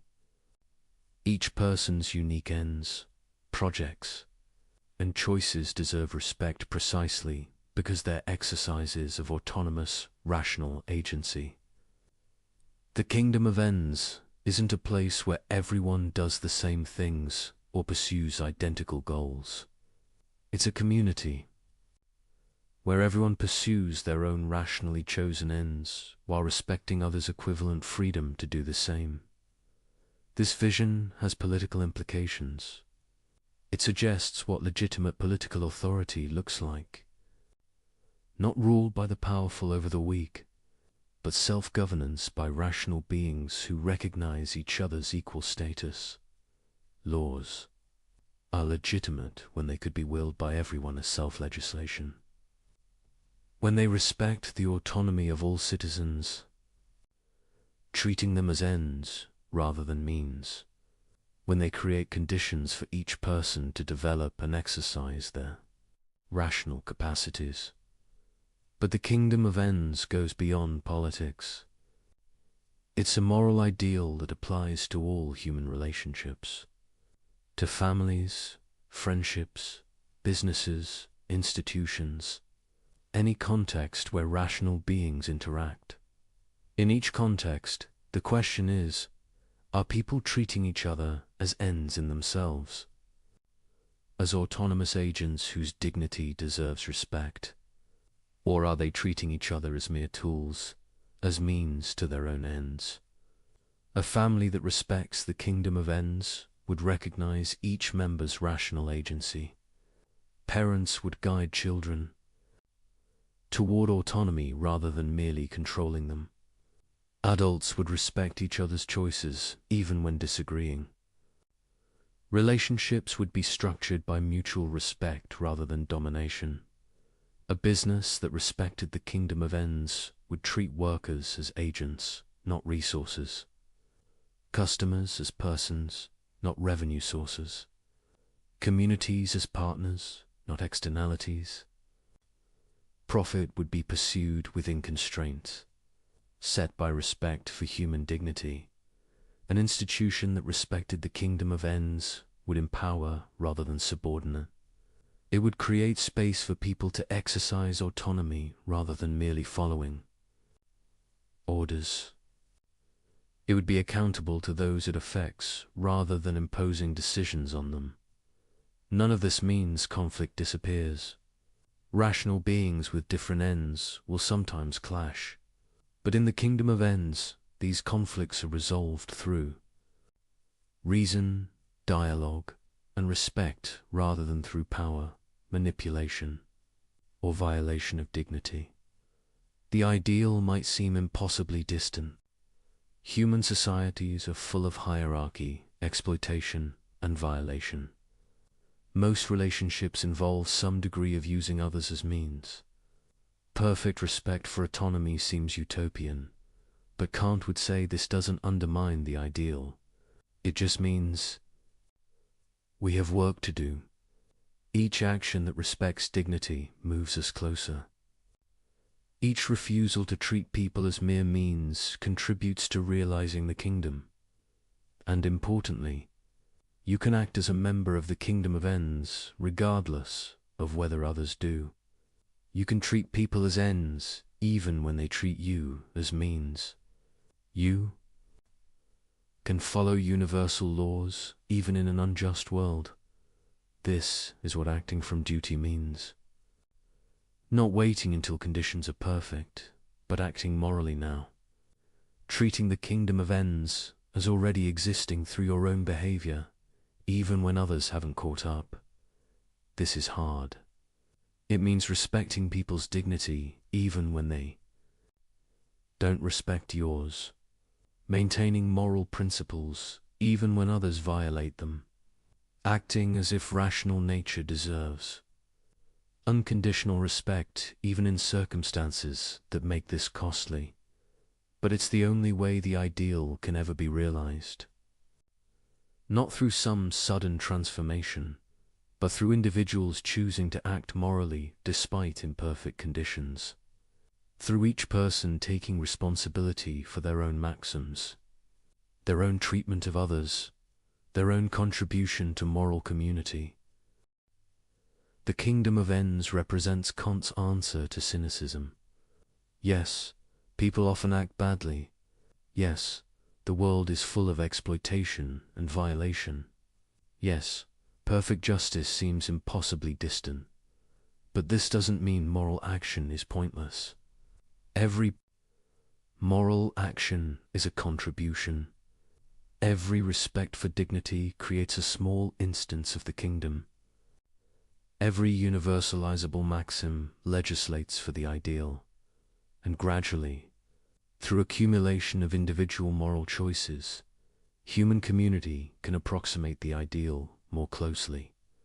Not perfectly. Human nature is flawed, circumstances are difficult, conflicts are inevitable, but better than before, more respectful of dignity, more consistent with what rational beings deserve. This is Kant's vision. Not naive optimism about human goodness, but realistic hope based on what autonomy makes possible. Not fantasy about perfection, but commitment to progress through moral action. The kingdom of ends is the goal. The categorical imperative is the path. Each individual's choice to act morally is a step forward. And while no one can create the kingdom alone, everyone can refuse to act as if dignity doesn't matter. This refusal, this commitment to treating rational nature as an end regardless of circumstances is what moral action means. And it's available to everyone, always, regardless of what others do. You cannot create the kingdom of ends by yourself, but you can be its representative in every action. You can legislate its laws through your maxims. You can treat everyone You encounter as the fellow member of a moral community. They deserve to be recognized as. This is what the formula of the kingdom of ends asks. Not that you wait for perfect conditions, but that you act now as if those conditions existed. Not that you create utopia, but that you refuse to let imperfection justify violations. It's demanding, but it's also liberating, because it means your moral action always matters, always contributes, always makes the world slightly more like what it should be. The kingdom of ends is possible, precisely because each rational being can choose to realize it in their own actions, can treat others as ends, can follow universal laws, can recognize dignity regardless of what others do, and through these individual choices, the merely possible becomes increasingly real. Kant's ethics has faced serious objections since its inception. Understanding these challenges helps us appreciate both the theory's strengths and its genuine difficulties. Let's examine the most important criticisms, honestly. The first major objection is rigidity. Critics argue that Kant's categorical imperatives allow no exceptions, even when exceptions seem obviously right. The murderer at the door case is the classic example.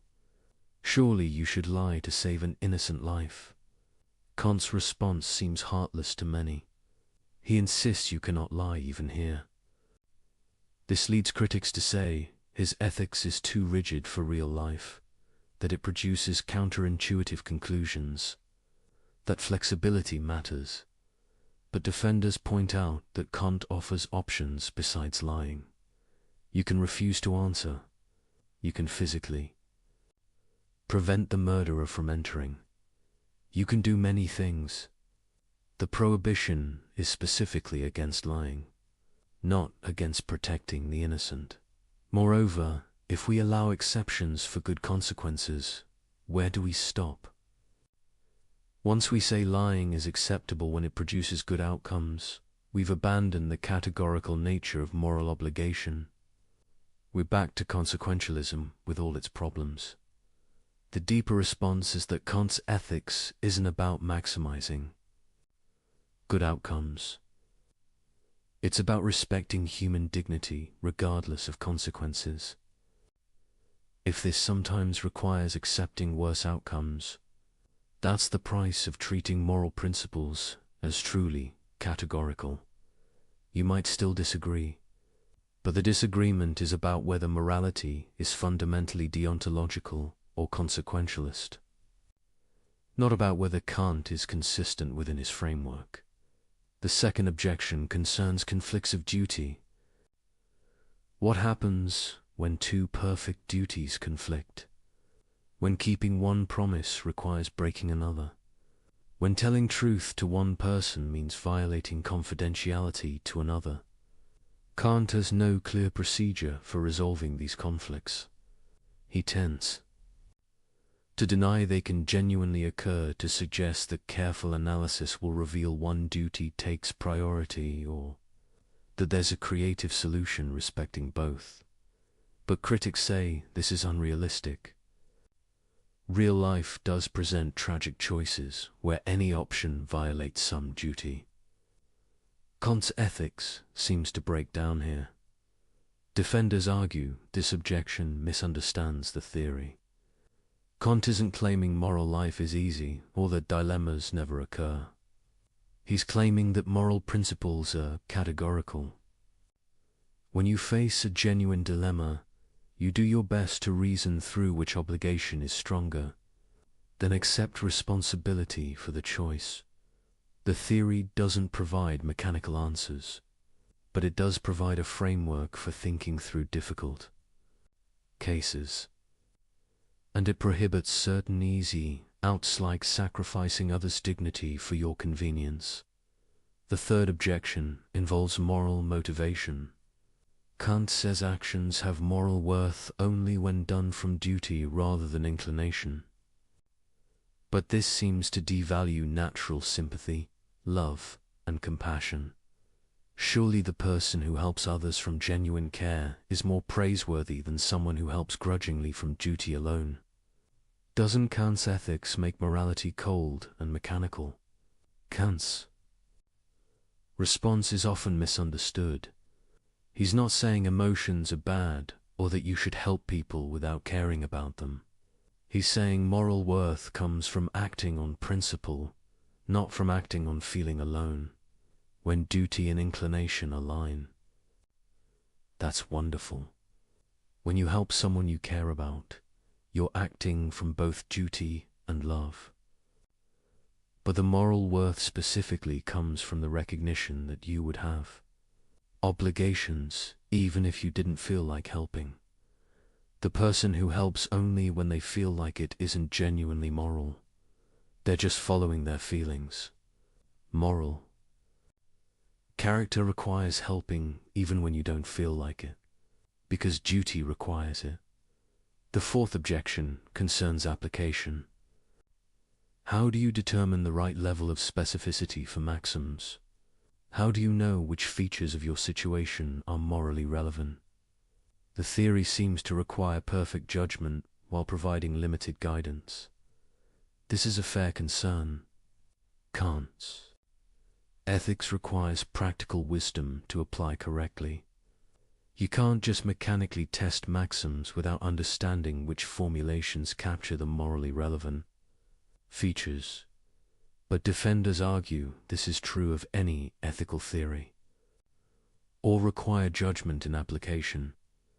Kant at least provides clear principles to guide that judgment, the tests of universalization and respect for humanity.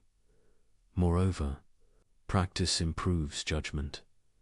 As you apply the categorical imperative over time, you develop better intuitions about which maxims accurately describe your actions and which features matter morally.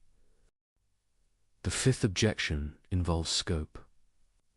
Does the categorical imperative apply to non-human animals, to future generations, to artificial intelligences if they become rational? Kant's framework seems unclear about boundaries. Kant himself limited moral status to rational beings. Animals, in his view, have only indirect moral significance. We shouldn't be cruel to them because cruelty corrupts our character, not because they have rights. Many modern philosophers find this too narrow. They argue that the capacity to suffer, not just rationality, creates moral status, that we have direct duties to animals, not just indirect ones mediated through effects on human character. This is a real tension. Kant's focus on rational agency as the sole source of moral status seems problematic to many contemporary thinkers. But extending moral status beyond rational agency requires rethinking the foundation of his theory. The sixth objection concerns realism. Is Kant's account of autonomy psychologically realistic? Can humans really act from pure rational principle, rather than emotion and desire? Doesn't his theory require capacities humans don't have? Research in psychology and neuroscience suggests that emotion and reason are deeply intertwined. The so-called rational decision-making always involves emotional components. That pure practical reason might be a myth. Defenders argue Kant isn't denying the role of emotion. He's making a normative claim about what gives actions moral worth, not an empirical claim about how human psychology actually works. Moreover, the fact that perfect autonomy is difficult doesn't make it irrelevant. It's an ideal we can approximate, a standard that guides self-improvement, even if we never achieve it completely. These objections are serious. They point to genuine difficulties in Kant's ethics, but none of them devastate the theory. Each has responses that preserve the core. insights while acknowledging limitations. Perhaps the fairest assessment is this: Kant's ethics captures something deeply true about morality and human dignity. The categorical imperative reveals real inconsistencies in immoral reasoning. The formula of humanity identifies genuine violations we should care about, but the theory isn't perfect. Application requires judgment it doesn't fully provide. Some conclusions seem counterintuitive. Some questions don't have clear answers within the framework. This doesn't mean we should abandon Kant. It means we should engage with his ideas thoughtfully. Take what works, grapple with what doesn't, and recognize that ethical thinking is an ongoing project without final answers. The categorical imperative remains a powerful tool for moral reasoning, even if you don't accept every detail of Kant's system. The universalization test and respect for humanity can guide ethical thinking. What matters most is the core insight. Rational beings have dignity that deserves unconditional respect. Moral principles must be universal, not arbitrary exceptions. Using people as mere means violates something fundamental about what they are. These insights survive even if specific applications are debatable. They provide framework for moral thinking even if they don't resolve every dilemma. They call us to higher standards even if perfect. Consistency is difficult. Kant's ethics isn't the final word in moral philosophy, but it's an essential word, one that transformed how we think about duty, dignity, and what it means to be rational beings living together. The challenges make the theory richer, not weaker. They show where more work is needed, where judgment matters most, where difficult choices remain difficult. But they don't undermine the fundamental achievement, showing that morality can be grounded in reason itself, that human dignity has philosophical foundation, that rational consistency demands moral action. This is enough. Not to answer every question, but to provide a framework for thinking them through. Not to eliminate moral difficulty, but to clarify what's at stake. Not to perfect human behavior, but to reveal what rational agency requires. And that revelation, what we are and what this demarche remains, Kant's enduring contribution to human self-understanding. Now we move from theory to practice. You understand the categorical imperative intellectually, but how do you actually use it? How do you recognize violations as they happen in the messy, complex flow of daily life? The first step is developing what we might call moral attention, the ability to notice when someone is treating rational beings as mere means, when universal principles are being violated, when dignity is being compromised. This is harder than it sounds. We're surrounded by violations so normalized we don't see them, practices so common they seem natural, behaviors so standard they feel inevitable. Consider advertising. Every day you're exposed to hundreds of messages specifically designed to bypass your rational judgment, to trigger desires you didn't have, to create needs that don't exist, to associate products with emotions unrelated to the product itself. Watch a commercial carefully. Notice how it works. It's not presenting rational arguments for why you should buy something. It's showing you attractive people, creating artificial scarcity, exploiting insecurities, triggering social pressure. This is manipulation in its purest form, using your psychology against you, treating you as a system to be hacked rather than a rational agent to be convinced. Once you see it, You can't unsee it. The entire commercial landscape reveals itself a systematic violation of the formula of humanity. Every ad is trying to use you as a means to someone else's profit, without engaging your rational agency honestly. Does this mean all advertising is immoral? Perhaps not every instance, but the dominant model certainly violates Kantian principles.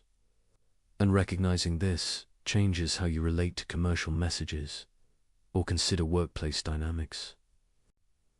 How many conversations involve people treating each other as obstacles rather than persons, as functions rather than agents, as means to productivity rather than ends in themselves? A manager who sees employees only as resources to be optimized. A colleague who views others only as competition or tools.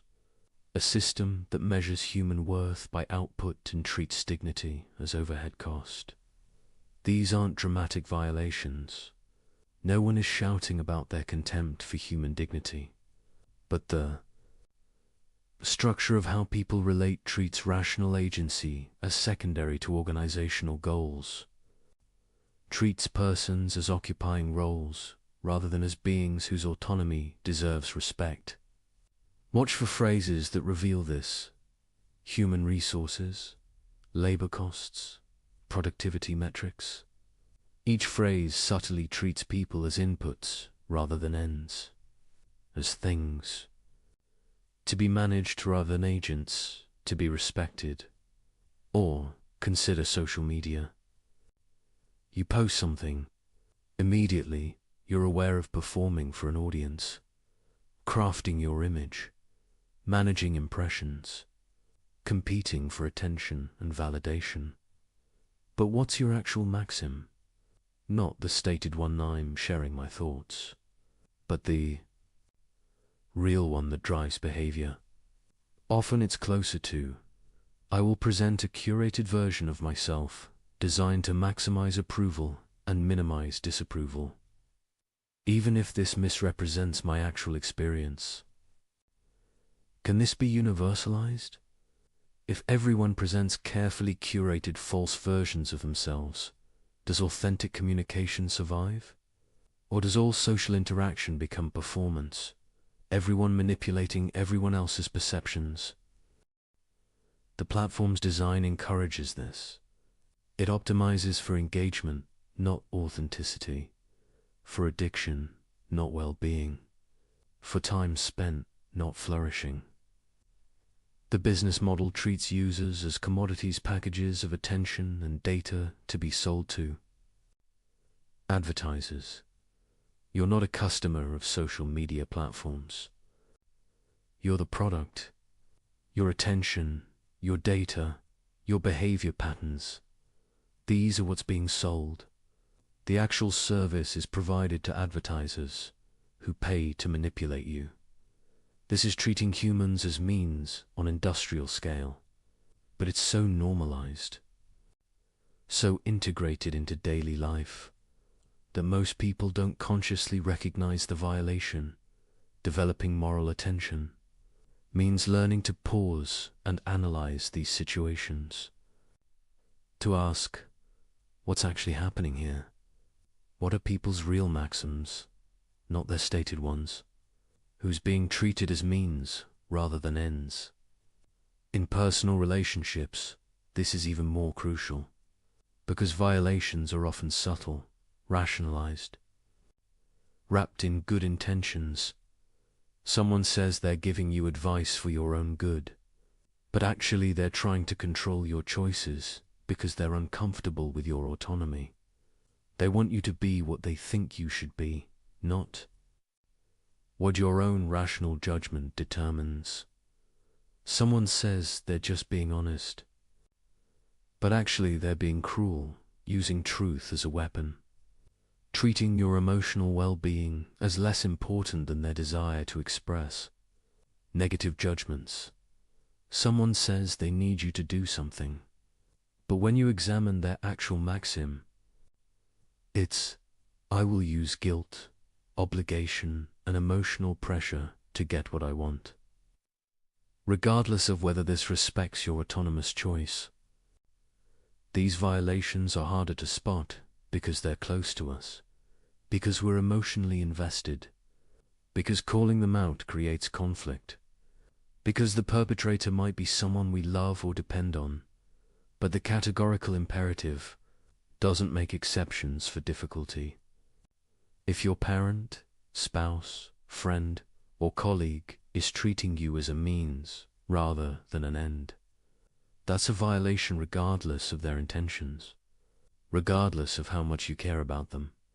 Recognizing this isn't about becoming judgmental. It's about seeing clearly, about understanding what's actually happening beneath the surface of social interaction. And once you develop this attention, you notice patterns. Certain types of people consistently violate. Certain situations reliably create pressure toward treating others as means. Certain institutions structurally encourage violation. The salesperson who builds rapport just to close a deal, the date who uses strategic ambiguity to maintain multiple options, the colleague who shares information selectively to maintain power, the institution that creates rules that serve administrative convenience rather than human flourishing. Each instance has its own surface story, but underneath, the same pattern, treating rational beings as tools, as obstacles, as resources, as anything except what they actually are: autonomous agents whose dignity deserves unconditional respect. Learning to recognize this in others is valuable, but it's even more important to recognize it in yourself, because you do it too. Everyone does. The question isn't whether you ever treat people as means, but whether you notice when you're doing it and commit to doing better. You're late to meet someone. Your maxim isn't "I prioritize punctuality."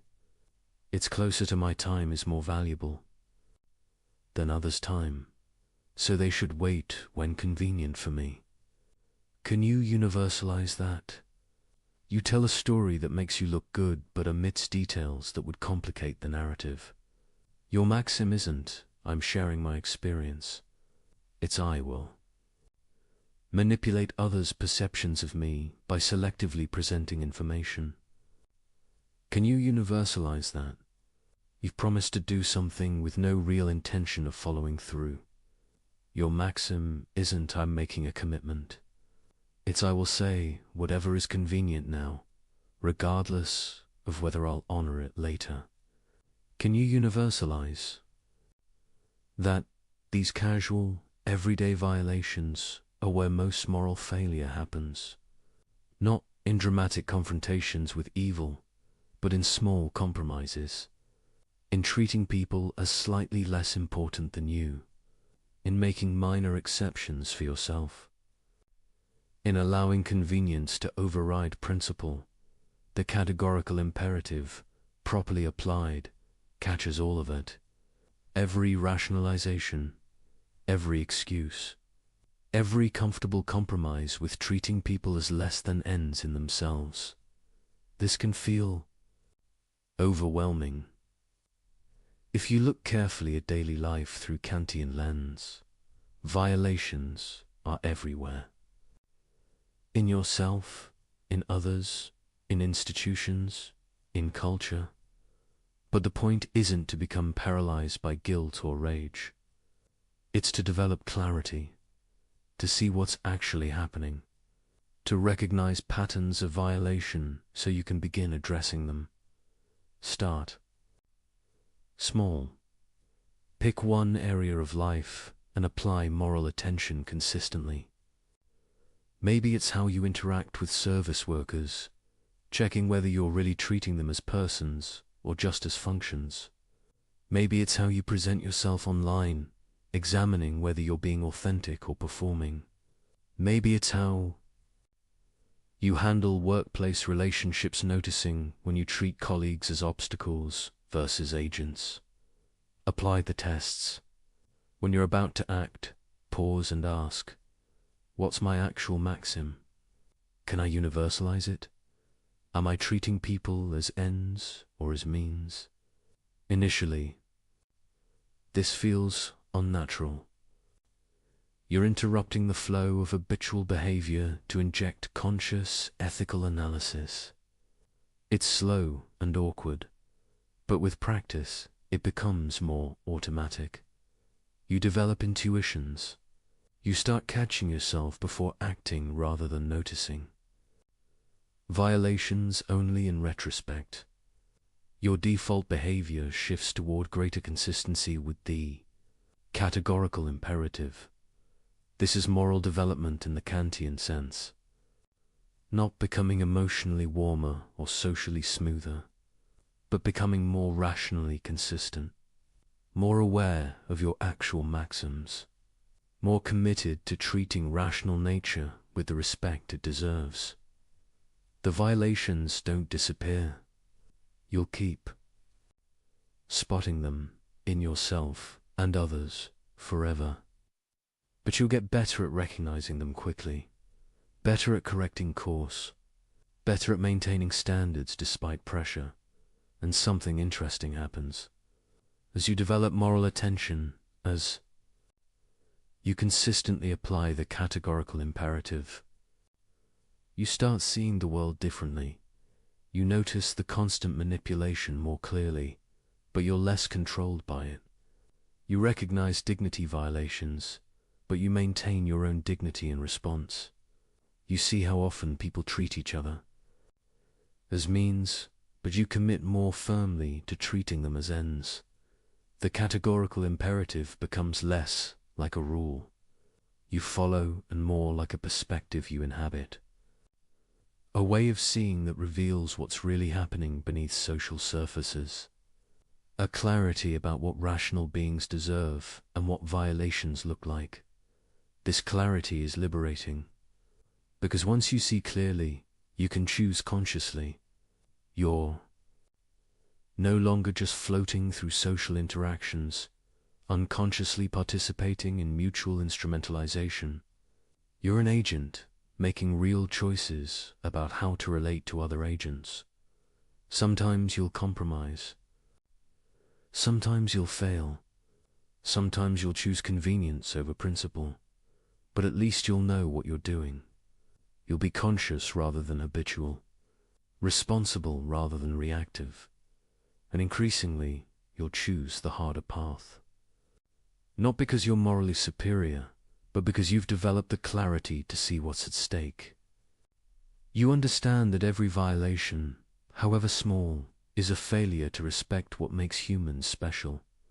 Every exception you make for yourself erodes your own rational integrity.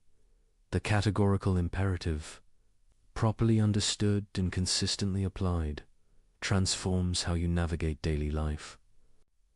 It gives you tools to see clearly, standards to aspire toward, and principles that don't bend when things get difficult.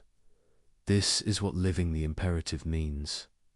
Not perfection, but attention. Not freedom from all violation, but commitment to recognizing and reducing it. Not moral heroism, but rational consistency. And it starts with simply noticing, with paying attention to actual maxims rather than stated intentions, with asking whether actions can be universalized, with checking whether people are being treated as ends or as means. Once you start noticing, you can't stop. The violations are everywhere, but so are the opportunities to do better. Recognizing violations in others is easier than addressing them in yourself, because in yourself you see all the complexity, all the reasons, all the circumstances that make your violations seem necessary or justified. But the categorical imperative doesn't care about your special circumstances. It asks only, can your maxim be universalized? Are you treating rational nature with the respect it deserves? Personal application starts with brutal honesty about your actual maxims, not the principles you claim to follow, but the rules you actually act on. Not your ideals, but your practices. This is harder than it sounds. We're experts at self-deception, at describing our behavior in flattering terms while acting on entirely different principles. You say you value honesty, but your actual maxim might be, I will be honest when convenient, but lie when truth would create significant awkwardness or cost. You say you respect others' autonomy, but your actual maxim might be, I will respect others' choices when I agree with them, but pressure and manipulate when I think I know better. You say you keep commitments, but your actual maxim might be, I will honor promises when easy, but feel free to break them when circumstances change or when I find something better to do. The gap between stated values and actual maxims is where all moral failure lives. Closing that gap is what personal application means. Start by picking specific situations and reconstructing your maxims honestly. A recent interaction where you felt uncomfortable afterward. A choice you rationalize but now question. A moment when you treated someone as less important than yourself. Write out what you actually did and why. Not the charitable interpretation, but the real reason. The maxim you actually followed, even if it's embarrassing to admit. Then test it. Can this maxim be universalized? If everyone followed this principle, would the world still function? Would it create the kind of community you want to live in? Often the answer is obviously no. Your maxim was selfish, short-sighted, or inconsistent. You were making an exception for yourself that you wouldn't grant others. This recognition is uncomfortable. It reveals that you're not living up to your own standards, that the gap between your ideals and your actions is real and significant. But discomfort is useful. It's your own rational nature calling attention to inconsistency, your own reason, pointing out that you're not being what you claim to be. The next step is commitment. Not vague resolution to do better, but specific commitment to changed maxims. 2 principles you'll actually follow, not just endorse. If your maxim has been treating your time as more valuable than others, commit to punctuality. Not someday, but now. Not when convenient, but categorically. If your maxim has been lying when truth is awkward, commit to honesty. Accept the discomfort. Face the consequences. Stop treating communication as strategic rather than authentic. If your maxim has been breaking promises when circumstances change, commit to keeping them. Or don't make promises you're uncertain about. But stop treating commitments as provisional. This will be costly. That's the point. Moral action requires sacrifice. Not because sacrifice is valuable in itself, but because respecting dignity often conflicts with convenience. You'll be late sometimes, but you'll respect others' time. You'll face awkward conversations, but you'll respect truth. You'll honor inconvenient commitments, but you'll respect the institution of promising, and you'll discover something interesting. The costs, while real, are smaller than you imagined. The world doesn't collapse when you stop lying. Relationships survive honesty. People respect punctuality. Kept promises create trust. What felt like necessary violations often turn out to be convenient excuses. What seemed like impossible demands often turn out to be difficult but manageable. This doesn't mean personal application is easy. It means your initial resistance was often exaggerated, that your fears about the cost of Morality were partly projection, but sometimes the costs are real and significant. Sometimes respecting dignity genuinely requires major sacrifice. Sometimes the right action genuinely hurts. This is where moral character is tested. Not in easy cases where duty and inclination align, but in hard cases where they conflict sharply. Your friend betrays you. Your inclination is to retaliate, to hurt them back, to treat them as they treated you. But the categorical imperative requires maintaining respect for their dignity, even when they've violated yours. This doesn't mean accepting abuse. You can protect yourself, set boundaries, end the relationship, but you cannot treat their wrongdoing as license for your own, cannot respond to their violation with equivalent violation. A colleague gets credit for your work. Your inclination is to expose them, to damage their reputation, to make them suffer. But the categorical imperative requires treating them with the respect their rational nature deserves, regardless of whether they reciprocate. This doesn't mean silence. You can address the injustice, correct the record, protect your interests, but you cannot treat their wrongdoing as permission to violate their dignity in return. Someone causes you serious harm. Your inclination is to see them as less than human, to deny their moral status, to respond with cruelty. But the categorical imperative recognizes their dignity even in their worst actions. This is perhaps the hardest application. To maintain moral principles when someone has forfeited all claim to your sympathy. To treat their rational nature with respect even when they've failed to respect yours or others. But this is what categorical means. Not binding when convenient, not applicable when others deserve it, but absolute, unconditional, non-negotiable. The temptation is always to make exceptions, to say this case is special, this person is different, these circumstances justify violation. But every exception undermines the categorical nature of moral obligation. Every justice once becomes a pattern. Every justified violation becomes a precedent for future violations. Personal application requires catching yourself making exceptions, noticing when you're treating moral principles as provisional, recognizing when you're claiming special circumstances that don't actually matter morally. This is ongoing work.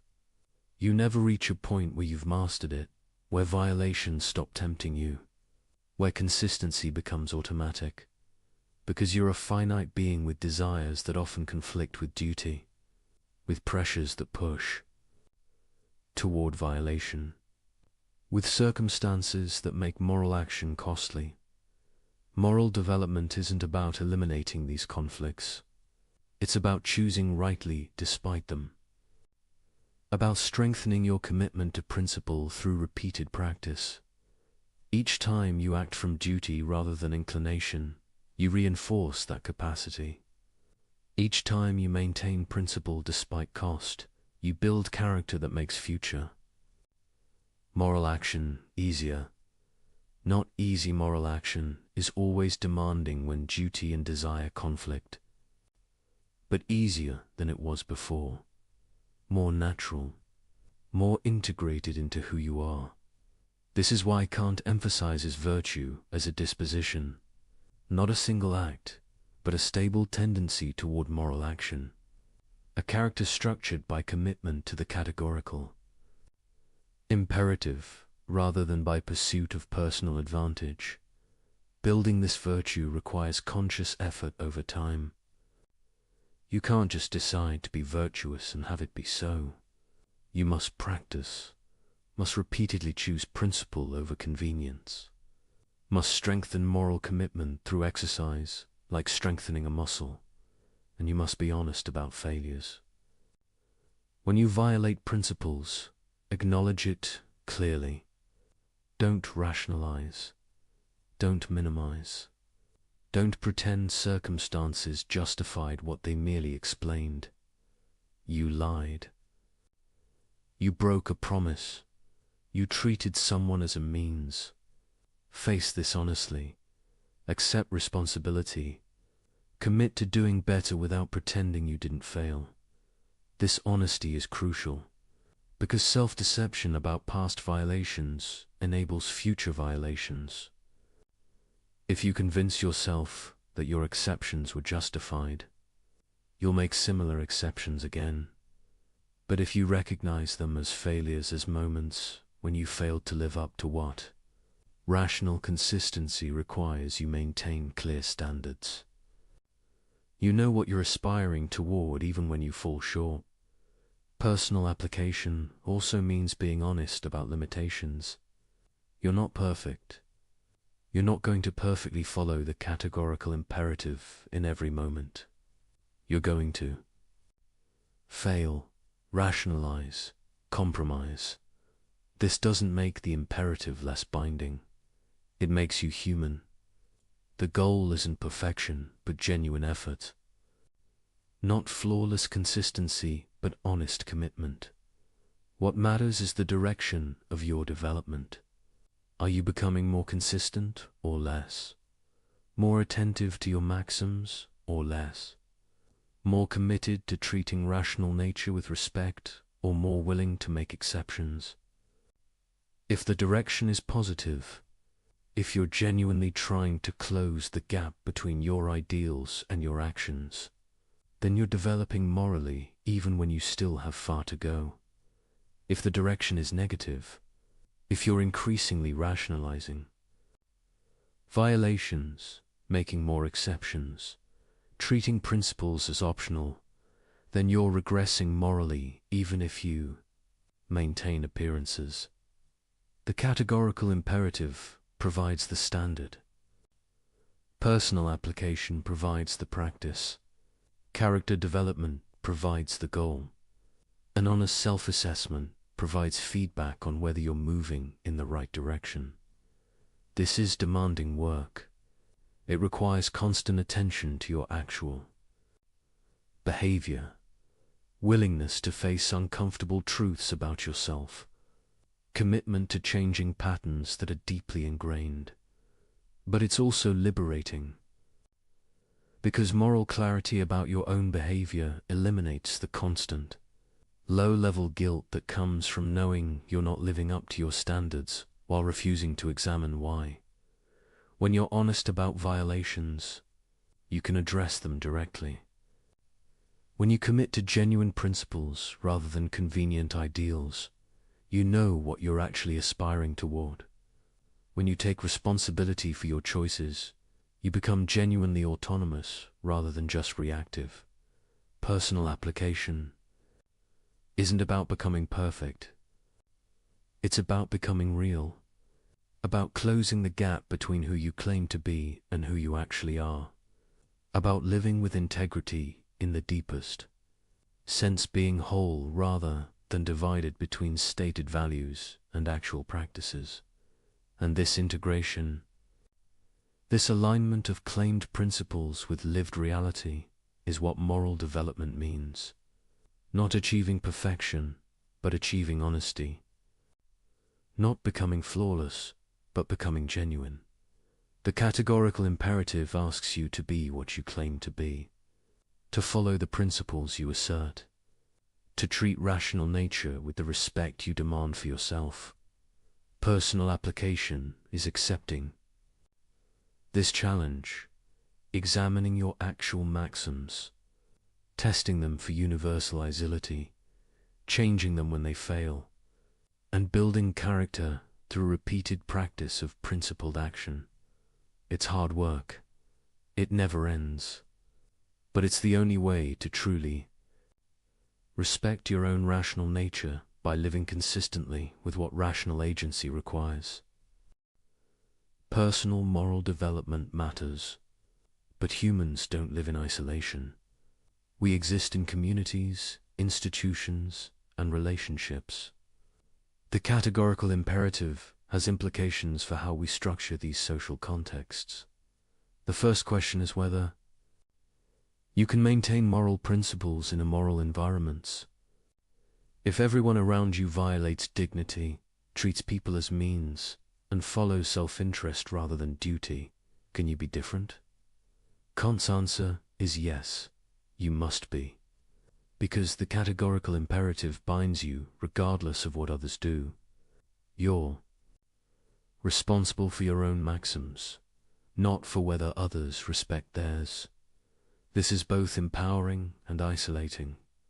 Empowering because you're not dependent on others' moral behavior to act morally yourself.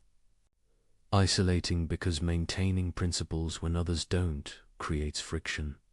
When everyone lies, your truthfulness makes you seem naive or rigid. When everyone manipulates, your honest communication seems ineffective. When everyone treats relationships transactionally, your respect for persons seems foolish. But the categorical imperative doesn't promise ease. It promises rational consistency, and rational consistency requires maintaining principles even when costly. This doesn't mean withdrawing from society. It means participating while refusing to adopt society's violations. Being in the world, but not of it, in the sense of maintaining moral clarity, despite surrounding compromise. You work in an organization that treats employees as resources. You cannot change the system alone, but you can treat people you interact with as ends, can recognize their dignity in your specific relationships. Even when the broader structure doesn't, you live in a culture saturated with manipulation.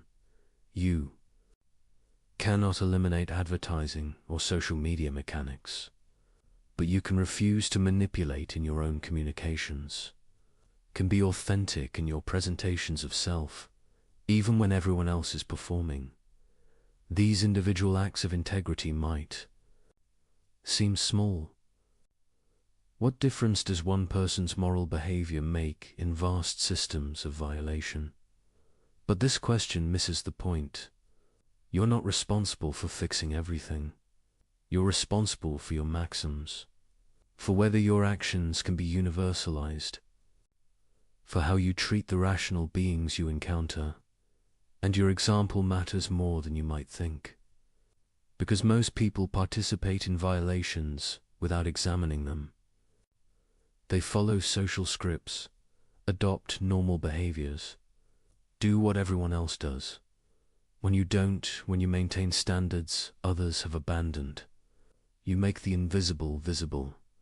You reveal that alternatives exist, that dignity can be respected, even when it's not standard practice. This influence works subtly. You're not preaching or judging, you're simply being consistent, treating people with respect they're not used to receiving, communicating honestly in contexts of routine manipulation, keeping commitments in environments of casual breach.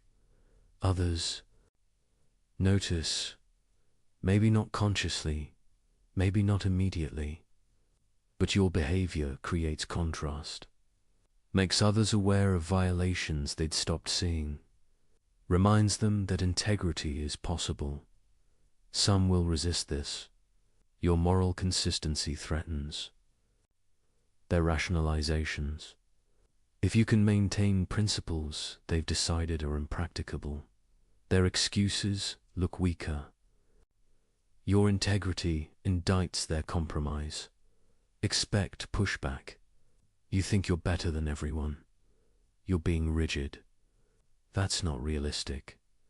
These responses reveal discomfort with moral clarity they've avoided. Don't defend yourself by claiming moral superiority. You're not better than them. You're just trying to be consistent with what rational agency requires.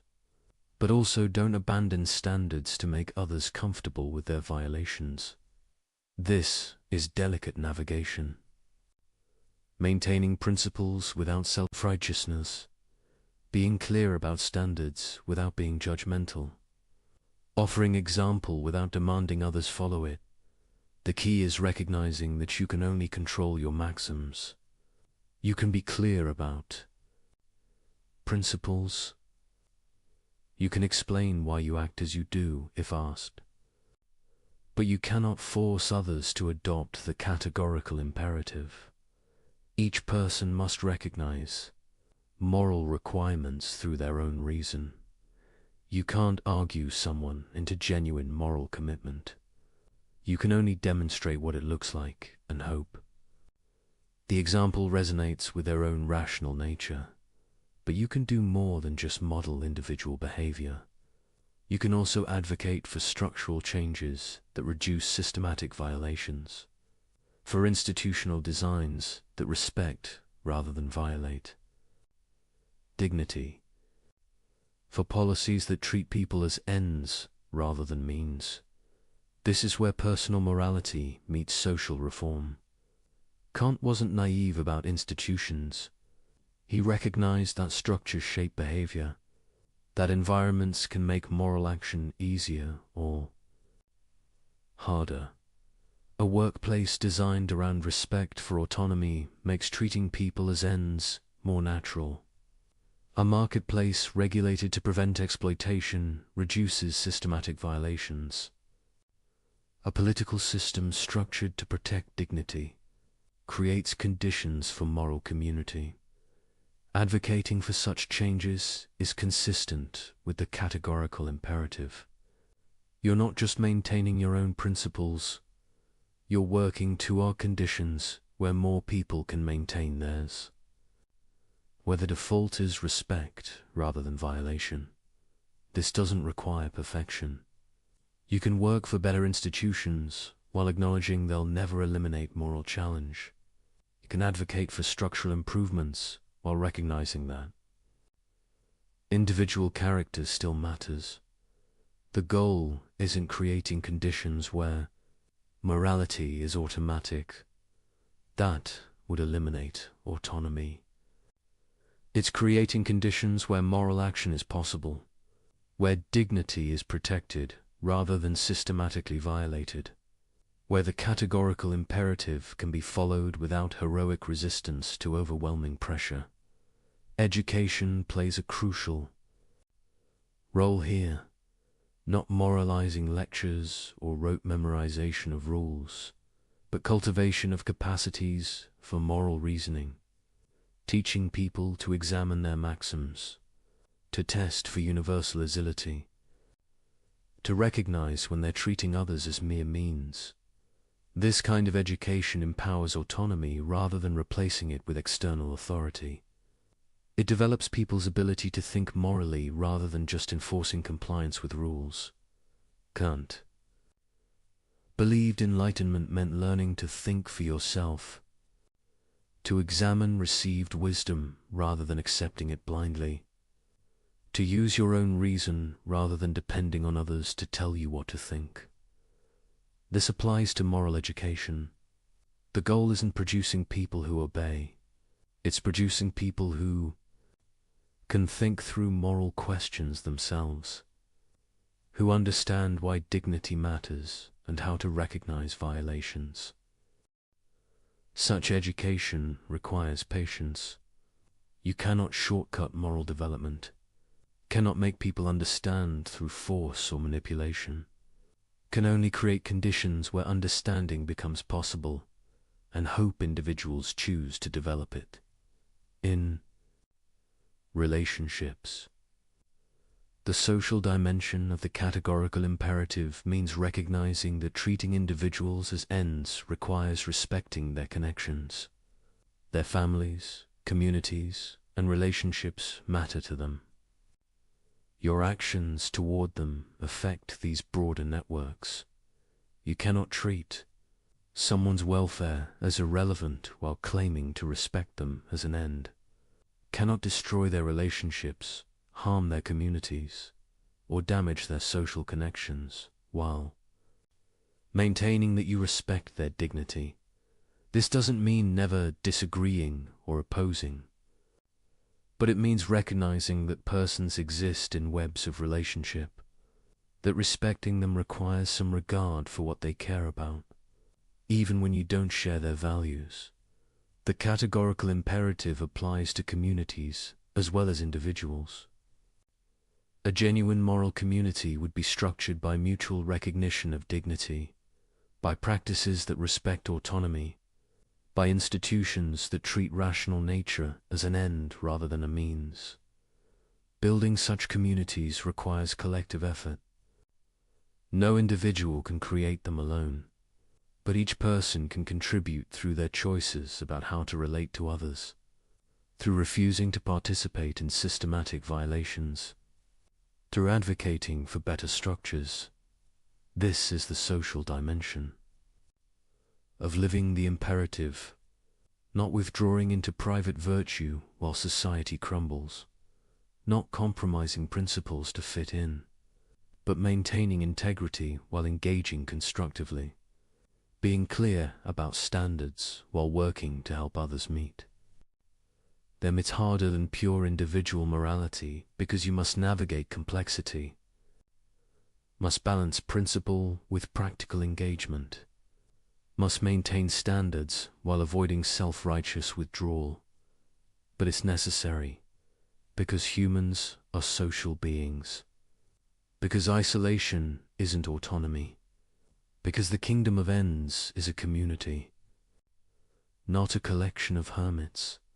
The categorical imperative calls you to be a moral agent in social contexts, to treat the people you encounter as ends, to advocate for structures that respect dignity, to contribute to building communities where rational beings can flourish, not by force, not by manipulation, not by imposing your vision on unwilling others, but by example, by advocacy, by persistent commitment to principles others have abandoned. This is how moral progress happens, not through sudden transformation, but through gradual accumulation of individuals choosing integrity, through slow construction of institutions that respect rather than violate, through patient education that develops moral capacities. Your contribution might seem small, but small contributions accumulate. Each person who maintains principles despite pressure makes it easier for the next person. Each instance of integrity creates space for others to follow. This is the social dimension. Not replacing personal morality with structural change, but complementing it. Not abandoning individual responsibility for collective action, but recognizing both matter. You're responsible for your maxims, but you also live in community with others. The categorical imperative applies to both dimensions, to how you treat individuals and how you work toward better collective conditions. Both matter. Both require attention. Both demand commitment to treating rational nature with the respect it deserves. We've explored the categorical imperative as if it resolves all moral questions. But honesty requires acknowledging its limits alongside its possibilities. The first limit is determinacy. The categorical imperative provides a test for maxims, but it doesn't tell you which maxim describes your action. You must supply that interpretation, and sincere people can disagree about the right formulation. Consider helping someone. Is your maxim, I will help this person because they need assistance? Or I will help this person to feel good about myself? Or I will help people I like, but not those I dislike? The moral evaluation depends entirely on which maxim you're actually following. Kant provides no mechanical procedure for determining true maxims. You must examine your motivations honestly, and self-knowledge is difficult. You can deceive yourself about why you act as you do. This doesn't make the categorical imperative useless, but it means applying it requires judgment, honesty, and self-awareness that the formula itself doesn't provide. The second limit is conflict resolution. When perfect duties seem to conflict, the categorical imperative doesn't clearly specify which takes priority.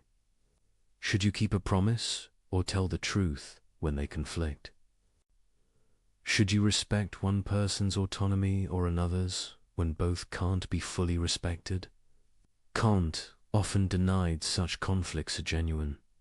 He suggested careful analysis would reveal creative solutions respecting both duties. But this seems optimistic. Life does present tragic choices, where any option violates some principle.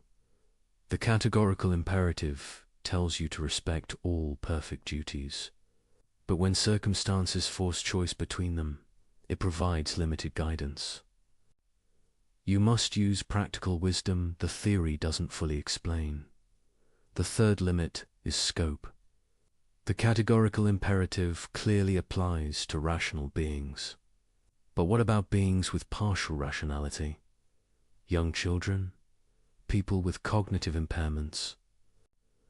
Non-human animals with some cognitive capacities? Kant's framework suggests dignity attaches to rational nature. But rational nature comes in degrees. Pure rationality is an ideal no human perfectly achieves. Where exactly does moral status begin? These boundary questions matter practically. How should we treat animals? How should we regard people at different developmental stages? The categorical imperative doesn't provide clear answers. The fourth limit is motivation. Kant argues that acting from duty has moral worth, but he acknowledges humans are not purely rational. We have desires, emotions, inclinations that influence behavior. Can humans really act from pure duty rather than mixed? Motives. Psychological research suggests reason and emotion are deeply intertwined. That pure rational motivation might be a philosophical fiction. This doesn't invalidate Kant's normative claims, but it suggests the psychology he assumes might not match human reality, which raises questions about whether his ideal of moral agency is achievable. The fifth limit is cultural variation. Kant claimed the categorical imperative as universal binding on all rational beings. But moral intuitions vary significantly across cultures. What seems obviously universalizable in one context seems obviously non-universalizable in another. Does this mean the categorical imperative is culturally relative? Or does it mean some cultures have false moral beliefs? Kant would choose the latter, but this seems problematically dismissive of moral diversity. These limits are real. The categorical imperative doesn't answer every question, resolve every dilemma, or work exactly as Kant described. But recognizing limits doesn't require abandoning the theory, because alongside limits, there are genuine possibilities. Things the categorical imperative accomplishes that no other framework matches first. It grounds morality in reason rather than authority. You don't need to believe in God, accept tradition, or defer to experts. You can discover moral principles through your own rational reflection. This is enormously empowering. It makes moral knowledge accessible to everyone with rational capacity, creates philosophical foundation for human rights, provides basis for moral critique of unjust traditions. Second, it protects human dignity unconditionally. Not based on usefulness, not contingent on good behavior, not dependent on someone liking you, but simply because you're a rational being capable of autonomy. This protection is robust. It doesn't disappear when protecting dignity becomes inconvenient. Doesn't depend on calculating good outcomes. Doesn't require that you deserve it through virtue. Third, it exposes sophistical reasoning. When someone tries to justify bad behavior, the universalization test reveals inconsistency immediately. No more clever rationalizations that sound plausible but don't survive scrutiny. This is practical power. You can evaluate any moral claim by asking whether it can be universalized.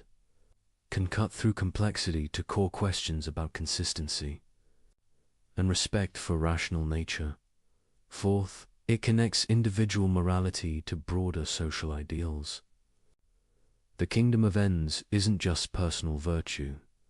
It's a vision of human community where everyone respects everyone's dignity, where institutions protect rather than violate autonomy.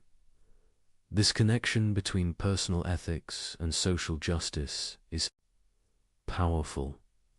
Your individual moral choices contribute to larger transformation. Your respect for dignity isn't isolated virtue, but participation in building better community. Fifth, it explains why morality feels binding, not through external enforcement, but through internal recognition. When you grasp that violating the categorical imperative is rationally inconsistent, you understand why you should be moral without needing threats or rewards. This makes moral obligations self-enforcing for rational beings. You cannot coherently deny it without denying your own rational nature. The bindingness is internal, not imposed. These possibilities are significant. They provide what Kant promised, foundation for morality based on reason itself, protection. For human dignity, tools for moral reasoning, connection between personal virtue and social justice. The theory isn't perfect. No theory is. But its strengths are genuine and its limits are navigable. You can use the categorical imperative effectually while acknowledging questions it doesn't fully answer. The key is holding limitations and possibilities together, neither dismissing the theory because of its limits nor ignoring limits because of its strengths, but engaging honestly with both. Use the categorical imperative for what it does well, testing maxims for universalizability, identifying violations of dignity, providing principled foundation for moral reasoning. Don't demand it resolve every edge case or answer every boundary question. Supplement it with practical wisdom for situations requiring judgment it doesn't fully provide. Combine it with honest self-examination to identify actual maxims. Integrate it with understanding of human psychology to make ideals realistic. But don't abandon its core insights. That rational beings have unconditional dignity, that moral principles must be universal, that treating people as mere means violates something fundamental. That rational consistency demands moral action. These insights survive the theory's limitations. They provide genuine guidance even when application requires additional judgment. They ground human rights even when boundary cases remain unclear. The categorical imperative is a tool, powerful but not omnipotent, clarifying but not automatic, principled but requiring wise application. Used well, with awareness of both limits and possibilities, it transforms moral reasoning, provides standards that don't shift with convenience, protects dignity that other frameworks leave vulnerable, connects personal integrity with social justice. This is enough. Not to answer every question, but to ground the most important answers. Not to eliminate moral difficulty, but to clarify what's at stake. not to perfect human behavior, but to reveal what rational agency requires.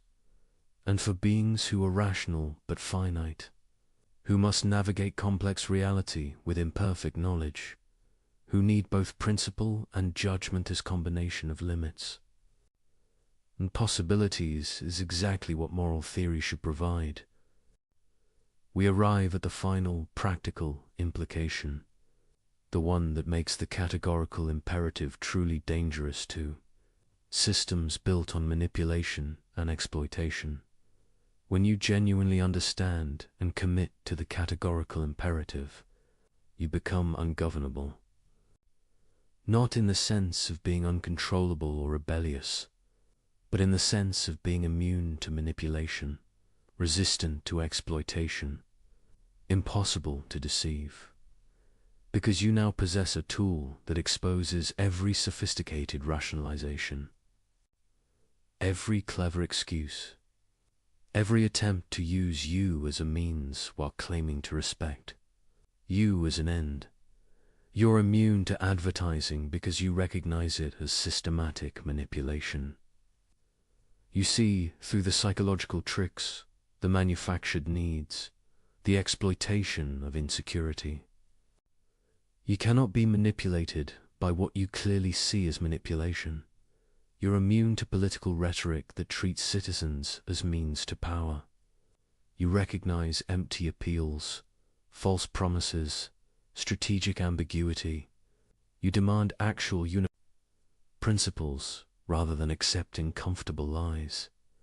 You're immune to social pressure that demands you violate your principles to fit in. You understand that following the crowd when the crowd violates dignity is itself a violation, that conformity is no excuse for treating people as means. You're immune to institutional demands that you compromise integrity for organizational goals. You recognize when systems ask you to treat people as resources rather than persons, and you refuse, regardless of career consequences. This is what ungovernable means. Not that rules don't apply to you, but that bad rules have no moral authority. That corrupt systems cannot claim your willing participation. That sophisticated manipulation cannot overcome your rational clarity. Organizations built on exploitation need willing participants who don't examine the actual maxims they're following, who accept surface justifications without testing for universality, who prioritize their careers over others' dignity. When you commit to the categorical imperative, you become the wrong kind of person for such systems. You ask uncomfortable questions. You refuse convenient violations. You maintain standards others have abandoned. This makes you difficult to manage, hard to control, resistant to corruption. Not because you're rebellious by nature, but because you've developed clarity about what rational consistency requires. The powerful often prefer people who are confused about morality, who can be convinced that violations are necessary, that exceptions are justified, that circumstances override principles. Such people are manageable. They'll do what they're told. If the rationalization is sophisticated enough, but you're no longer confused. You understand that moral principles are categorical, that human dignity is unconditional, that no sophistical argument makes violation acceptable. This clarity is freedom, true freedom, not freedom from all constraint you're constrained by rational consistency, but freedom from manipulation, from exploitation, from sophisticated systems designed to use you. You cannot be recruited into violating dignity because you see the violation clearly. Cannot be persuaded that treating people as means is acceptable because you understand why it isn't. Cannot be pressured into compromising principles because you grasp their categorical nature. This is why philosophy matters. Why abstract, ethical reasoning has concrete implications. Why understanding the categorical imperative changes how you navigate reality. You're not just learning theory. You're developing capacities that protect you from manipulation and enable you to protect others.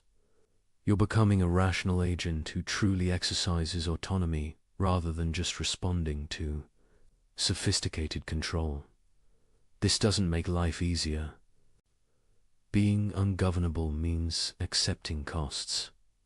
When you refuse to participate in violations, you lose opportunities available to those who compromise. When you maintain principles others have abandoned, you face social pressure. When you demand actual, universalizable maxims rather than accepting clever excuses, you create conflict. But you're free in the deepest sense. Free from the exhausting work of rationalizing violations. Free from the corruption that comes from repeated compromise. Free from manipulation by those who understand psychology better than you do, because you understand something deeper than psychology. You understand what rational agency itself requires, and that understanding cannot be overcome by clever tricks or sophisticated pressure. Systems of exploitation depend on people not seeing clearly, on confusion about what morality demands, on sophisticated rationalization that makes violations seem acceptable. The categorical imperative cuts through all of this. It provides clarity that cannot be obscured by complexity, principles that cannot be negotiated away, standards that don't depend on whether maintaining them is convenient. When enough people achieve this clarity, exploitative systems lose their power. Not through violent revolution, not through dramatic transformation, but through simple refusal to participate in violations. One person refusing is easily marginalized, but as more people develop moral clarity, the costs of maintaining exploitative systems increase. Eventually, systems must change or collapse. This is the long-term promise of moral philosophy. Not immediate transformation, but gradual erosion of structures built on violation. Through education, through example, through persistent commitment to principles that survive rational scrutiny. You're part of this process. Every time you refuse manipulation, you make manipulation slightly less effective. Every time you maintain principles despite pressure, you'll demonstrate that integrity is possible. Every time you treat someone as an end when others treat them as means, you create contrast that reveals the violation. This is your contribution, not changing everything, not perfecting society, but being ungovernable, maintaining clarity, refusing to participate in sophisticated systems of exploitation, and helping others develop the same clarity, not by preaching, not by judging, but by demonstrating what principled consistency looks like, by explaining the categorical imperative when asked, by living in ways that make dignity visible. This is becoming ungovernable through philosophy, using rational tools to protect autonomy, developing clarity that resists manipulation, building character that cannot be corrupted by sophisticated pressure. It's available to anyone, doesn't require special talent or privileged background, just willingness to think clearly, to examine maxims honestly, to maintain consistency despite cost. The categorical imperative gives you everything you need. A test for evaluating any maxim, a principle that protects all dignity, a framework that grounds morality in reason itself. The rest is practice, applying principles despite pressure, maintaining clarity despite confusion, building character through repeated choice of duty over inclination. This is what it means to live the imperative, to let it transform not just your thoughts but your actions, your relationships, your participation in institutions, your very being as a rational agent, and in doing so, to become truly free, truly autonomous, truly ungovernable by those who depend on confusion, manipulation, and sophisticated exploitation. This is philosophy's ultimate gift. Not just understanding, but liberation. Not just knowledge, but power. Not just theory, but transformation.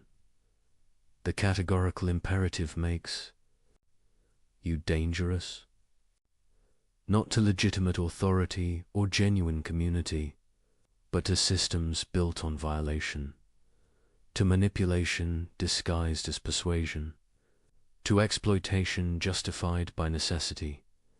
And that danger is exactly what corrupt systems cannot tolerate, which is precisely why understanding Kant matters now more than ever. You possess the tool. The question is whether you'll use it. We began by noting something remarkable. A principle formulated in 1785 still exposes modern deceptions.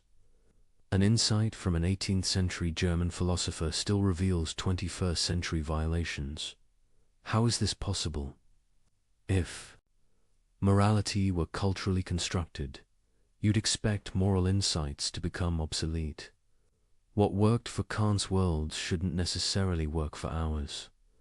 Different technology, different social structures, different problems surely these require. Different moral frameworks. But the categorical imperative persists. It exposes violations in contexts Kant never imagined. Social media manipulation, corporate exploitation, political propaganda, algorithmic manipulation, technologies that didn't exist, but patterns of violation that remain fundamentally unchanged. This persistence suggests something profound, that Kant discovered something real, not invented a useful fiction, not proposed a culturally specific framework, but actually identified genuine features of moral reality. Consider why manipulations that work today would work in Kant's time. Why lies succeed now as they succeeded. Then, why exploitation follows. Similar patterns across centuries and cultures. It's because human rational nature hasn't changed. We're still beings who communicate through language, who form expectations about others' behavior, who require trust for cooperation, who possess dignity that can be violated. The categorical imperative works because it's keyed to this stable nature. It identifies what rational agency itself requires, not what any particular culture happens to value. It reveals violations of dignity that don't depend on historical circumstance. This is why the universalization test still catches rationalizations, why the formula of humanity still identifies violations, why the kingdom of ends still represents a meaningful ideal. The sophistication of manipulation has increased enormously. Modern psychology provides tools for exploitation Kant couldn't have imagined. Technology enables violations at scales he never conceived. Systems of control have become vastly more complex and subtle, but the fundamental pattern remains unchanged. The manipulator depends on others not manipulating. The liar depends on others telling truth. The exploiter depends on others maintaining cooperative order. The person claiming exception depends on others not claiming equivalent exceptions. Every attempt to violate dignity while enjoying its protections faces the same logical incoherence. Every rationalization that can't be universalized fails the same test. Every treatment of persons as mere means violates the same fundamental principle.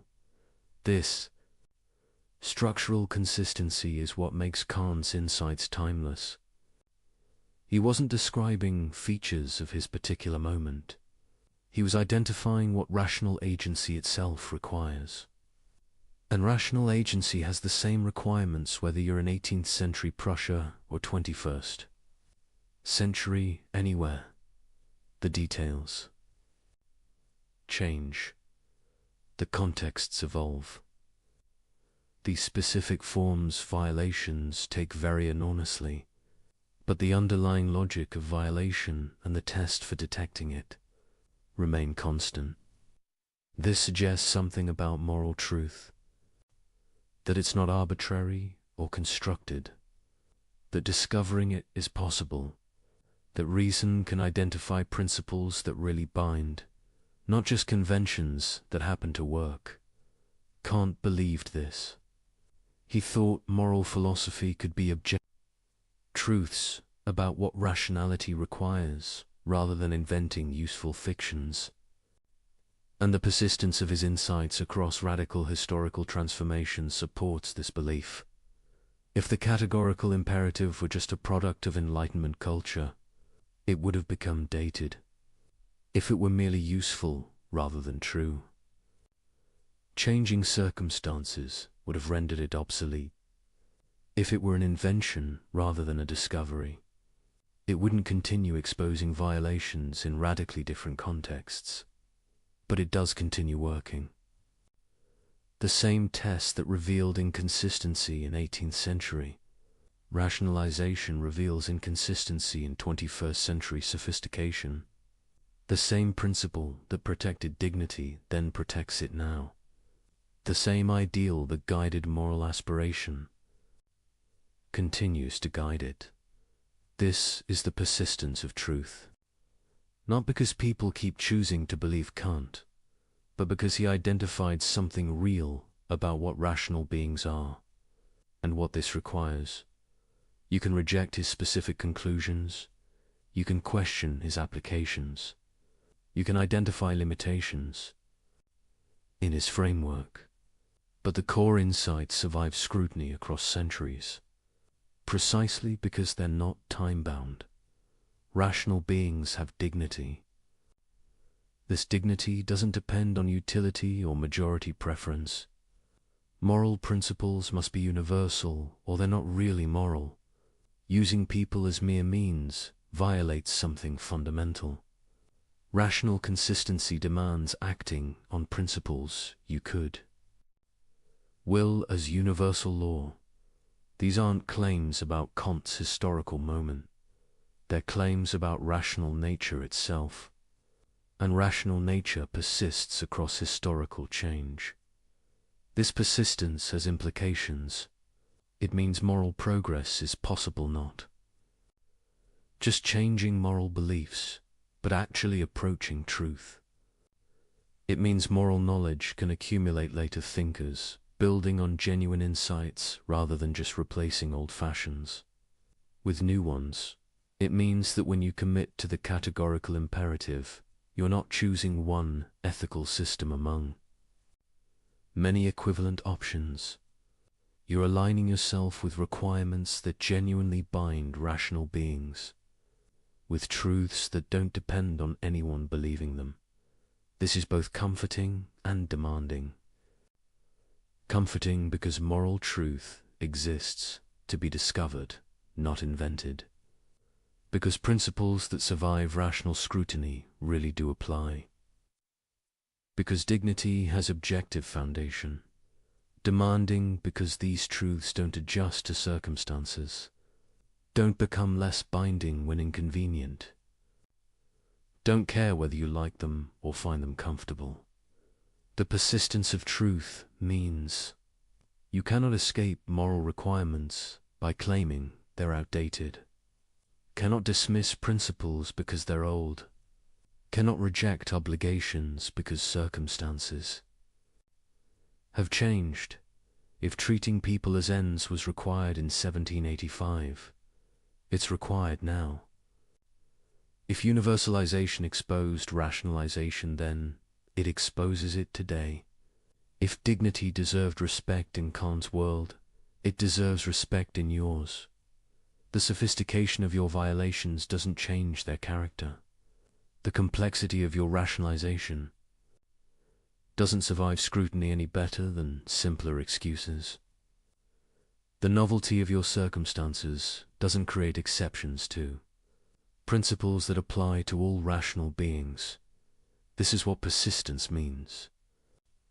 Not that nothing changes, but that what matters most, the requirements of rational agency, the demands of dignity, the logic of moral consistency remains constant, beneath surface variation, and recognizing this changes how you relate to moral principles. They're not suggestions from the past. They're requirements of the present. They're not historically situated opinions, but timeless truths about what rational nature demands. This doesn't mean Kant was right about everything. Doesn't mean his specific applications were perfect. Doesn't mean his framework has no limitations. But it means he discovered something that persists because it's true. That continues revealing violations because violations really are violations, regardless of how skillfully they're disguised or how much circumstances have changed. The categorical imperative works today for the same reason it worked then, because rational beings are rational beings, because dignity is dignity, because treating people as mere means is treating people as mere means. Whether you do it through 18th century exploitation or 21st century algorithms, this persistence is the test of genuine insight. Ideas that capture something real survive contextual change. Principles that identify genuine requirements apply across historical transformation.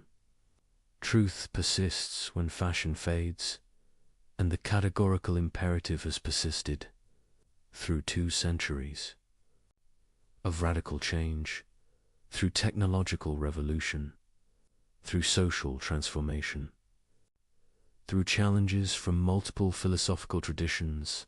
It persists because it's true, because it identifies what rational agency actually requires, because it protects what genuinely deserves protection, because it reveals what consistently needs revealing.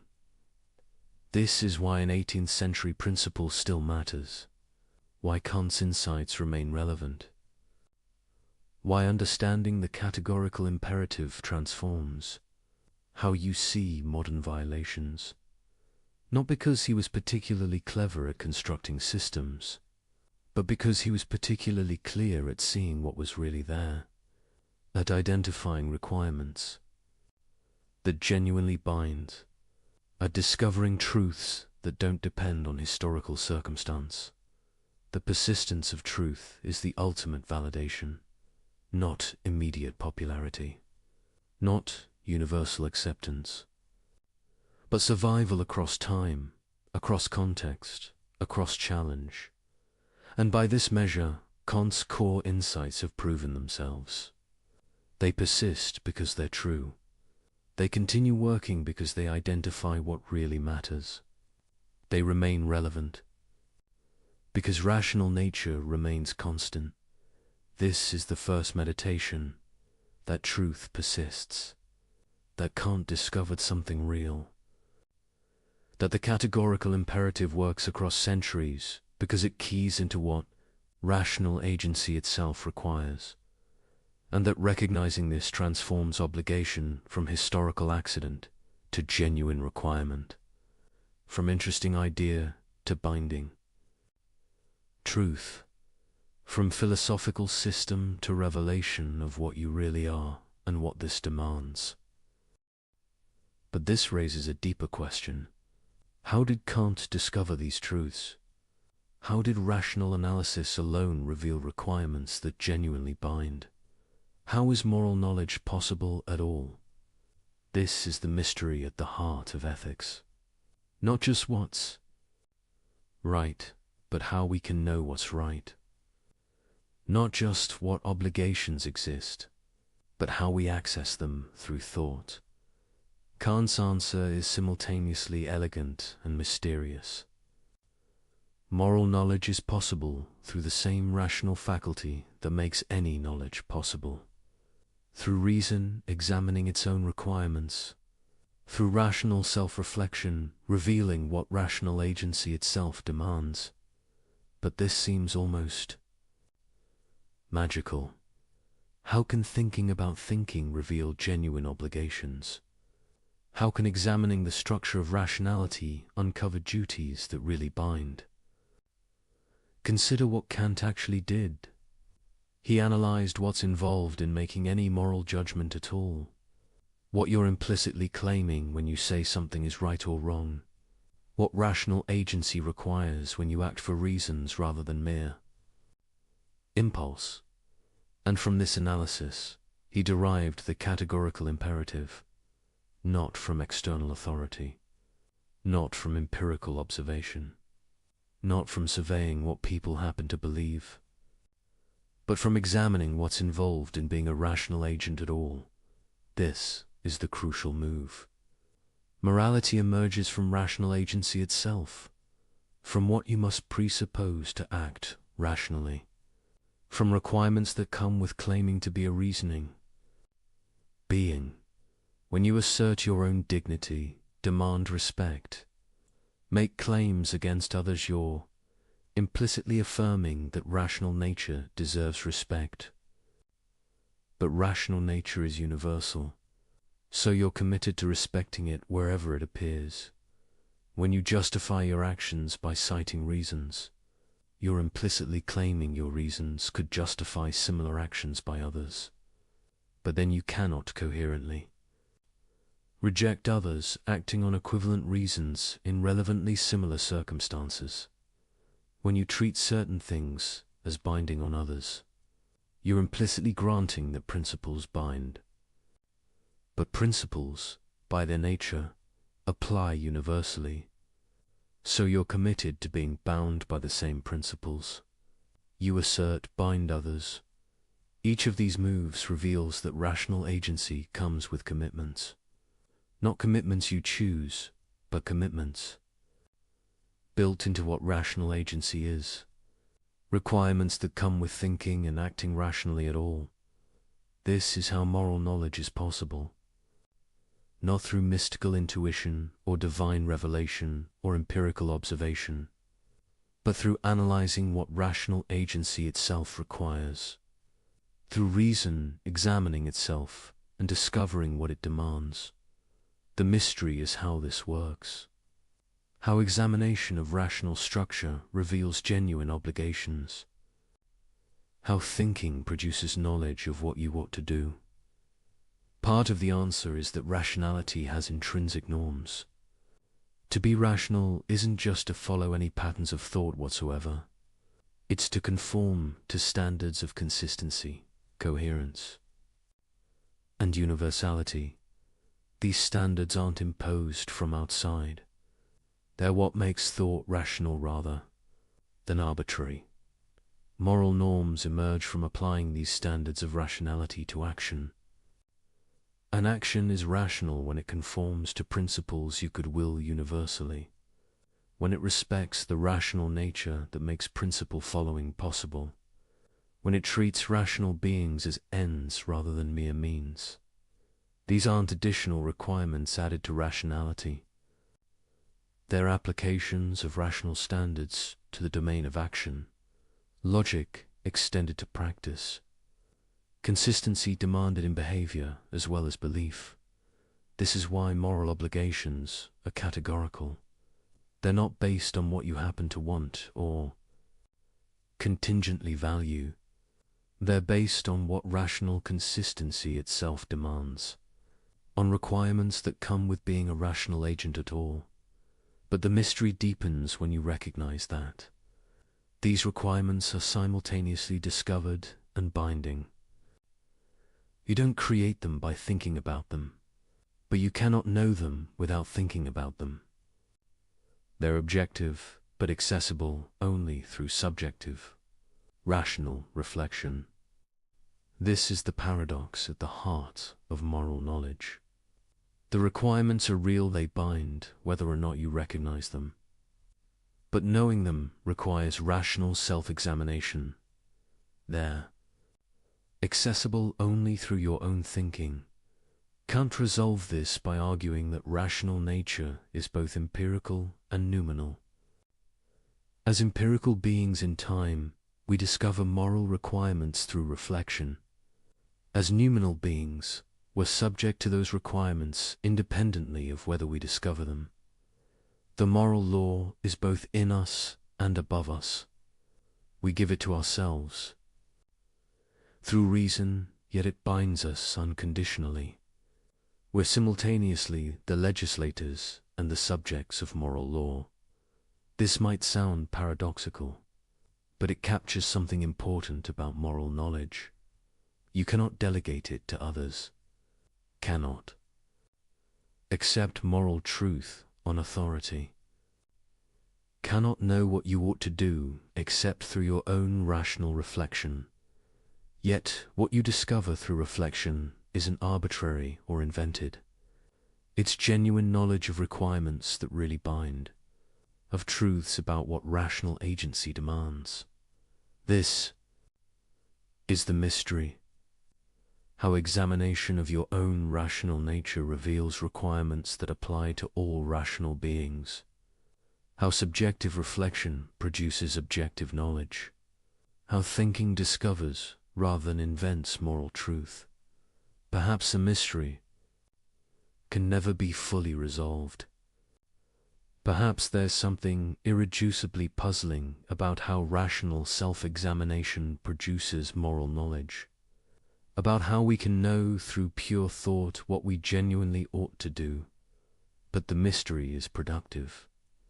It reveals that moral knowledge is unique, not like empirical knowledge of external facts, not like mathematical knowledge of abstract structures, but something distinct knowledge of requirements that emerge from what we are as rational agents.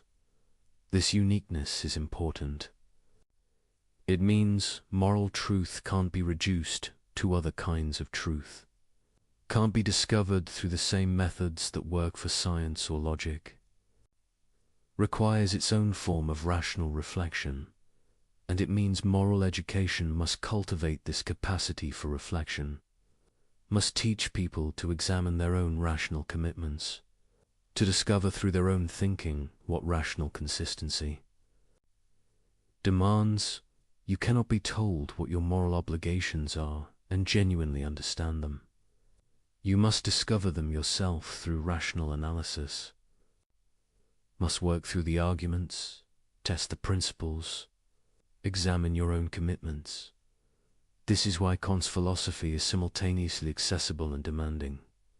The insights are available to any rational being, but accessing them requires work, requires thinking carefully about what rational agency involves, requires honest examination of your own principles and their implications. The mystery of moral knowledge is that it's both profoundly personal and completely universal. Personal because you must discover it yourself through your own reason. Universal because what you discover applies to all rational beings. This combination makes moral truth unique, neither purely subjective nor purely objective, neither invented nor simply found, but discovered through rational self-examination and binding on all who share rational nature. The mystery remains, but it's a productive mystery, one that reveals something important about what we are and how we know what matters most, about the strange gift of rational agency that examining ourselves reveals truths that bind everyone, that thinking produces knowledge of what we ought to do. Kant didn't fully resolve this mystery. but he showed us its contours, revealed how moral knowledge is possible even if we can't completely explain why, demonstrated that rational reflection produces genuine insight into what really binds, and in doing so, he opened a path, not to certainty, about every moral question, but to confidence that moral knowledge is possible. That examining rational requirements reveals real truths. That thinking carefully about what rational agency involves produces understanding of what rational agents ought to do. This is the second meditation. That moral knowledge is mysterious but real. That rational self-examination reveals genuine requirements. That we can know through thought what we ought to do, even if we cannot fully explain how this knowledge is possible. The mystery remains. But it's a mystery that enables rather than prevents moral understanding. A productive puzzle rather than an insurmountable obstacle. A reminder that we are mysterious to ourselves, capable of discovering through thought what we genuinely owe to ourselves and others. We arrive at the final meditation, the insight that is threaded through everything we've explored, the principle that grounds all else. Human dignity is not earned, not granted, not contingent on behavior, achievement, or virtue, but unconditional, belonging to every rational being simply by virtue of their rational nature. This is a staggering claim, that every person you encounter possesses unconditional worth, that this worth doesn't increase with accomplishment or decrease with failure, that it remains constant regardless of what they do or who they become. Feel the weight of this. Every person, the stranger who annoyed you today, the colleague you disliked, the person whose politics you despise, the criminal whose actions you find abhorrent, everyone possesses the same fundamental dignity you claim for yourself, not because they've earned it, not because they deserve it, but because they share the capacity that makes any valuing possible rational agency, the ability to set ends, make choices, act from principle.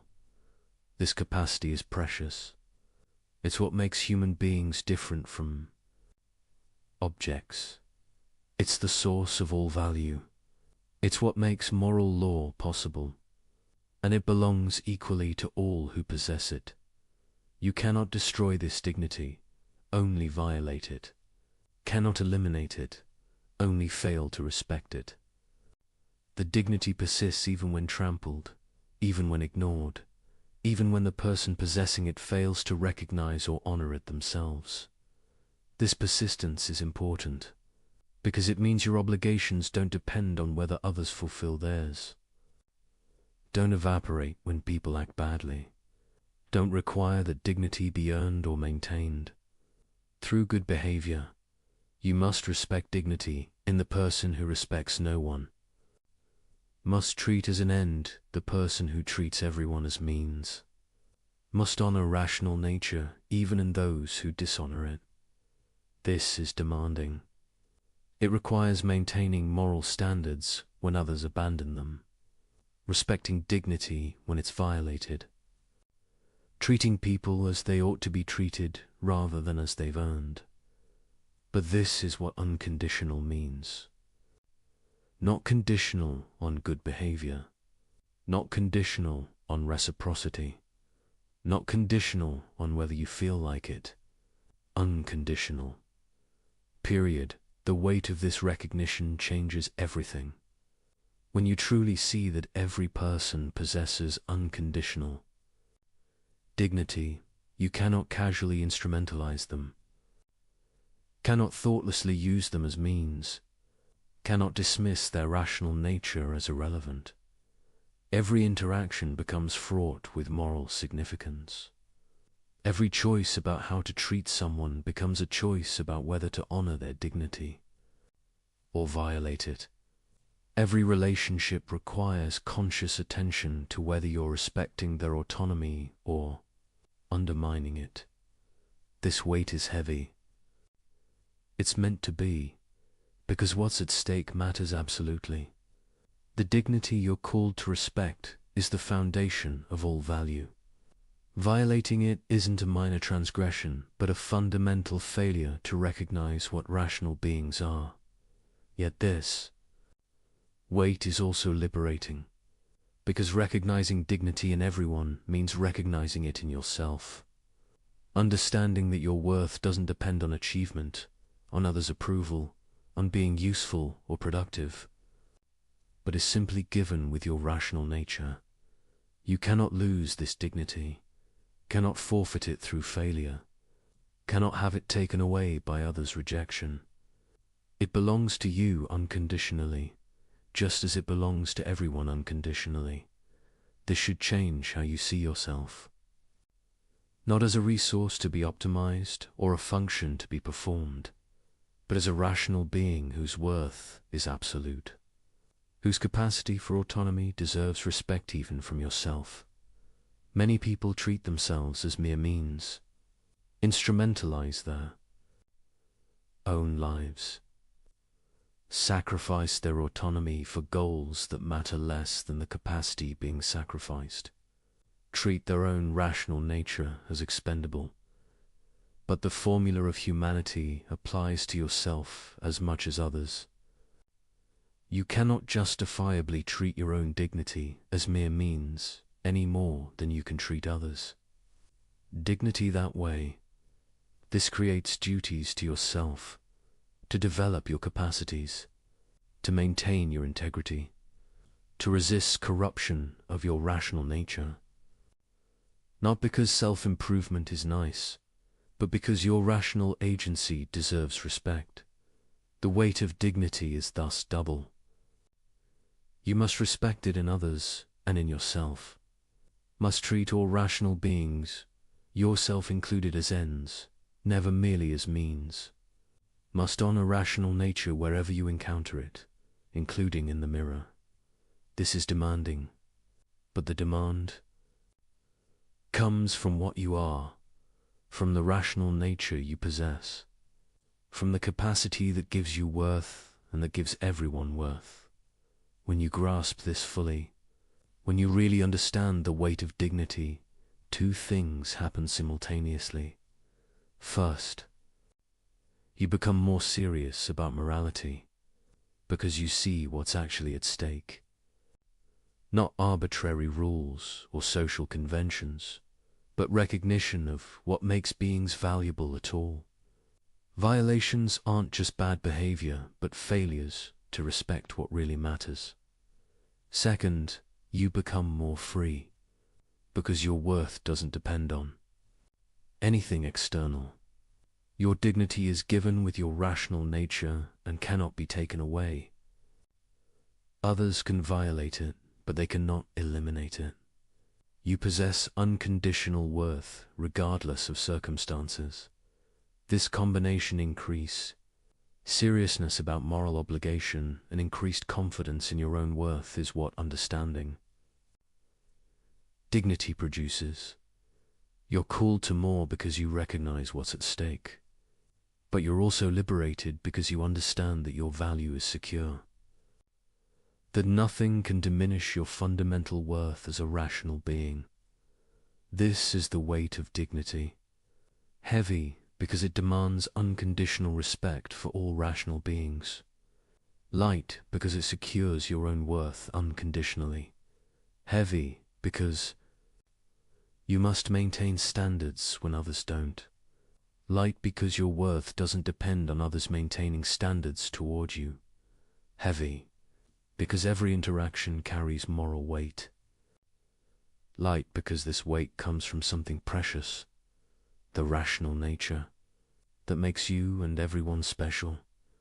Kant's ethics returns us to this fundamental insight again and again, that rational beings have dignity, that this dignity is unconditional, that respecting it is what morality requires.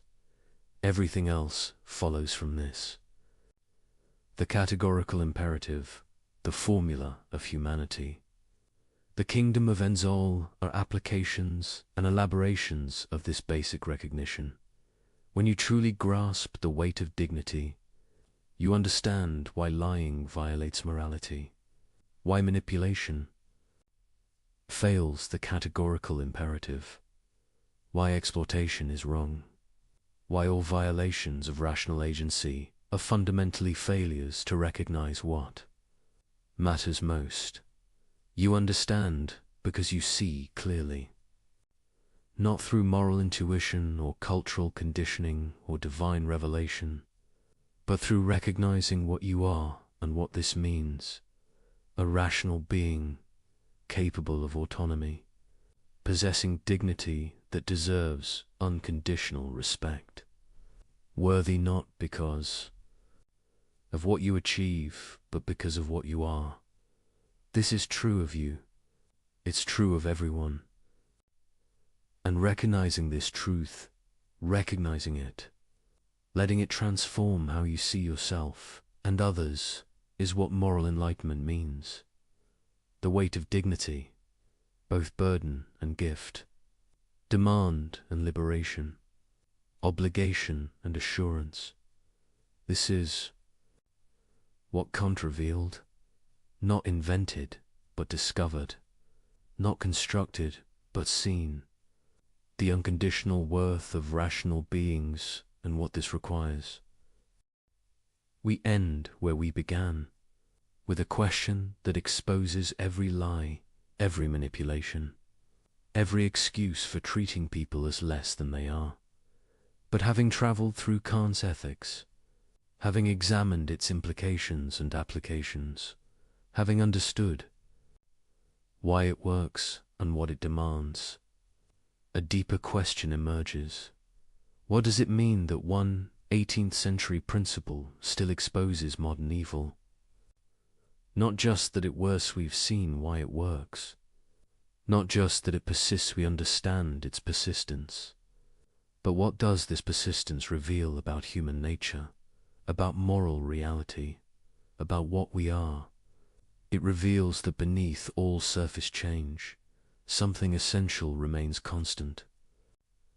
That rational beings in the 21st century face the same fundamental choice as rational beings in any century, whether to respect dignity or violate it, whether to treat people as ends or as means, whether to act from principle or from mere inclination. The technology changes. The sophistication of manipulation increases. The complexity of social systems grows. But the basic structure of moral choice remains the same, because rational agency remains the same. The capacity that makes humans special, that gives them dignity, that creates moral obligations, this hasn't evolved. It's as present now as it was in Kant's time, as it has been throughout human history, and the violations remain the same in Marès. Structure, new methods, new contexts, new rationalizations, but the same fundamental pattern: treating rational beings as mere tools. Making exceptions for yourself, you won't grant others. Claiming dignity while denying it to those you exploit. The categorical imperative exposes all of it, not because Kant was uniquely clever, but because he identified something real and permanent about what rational beings are, and what this demands. This reveals something sobering about human nature, that the same violations keep recurring, that each generation must rediscover moral truth, that clarity about dignity is constantly threatened by convenient rationalization, but it also reveals something hopeful, that moral truth persists to be rediscovered. That reason can still identify what really matters. That understanding is possible even when convenient forgetting is tempting. The question that remains is thus not about Kant or his principle. It's about you and your choice. Will you use the tool you've been given? Will you apply the categorical imperative to your own maxims? Will you examine your behavior honestly and change what fails the test? Will you recognize dignity in everyone you encounter? Will you treat rational beings as ends rather than means? Will you maintain standards when others abandon them? Will you become ungovernable through clarity? Will you resist manipulation that you now recognize? Will you refuse to participate in violations you now see clearly? These aren't theoretical questions, they're practical demands. The categorical imperative doesn't just describe moral truth. It calls you to live by it, and this call cannot be escaped through clever argument, cannot be evaded through sophistical reasoning, cannot be rationalized away by claiming special circumstances, because you now understand how all those strategies work, how every evasion ultimately fails, how every violation reveals itself under examination, how every rationalization collapses when tested for universality. You possess the tool that exposes every excuse. The question is whether you'll use it on yourself as rigorously as you use it on others, whether you'll maintain the same standards for your own behavior that you demand from everyone else. This is the choice that remains, not whether the categorical imperative is correct. You understand why it is, not whether dignity deserves respect. You'll recognize that it does, but whether you'll actually align your behavior with what you now understand. This choice cannot be made once and then forgotten. It must be renewed constantly, in every interaction, every decision, every moment when convenience tempts you toward violation. The categorical imperative doesn't make moral life easy. It makes it clear. You now know what you're called to do. Whether you'll do it is up to you, but understand what's at stake. Not just your personal virtue, though that matters. Not just your relationships, though they'll be affected, but your very nature as a rational being. To consistently violate the categorical imperative is to live in contradiction with your own rational nature, to claim dignity while denying it to others, to demand respect while refusing to give it, to assert autonomy while undermining the autonomy that makes your own meaningful. This contradiction corrupts from within, not through external punishment, but through internal incoherence, through the slow erosion of moral clarity, through gradual acceptance of rationalization as reason. But to live by the categorical imperative is to achieve integrity in the deepest sense, to align your behavior with what rational consistency requires, to respect in practice what you affirm in principle, to be whole rather than divided. This wholeness is its own reward, not the only reason to be moral. Should be moral because dignity deserves respect, regardless of benefits to you, but a natural consequence of rational consistency. When you live by principles, you can universalize. When you treat all rational beings as ends, when you maintain the standards that rational agency requires, you become what you essentially are. A rational being fully realizing its nature through autonomous moral action. This is what Kant offers. Not an impossible ideal, but a clear standard. Not a burden to bear, but a nature to realize. Not a constraint on freedom, but freedom's fullest expression. The question remains. The tool is in your hands. The violations are visible. The principles are clear. The choice is yours. What will you do with what you now understand? This is where philosophy meets life, where understanding demands decision, where knowledge calls for action. The categorical imperative has exposed every justification for evil. It has revealed what rational beings owe each other and themselves. It has shown you what dignity means and why it matters. Absolutely now, you must decide. Will you honor what you've discovered? Will you live by what you know? The question remains, and only you can answer it. Good evening and welcome back.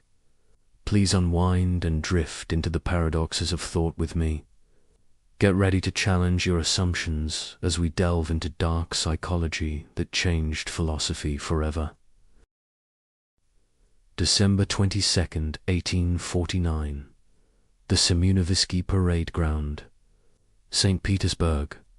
The snow is falling so thick you can barely see 20 feet ahead. 8 men stand in white burial shrouds, their breath forming clouds in the frozen air.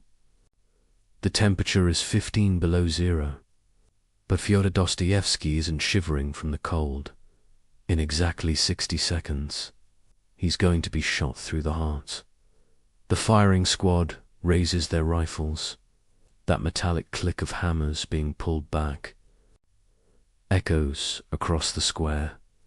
And here's the thing that nobody talks about when they tell this story.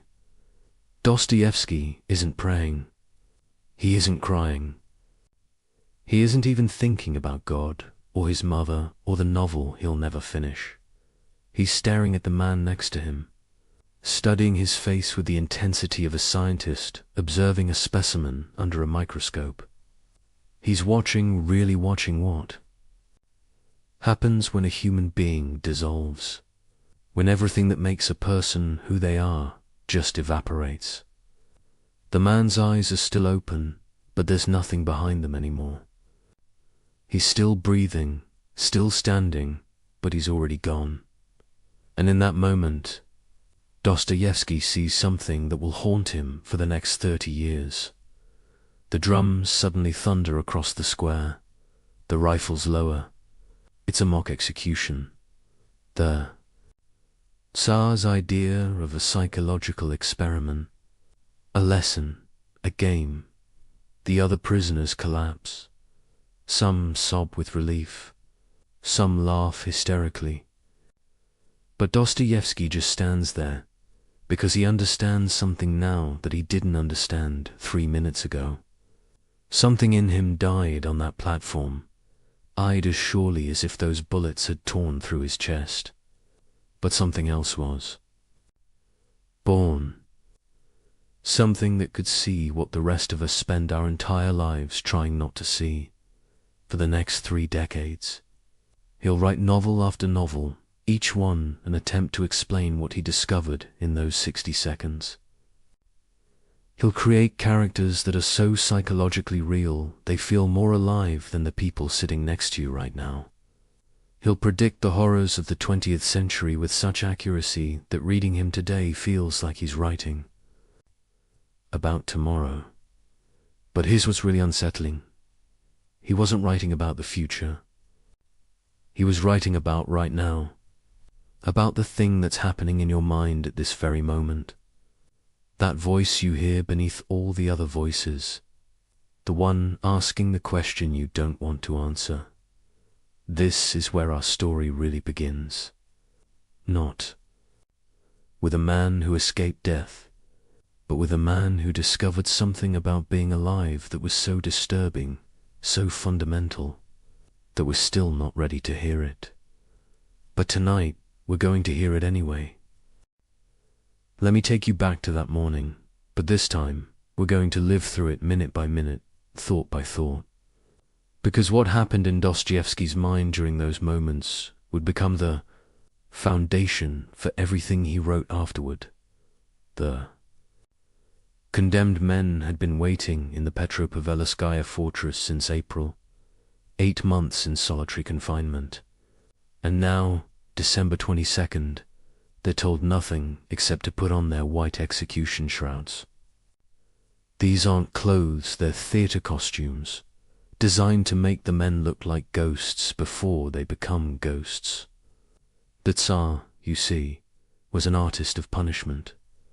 He understood that death was simple, but the anticipation of death, that was complex.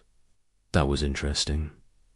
Dostoevsky is led out with the others into the square.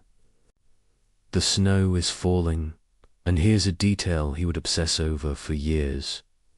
The way the snowflakes landed on his eyelashes and melted, how that felt like the world crying for him, but also how absurd it was to notice something so small when you're about to stop existing.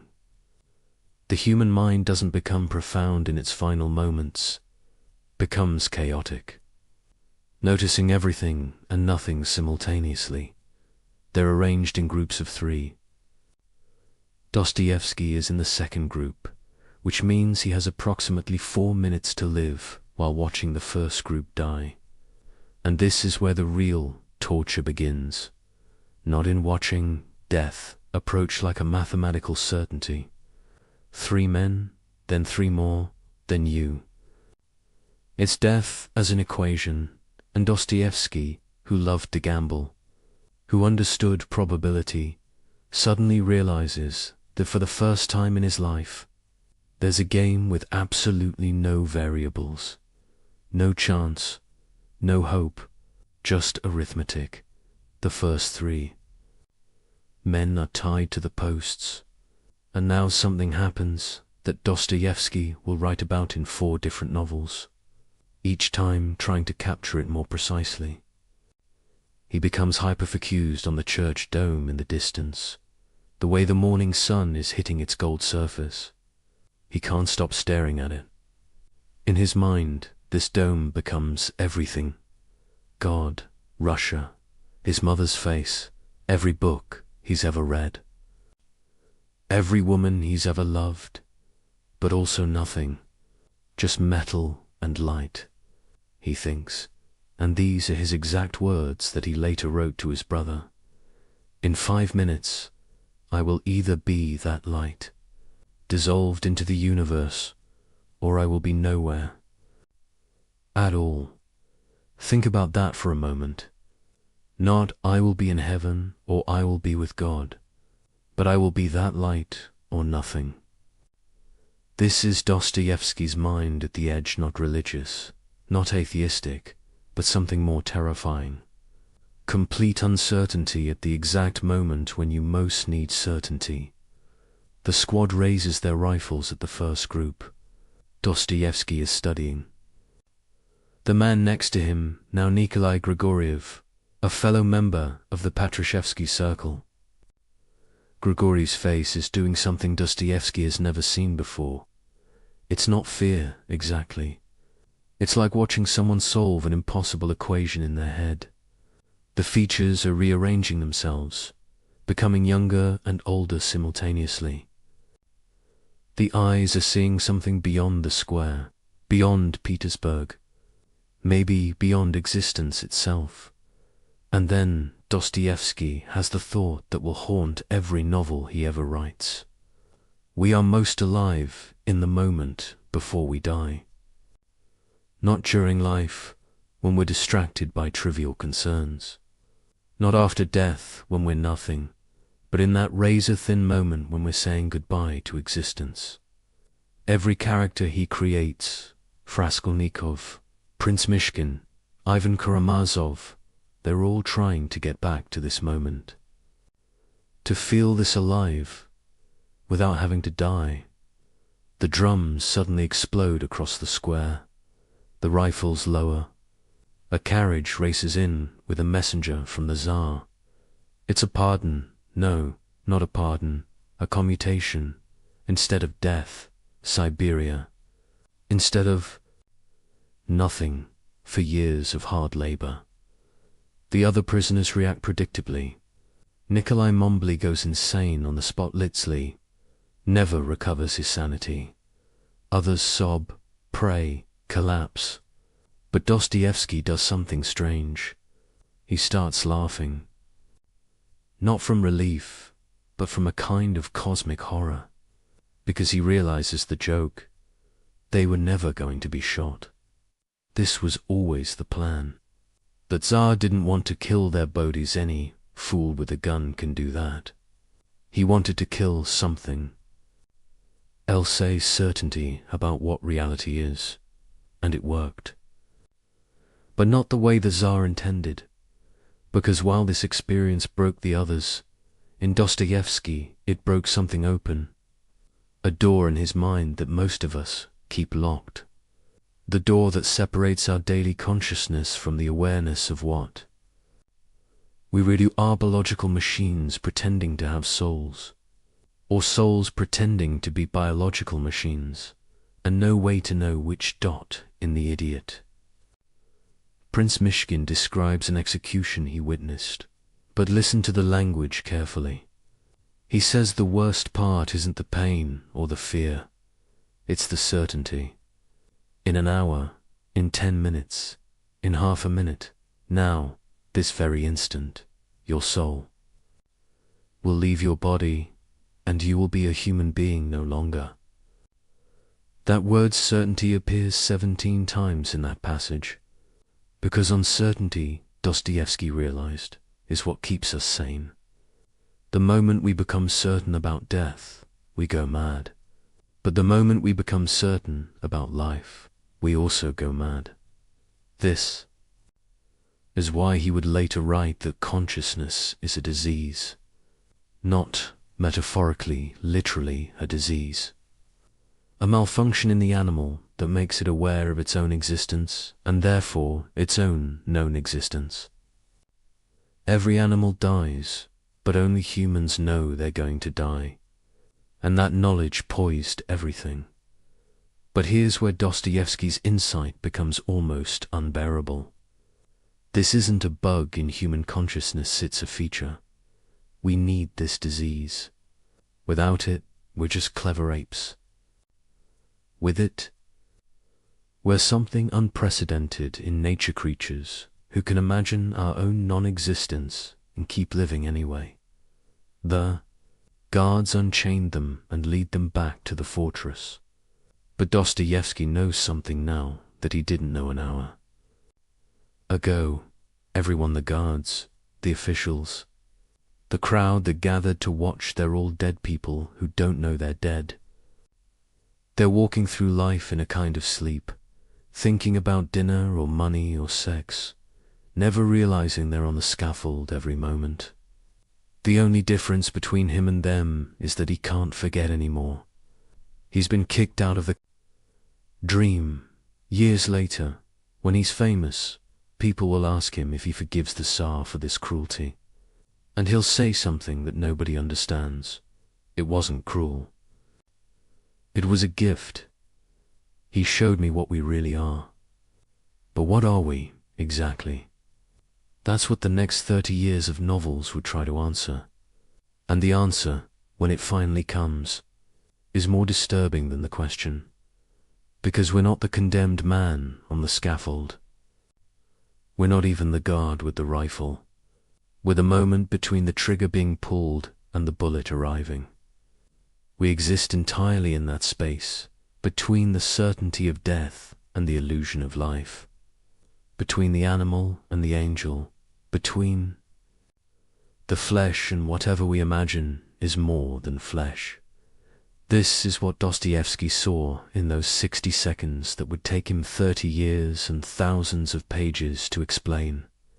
We're not human beings having a spiritual experience, or spiritual beings having a human experience.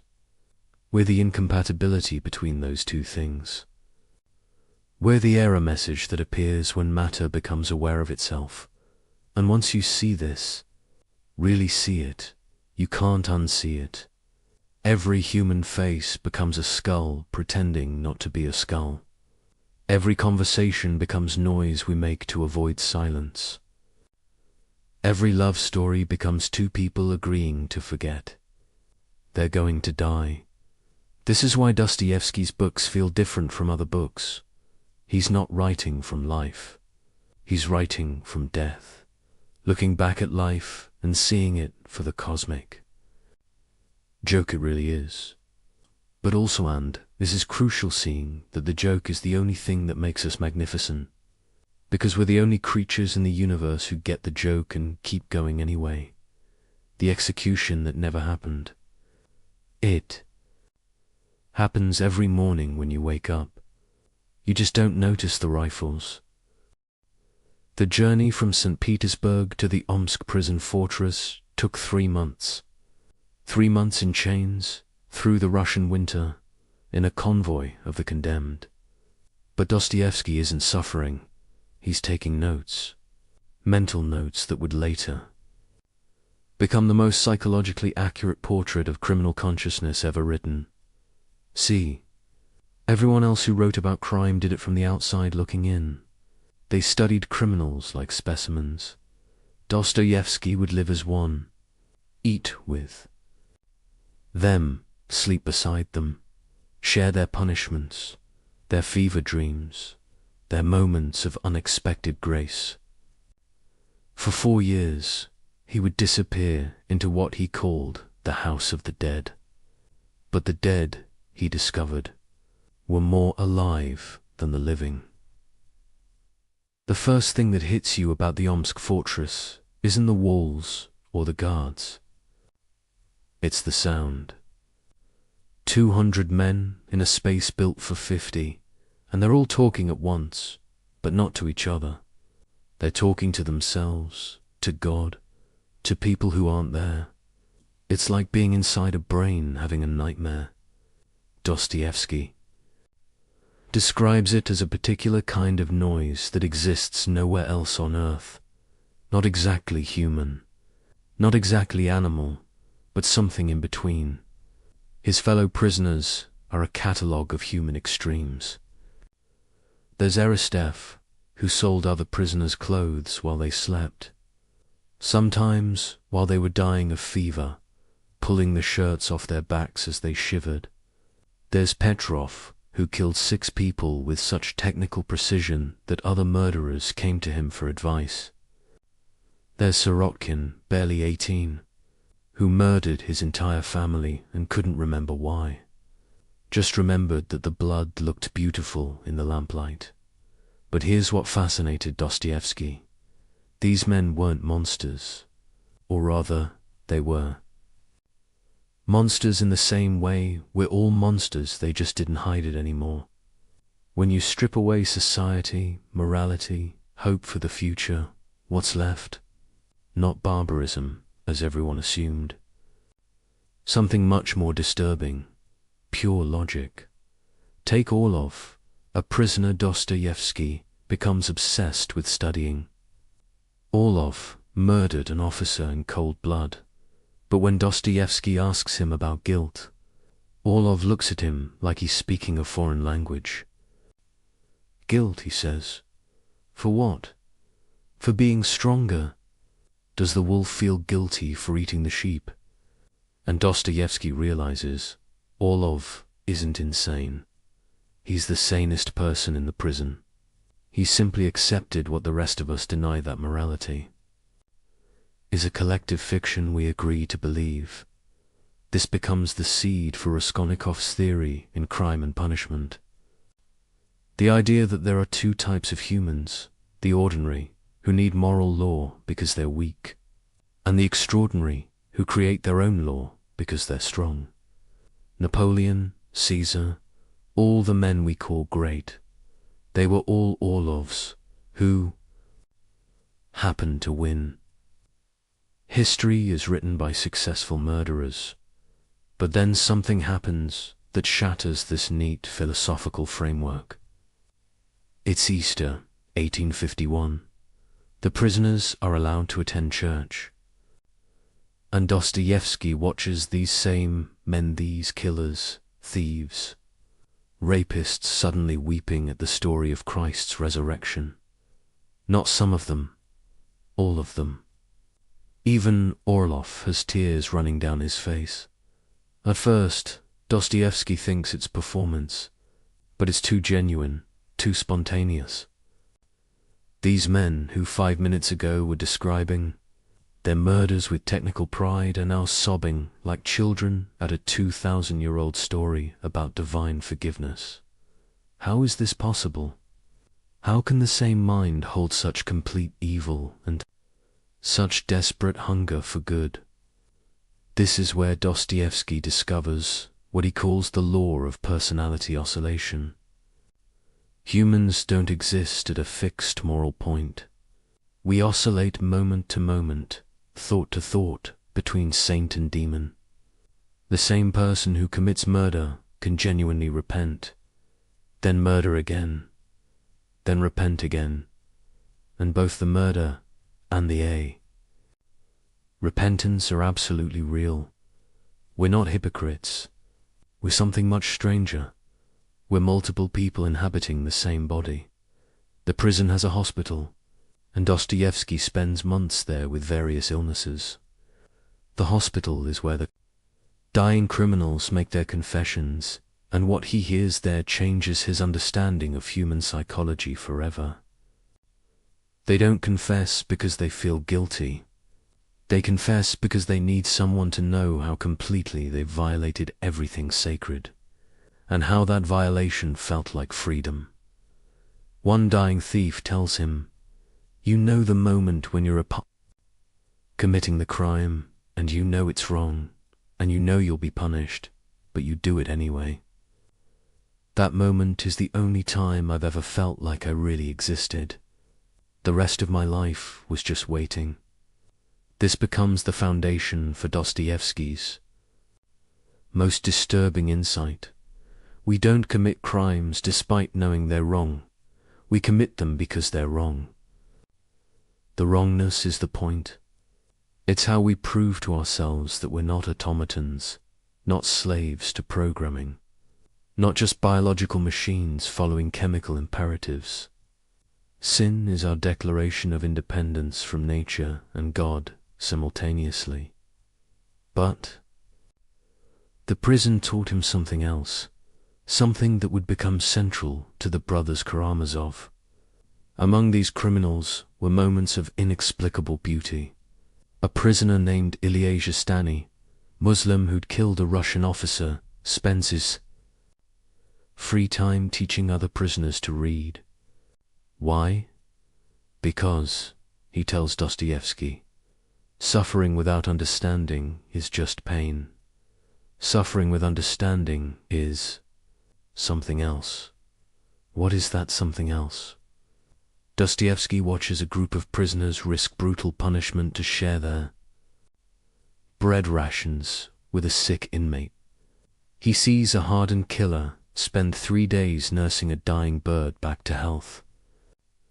He witnesses men who've abandoned all hope still creating art on the walls with charcoal, still composing songs, still telling stories.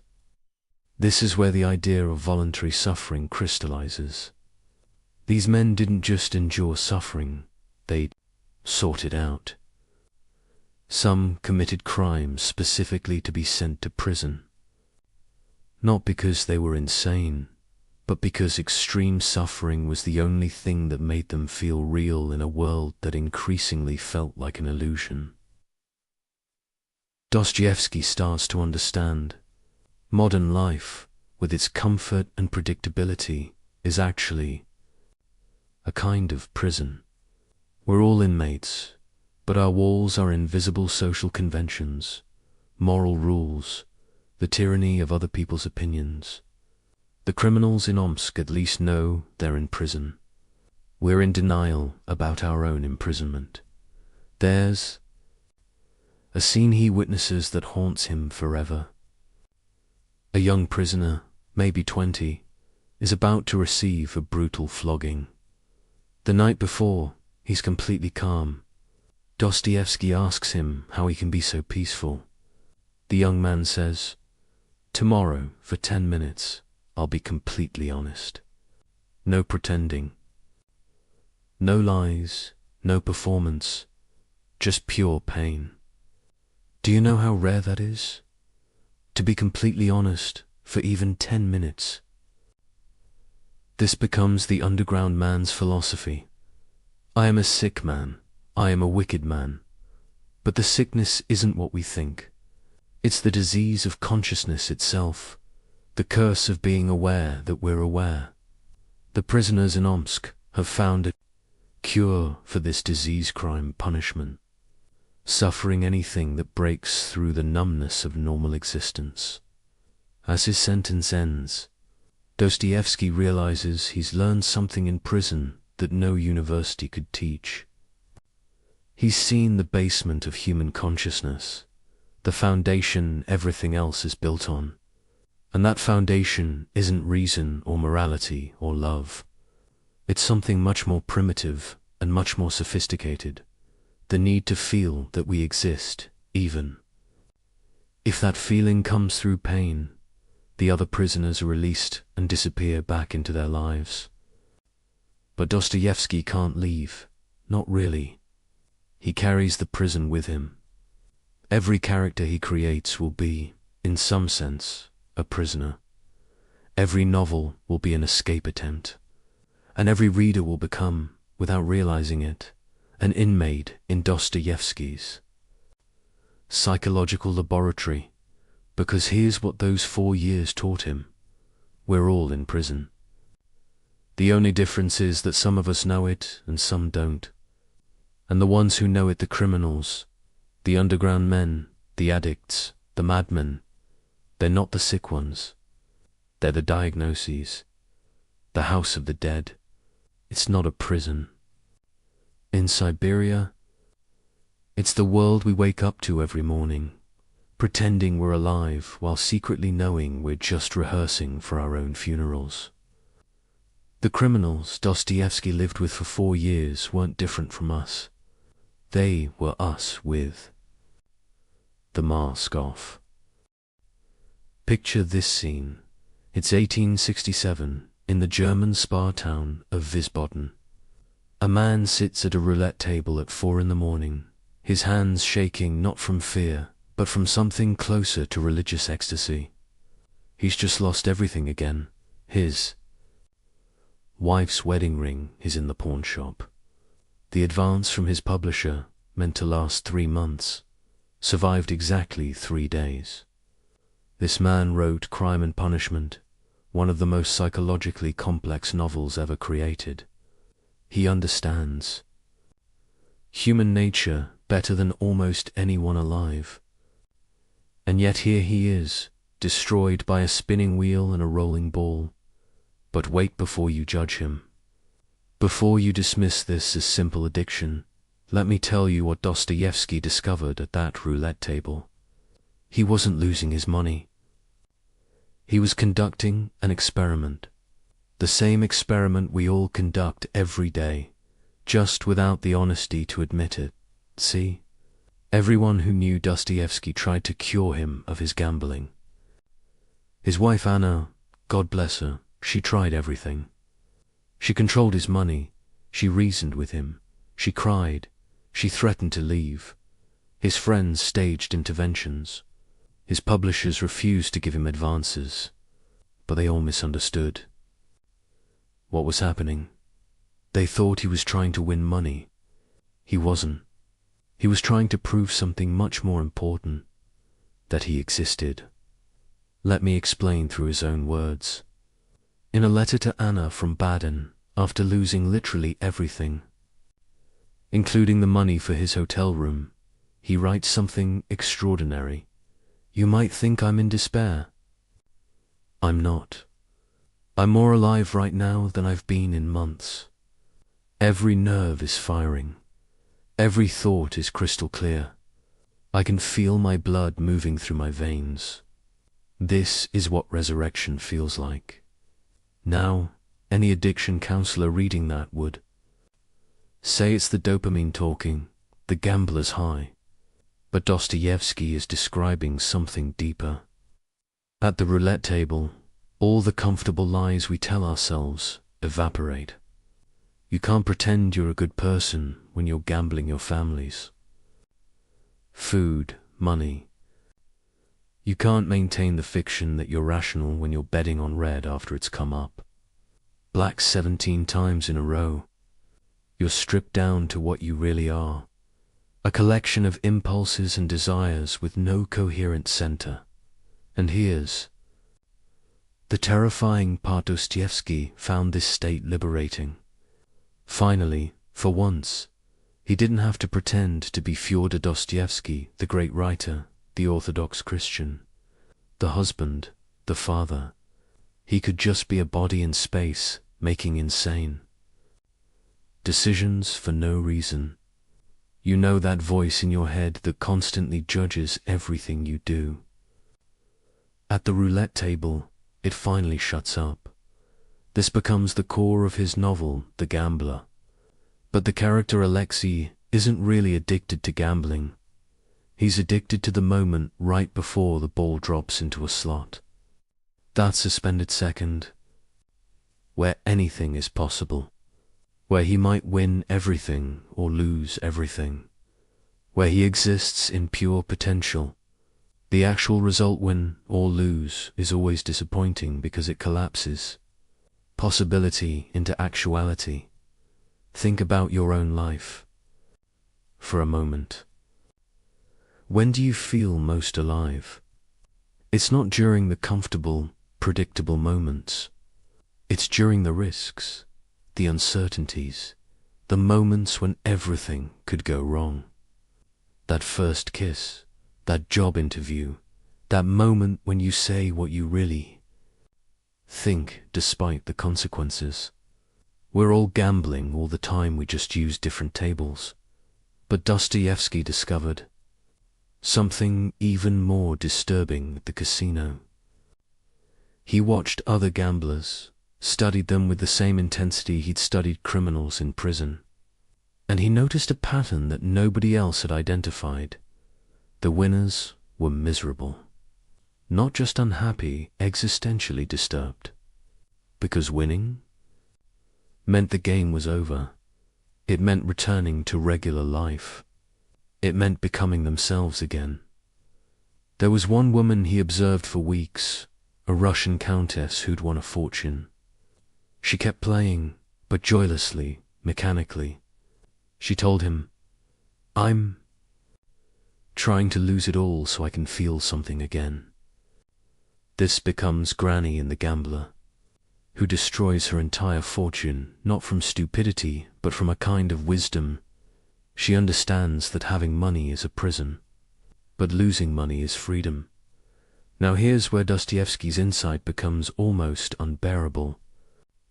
He realizes that his gambling addiction is the same impulse that makes him write.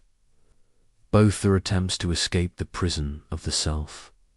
When he's writing, he becomes Raskolnikov, Prince Mishkin, Ivan Karamazov. When he's gambling, he becomes nobody pure. Consciousness without identity. Both states are ecstatic. Both are unsustainable. Both are more real than normal life. Consider this letter to his friend Strakov. They say, "I'm destroying myself at the tables." But where is this self they speak of? Show it to me. Is it my body that changes every 7 years? Is it my thoughts? They contradict each other hourly. Is it my soul? I don't even know if I have one. At the roulette table, at least, I know exactly what I am. A fool making foolish choices. There's something honest in that. This is the gambler's paradox. We destroy ourselves to prove we exist. It's not masochistic. It's the opposite. It's the most life-affirming thing possible. Every loss is proof that we're free. Every stupid bet is a declaration of independence. From cause and effect, from logic, from the tyranny of consequences. But here's what makes Dostoevsky different from other gambling addicts. He's conscious of what he's doing while he's doing it. He watches himself lose everything and takes notes. He's simultaneously the experimenter and the experiment. This is why his description of gambling psychology remains unmatched. He's not remembering it afterward. He's documenting it in real time. One night in Wiesbaden, he wins 10,000 francs, enough to pay all debts, secure his family's future for years. He knows, absolutely knows, that he should leave. He writes in his notebook, "The rational thing is to cash out now." Then he writes, "But the rational thing is death." He loses everything in 3 hours. But here's what's remarkable. He's elated. He writes to Anna, "I have proved once again that I am not a machine. A machine would have kept the money." This connects to something deeper in all his work. Remember the underground man's formula. 2 + 2 = 4 is the beginning of death. If everything is predictable, if we always do what's rational, if we always act in our best interest, then we're not human, we're algorithms. The ability to consciously destroy ourselves is proof of free will. It's horrible, it's stupid, it's tragic, and it's the only thing that separates us from computers. Modern neuroscience has actually confirmed something Dostoevsky intuited. The brain's reward system responds more strongly to uncertain rewards than certain ones. A guaranteed win releases less dopamine than a possible win. We're literally wired to prefer gambling to guarantee. This isn't a bug in human consciousness, it's the feature that drove us to explore, to innovate, to evolve. The same instinct that puts us at the roulette table put us on the moon. But Dostoevsky saw the dark side of this wiring. In modern, comfortable society, where real risks are minimized, where everything is insured and predicted and controlled, the gambling instinct doesn't disappear. It finds new outlets. We gamble with relationships, with our health, with our sanity. We create drama because peace is unbearable. We sabotage success because success is a kind of death. It means the game is over. Listen to how he describes the moment of placing a bet. Time stops. The past ceases to exist, all those mistakes, all that guilt, gone. The future hasn't arrived yet. All those consequences, all those responsibilities, suspended. There is only this moment, this choice, this spin of the wheel. It's the closest thing to eternity we ever experience. This is why he couldn't stop, even when he wanted to. It wasn't weakness of will. It was strength of will directed towards something other than self-preservation. He was choosing transcendence over survival. He was choosing one moment of genuine existence over a lifetime of comfortable sleepwalking. The tragedy isn't that he gambled. The tragedy is that he needed to gamble to feel alive. But that's not his personal tragedy, it's the human tragedy. We all need our versions of the roulette table. Some people use extreme sports, some use love affairs, some use creative work, some use actual roulette tables. But we all need something that makes us forget we're going to die, while simultaneously reminding us we're going to die. When Dostoevsky finally stopped gambling, and he did stop, suddenly, completely, in 1871, it wasn't because he found willpower or God or therapy. It was because he found something else that gave him the same feeling. Writing the brothers Karamazov, a bigger gamble, a higher stakes table, betting not money but his soul on every page. The gambler's paradox isn't really a paradox at all. It's the human condition stripped of its disguises. We destroy what we love because destruction is the only creative act available to creatures who know they're temporary. Every loss is a little death, and every little death is practice for the big one. But also, and this is what Dostoevsky understood, every loss is a little birth. The person who walks away from the table with empty pockets is never the same. Person who sat down That's why he thanked God for his gambling addiction, the same way he thanked God for his mock execution. Both showed him what we really are, not rational animals or spiritual beings, but something suspended between the two, forever gambling on which one will become. Let me tell you something that will disturb you. In 1966, a 25-year-old engineering student named Charles Whitman climbed to the top of a clock tower at the University of Texas and opened fire, killing 14 people in his suicide. "Note," he wrote, "I do not quite understand what it is that compels me to type this letter. Perhaps it is to leave some vague reason for the actions I have recently performed." Those words could have been written by Raskolnikov. The same hyper-rational tone analyzing its own irrationality, the same distance from his own actions, the same bewilderment at his own choices. In 2011, Anders Breivik massacred 77 people in Norway. His manifesto quoted crime and punishment extensively. He identified completely with Raskolnikov's theory of the extraordinary man who stands above conventional morality. These aren't coincidences or misreadings. These killers recognized something in Dostoevsky's character that most readers prefer to ignore. Raskolnikov isn't a warning. He's a diagnosis. And the disease he represents isn't rare, it's epidemic. But here's what everyone gets wrong about crime and punishment. They think it's about a man who commits murder and then feels guilty. That's not what happens at all. Raskolnikov feels guilty before the murder, indifferent during it, and confused after it. The guilt isn't about what he did, it's about what he is. And what he is, Dostoevsky suggests, is what we all are when we're honest with ourselves. Let's trace the actual psychology, not the simplified version they teach in literature class. Raskolnikov doesn't wake up one day and decide to kill someone.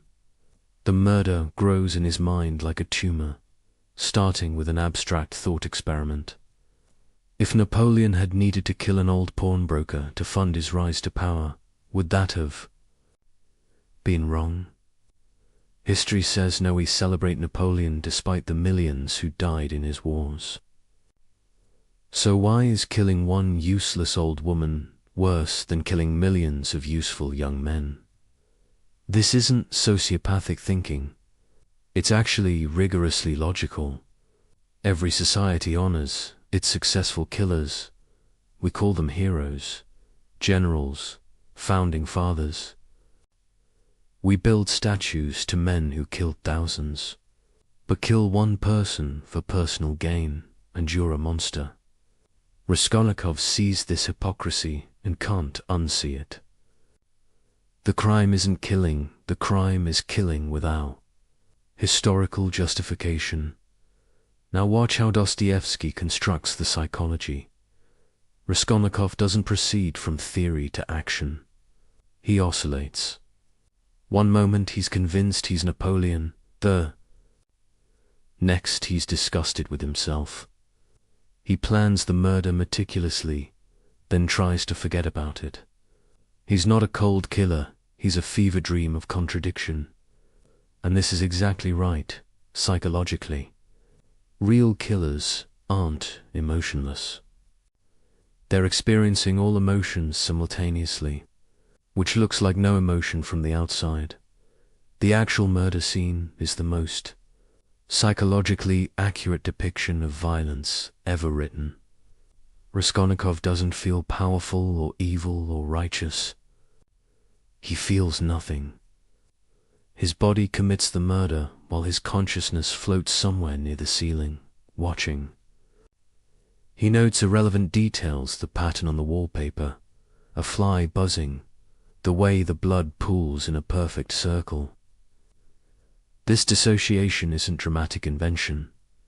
Every soldier, every police officer who's killed someone describes the same phenomenon. The mind can't process the enormity of ending another consciousness, so it focuses on trivia.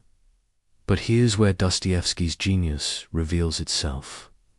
After the murder, Raskolnikov doesn't run or celebrate or collapse. He becomes obsessed with weather. He remembered to close the door. That's it. The most important question in the universe becomes, did I close the door?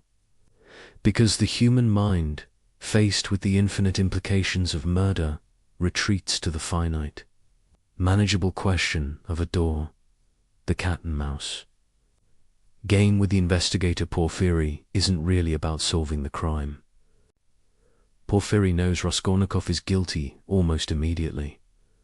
What he's doing is far more sophisticated. He's trying to make Raskolnikov understand what he's actually done. Not killed an old woman. That's just a physical fact. What he's done is attempt to step outside the human community, to become a pure individual, responsible to no one but himself. And that, Dostoevsky shows, is impossible. Not immoral-impossible. Asterisk, asterisk. Watch Raskolnikov's disintegration. He doesn't feel guilty about the murder. He feels guilty about not feeling guilty. He's broken the ultimate taboo and discovered that nothing happened. No lightning bolt from God, no transformation into a Superman, no fundamental change in his being. He's exactly the same person, except now he knows what he's capable of. And that knowledge is unbearable. This is the murder we all commit, metaphorically, every day. Every time we treat another person as an object, as a means to an end, as less than fully human, we're following Raskolnikov's logic, the businessman who destroys competitors, the politician, who sacrifices constituents for power, the lover who uses another's feelings for their own satisfaction. They're all committing little murders, killing the humanity of others to elevate themselves. But Dostoevsky goes deeper. The real crime isn't treating others as objects, it's treating yourself as a subject while everyone else is an object. This is the fundamental narcissism of consciousness.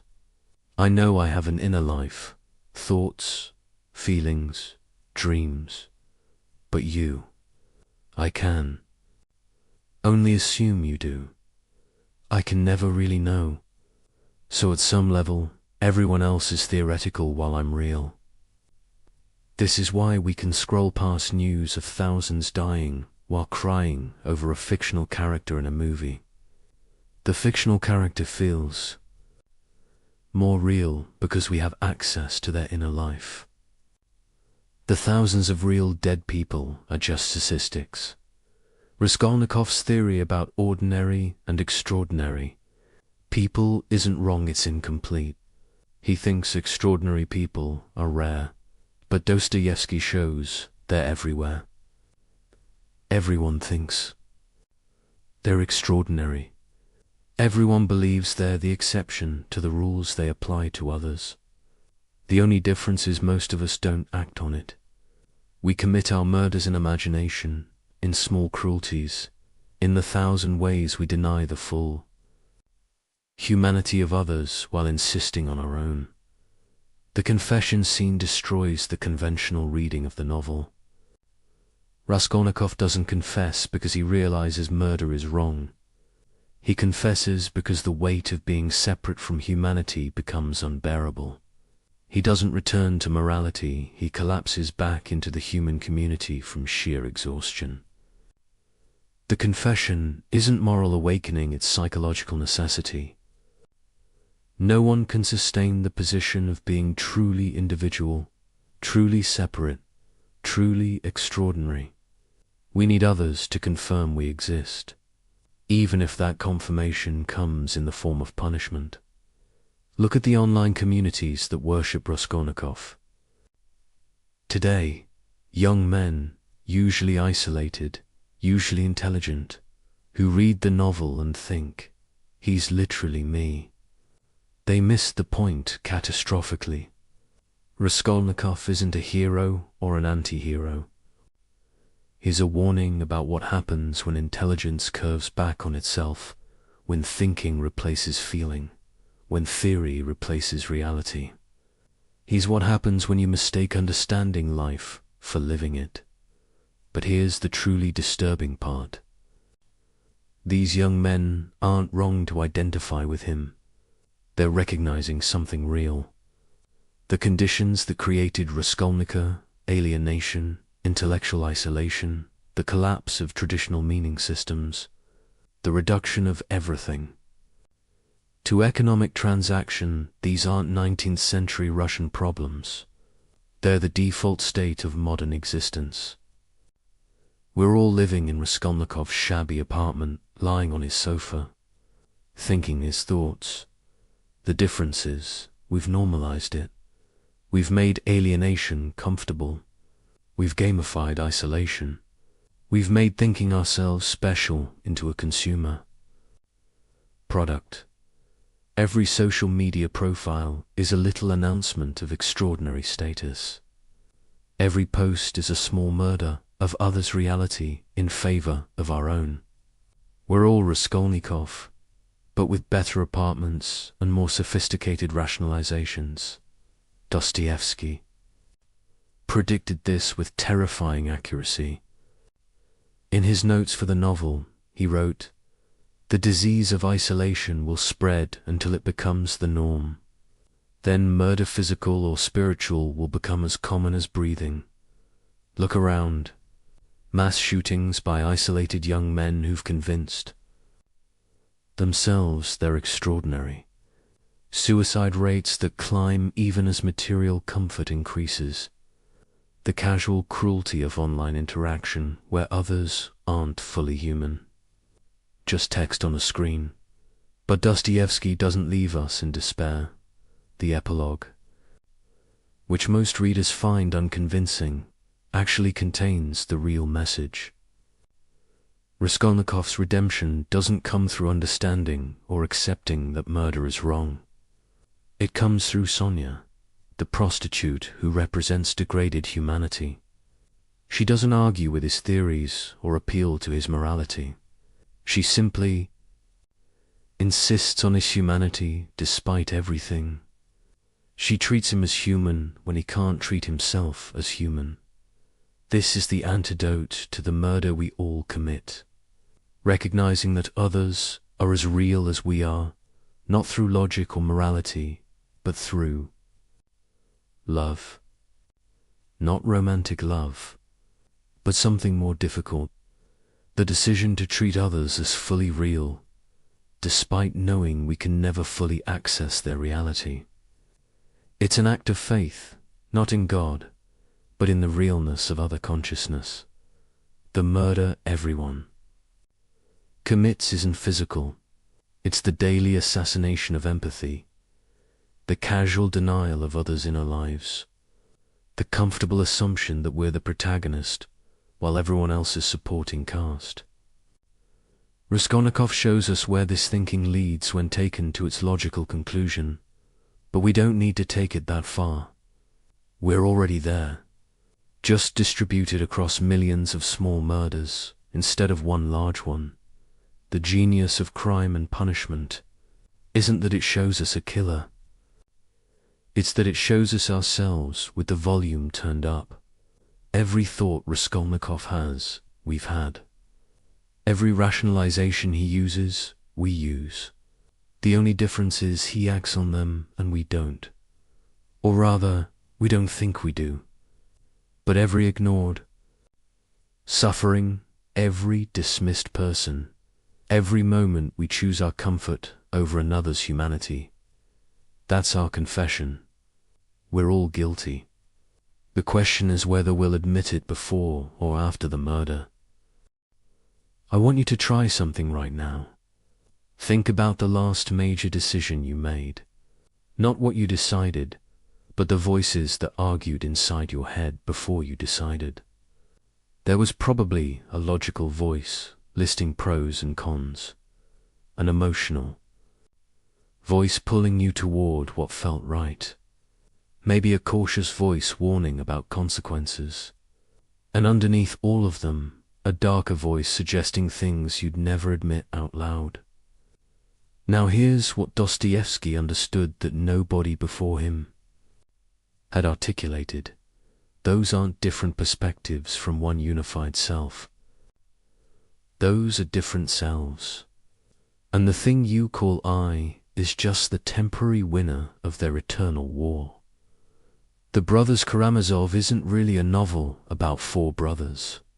It's a map of the human psyche, and the brothers aren't characters.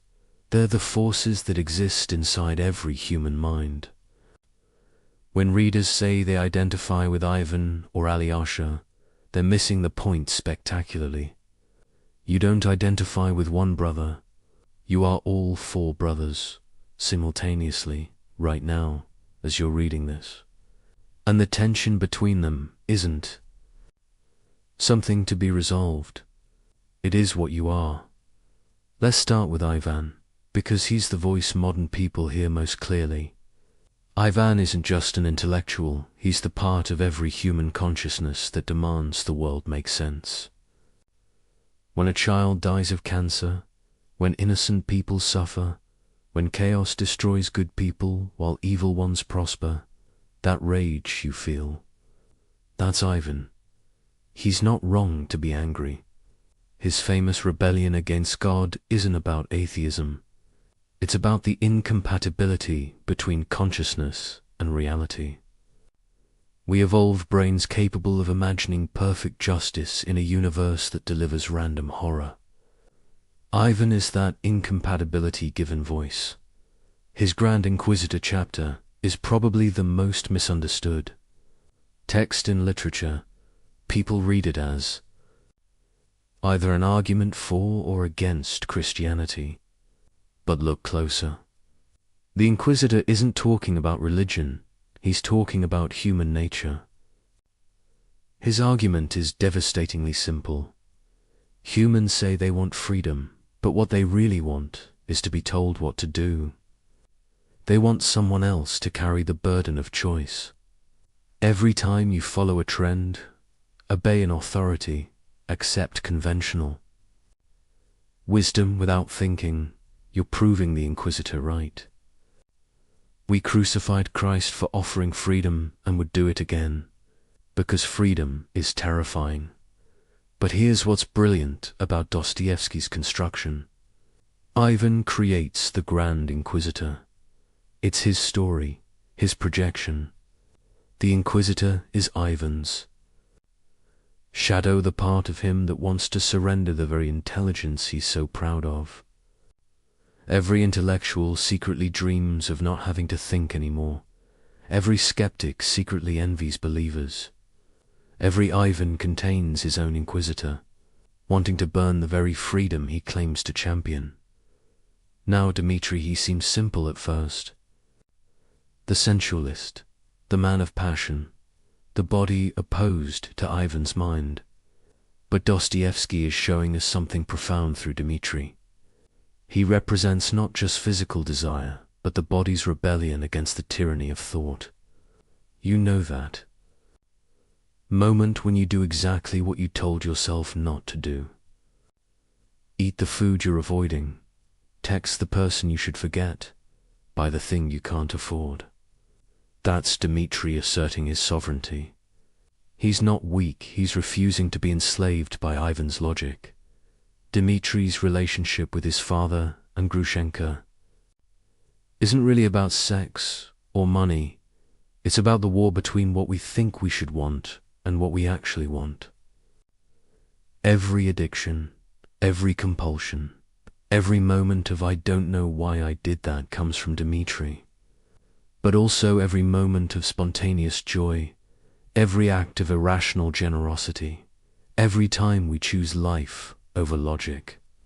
When Dmitri says, beauty is a terrible and awful thing, he's recognizing that what draws us most powerfully often destroys us, and we choose it anyway. The trial of Dmitri is really the trial of the human body itself. Is he guilty of patricide? In fact, no. In essence, absolutely. He wanted his father dead, imagined it, would have done it if someone else hadn't. This is the guilty innocence we all carry condemned, not for what we've done, but for what we're capable of doing. Every human walking free is a Dmitri who simply hasn't encountered the right circumstances yet. Alyosha seems like the good brother, the spiritual one, the one we're supposed to emulate. But that's completely wrong. Alyosha is the most radical brother because he's chosen to believe, despite having heard all of Ivan's arguments. He can't refute Ivan, intellectually nobody can. Instead, he does something more profound. He kisses him, not as argument but as answer. Alyosha represents the will to meaning despite meaninglessness, the choice to love despite evidence that love is just chemistry, the decision to act as if life matters despite knowing it doesn't. When Alyosha has his crisis of faith after Father Zosima's body corrupts and stinks, proving he was just flesh. Not a saint, this isn't weakness, it's honesty. Even our Alyosha voice doubts itself. Faith isn't the absence of doubt, it's the presence of doubt and choosing faith anyway. Every time you hope despite evidence, trust despite betrayal, try again despite failure. That's Alyosha refusing to let Ivan win. But now we come to the hidden brother, the one nobody wants to claim, Smerdikov, the bastard. The servant, the epileptic. He's disgusting, fawning, resentful. Nobody identifies with Smerichikov. But he's the most important brother because he's the one who actually acts. Ivan provides the theory that everything is permitted. Dmitri provides the passion and motive. But Smerdikov commits the murder. He's not the shadow, he's what happens when the shadow takes control. Here's what's terrifying about Smerdikov. He's the logical conclusion of Ivan's philosophy. If there's no God, no inherent meaning, no absolute morality, then why not kill the old man and take his money? Smerdikov is an evil, he's perfectly rational. He's Ivan's thoughts without Ivan's inhibitions. Every time we act on our worst impulses while telling ourselves we're justified, that's Smerdikov. He's not outside the family, he's the family.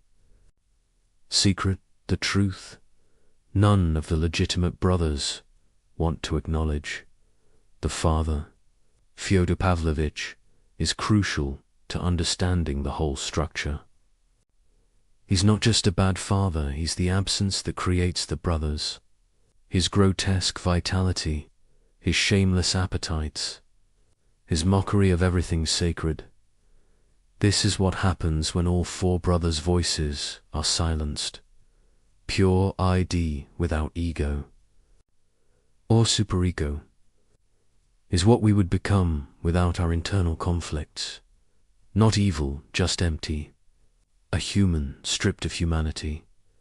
The murder of the father isn't really about him at all. Each brother kills him in their own way. Ivan kills him intellectually by removing the moral framework that would prevent murder. Dmitri kills him emotionally through pure hatred.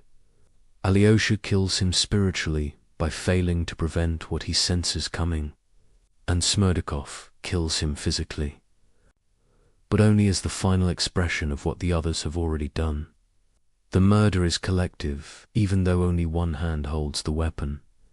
This is why the question, who killed Fyodor Pavlovich, is the wrong question. They all did. We all do.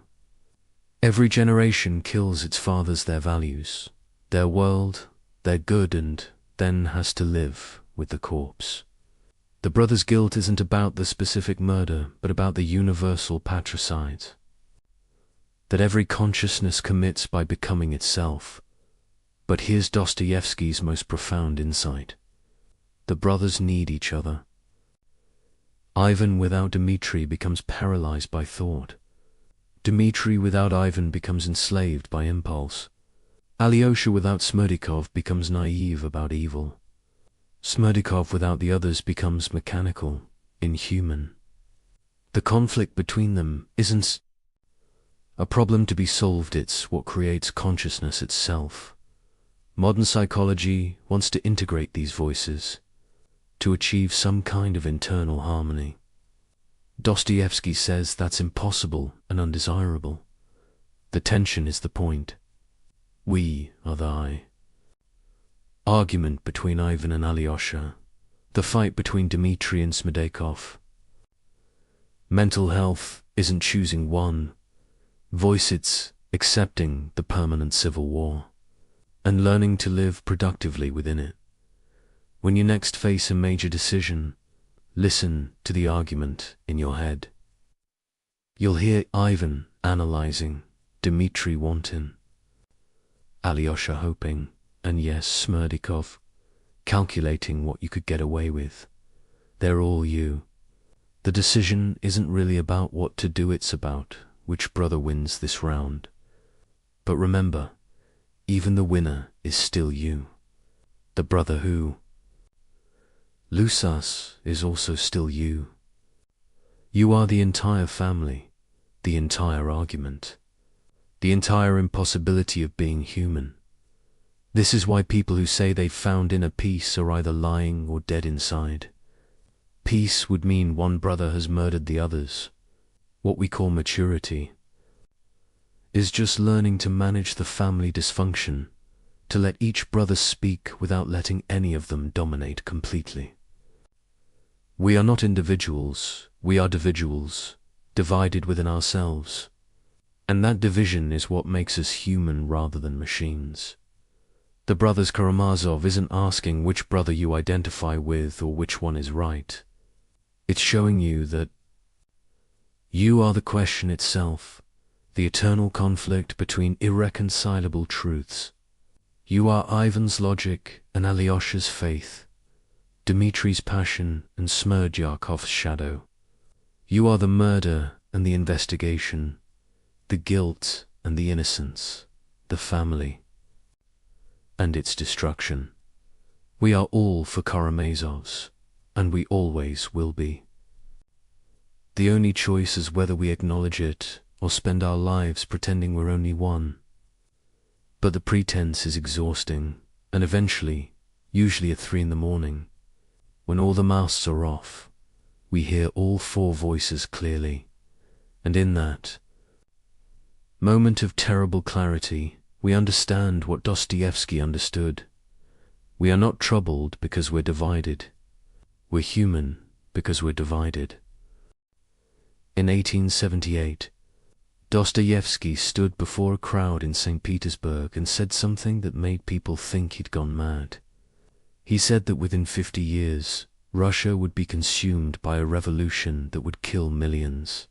That ideology would replace religion, that children would turn in their parents for wrong thinking, that the state would become God. The audience laughed. 50 years seemed impossibly far away, and besides, progress was inevitable. Humanity was getting better, more rational, more civilized. Everyone knew this. 39 years later, the Bolsheviks took power. Everything Dostoevsky predicted came true with such specific accuracy that Soviet scholars spent decades trying to explain it away. But here's what's really unsettling. That wasn't his final prophecy. He saw something bigger coming. He saw the 21st century. He saw us. Let me show you something extraordinary. In The Devil, sometimes translated as the possessed or demons, written in 1872, Dostoevsky describes a character named Stavrogin. Stavrogin is handsome, charismatic, influential. Everyone is obsessed with him. But here's the thing, he feels nothing. He's completely empty inside. He commits horrible acts, not from evil, but from boredom. He influences thousands while believing in nothing. Sound familiar? He's not a 19th century Russian nobleman. He's a 21st century influencer. He is the beautiful void at the center of social media culture, performing authenticity while being absolutely hollow. But it goes deeper. The demons in the novel aren't supernatural entities. They're ideas that possess people, spread from person to person, creating movements that destroy everything they touch. Dostoevsky is describing viral ideology, how a tweet becomes a movement, becomes a mob, becomes a massacre. He's showing how ideas don't need to be true or even coherent to possess millions. They just need to fill the void where meaning used to be. The character Pyotr Vensky is even more prophetic. He's not a traditional revolutionary. He doesn't believe in the cause he promotes. He's a chaos agent, someone who destroys for the pleasure of watching things burn. He understands that in a meaningless world, destruction feels like creation. Every internet troll, every mass shooter manifesto, every person who spreads conspiracy theories they don't even believe there, all were Vensky's children. He predicted the weaponization of nihilism, but here's what Dostoevsky saw that we're only beginning to understand. The specific type of nihilism that emerges not from suffering but from comfort. The underground man isn't poor or oppressed. He has enough money, education, freedom. His problem is precisely that he has no real problems. He creates suffering because comfort is intolerable to conscious beings. We're living in the most comfortable era in human history, yet anxiety and depression are epidemic. We're all becoming underground people, burrowing into our comfortable caves, raging at existence itself. Listen to how the underground man describes his condition. I am a sick man. I am a wicked man. But then he immediately contradicts himself. He's not really sick or wicked. He's hyperconscious. He can't stop thinking about thinking. He can't just live. He has to analyze living while he's living it. This is the curse of modern existence. We're all simultaneously living and watching ourselves live, performing and critiquing our performance, being and observing our being. Social media didn't create this condition, it just made it visible, and Monet is able. The crystal palace that the underground man rails against Dostoevsky's symbol for utopias. Silicon Valley's promise realized. A world where all problems are solved by technology, where algorithms predict our needs before we know them, where efficiency and comfort reach perfection. But Dostoevsky saw the horror of this paradise.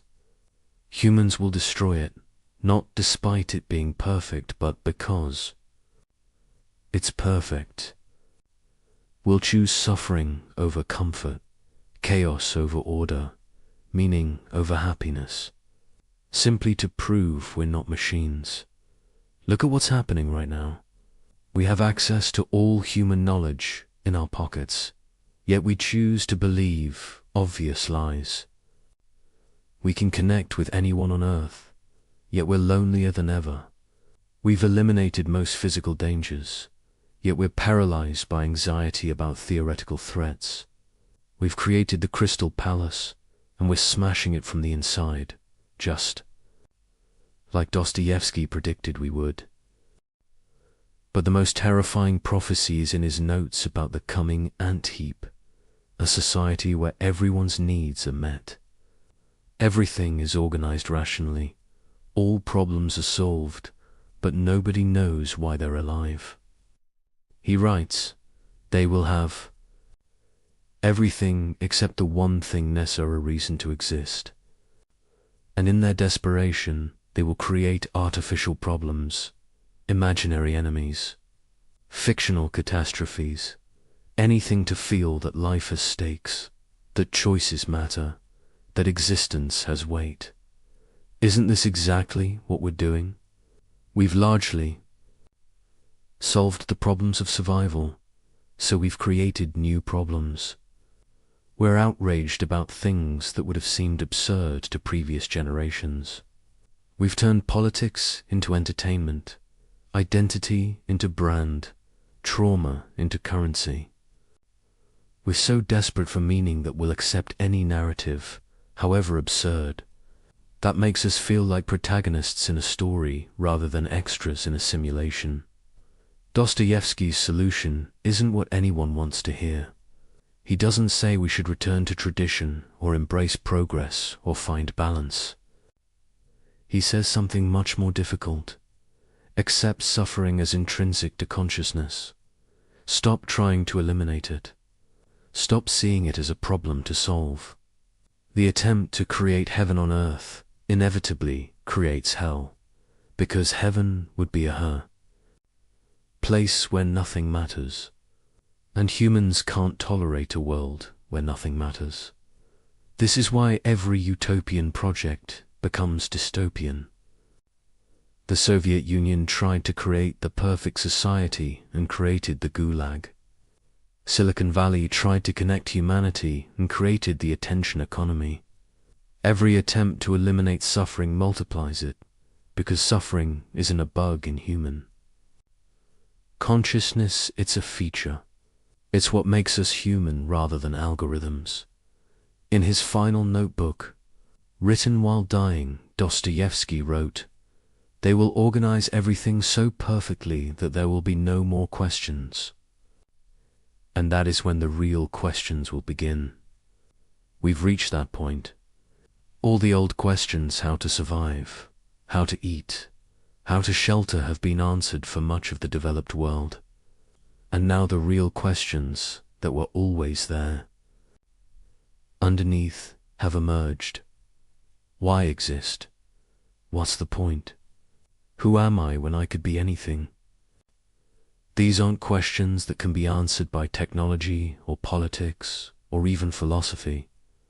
They're questions that can only be lived, suffered through, endured.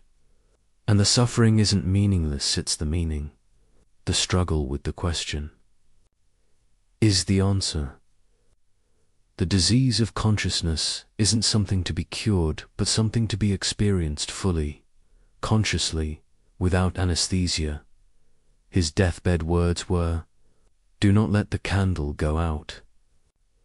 People assume he meant faith or hope, but reading his work, it's clear he meant something else.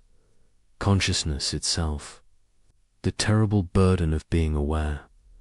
In our age, the temptation isn't death, but unconsciousness, addiction to drugs, screens, ideologies, anything that turns off the painful awareness of being aware. We're all trying to extinguish the candle because its light shows us things we don't want to see. But here's Dostoevsky's final message. The candle is all we have.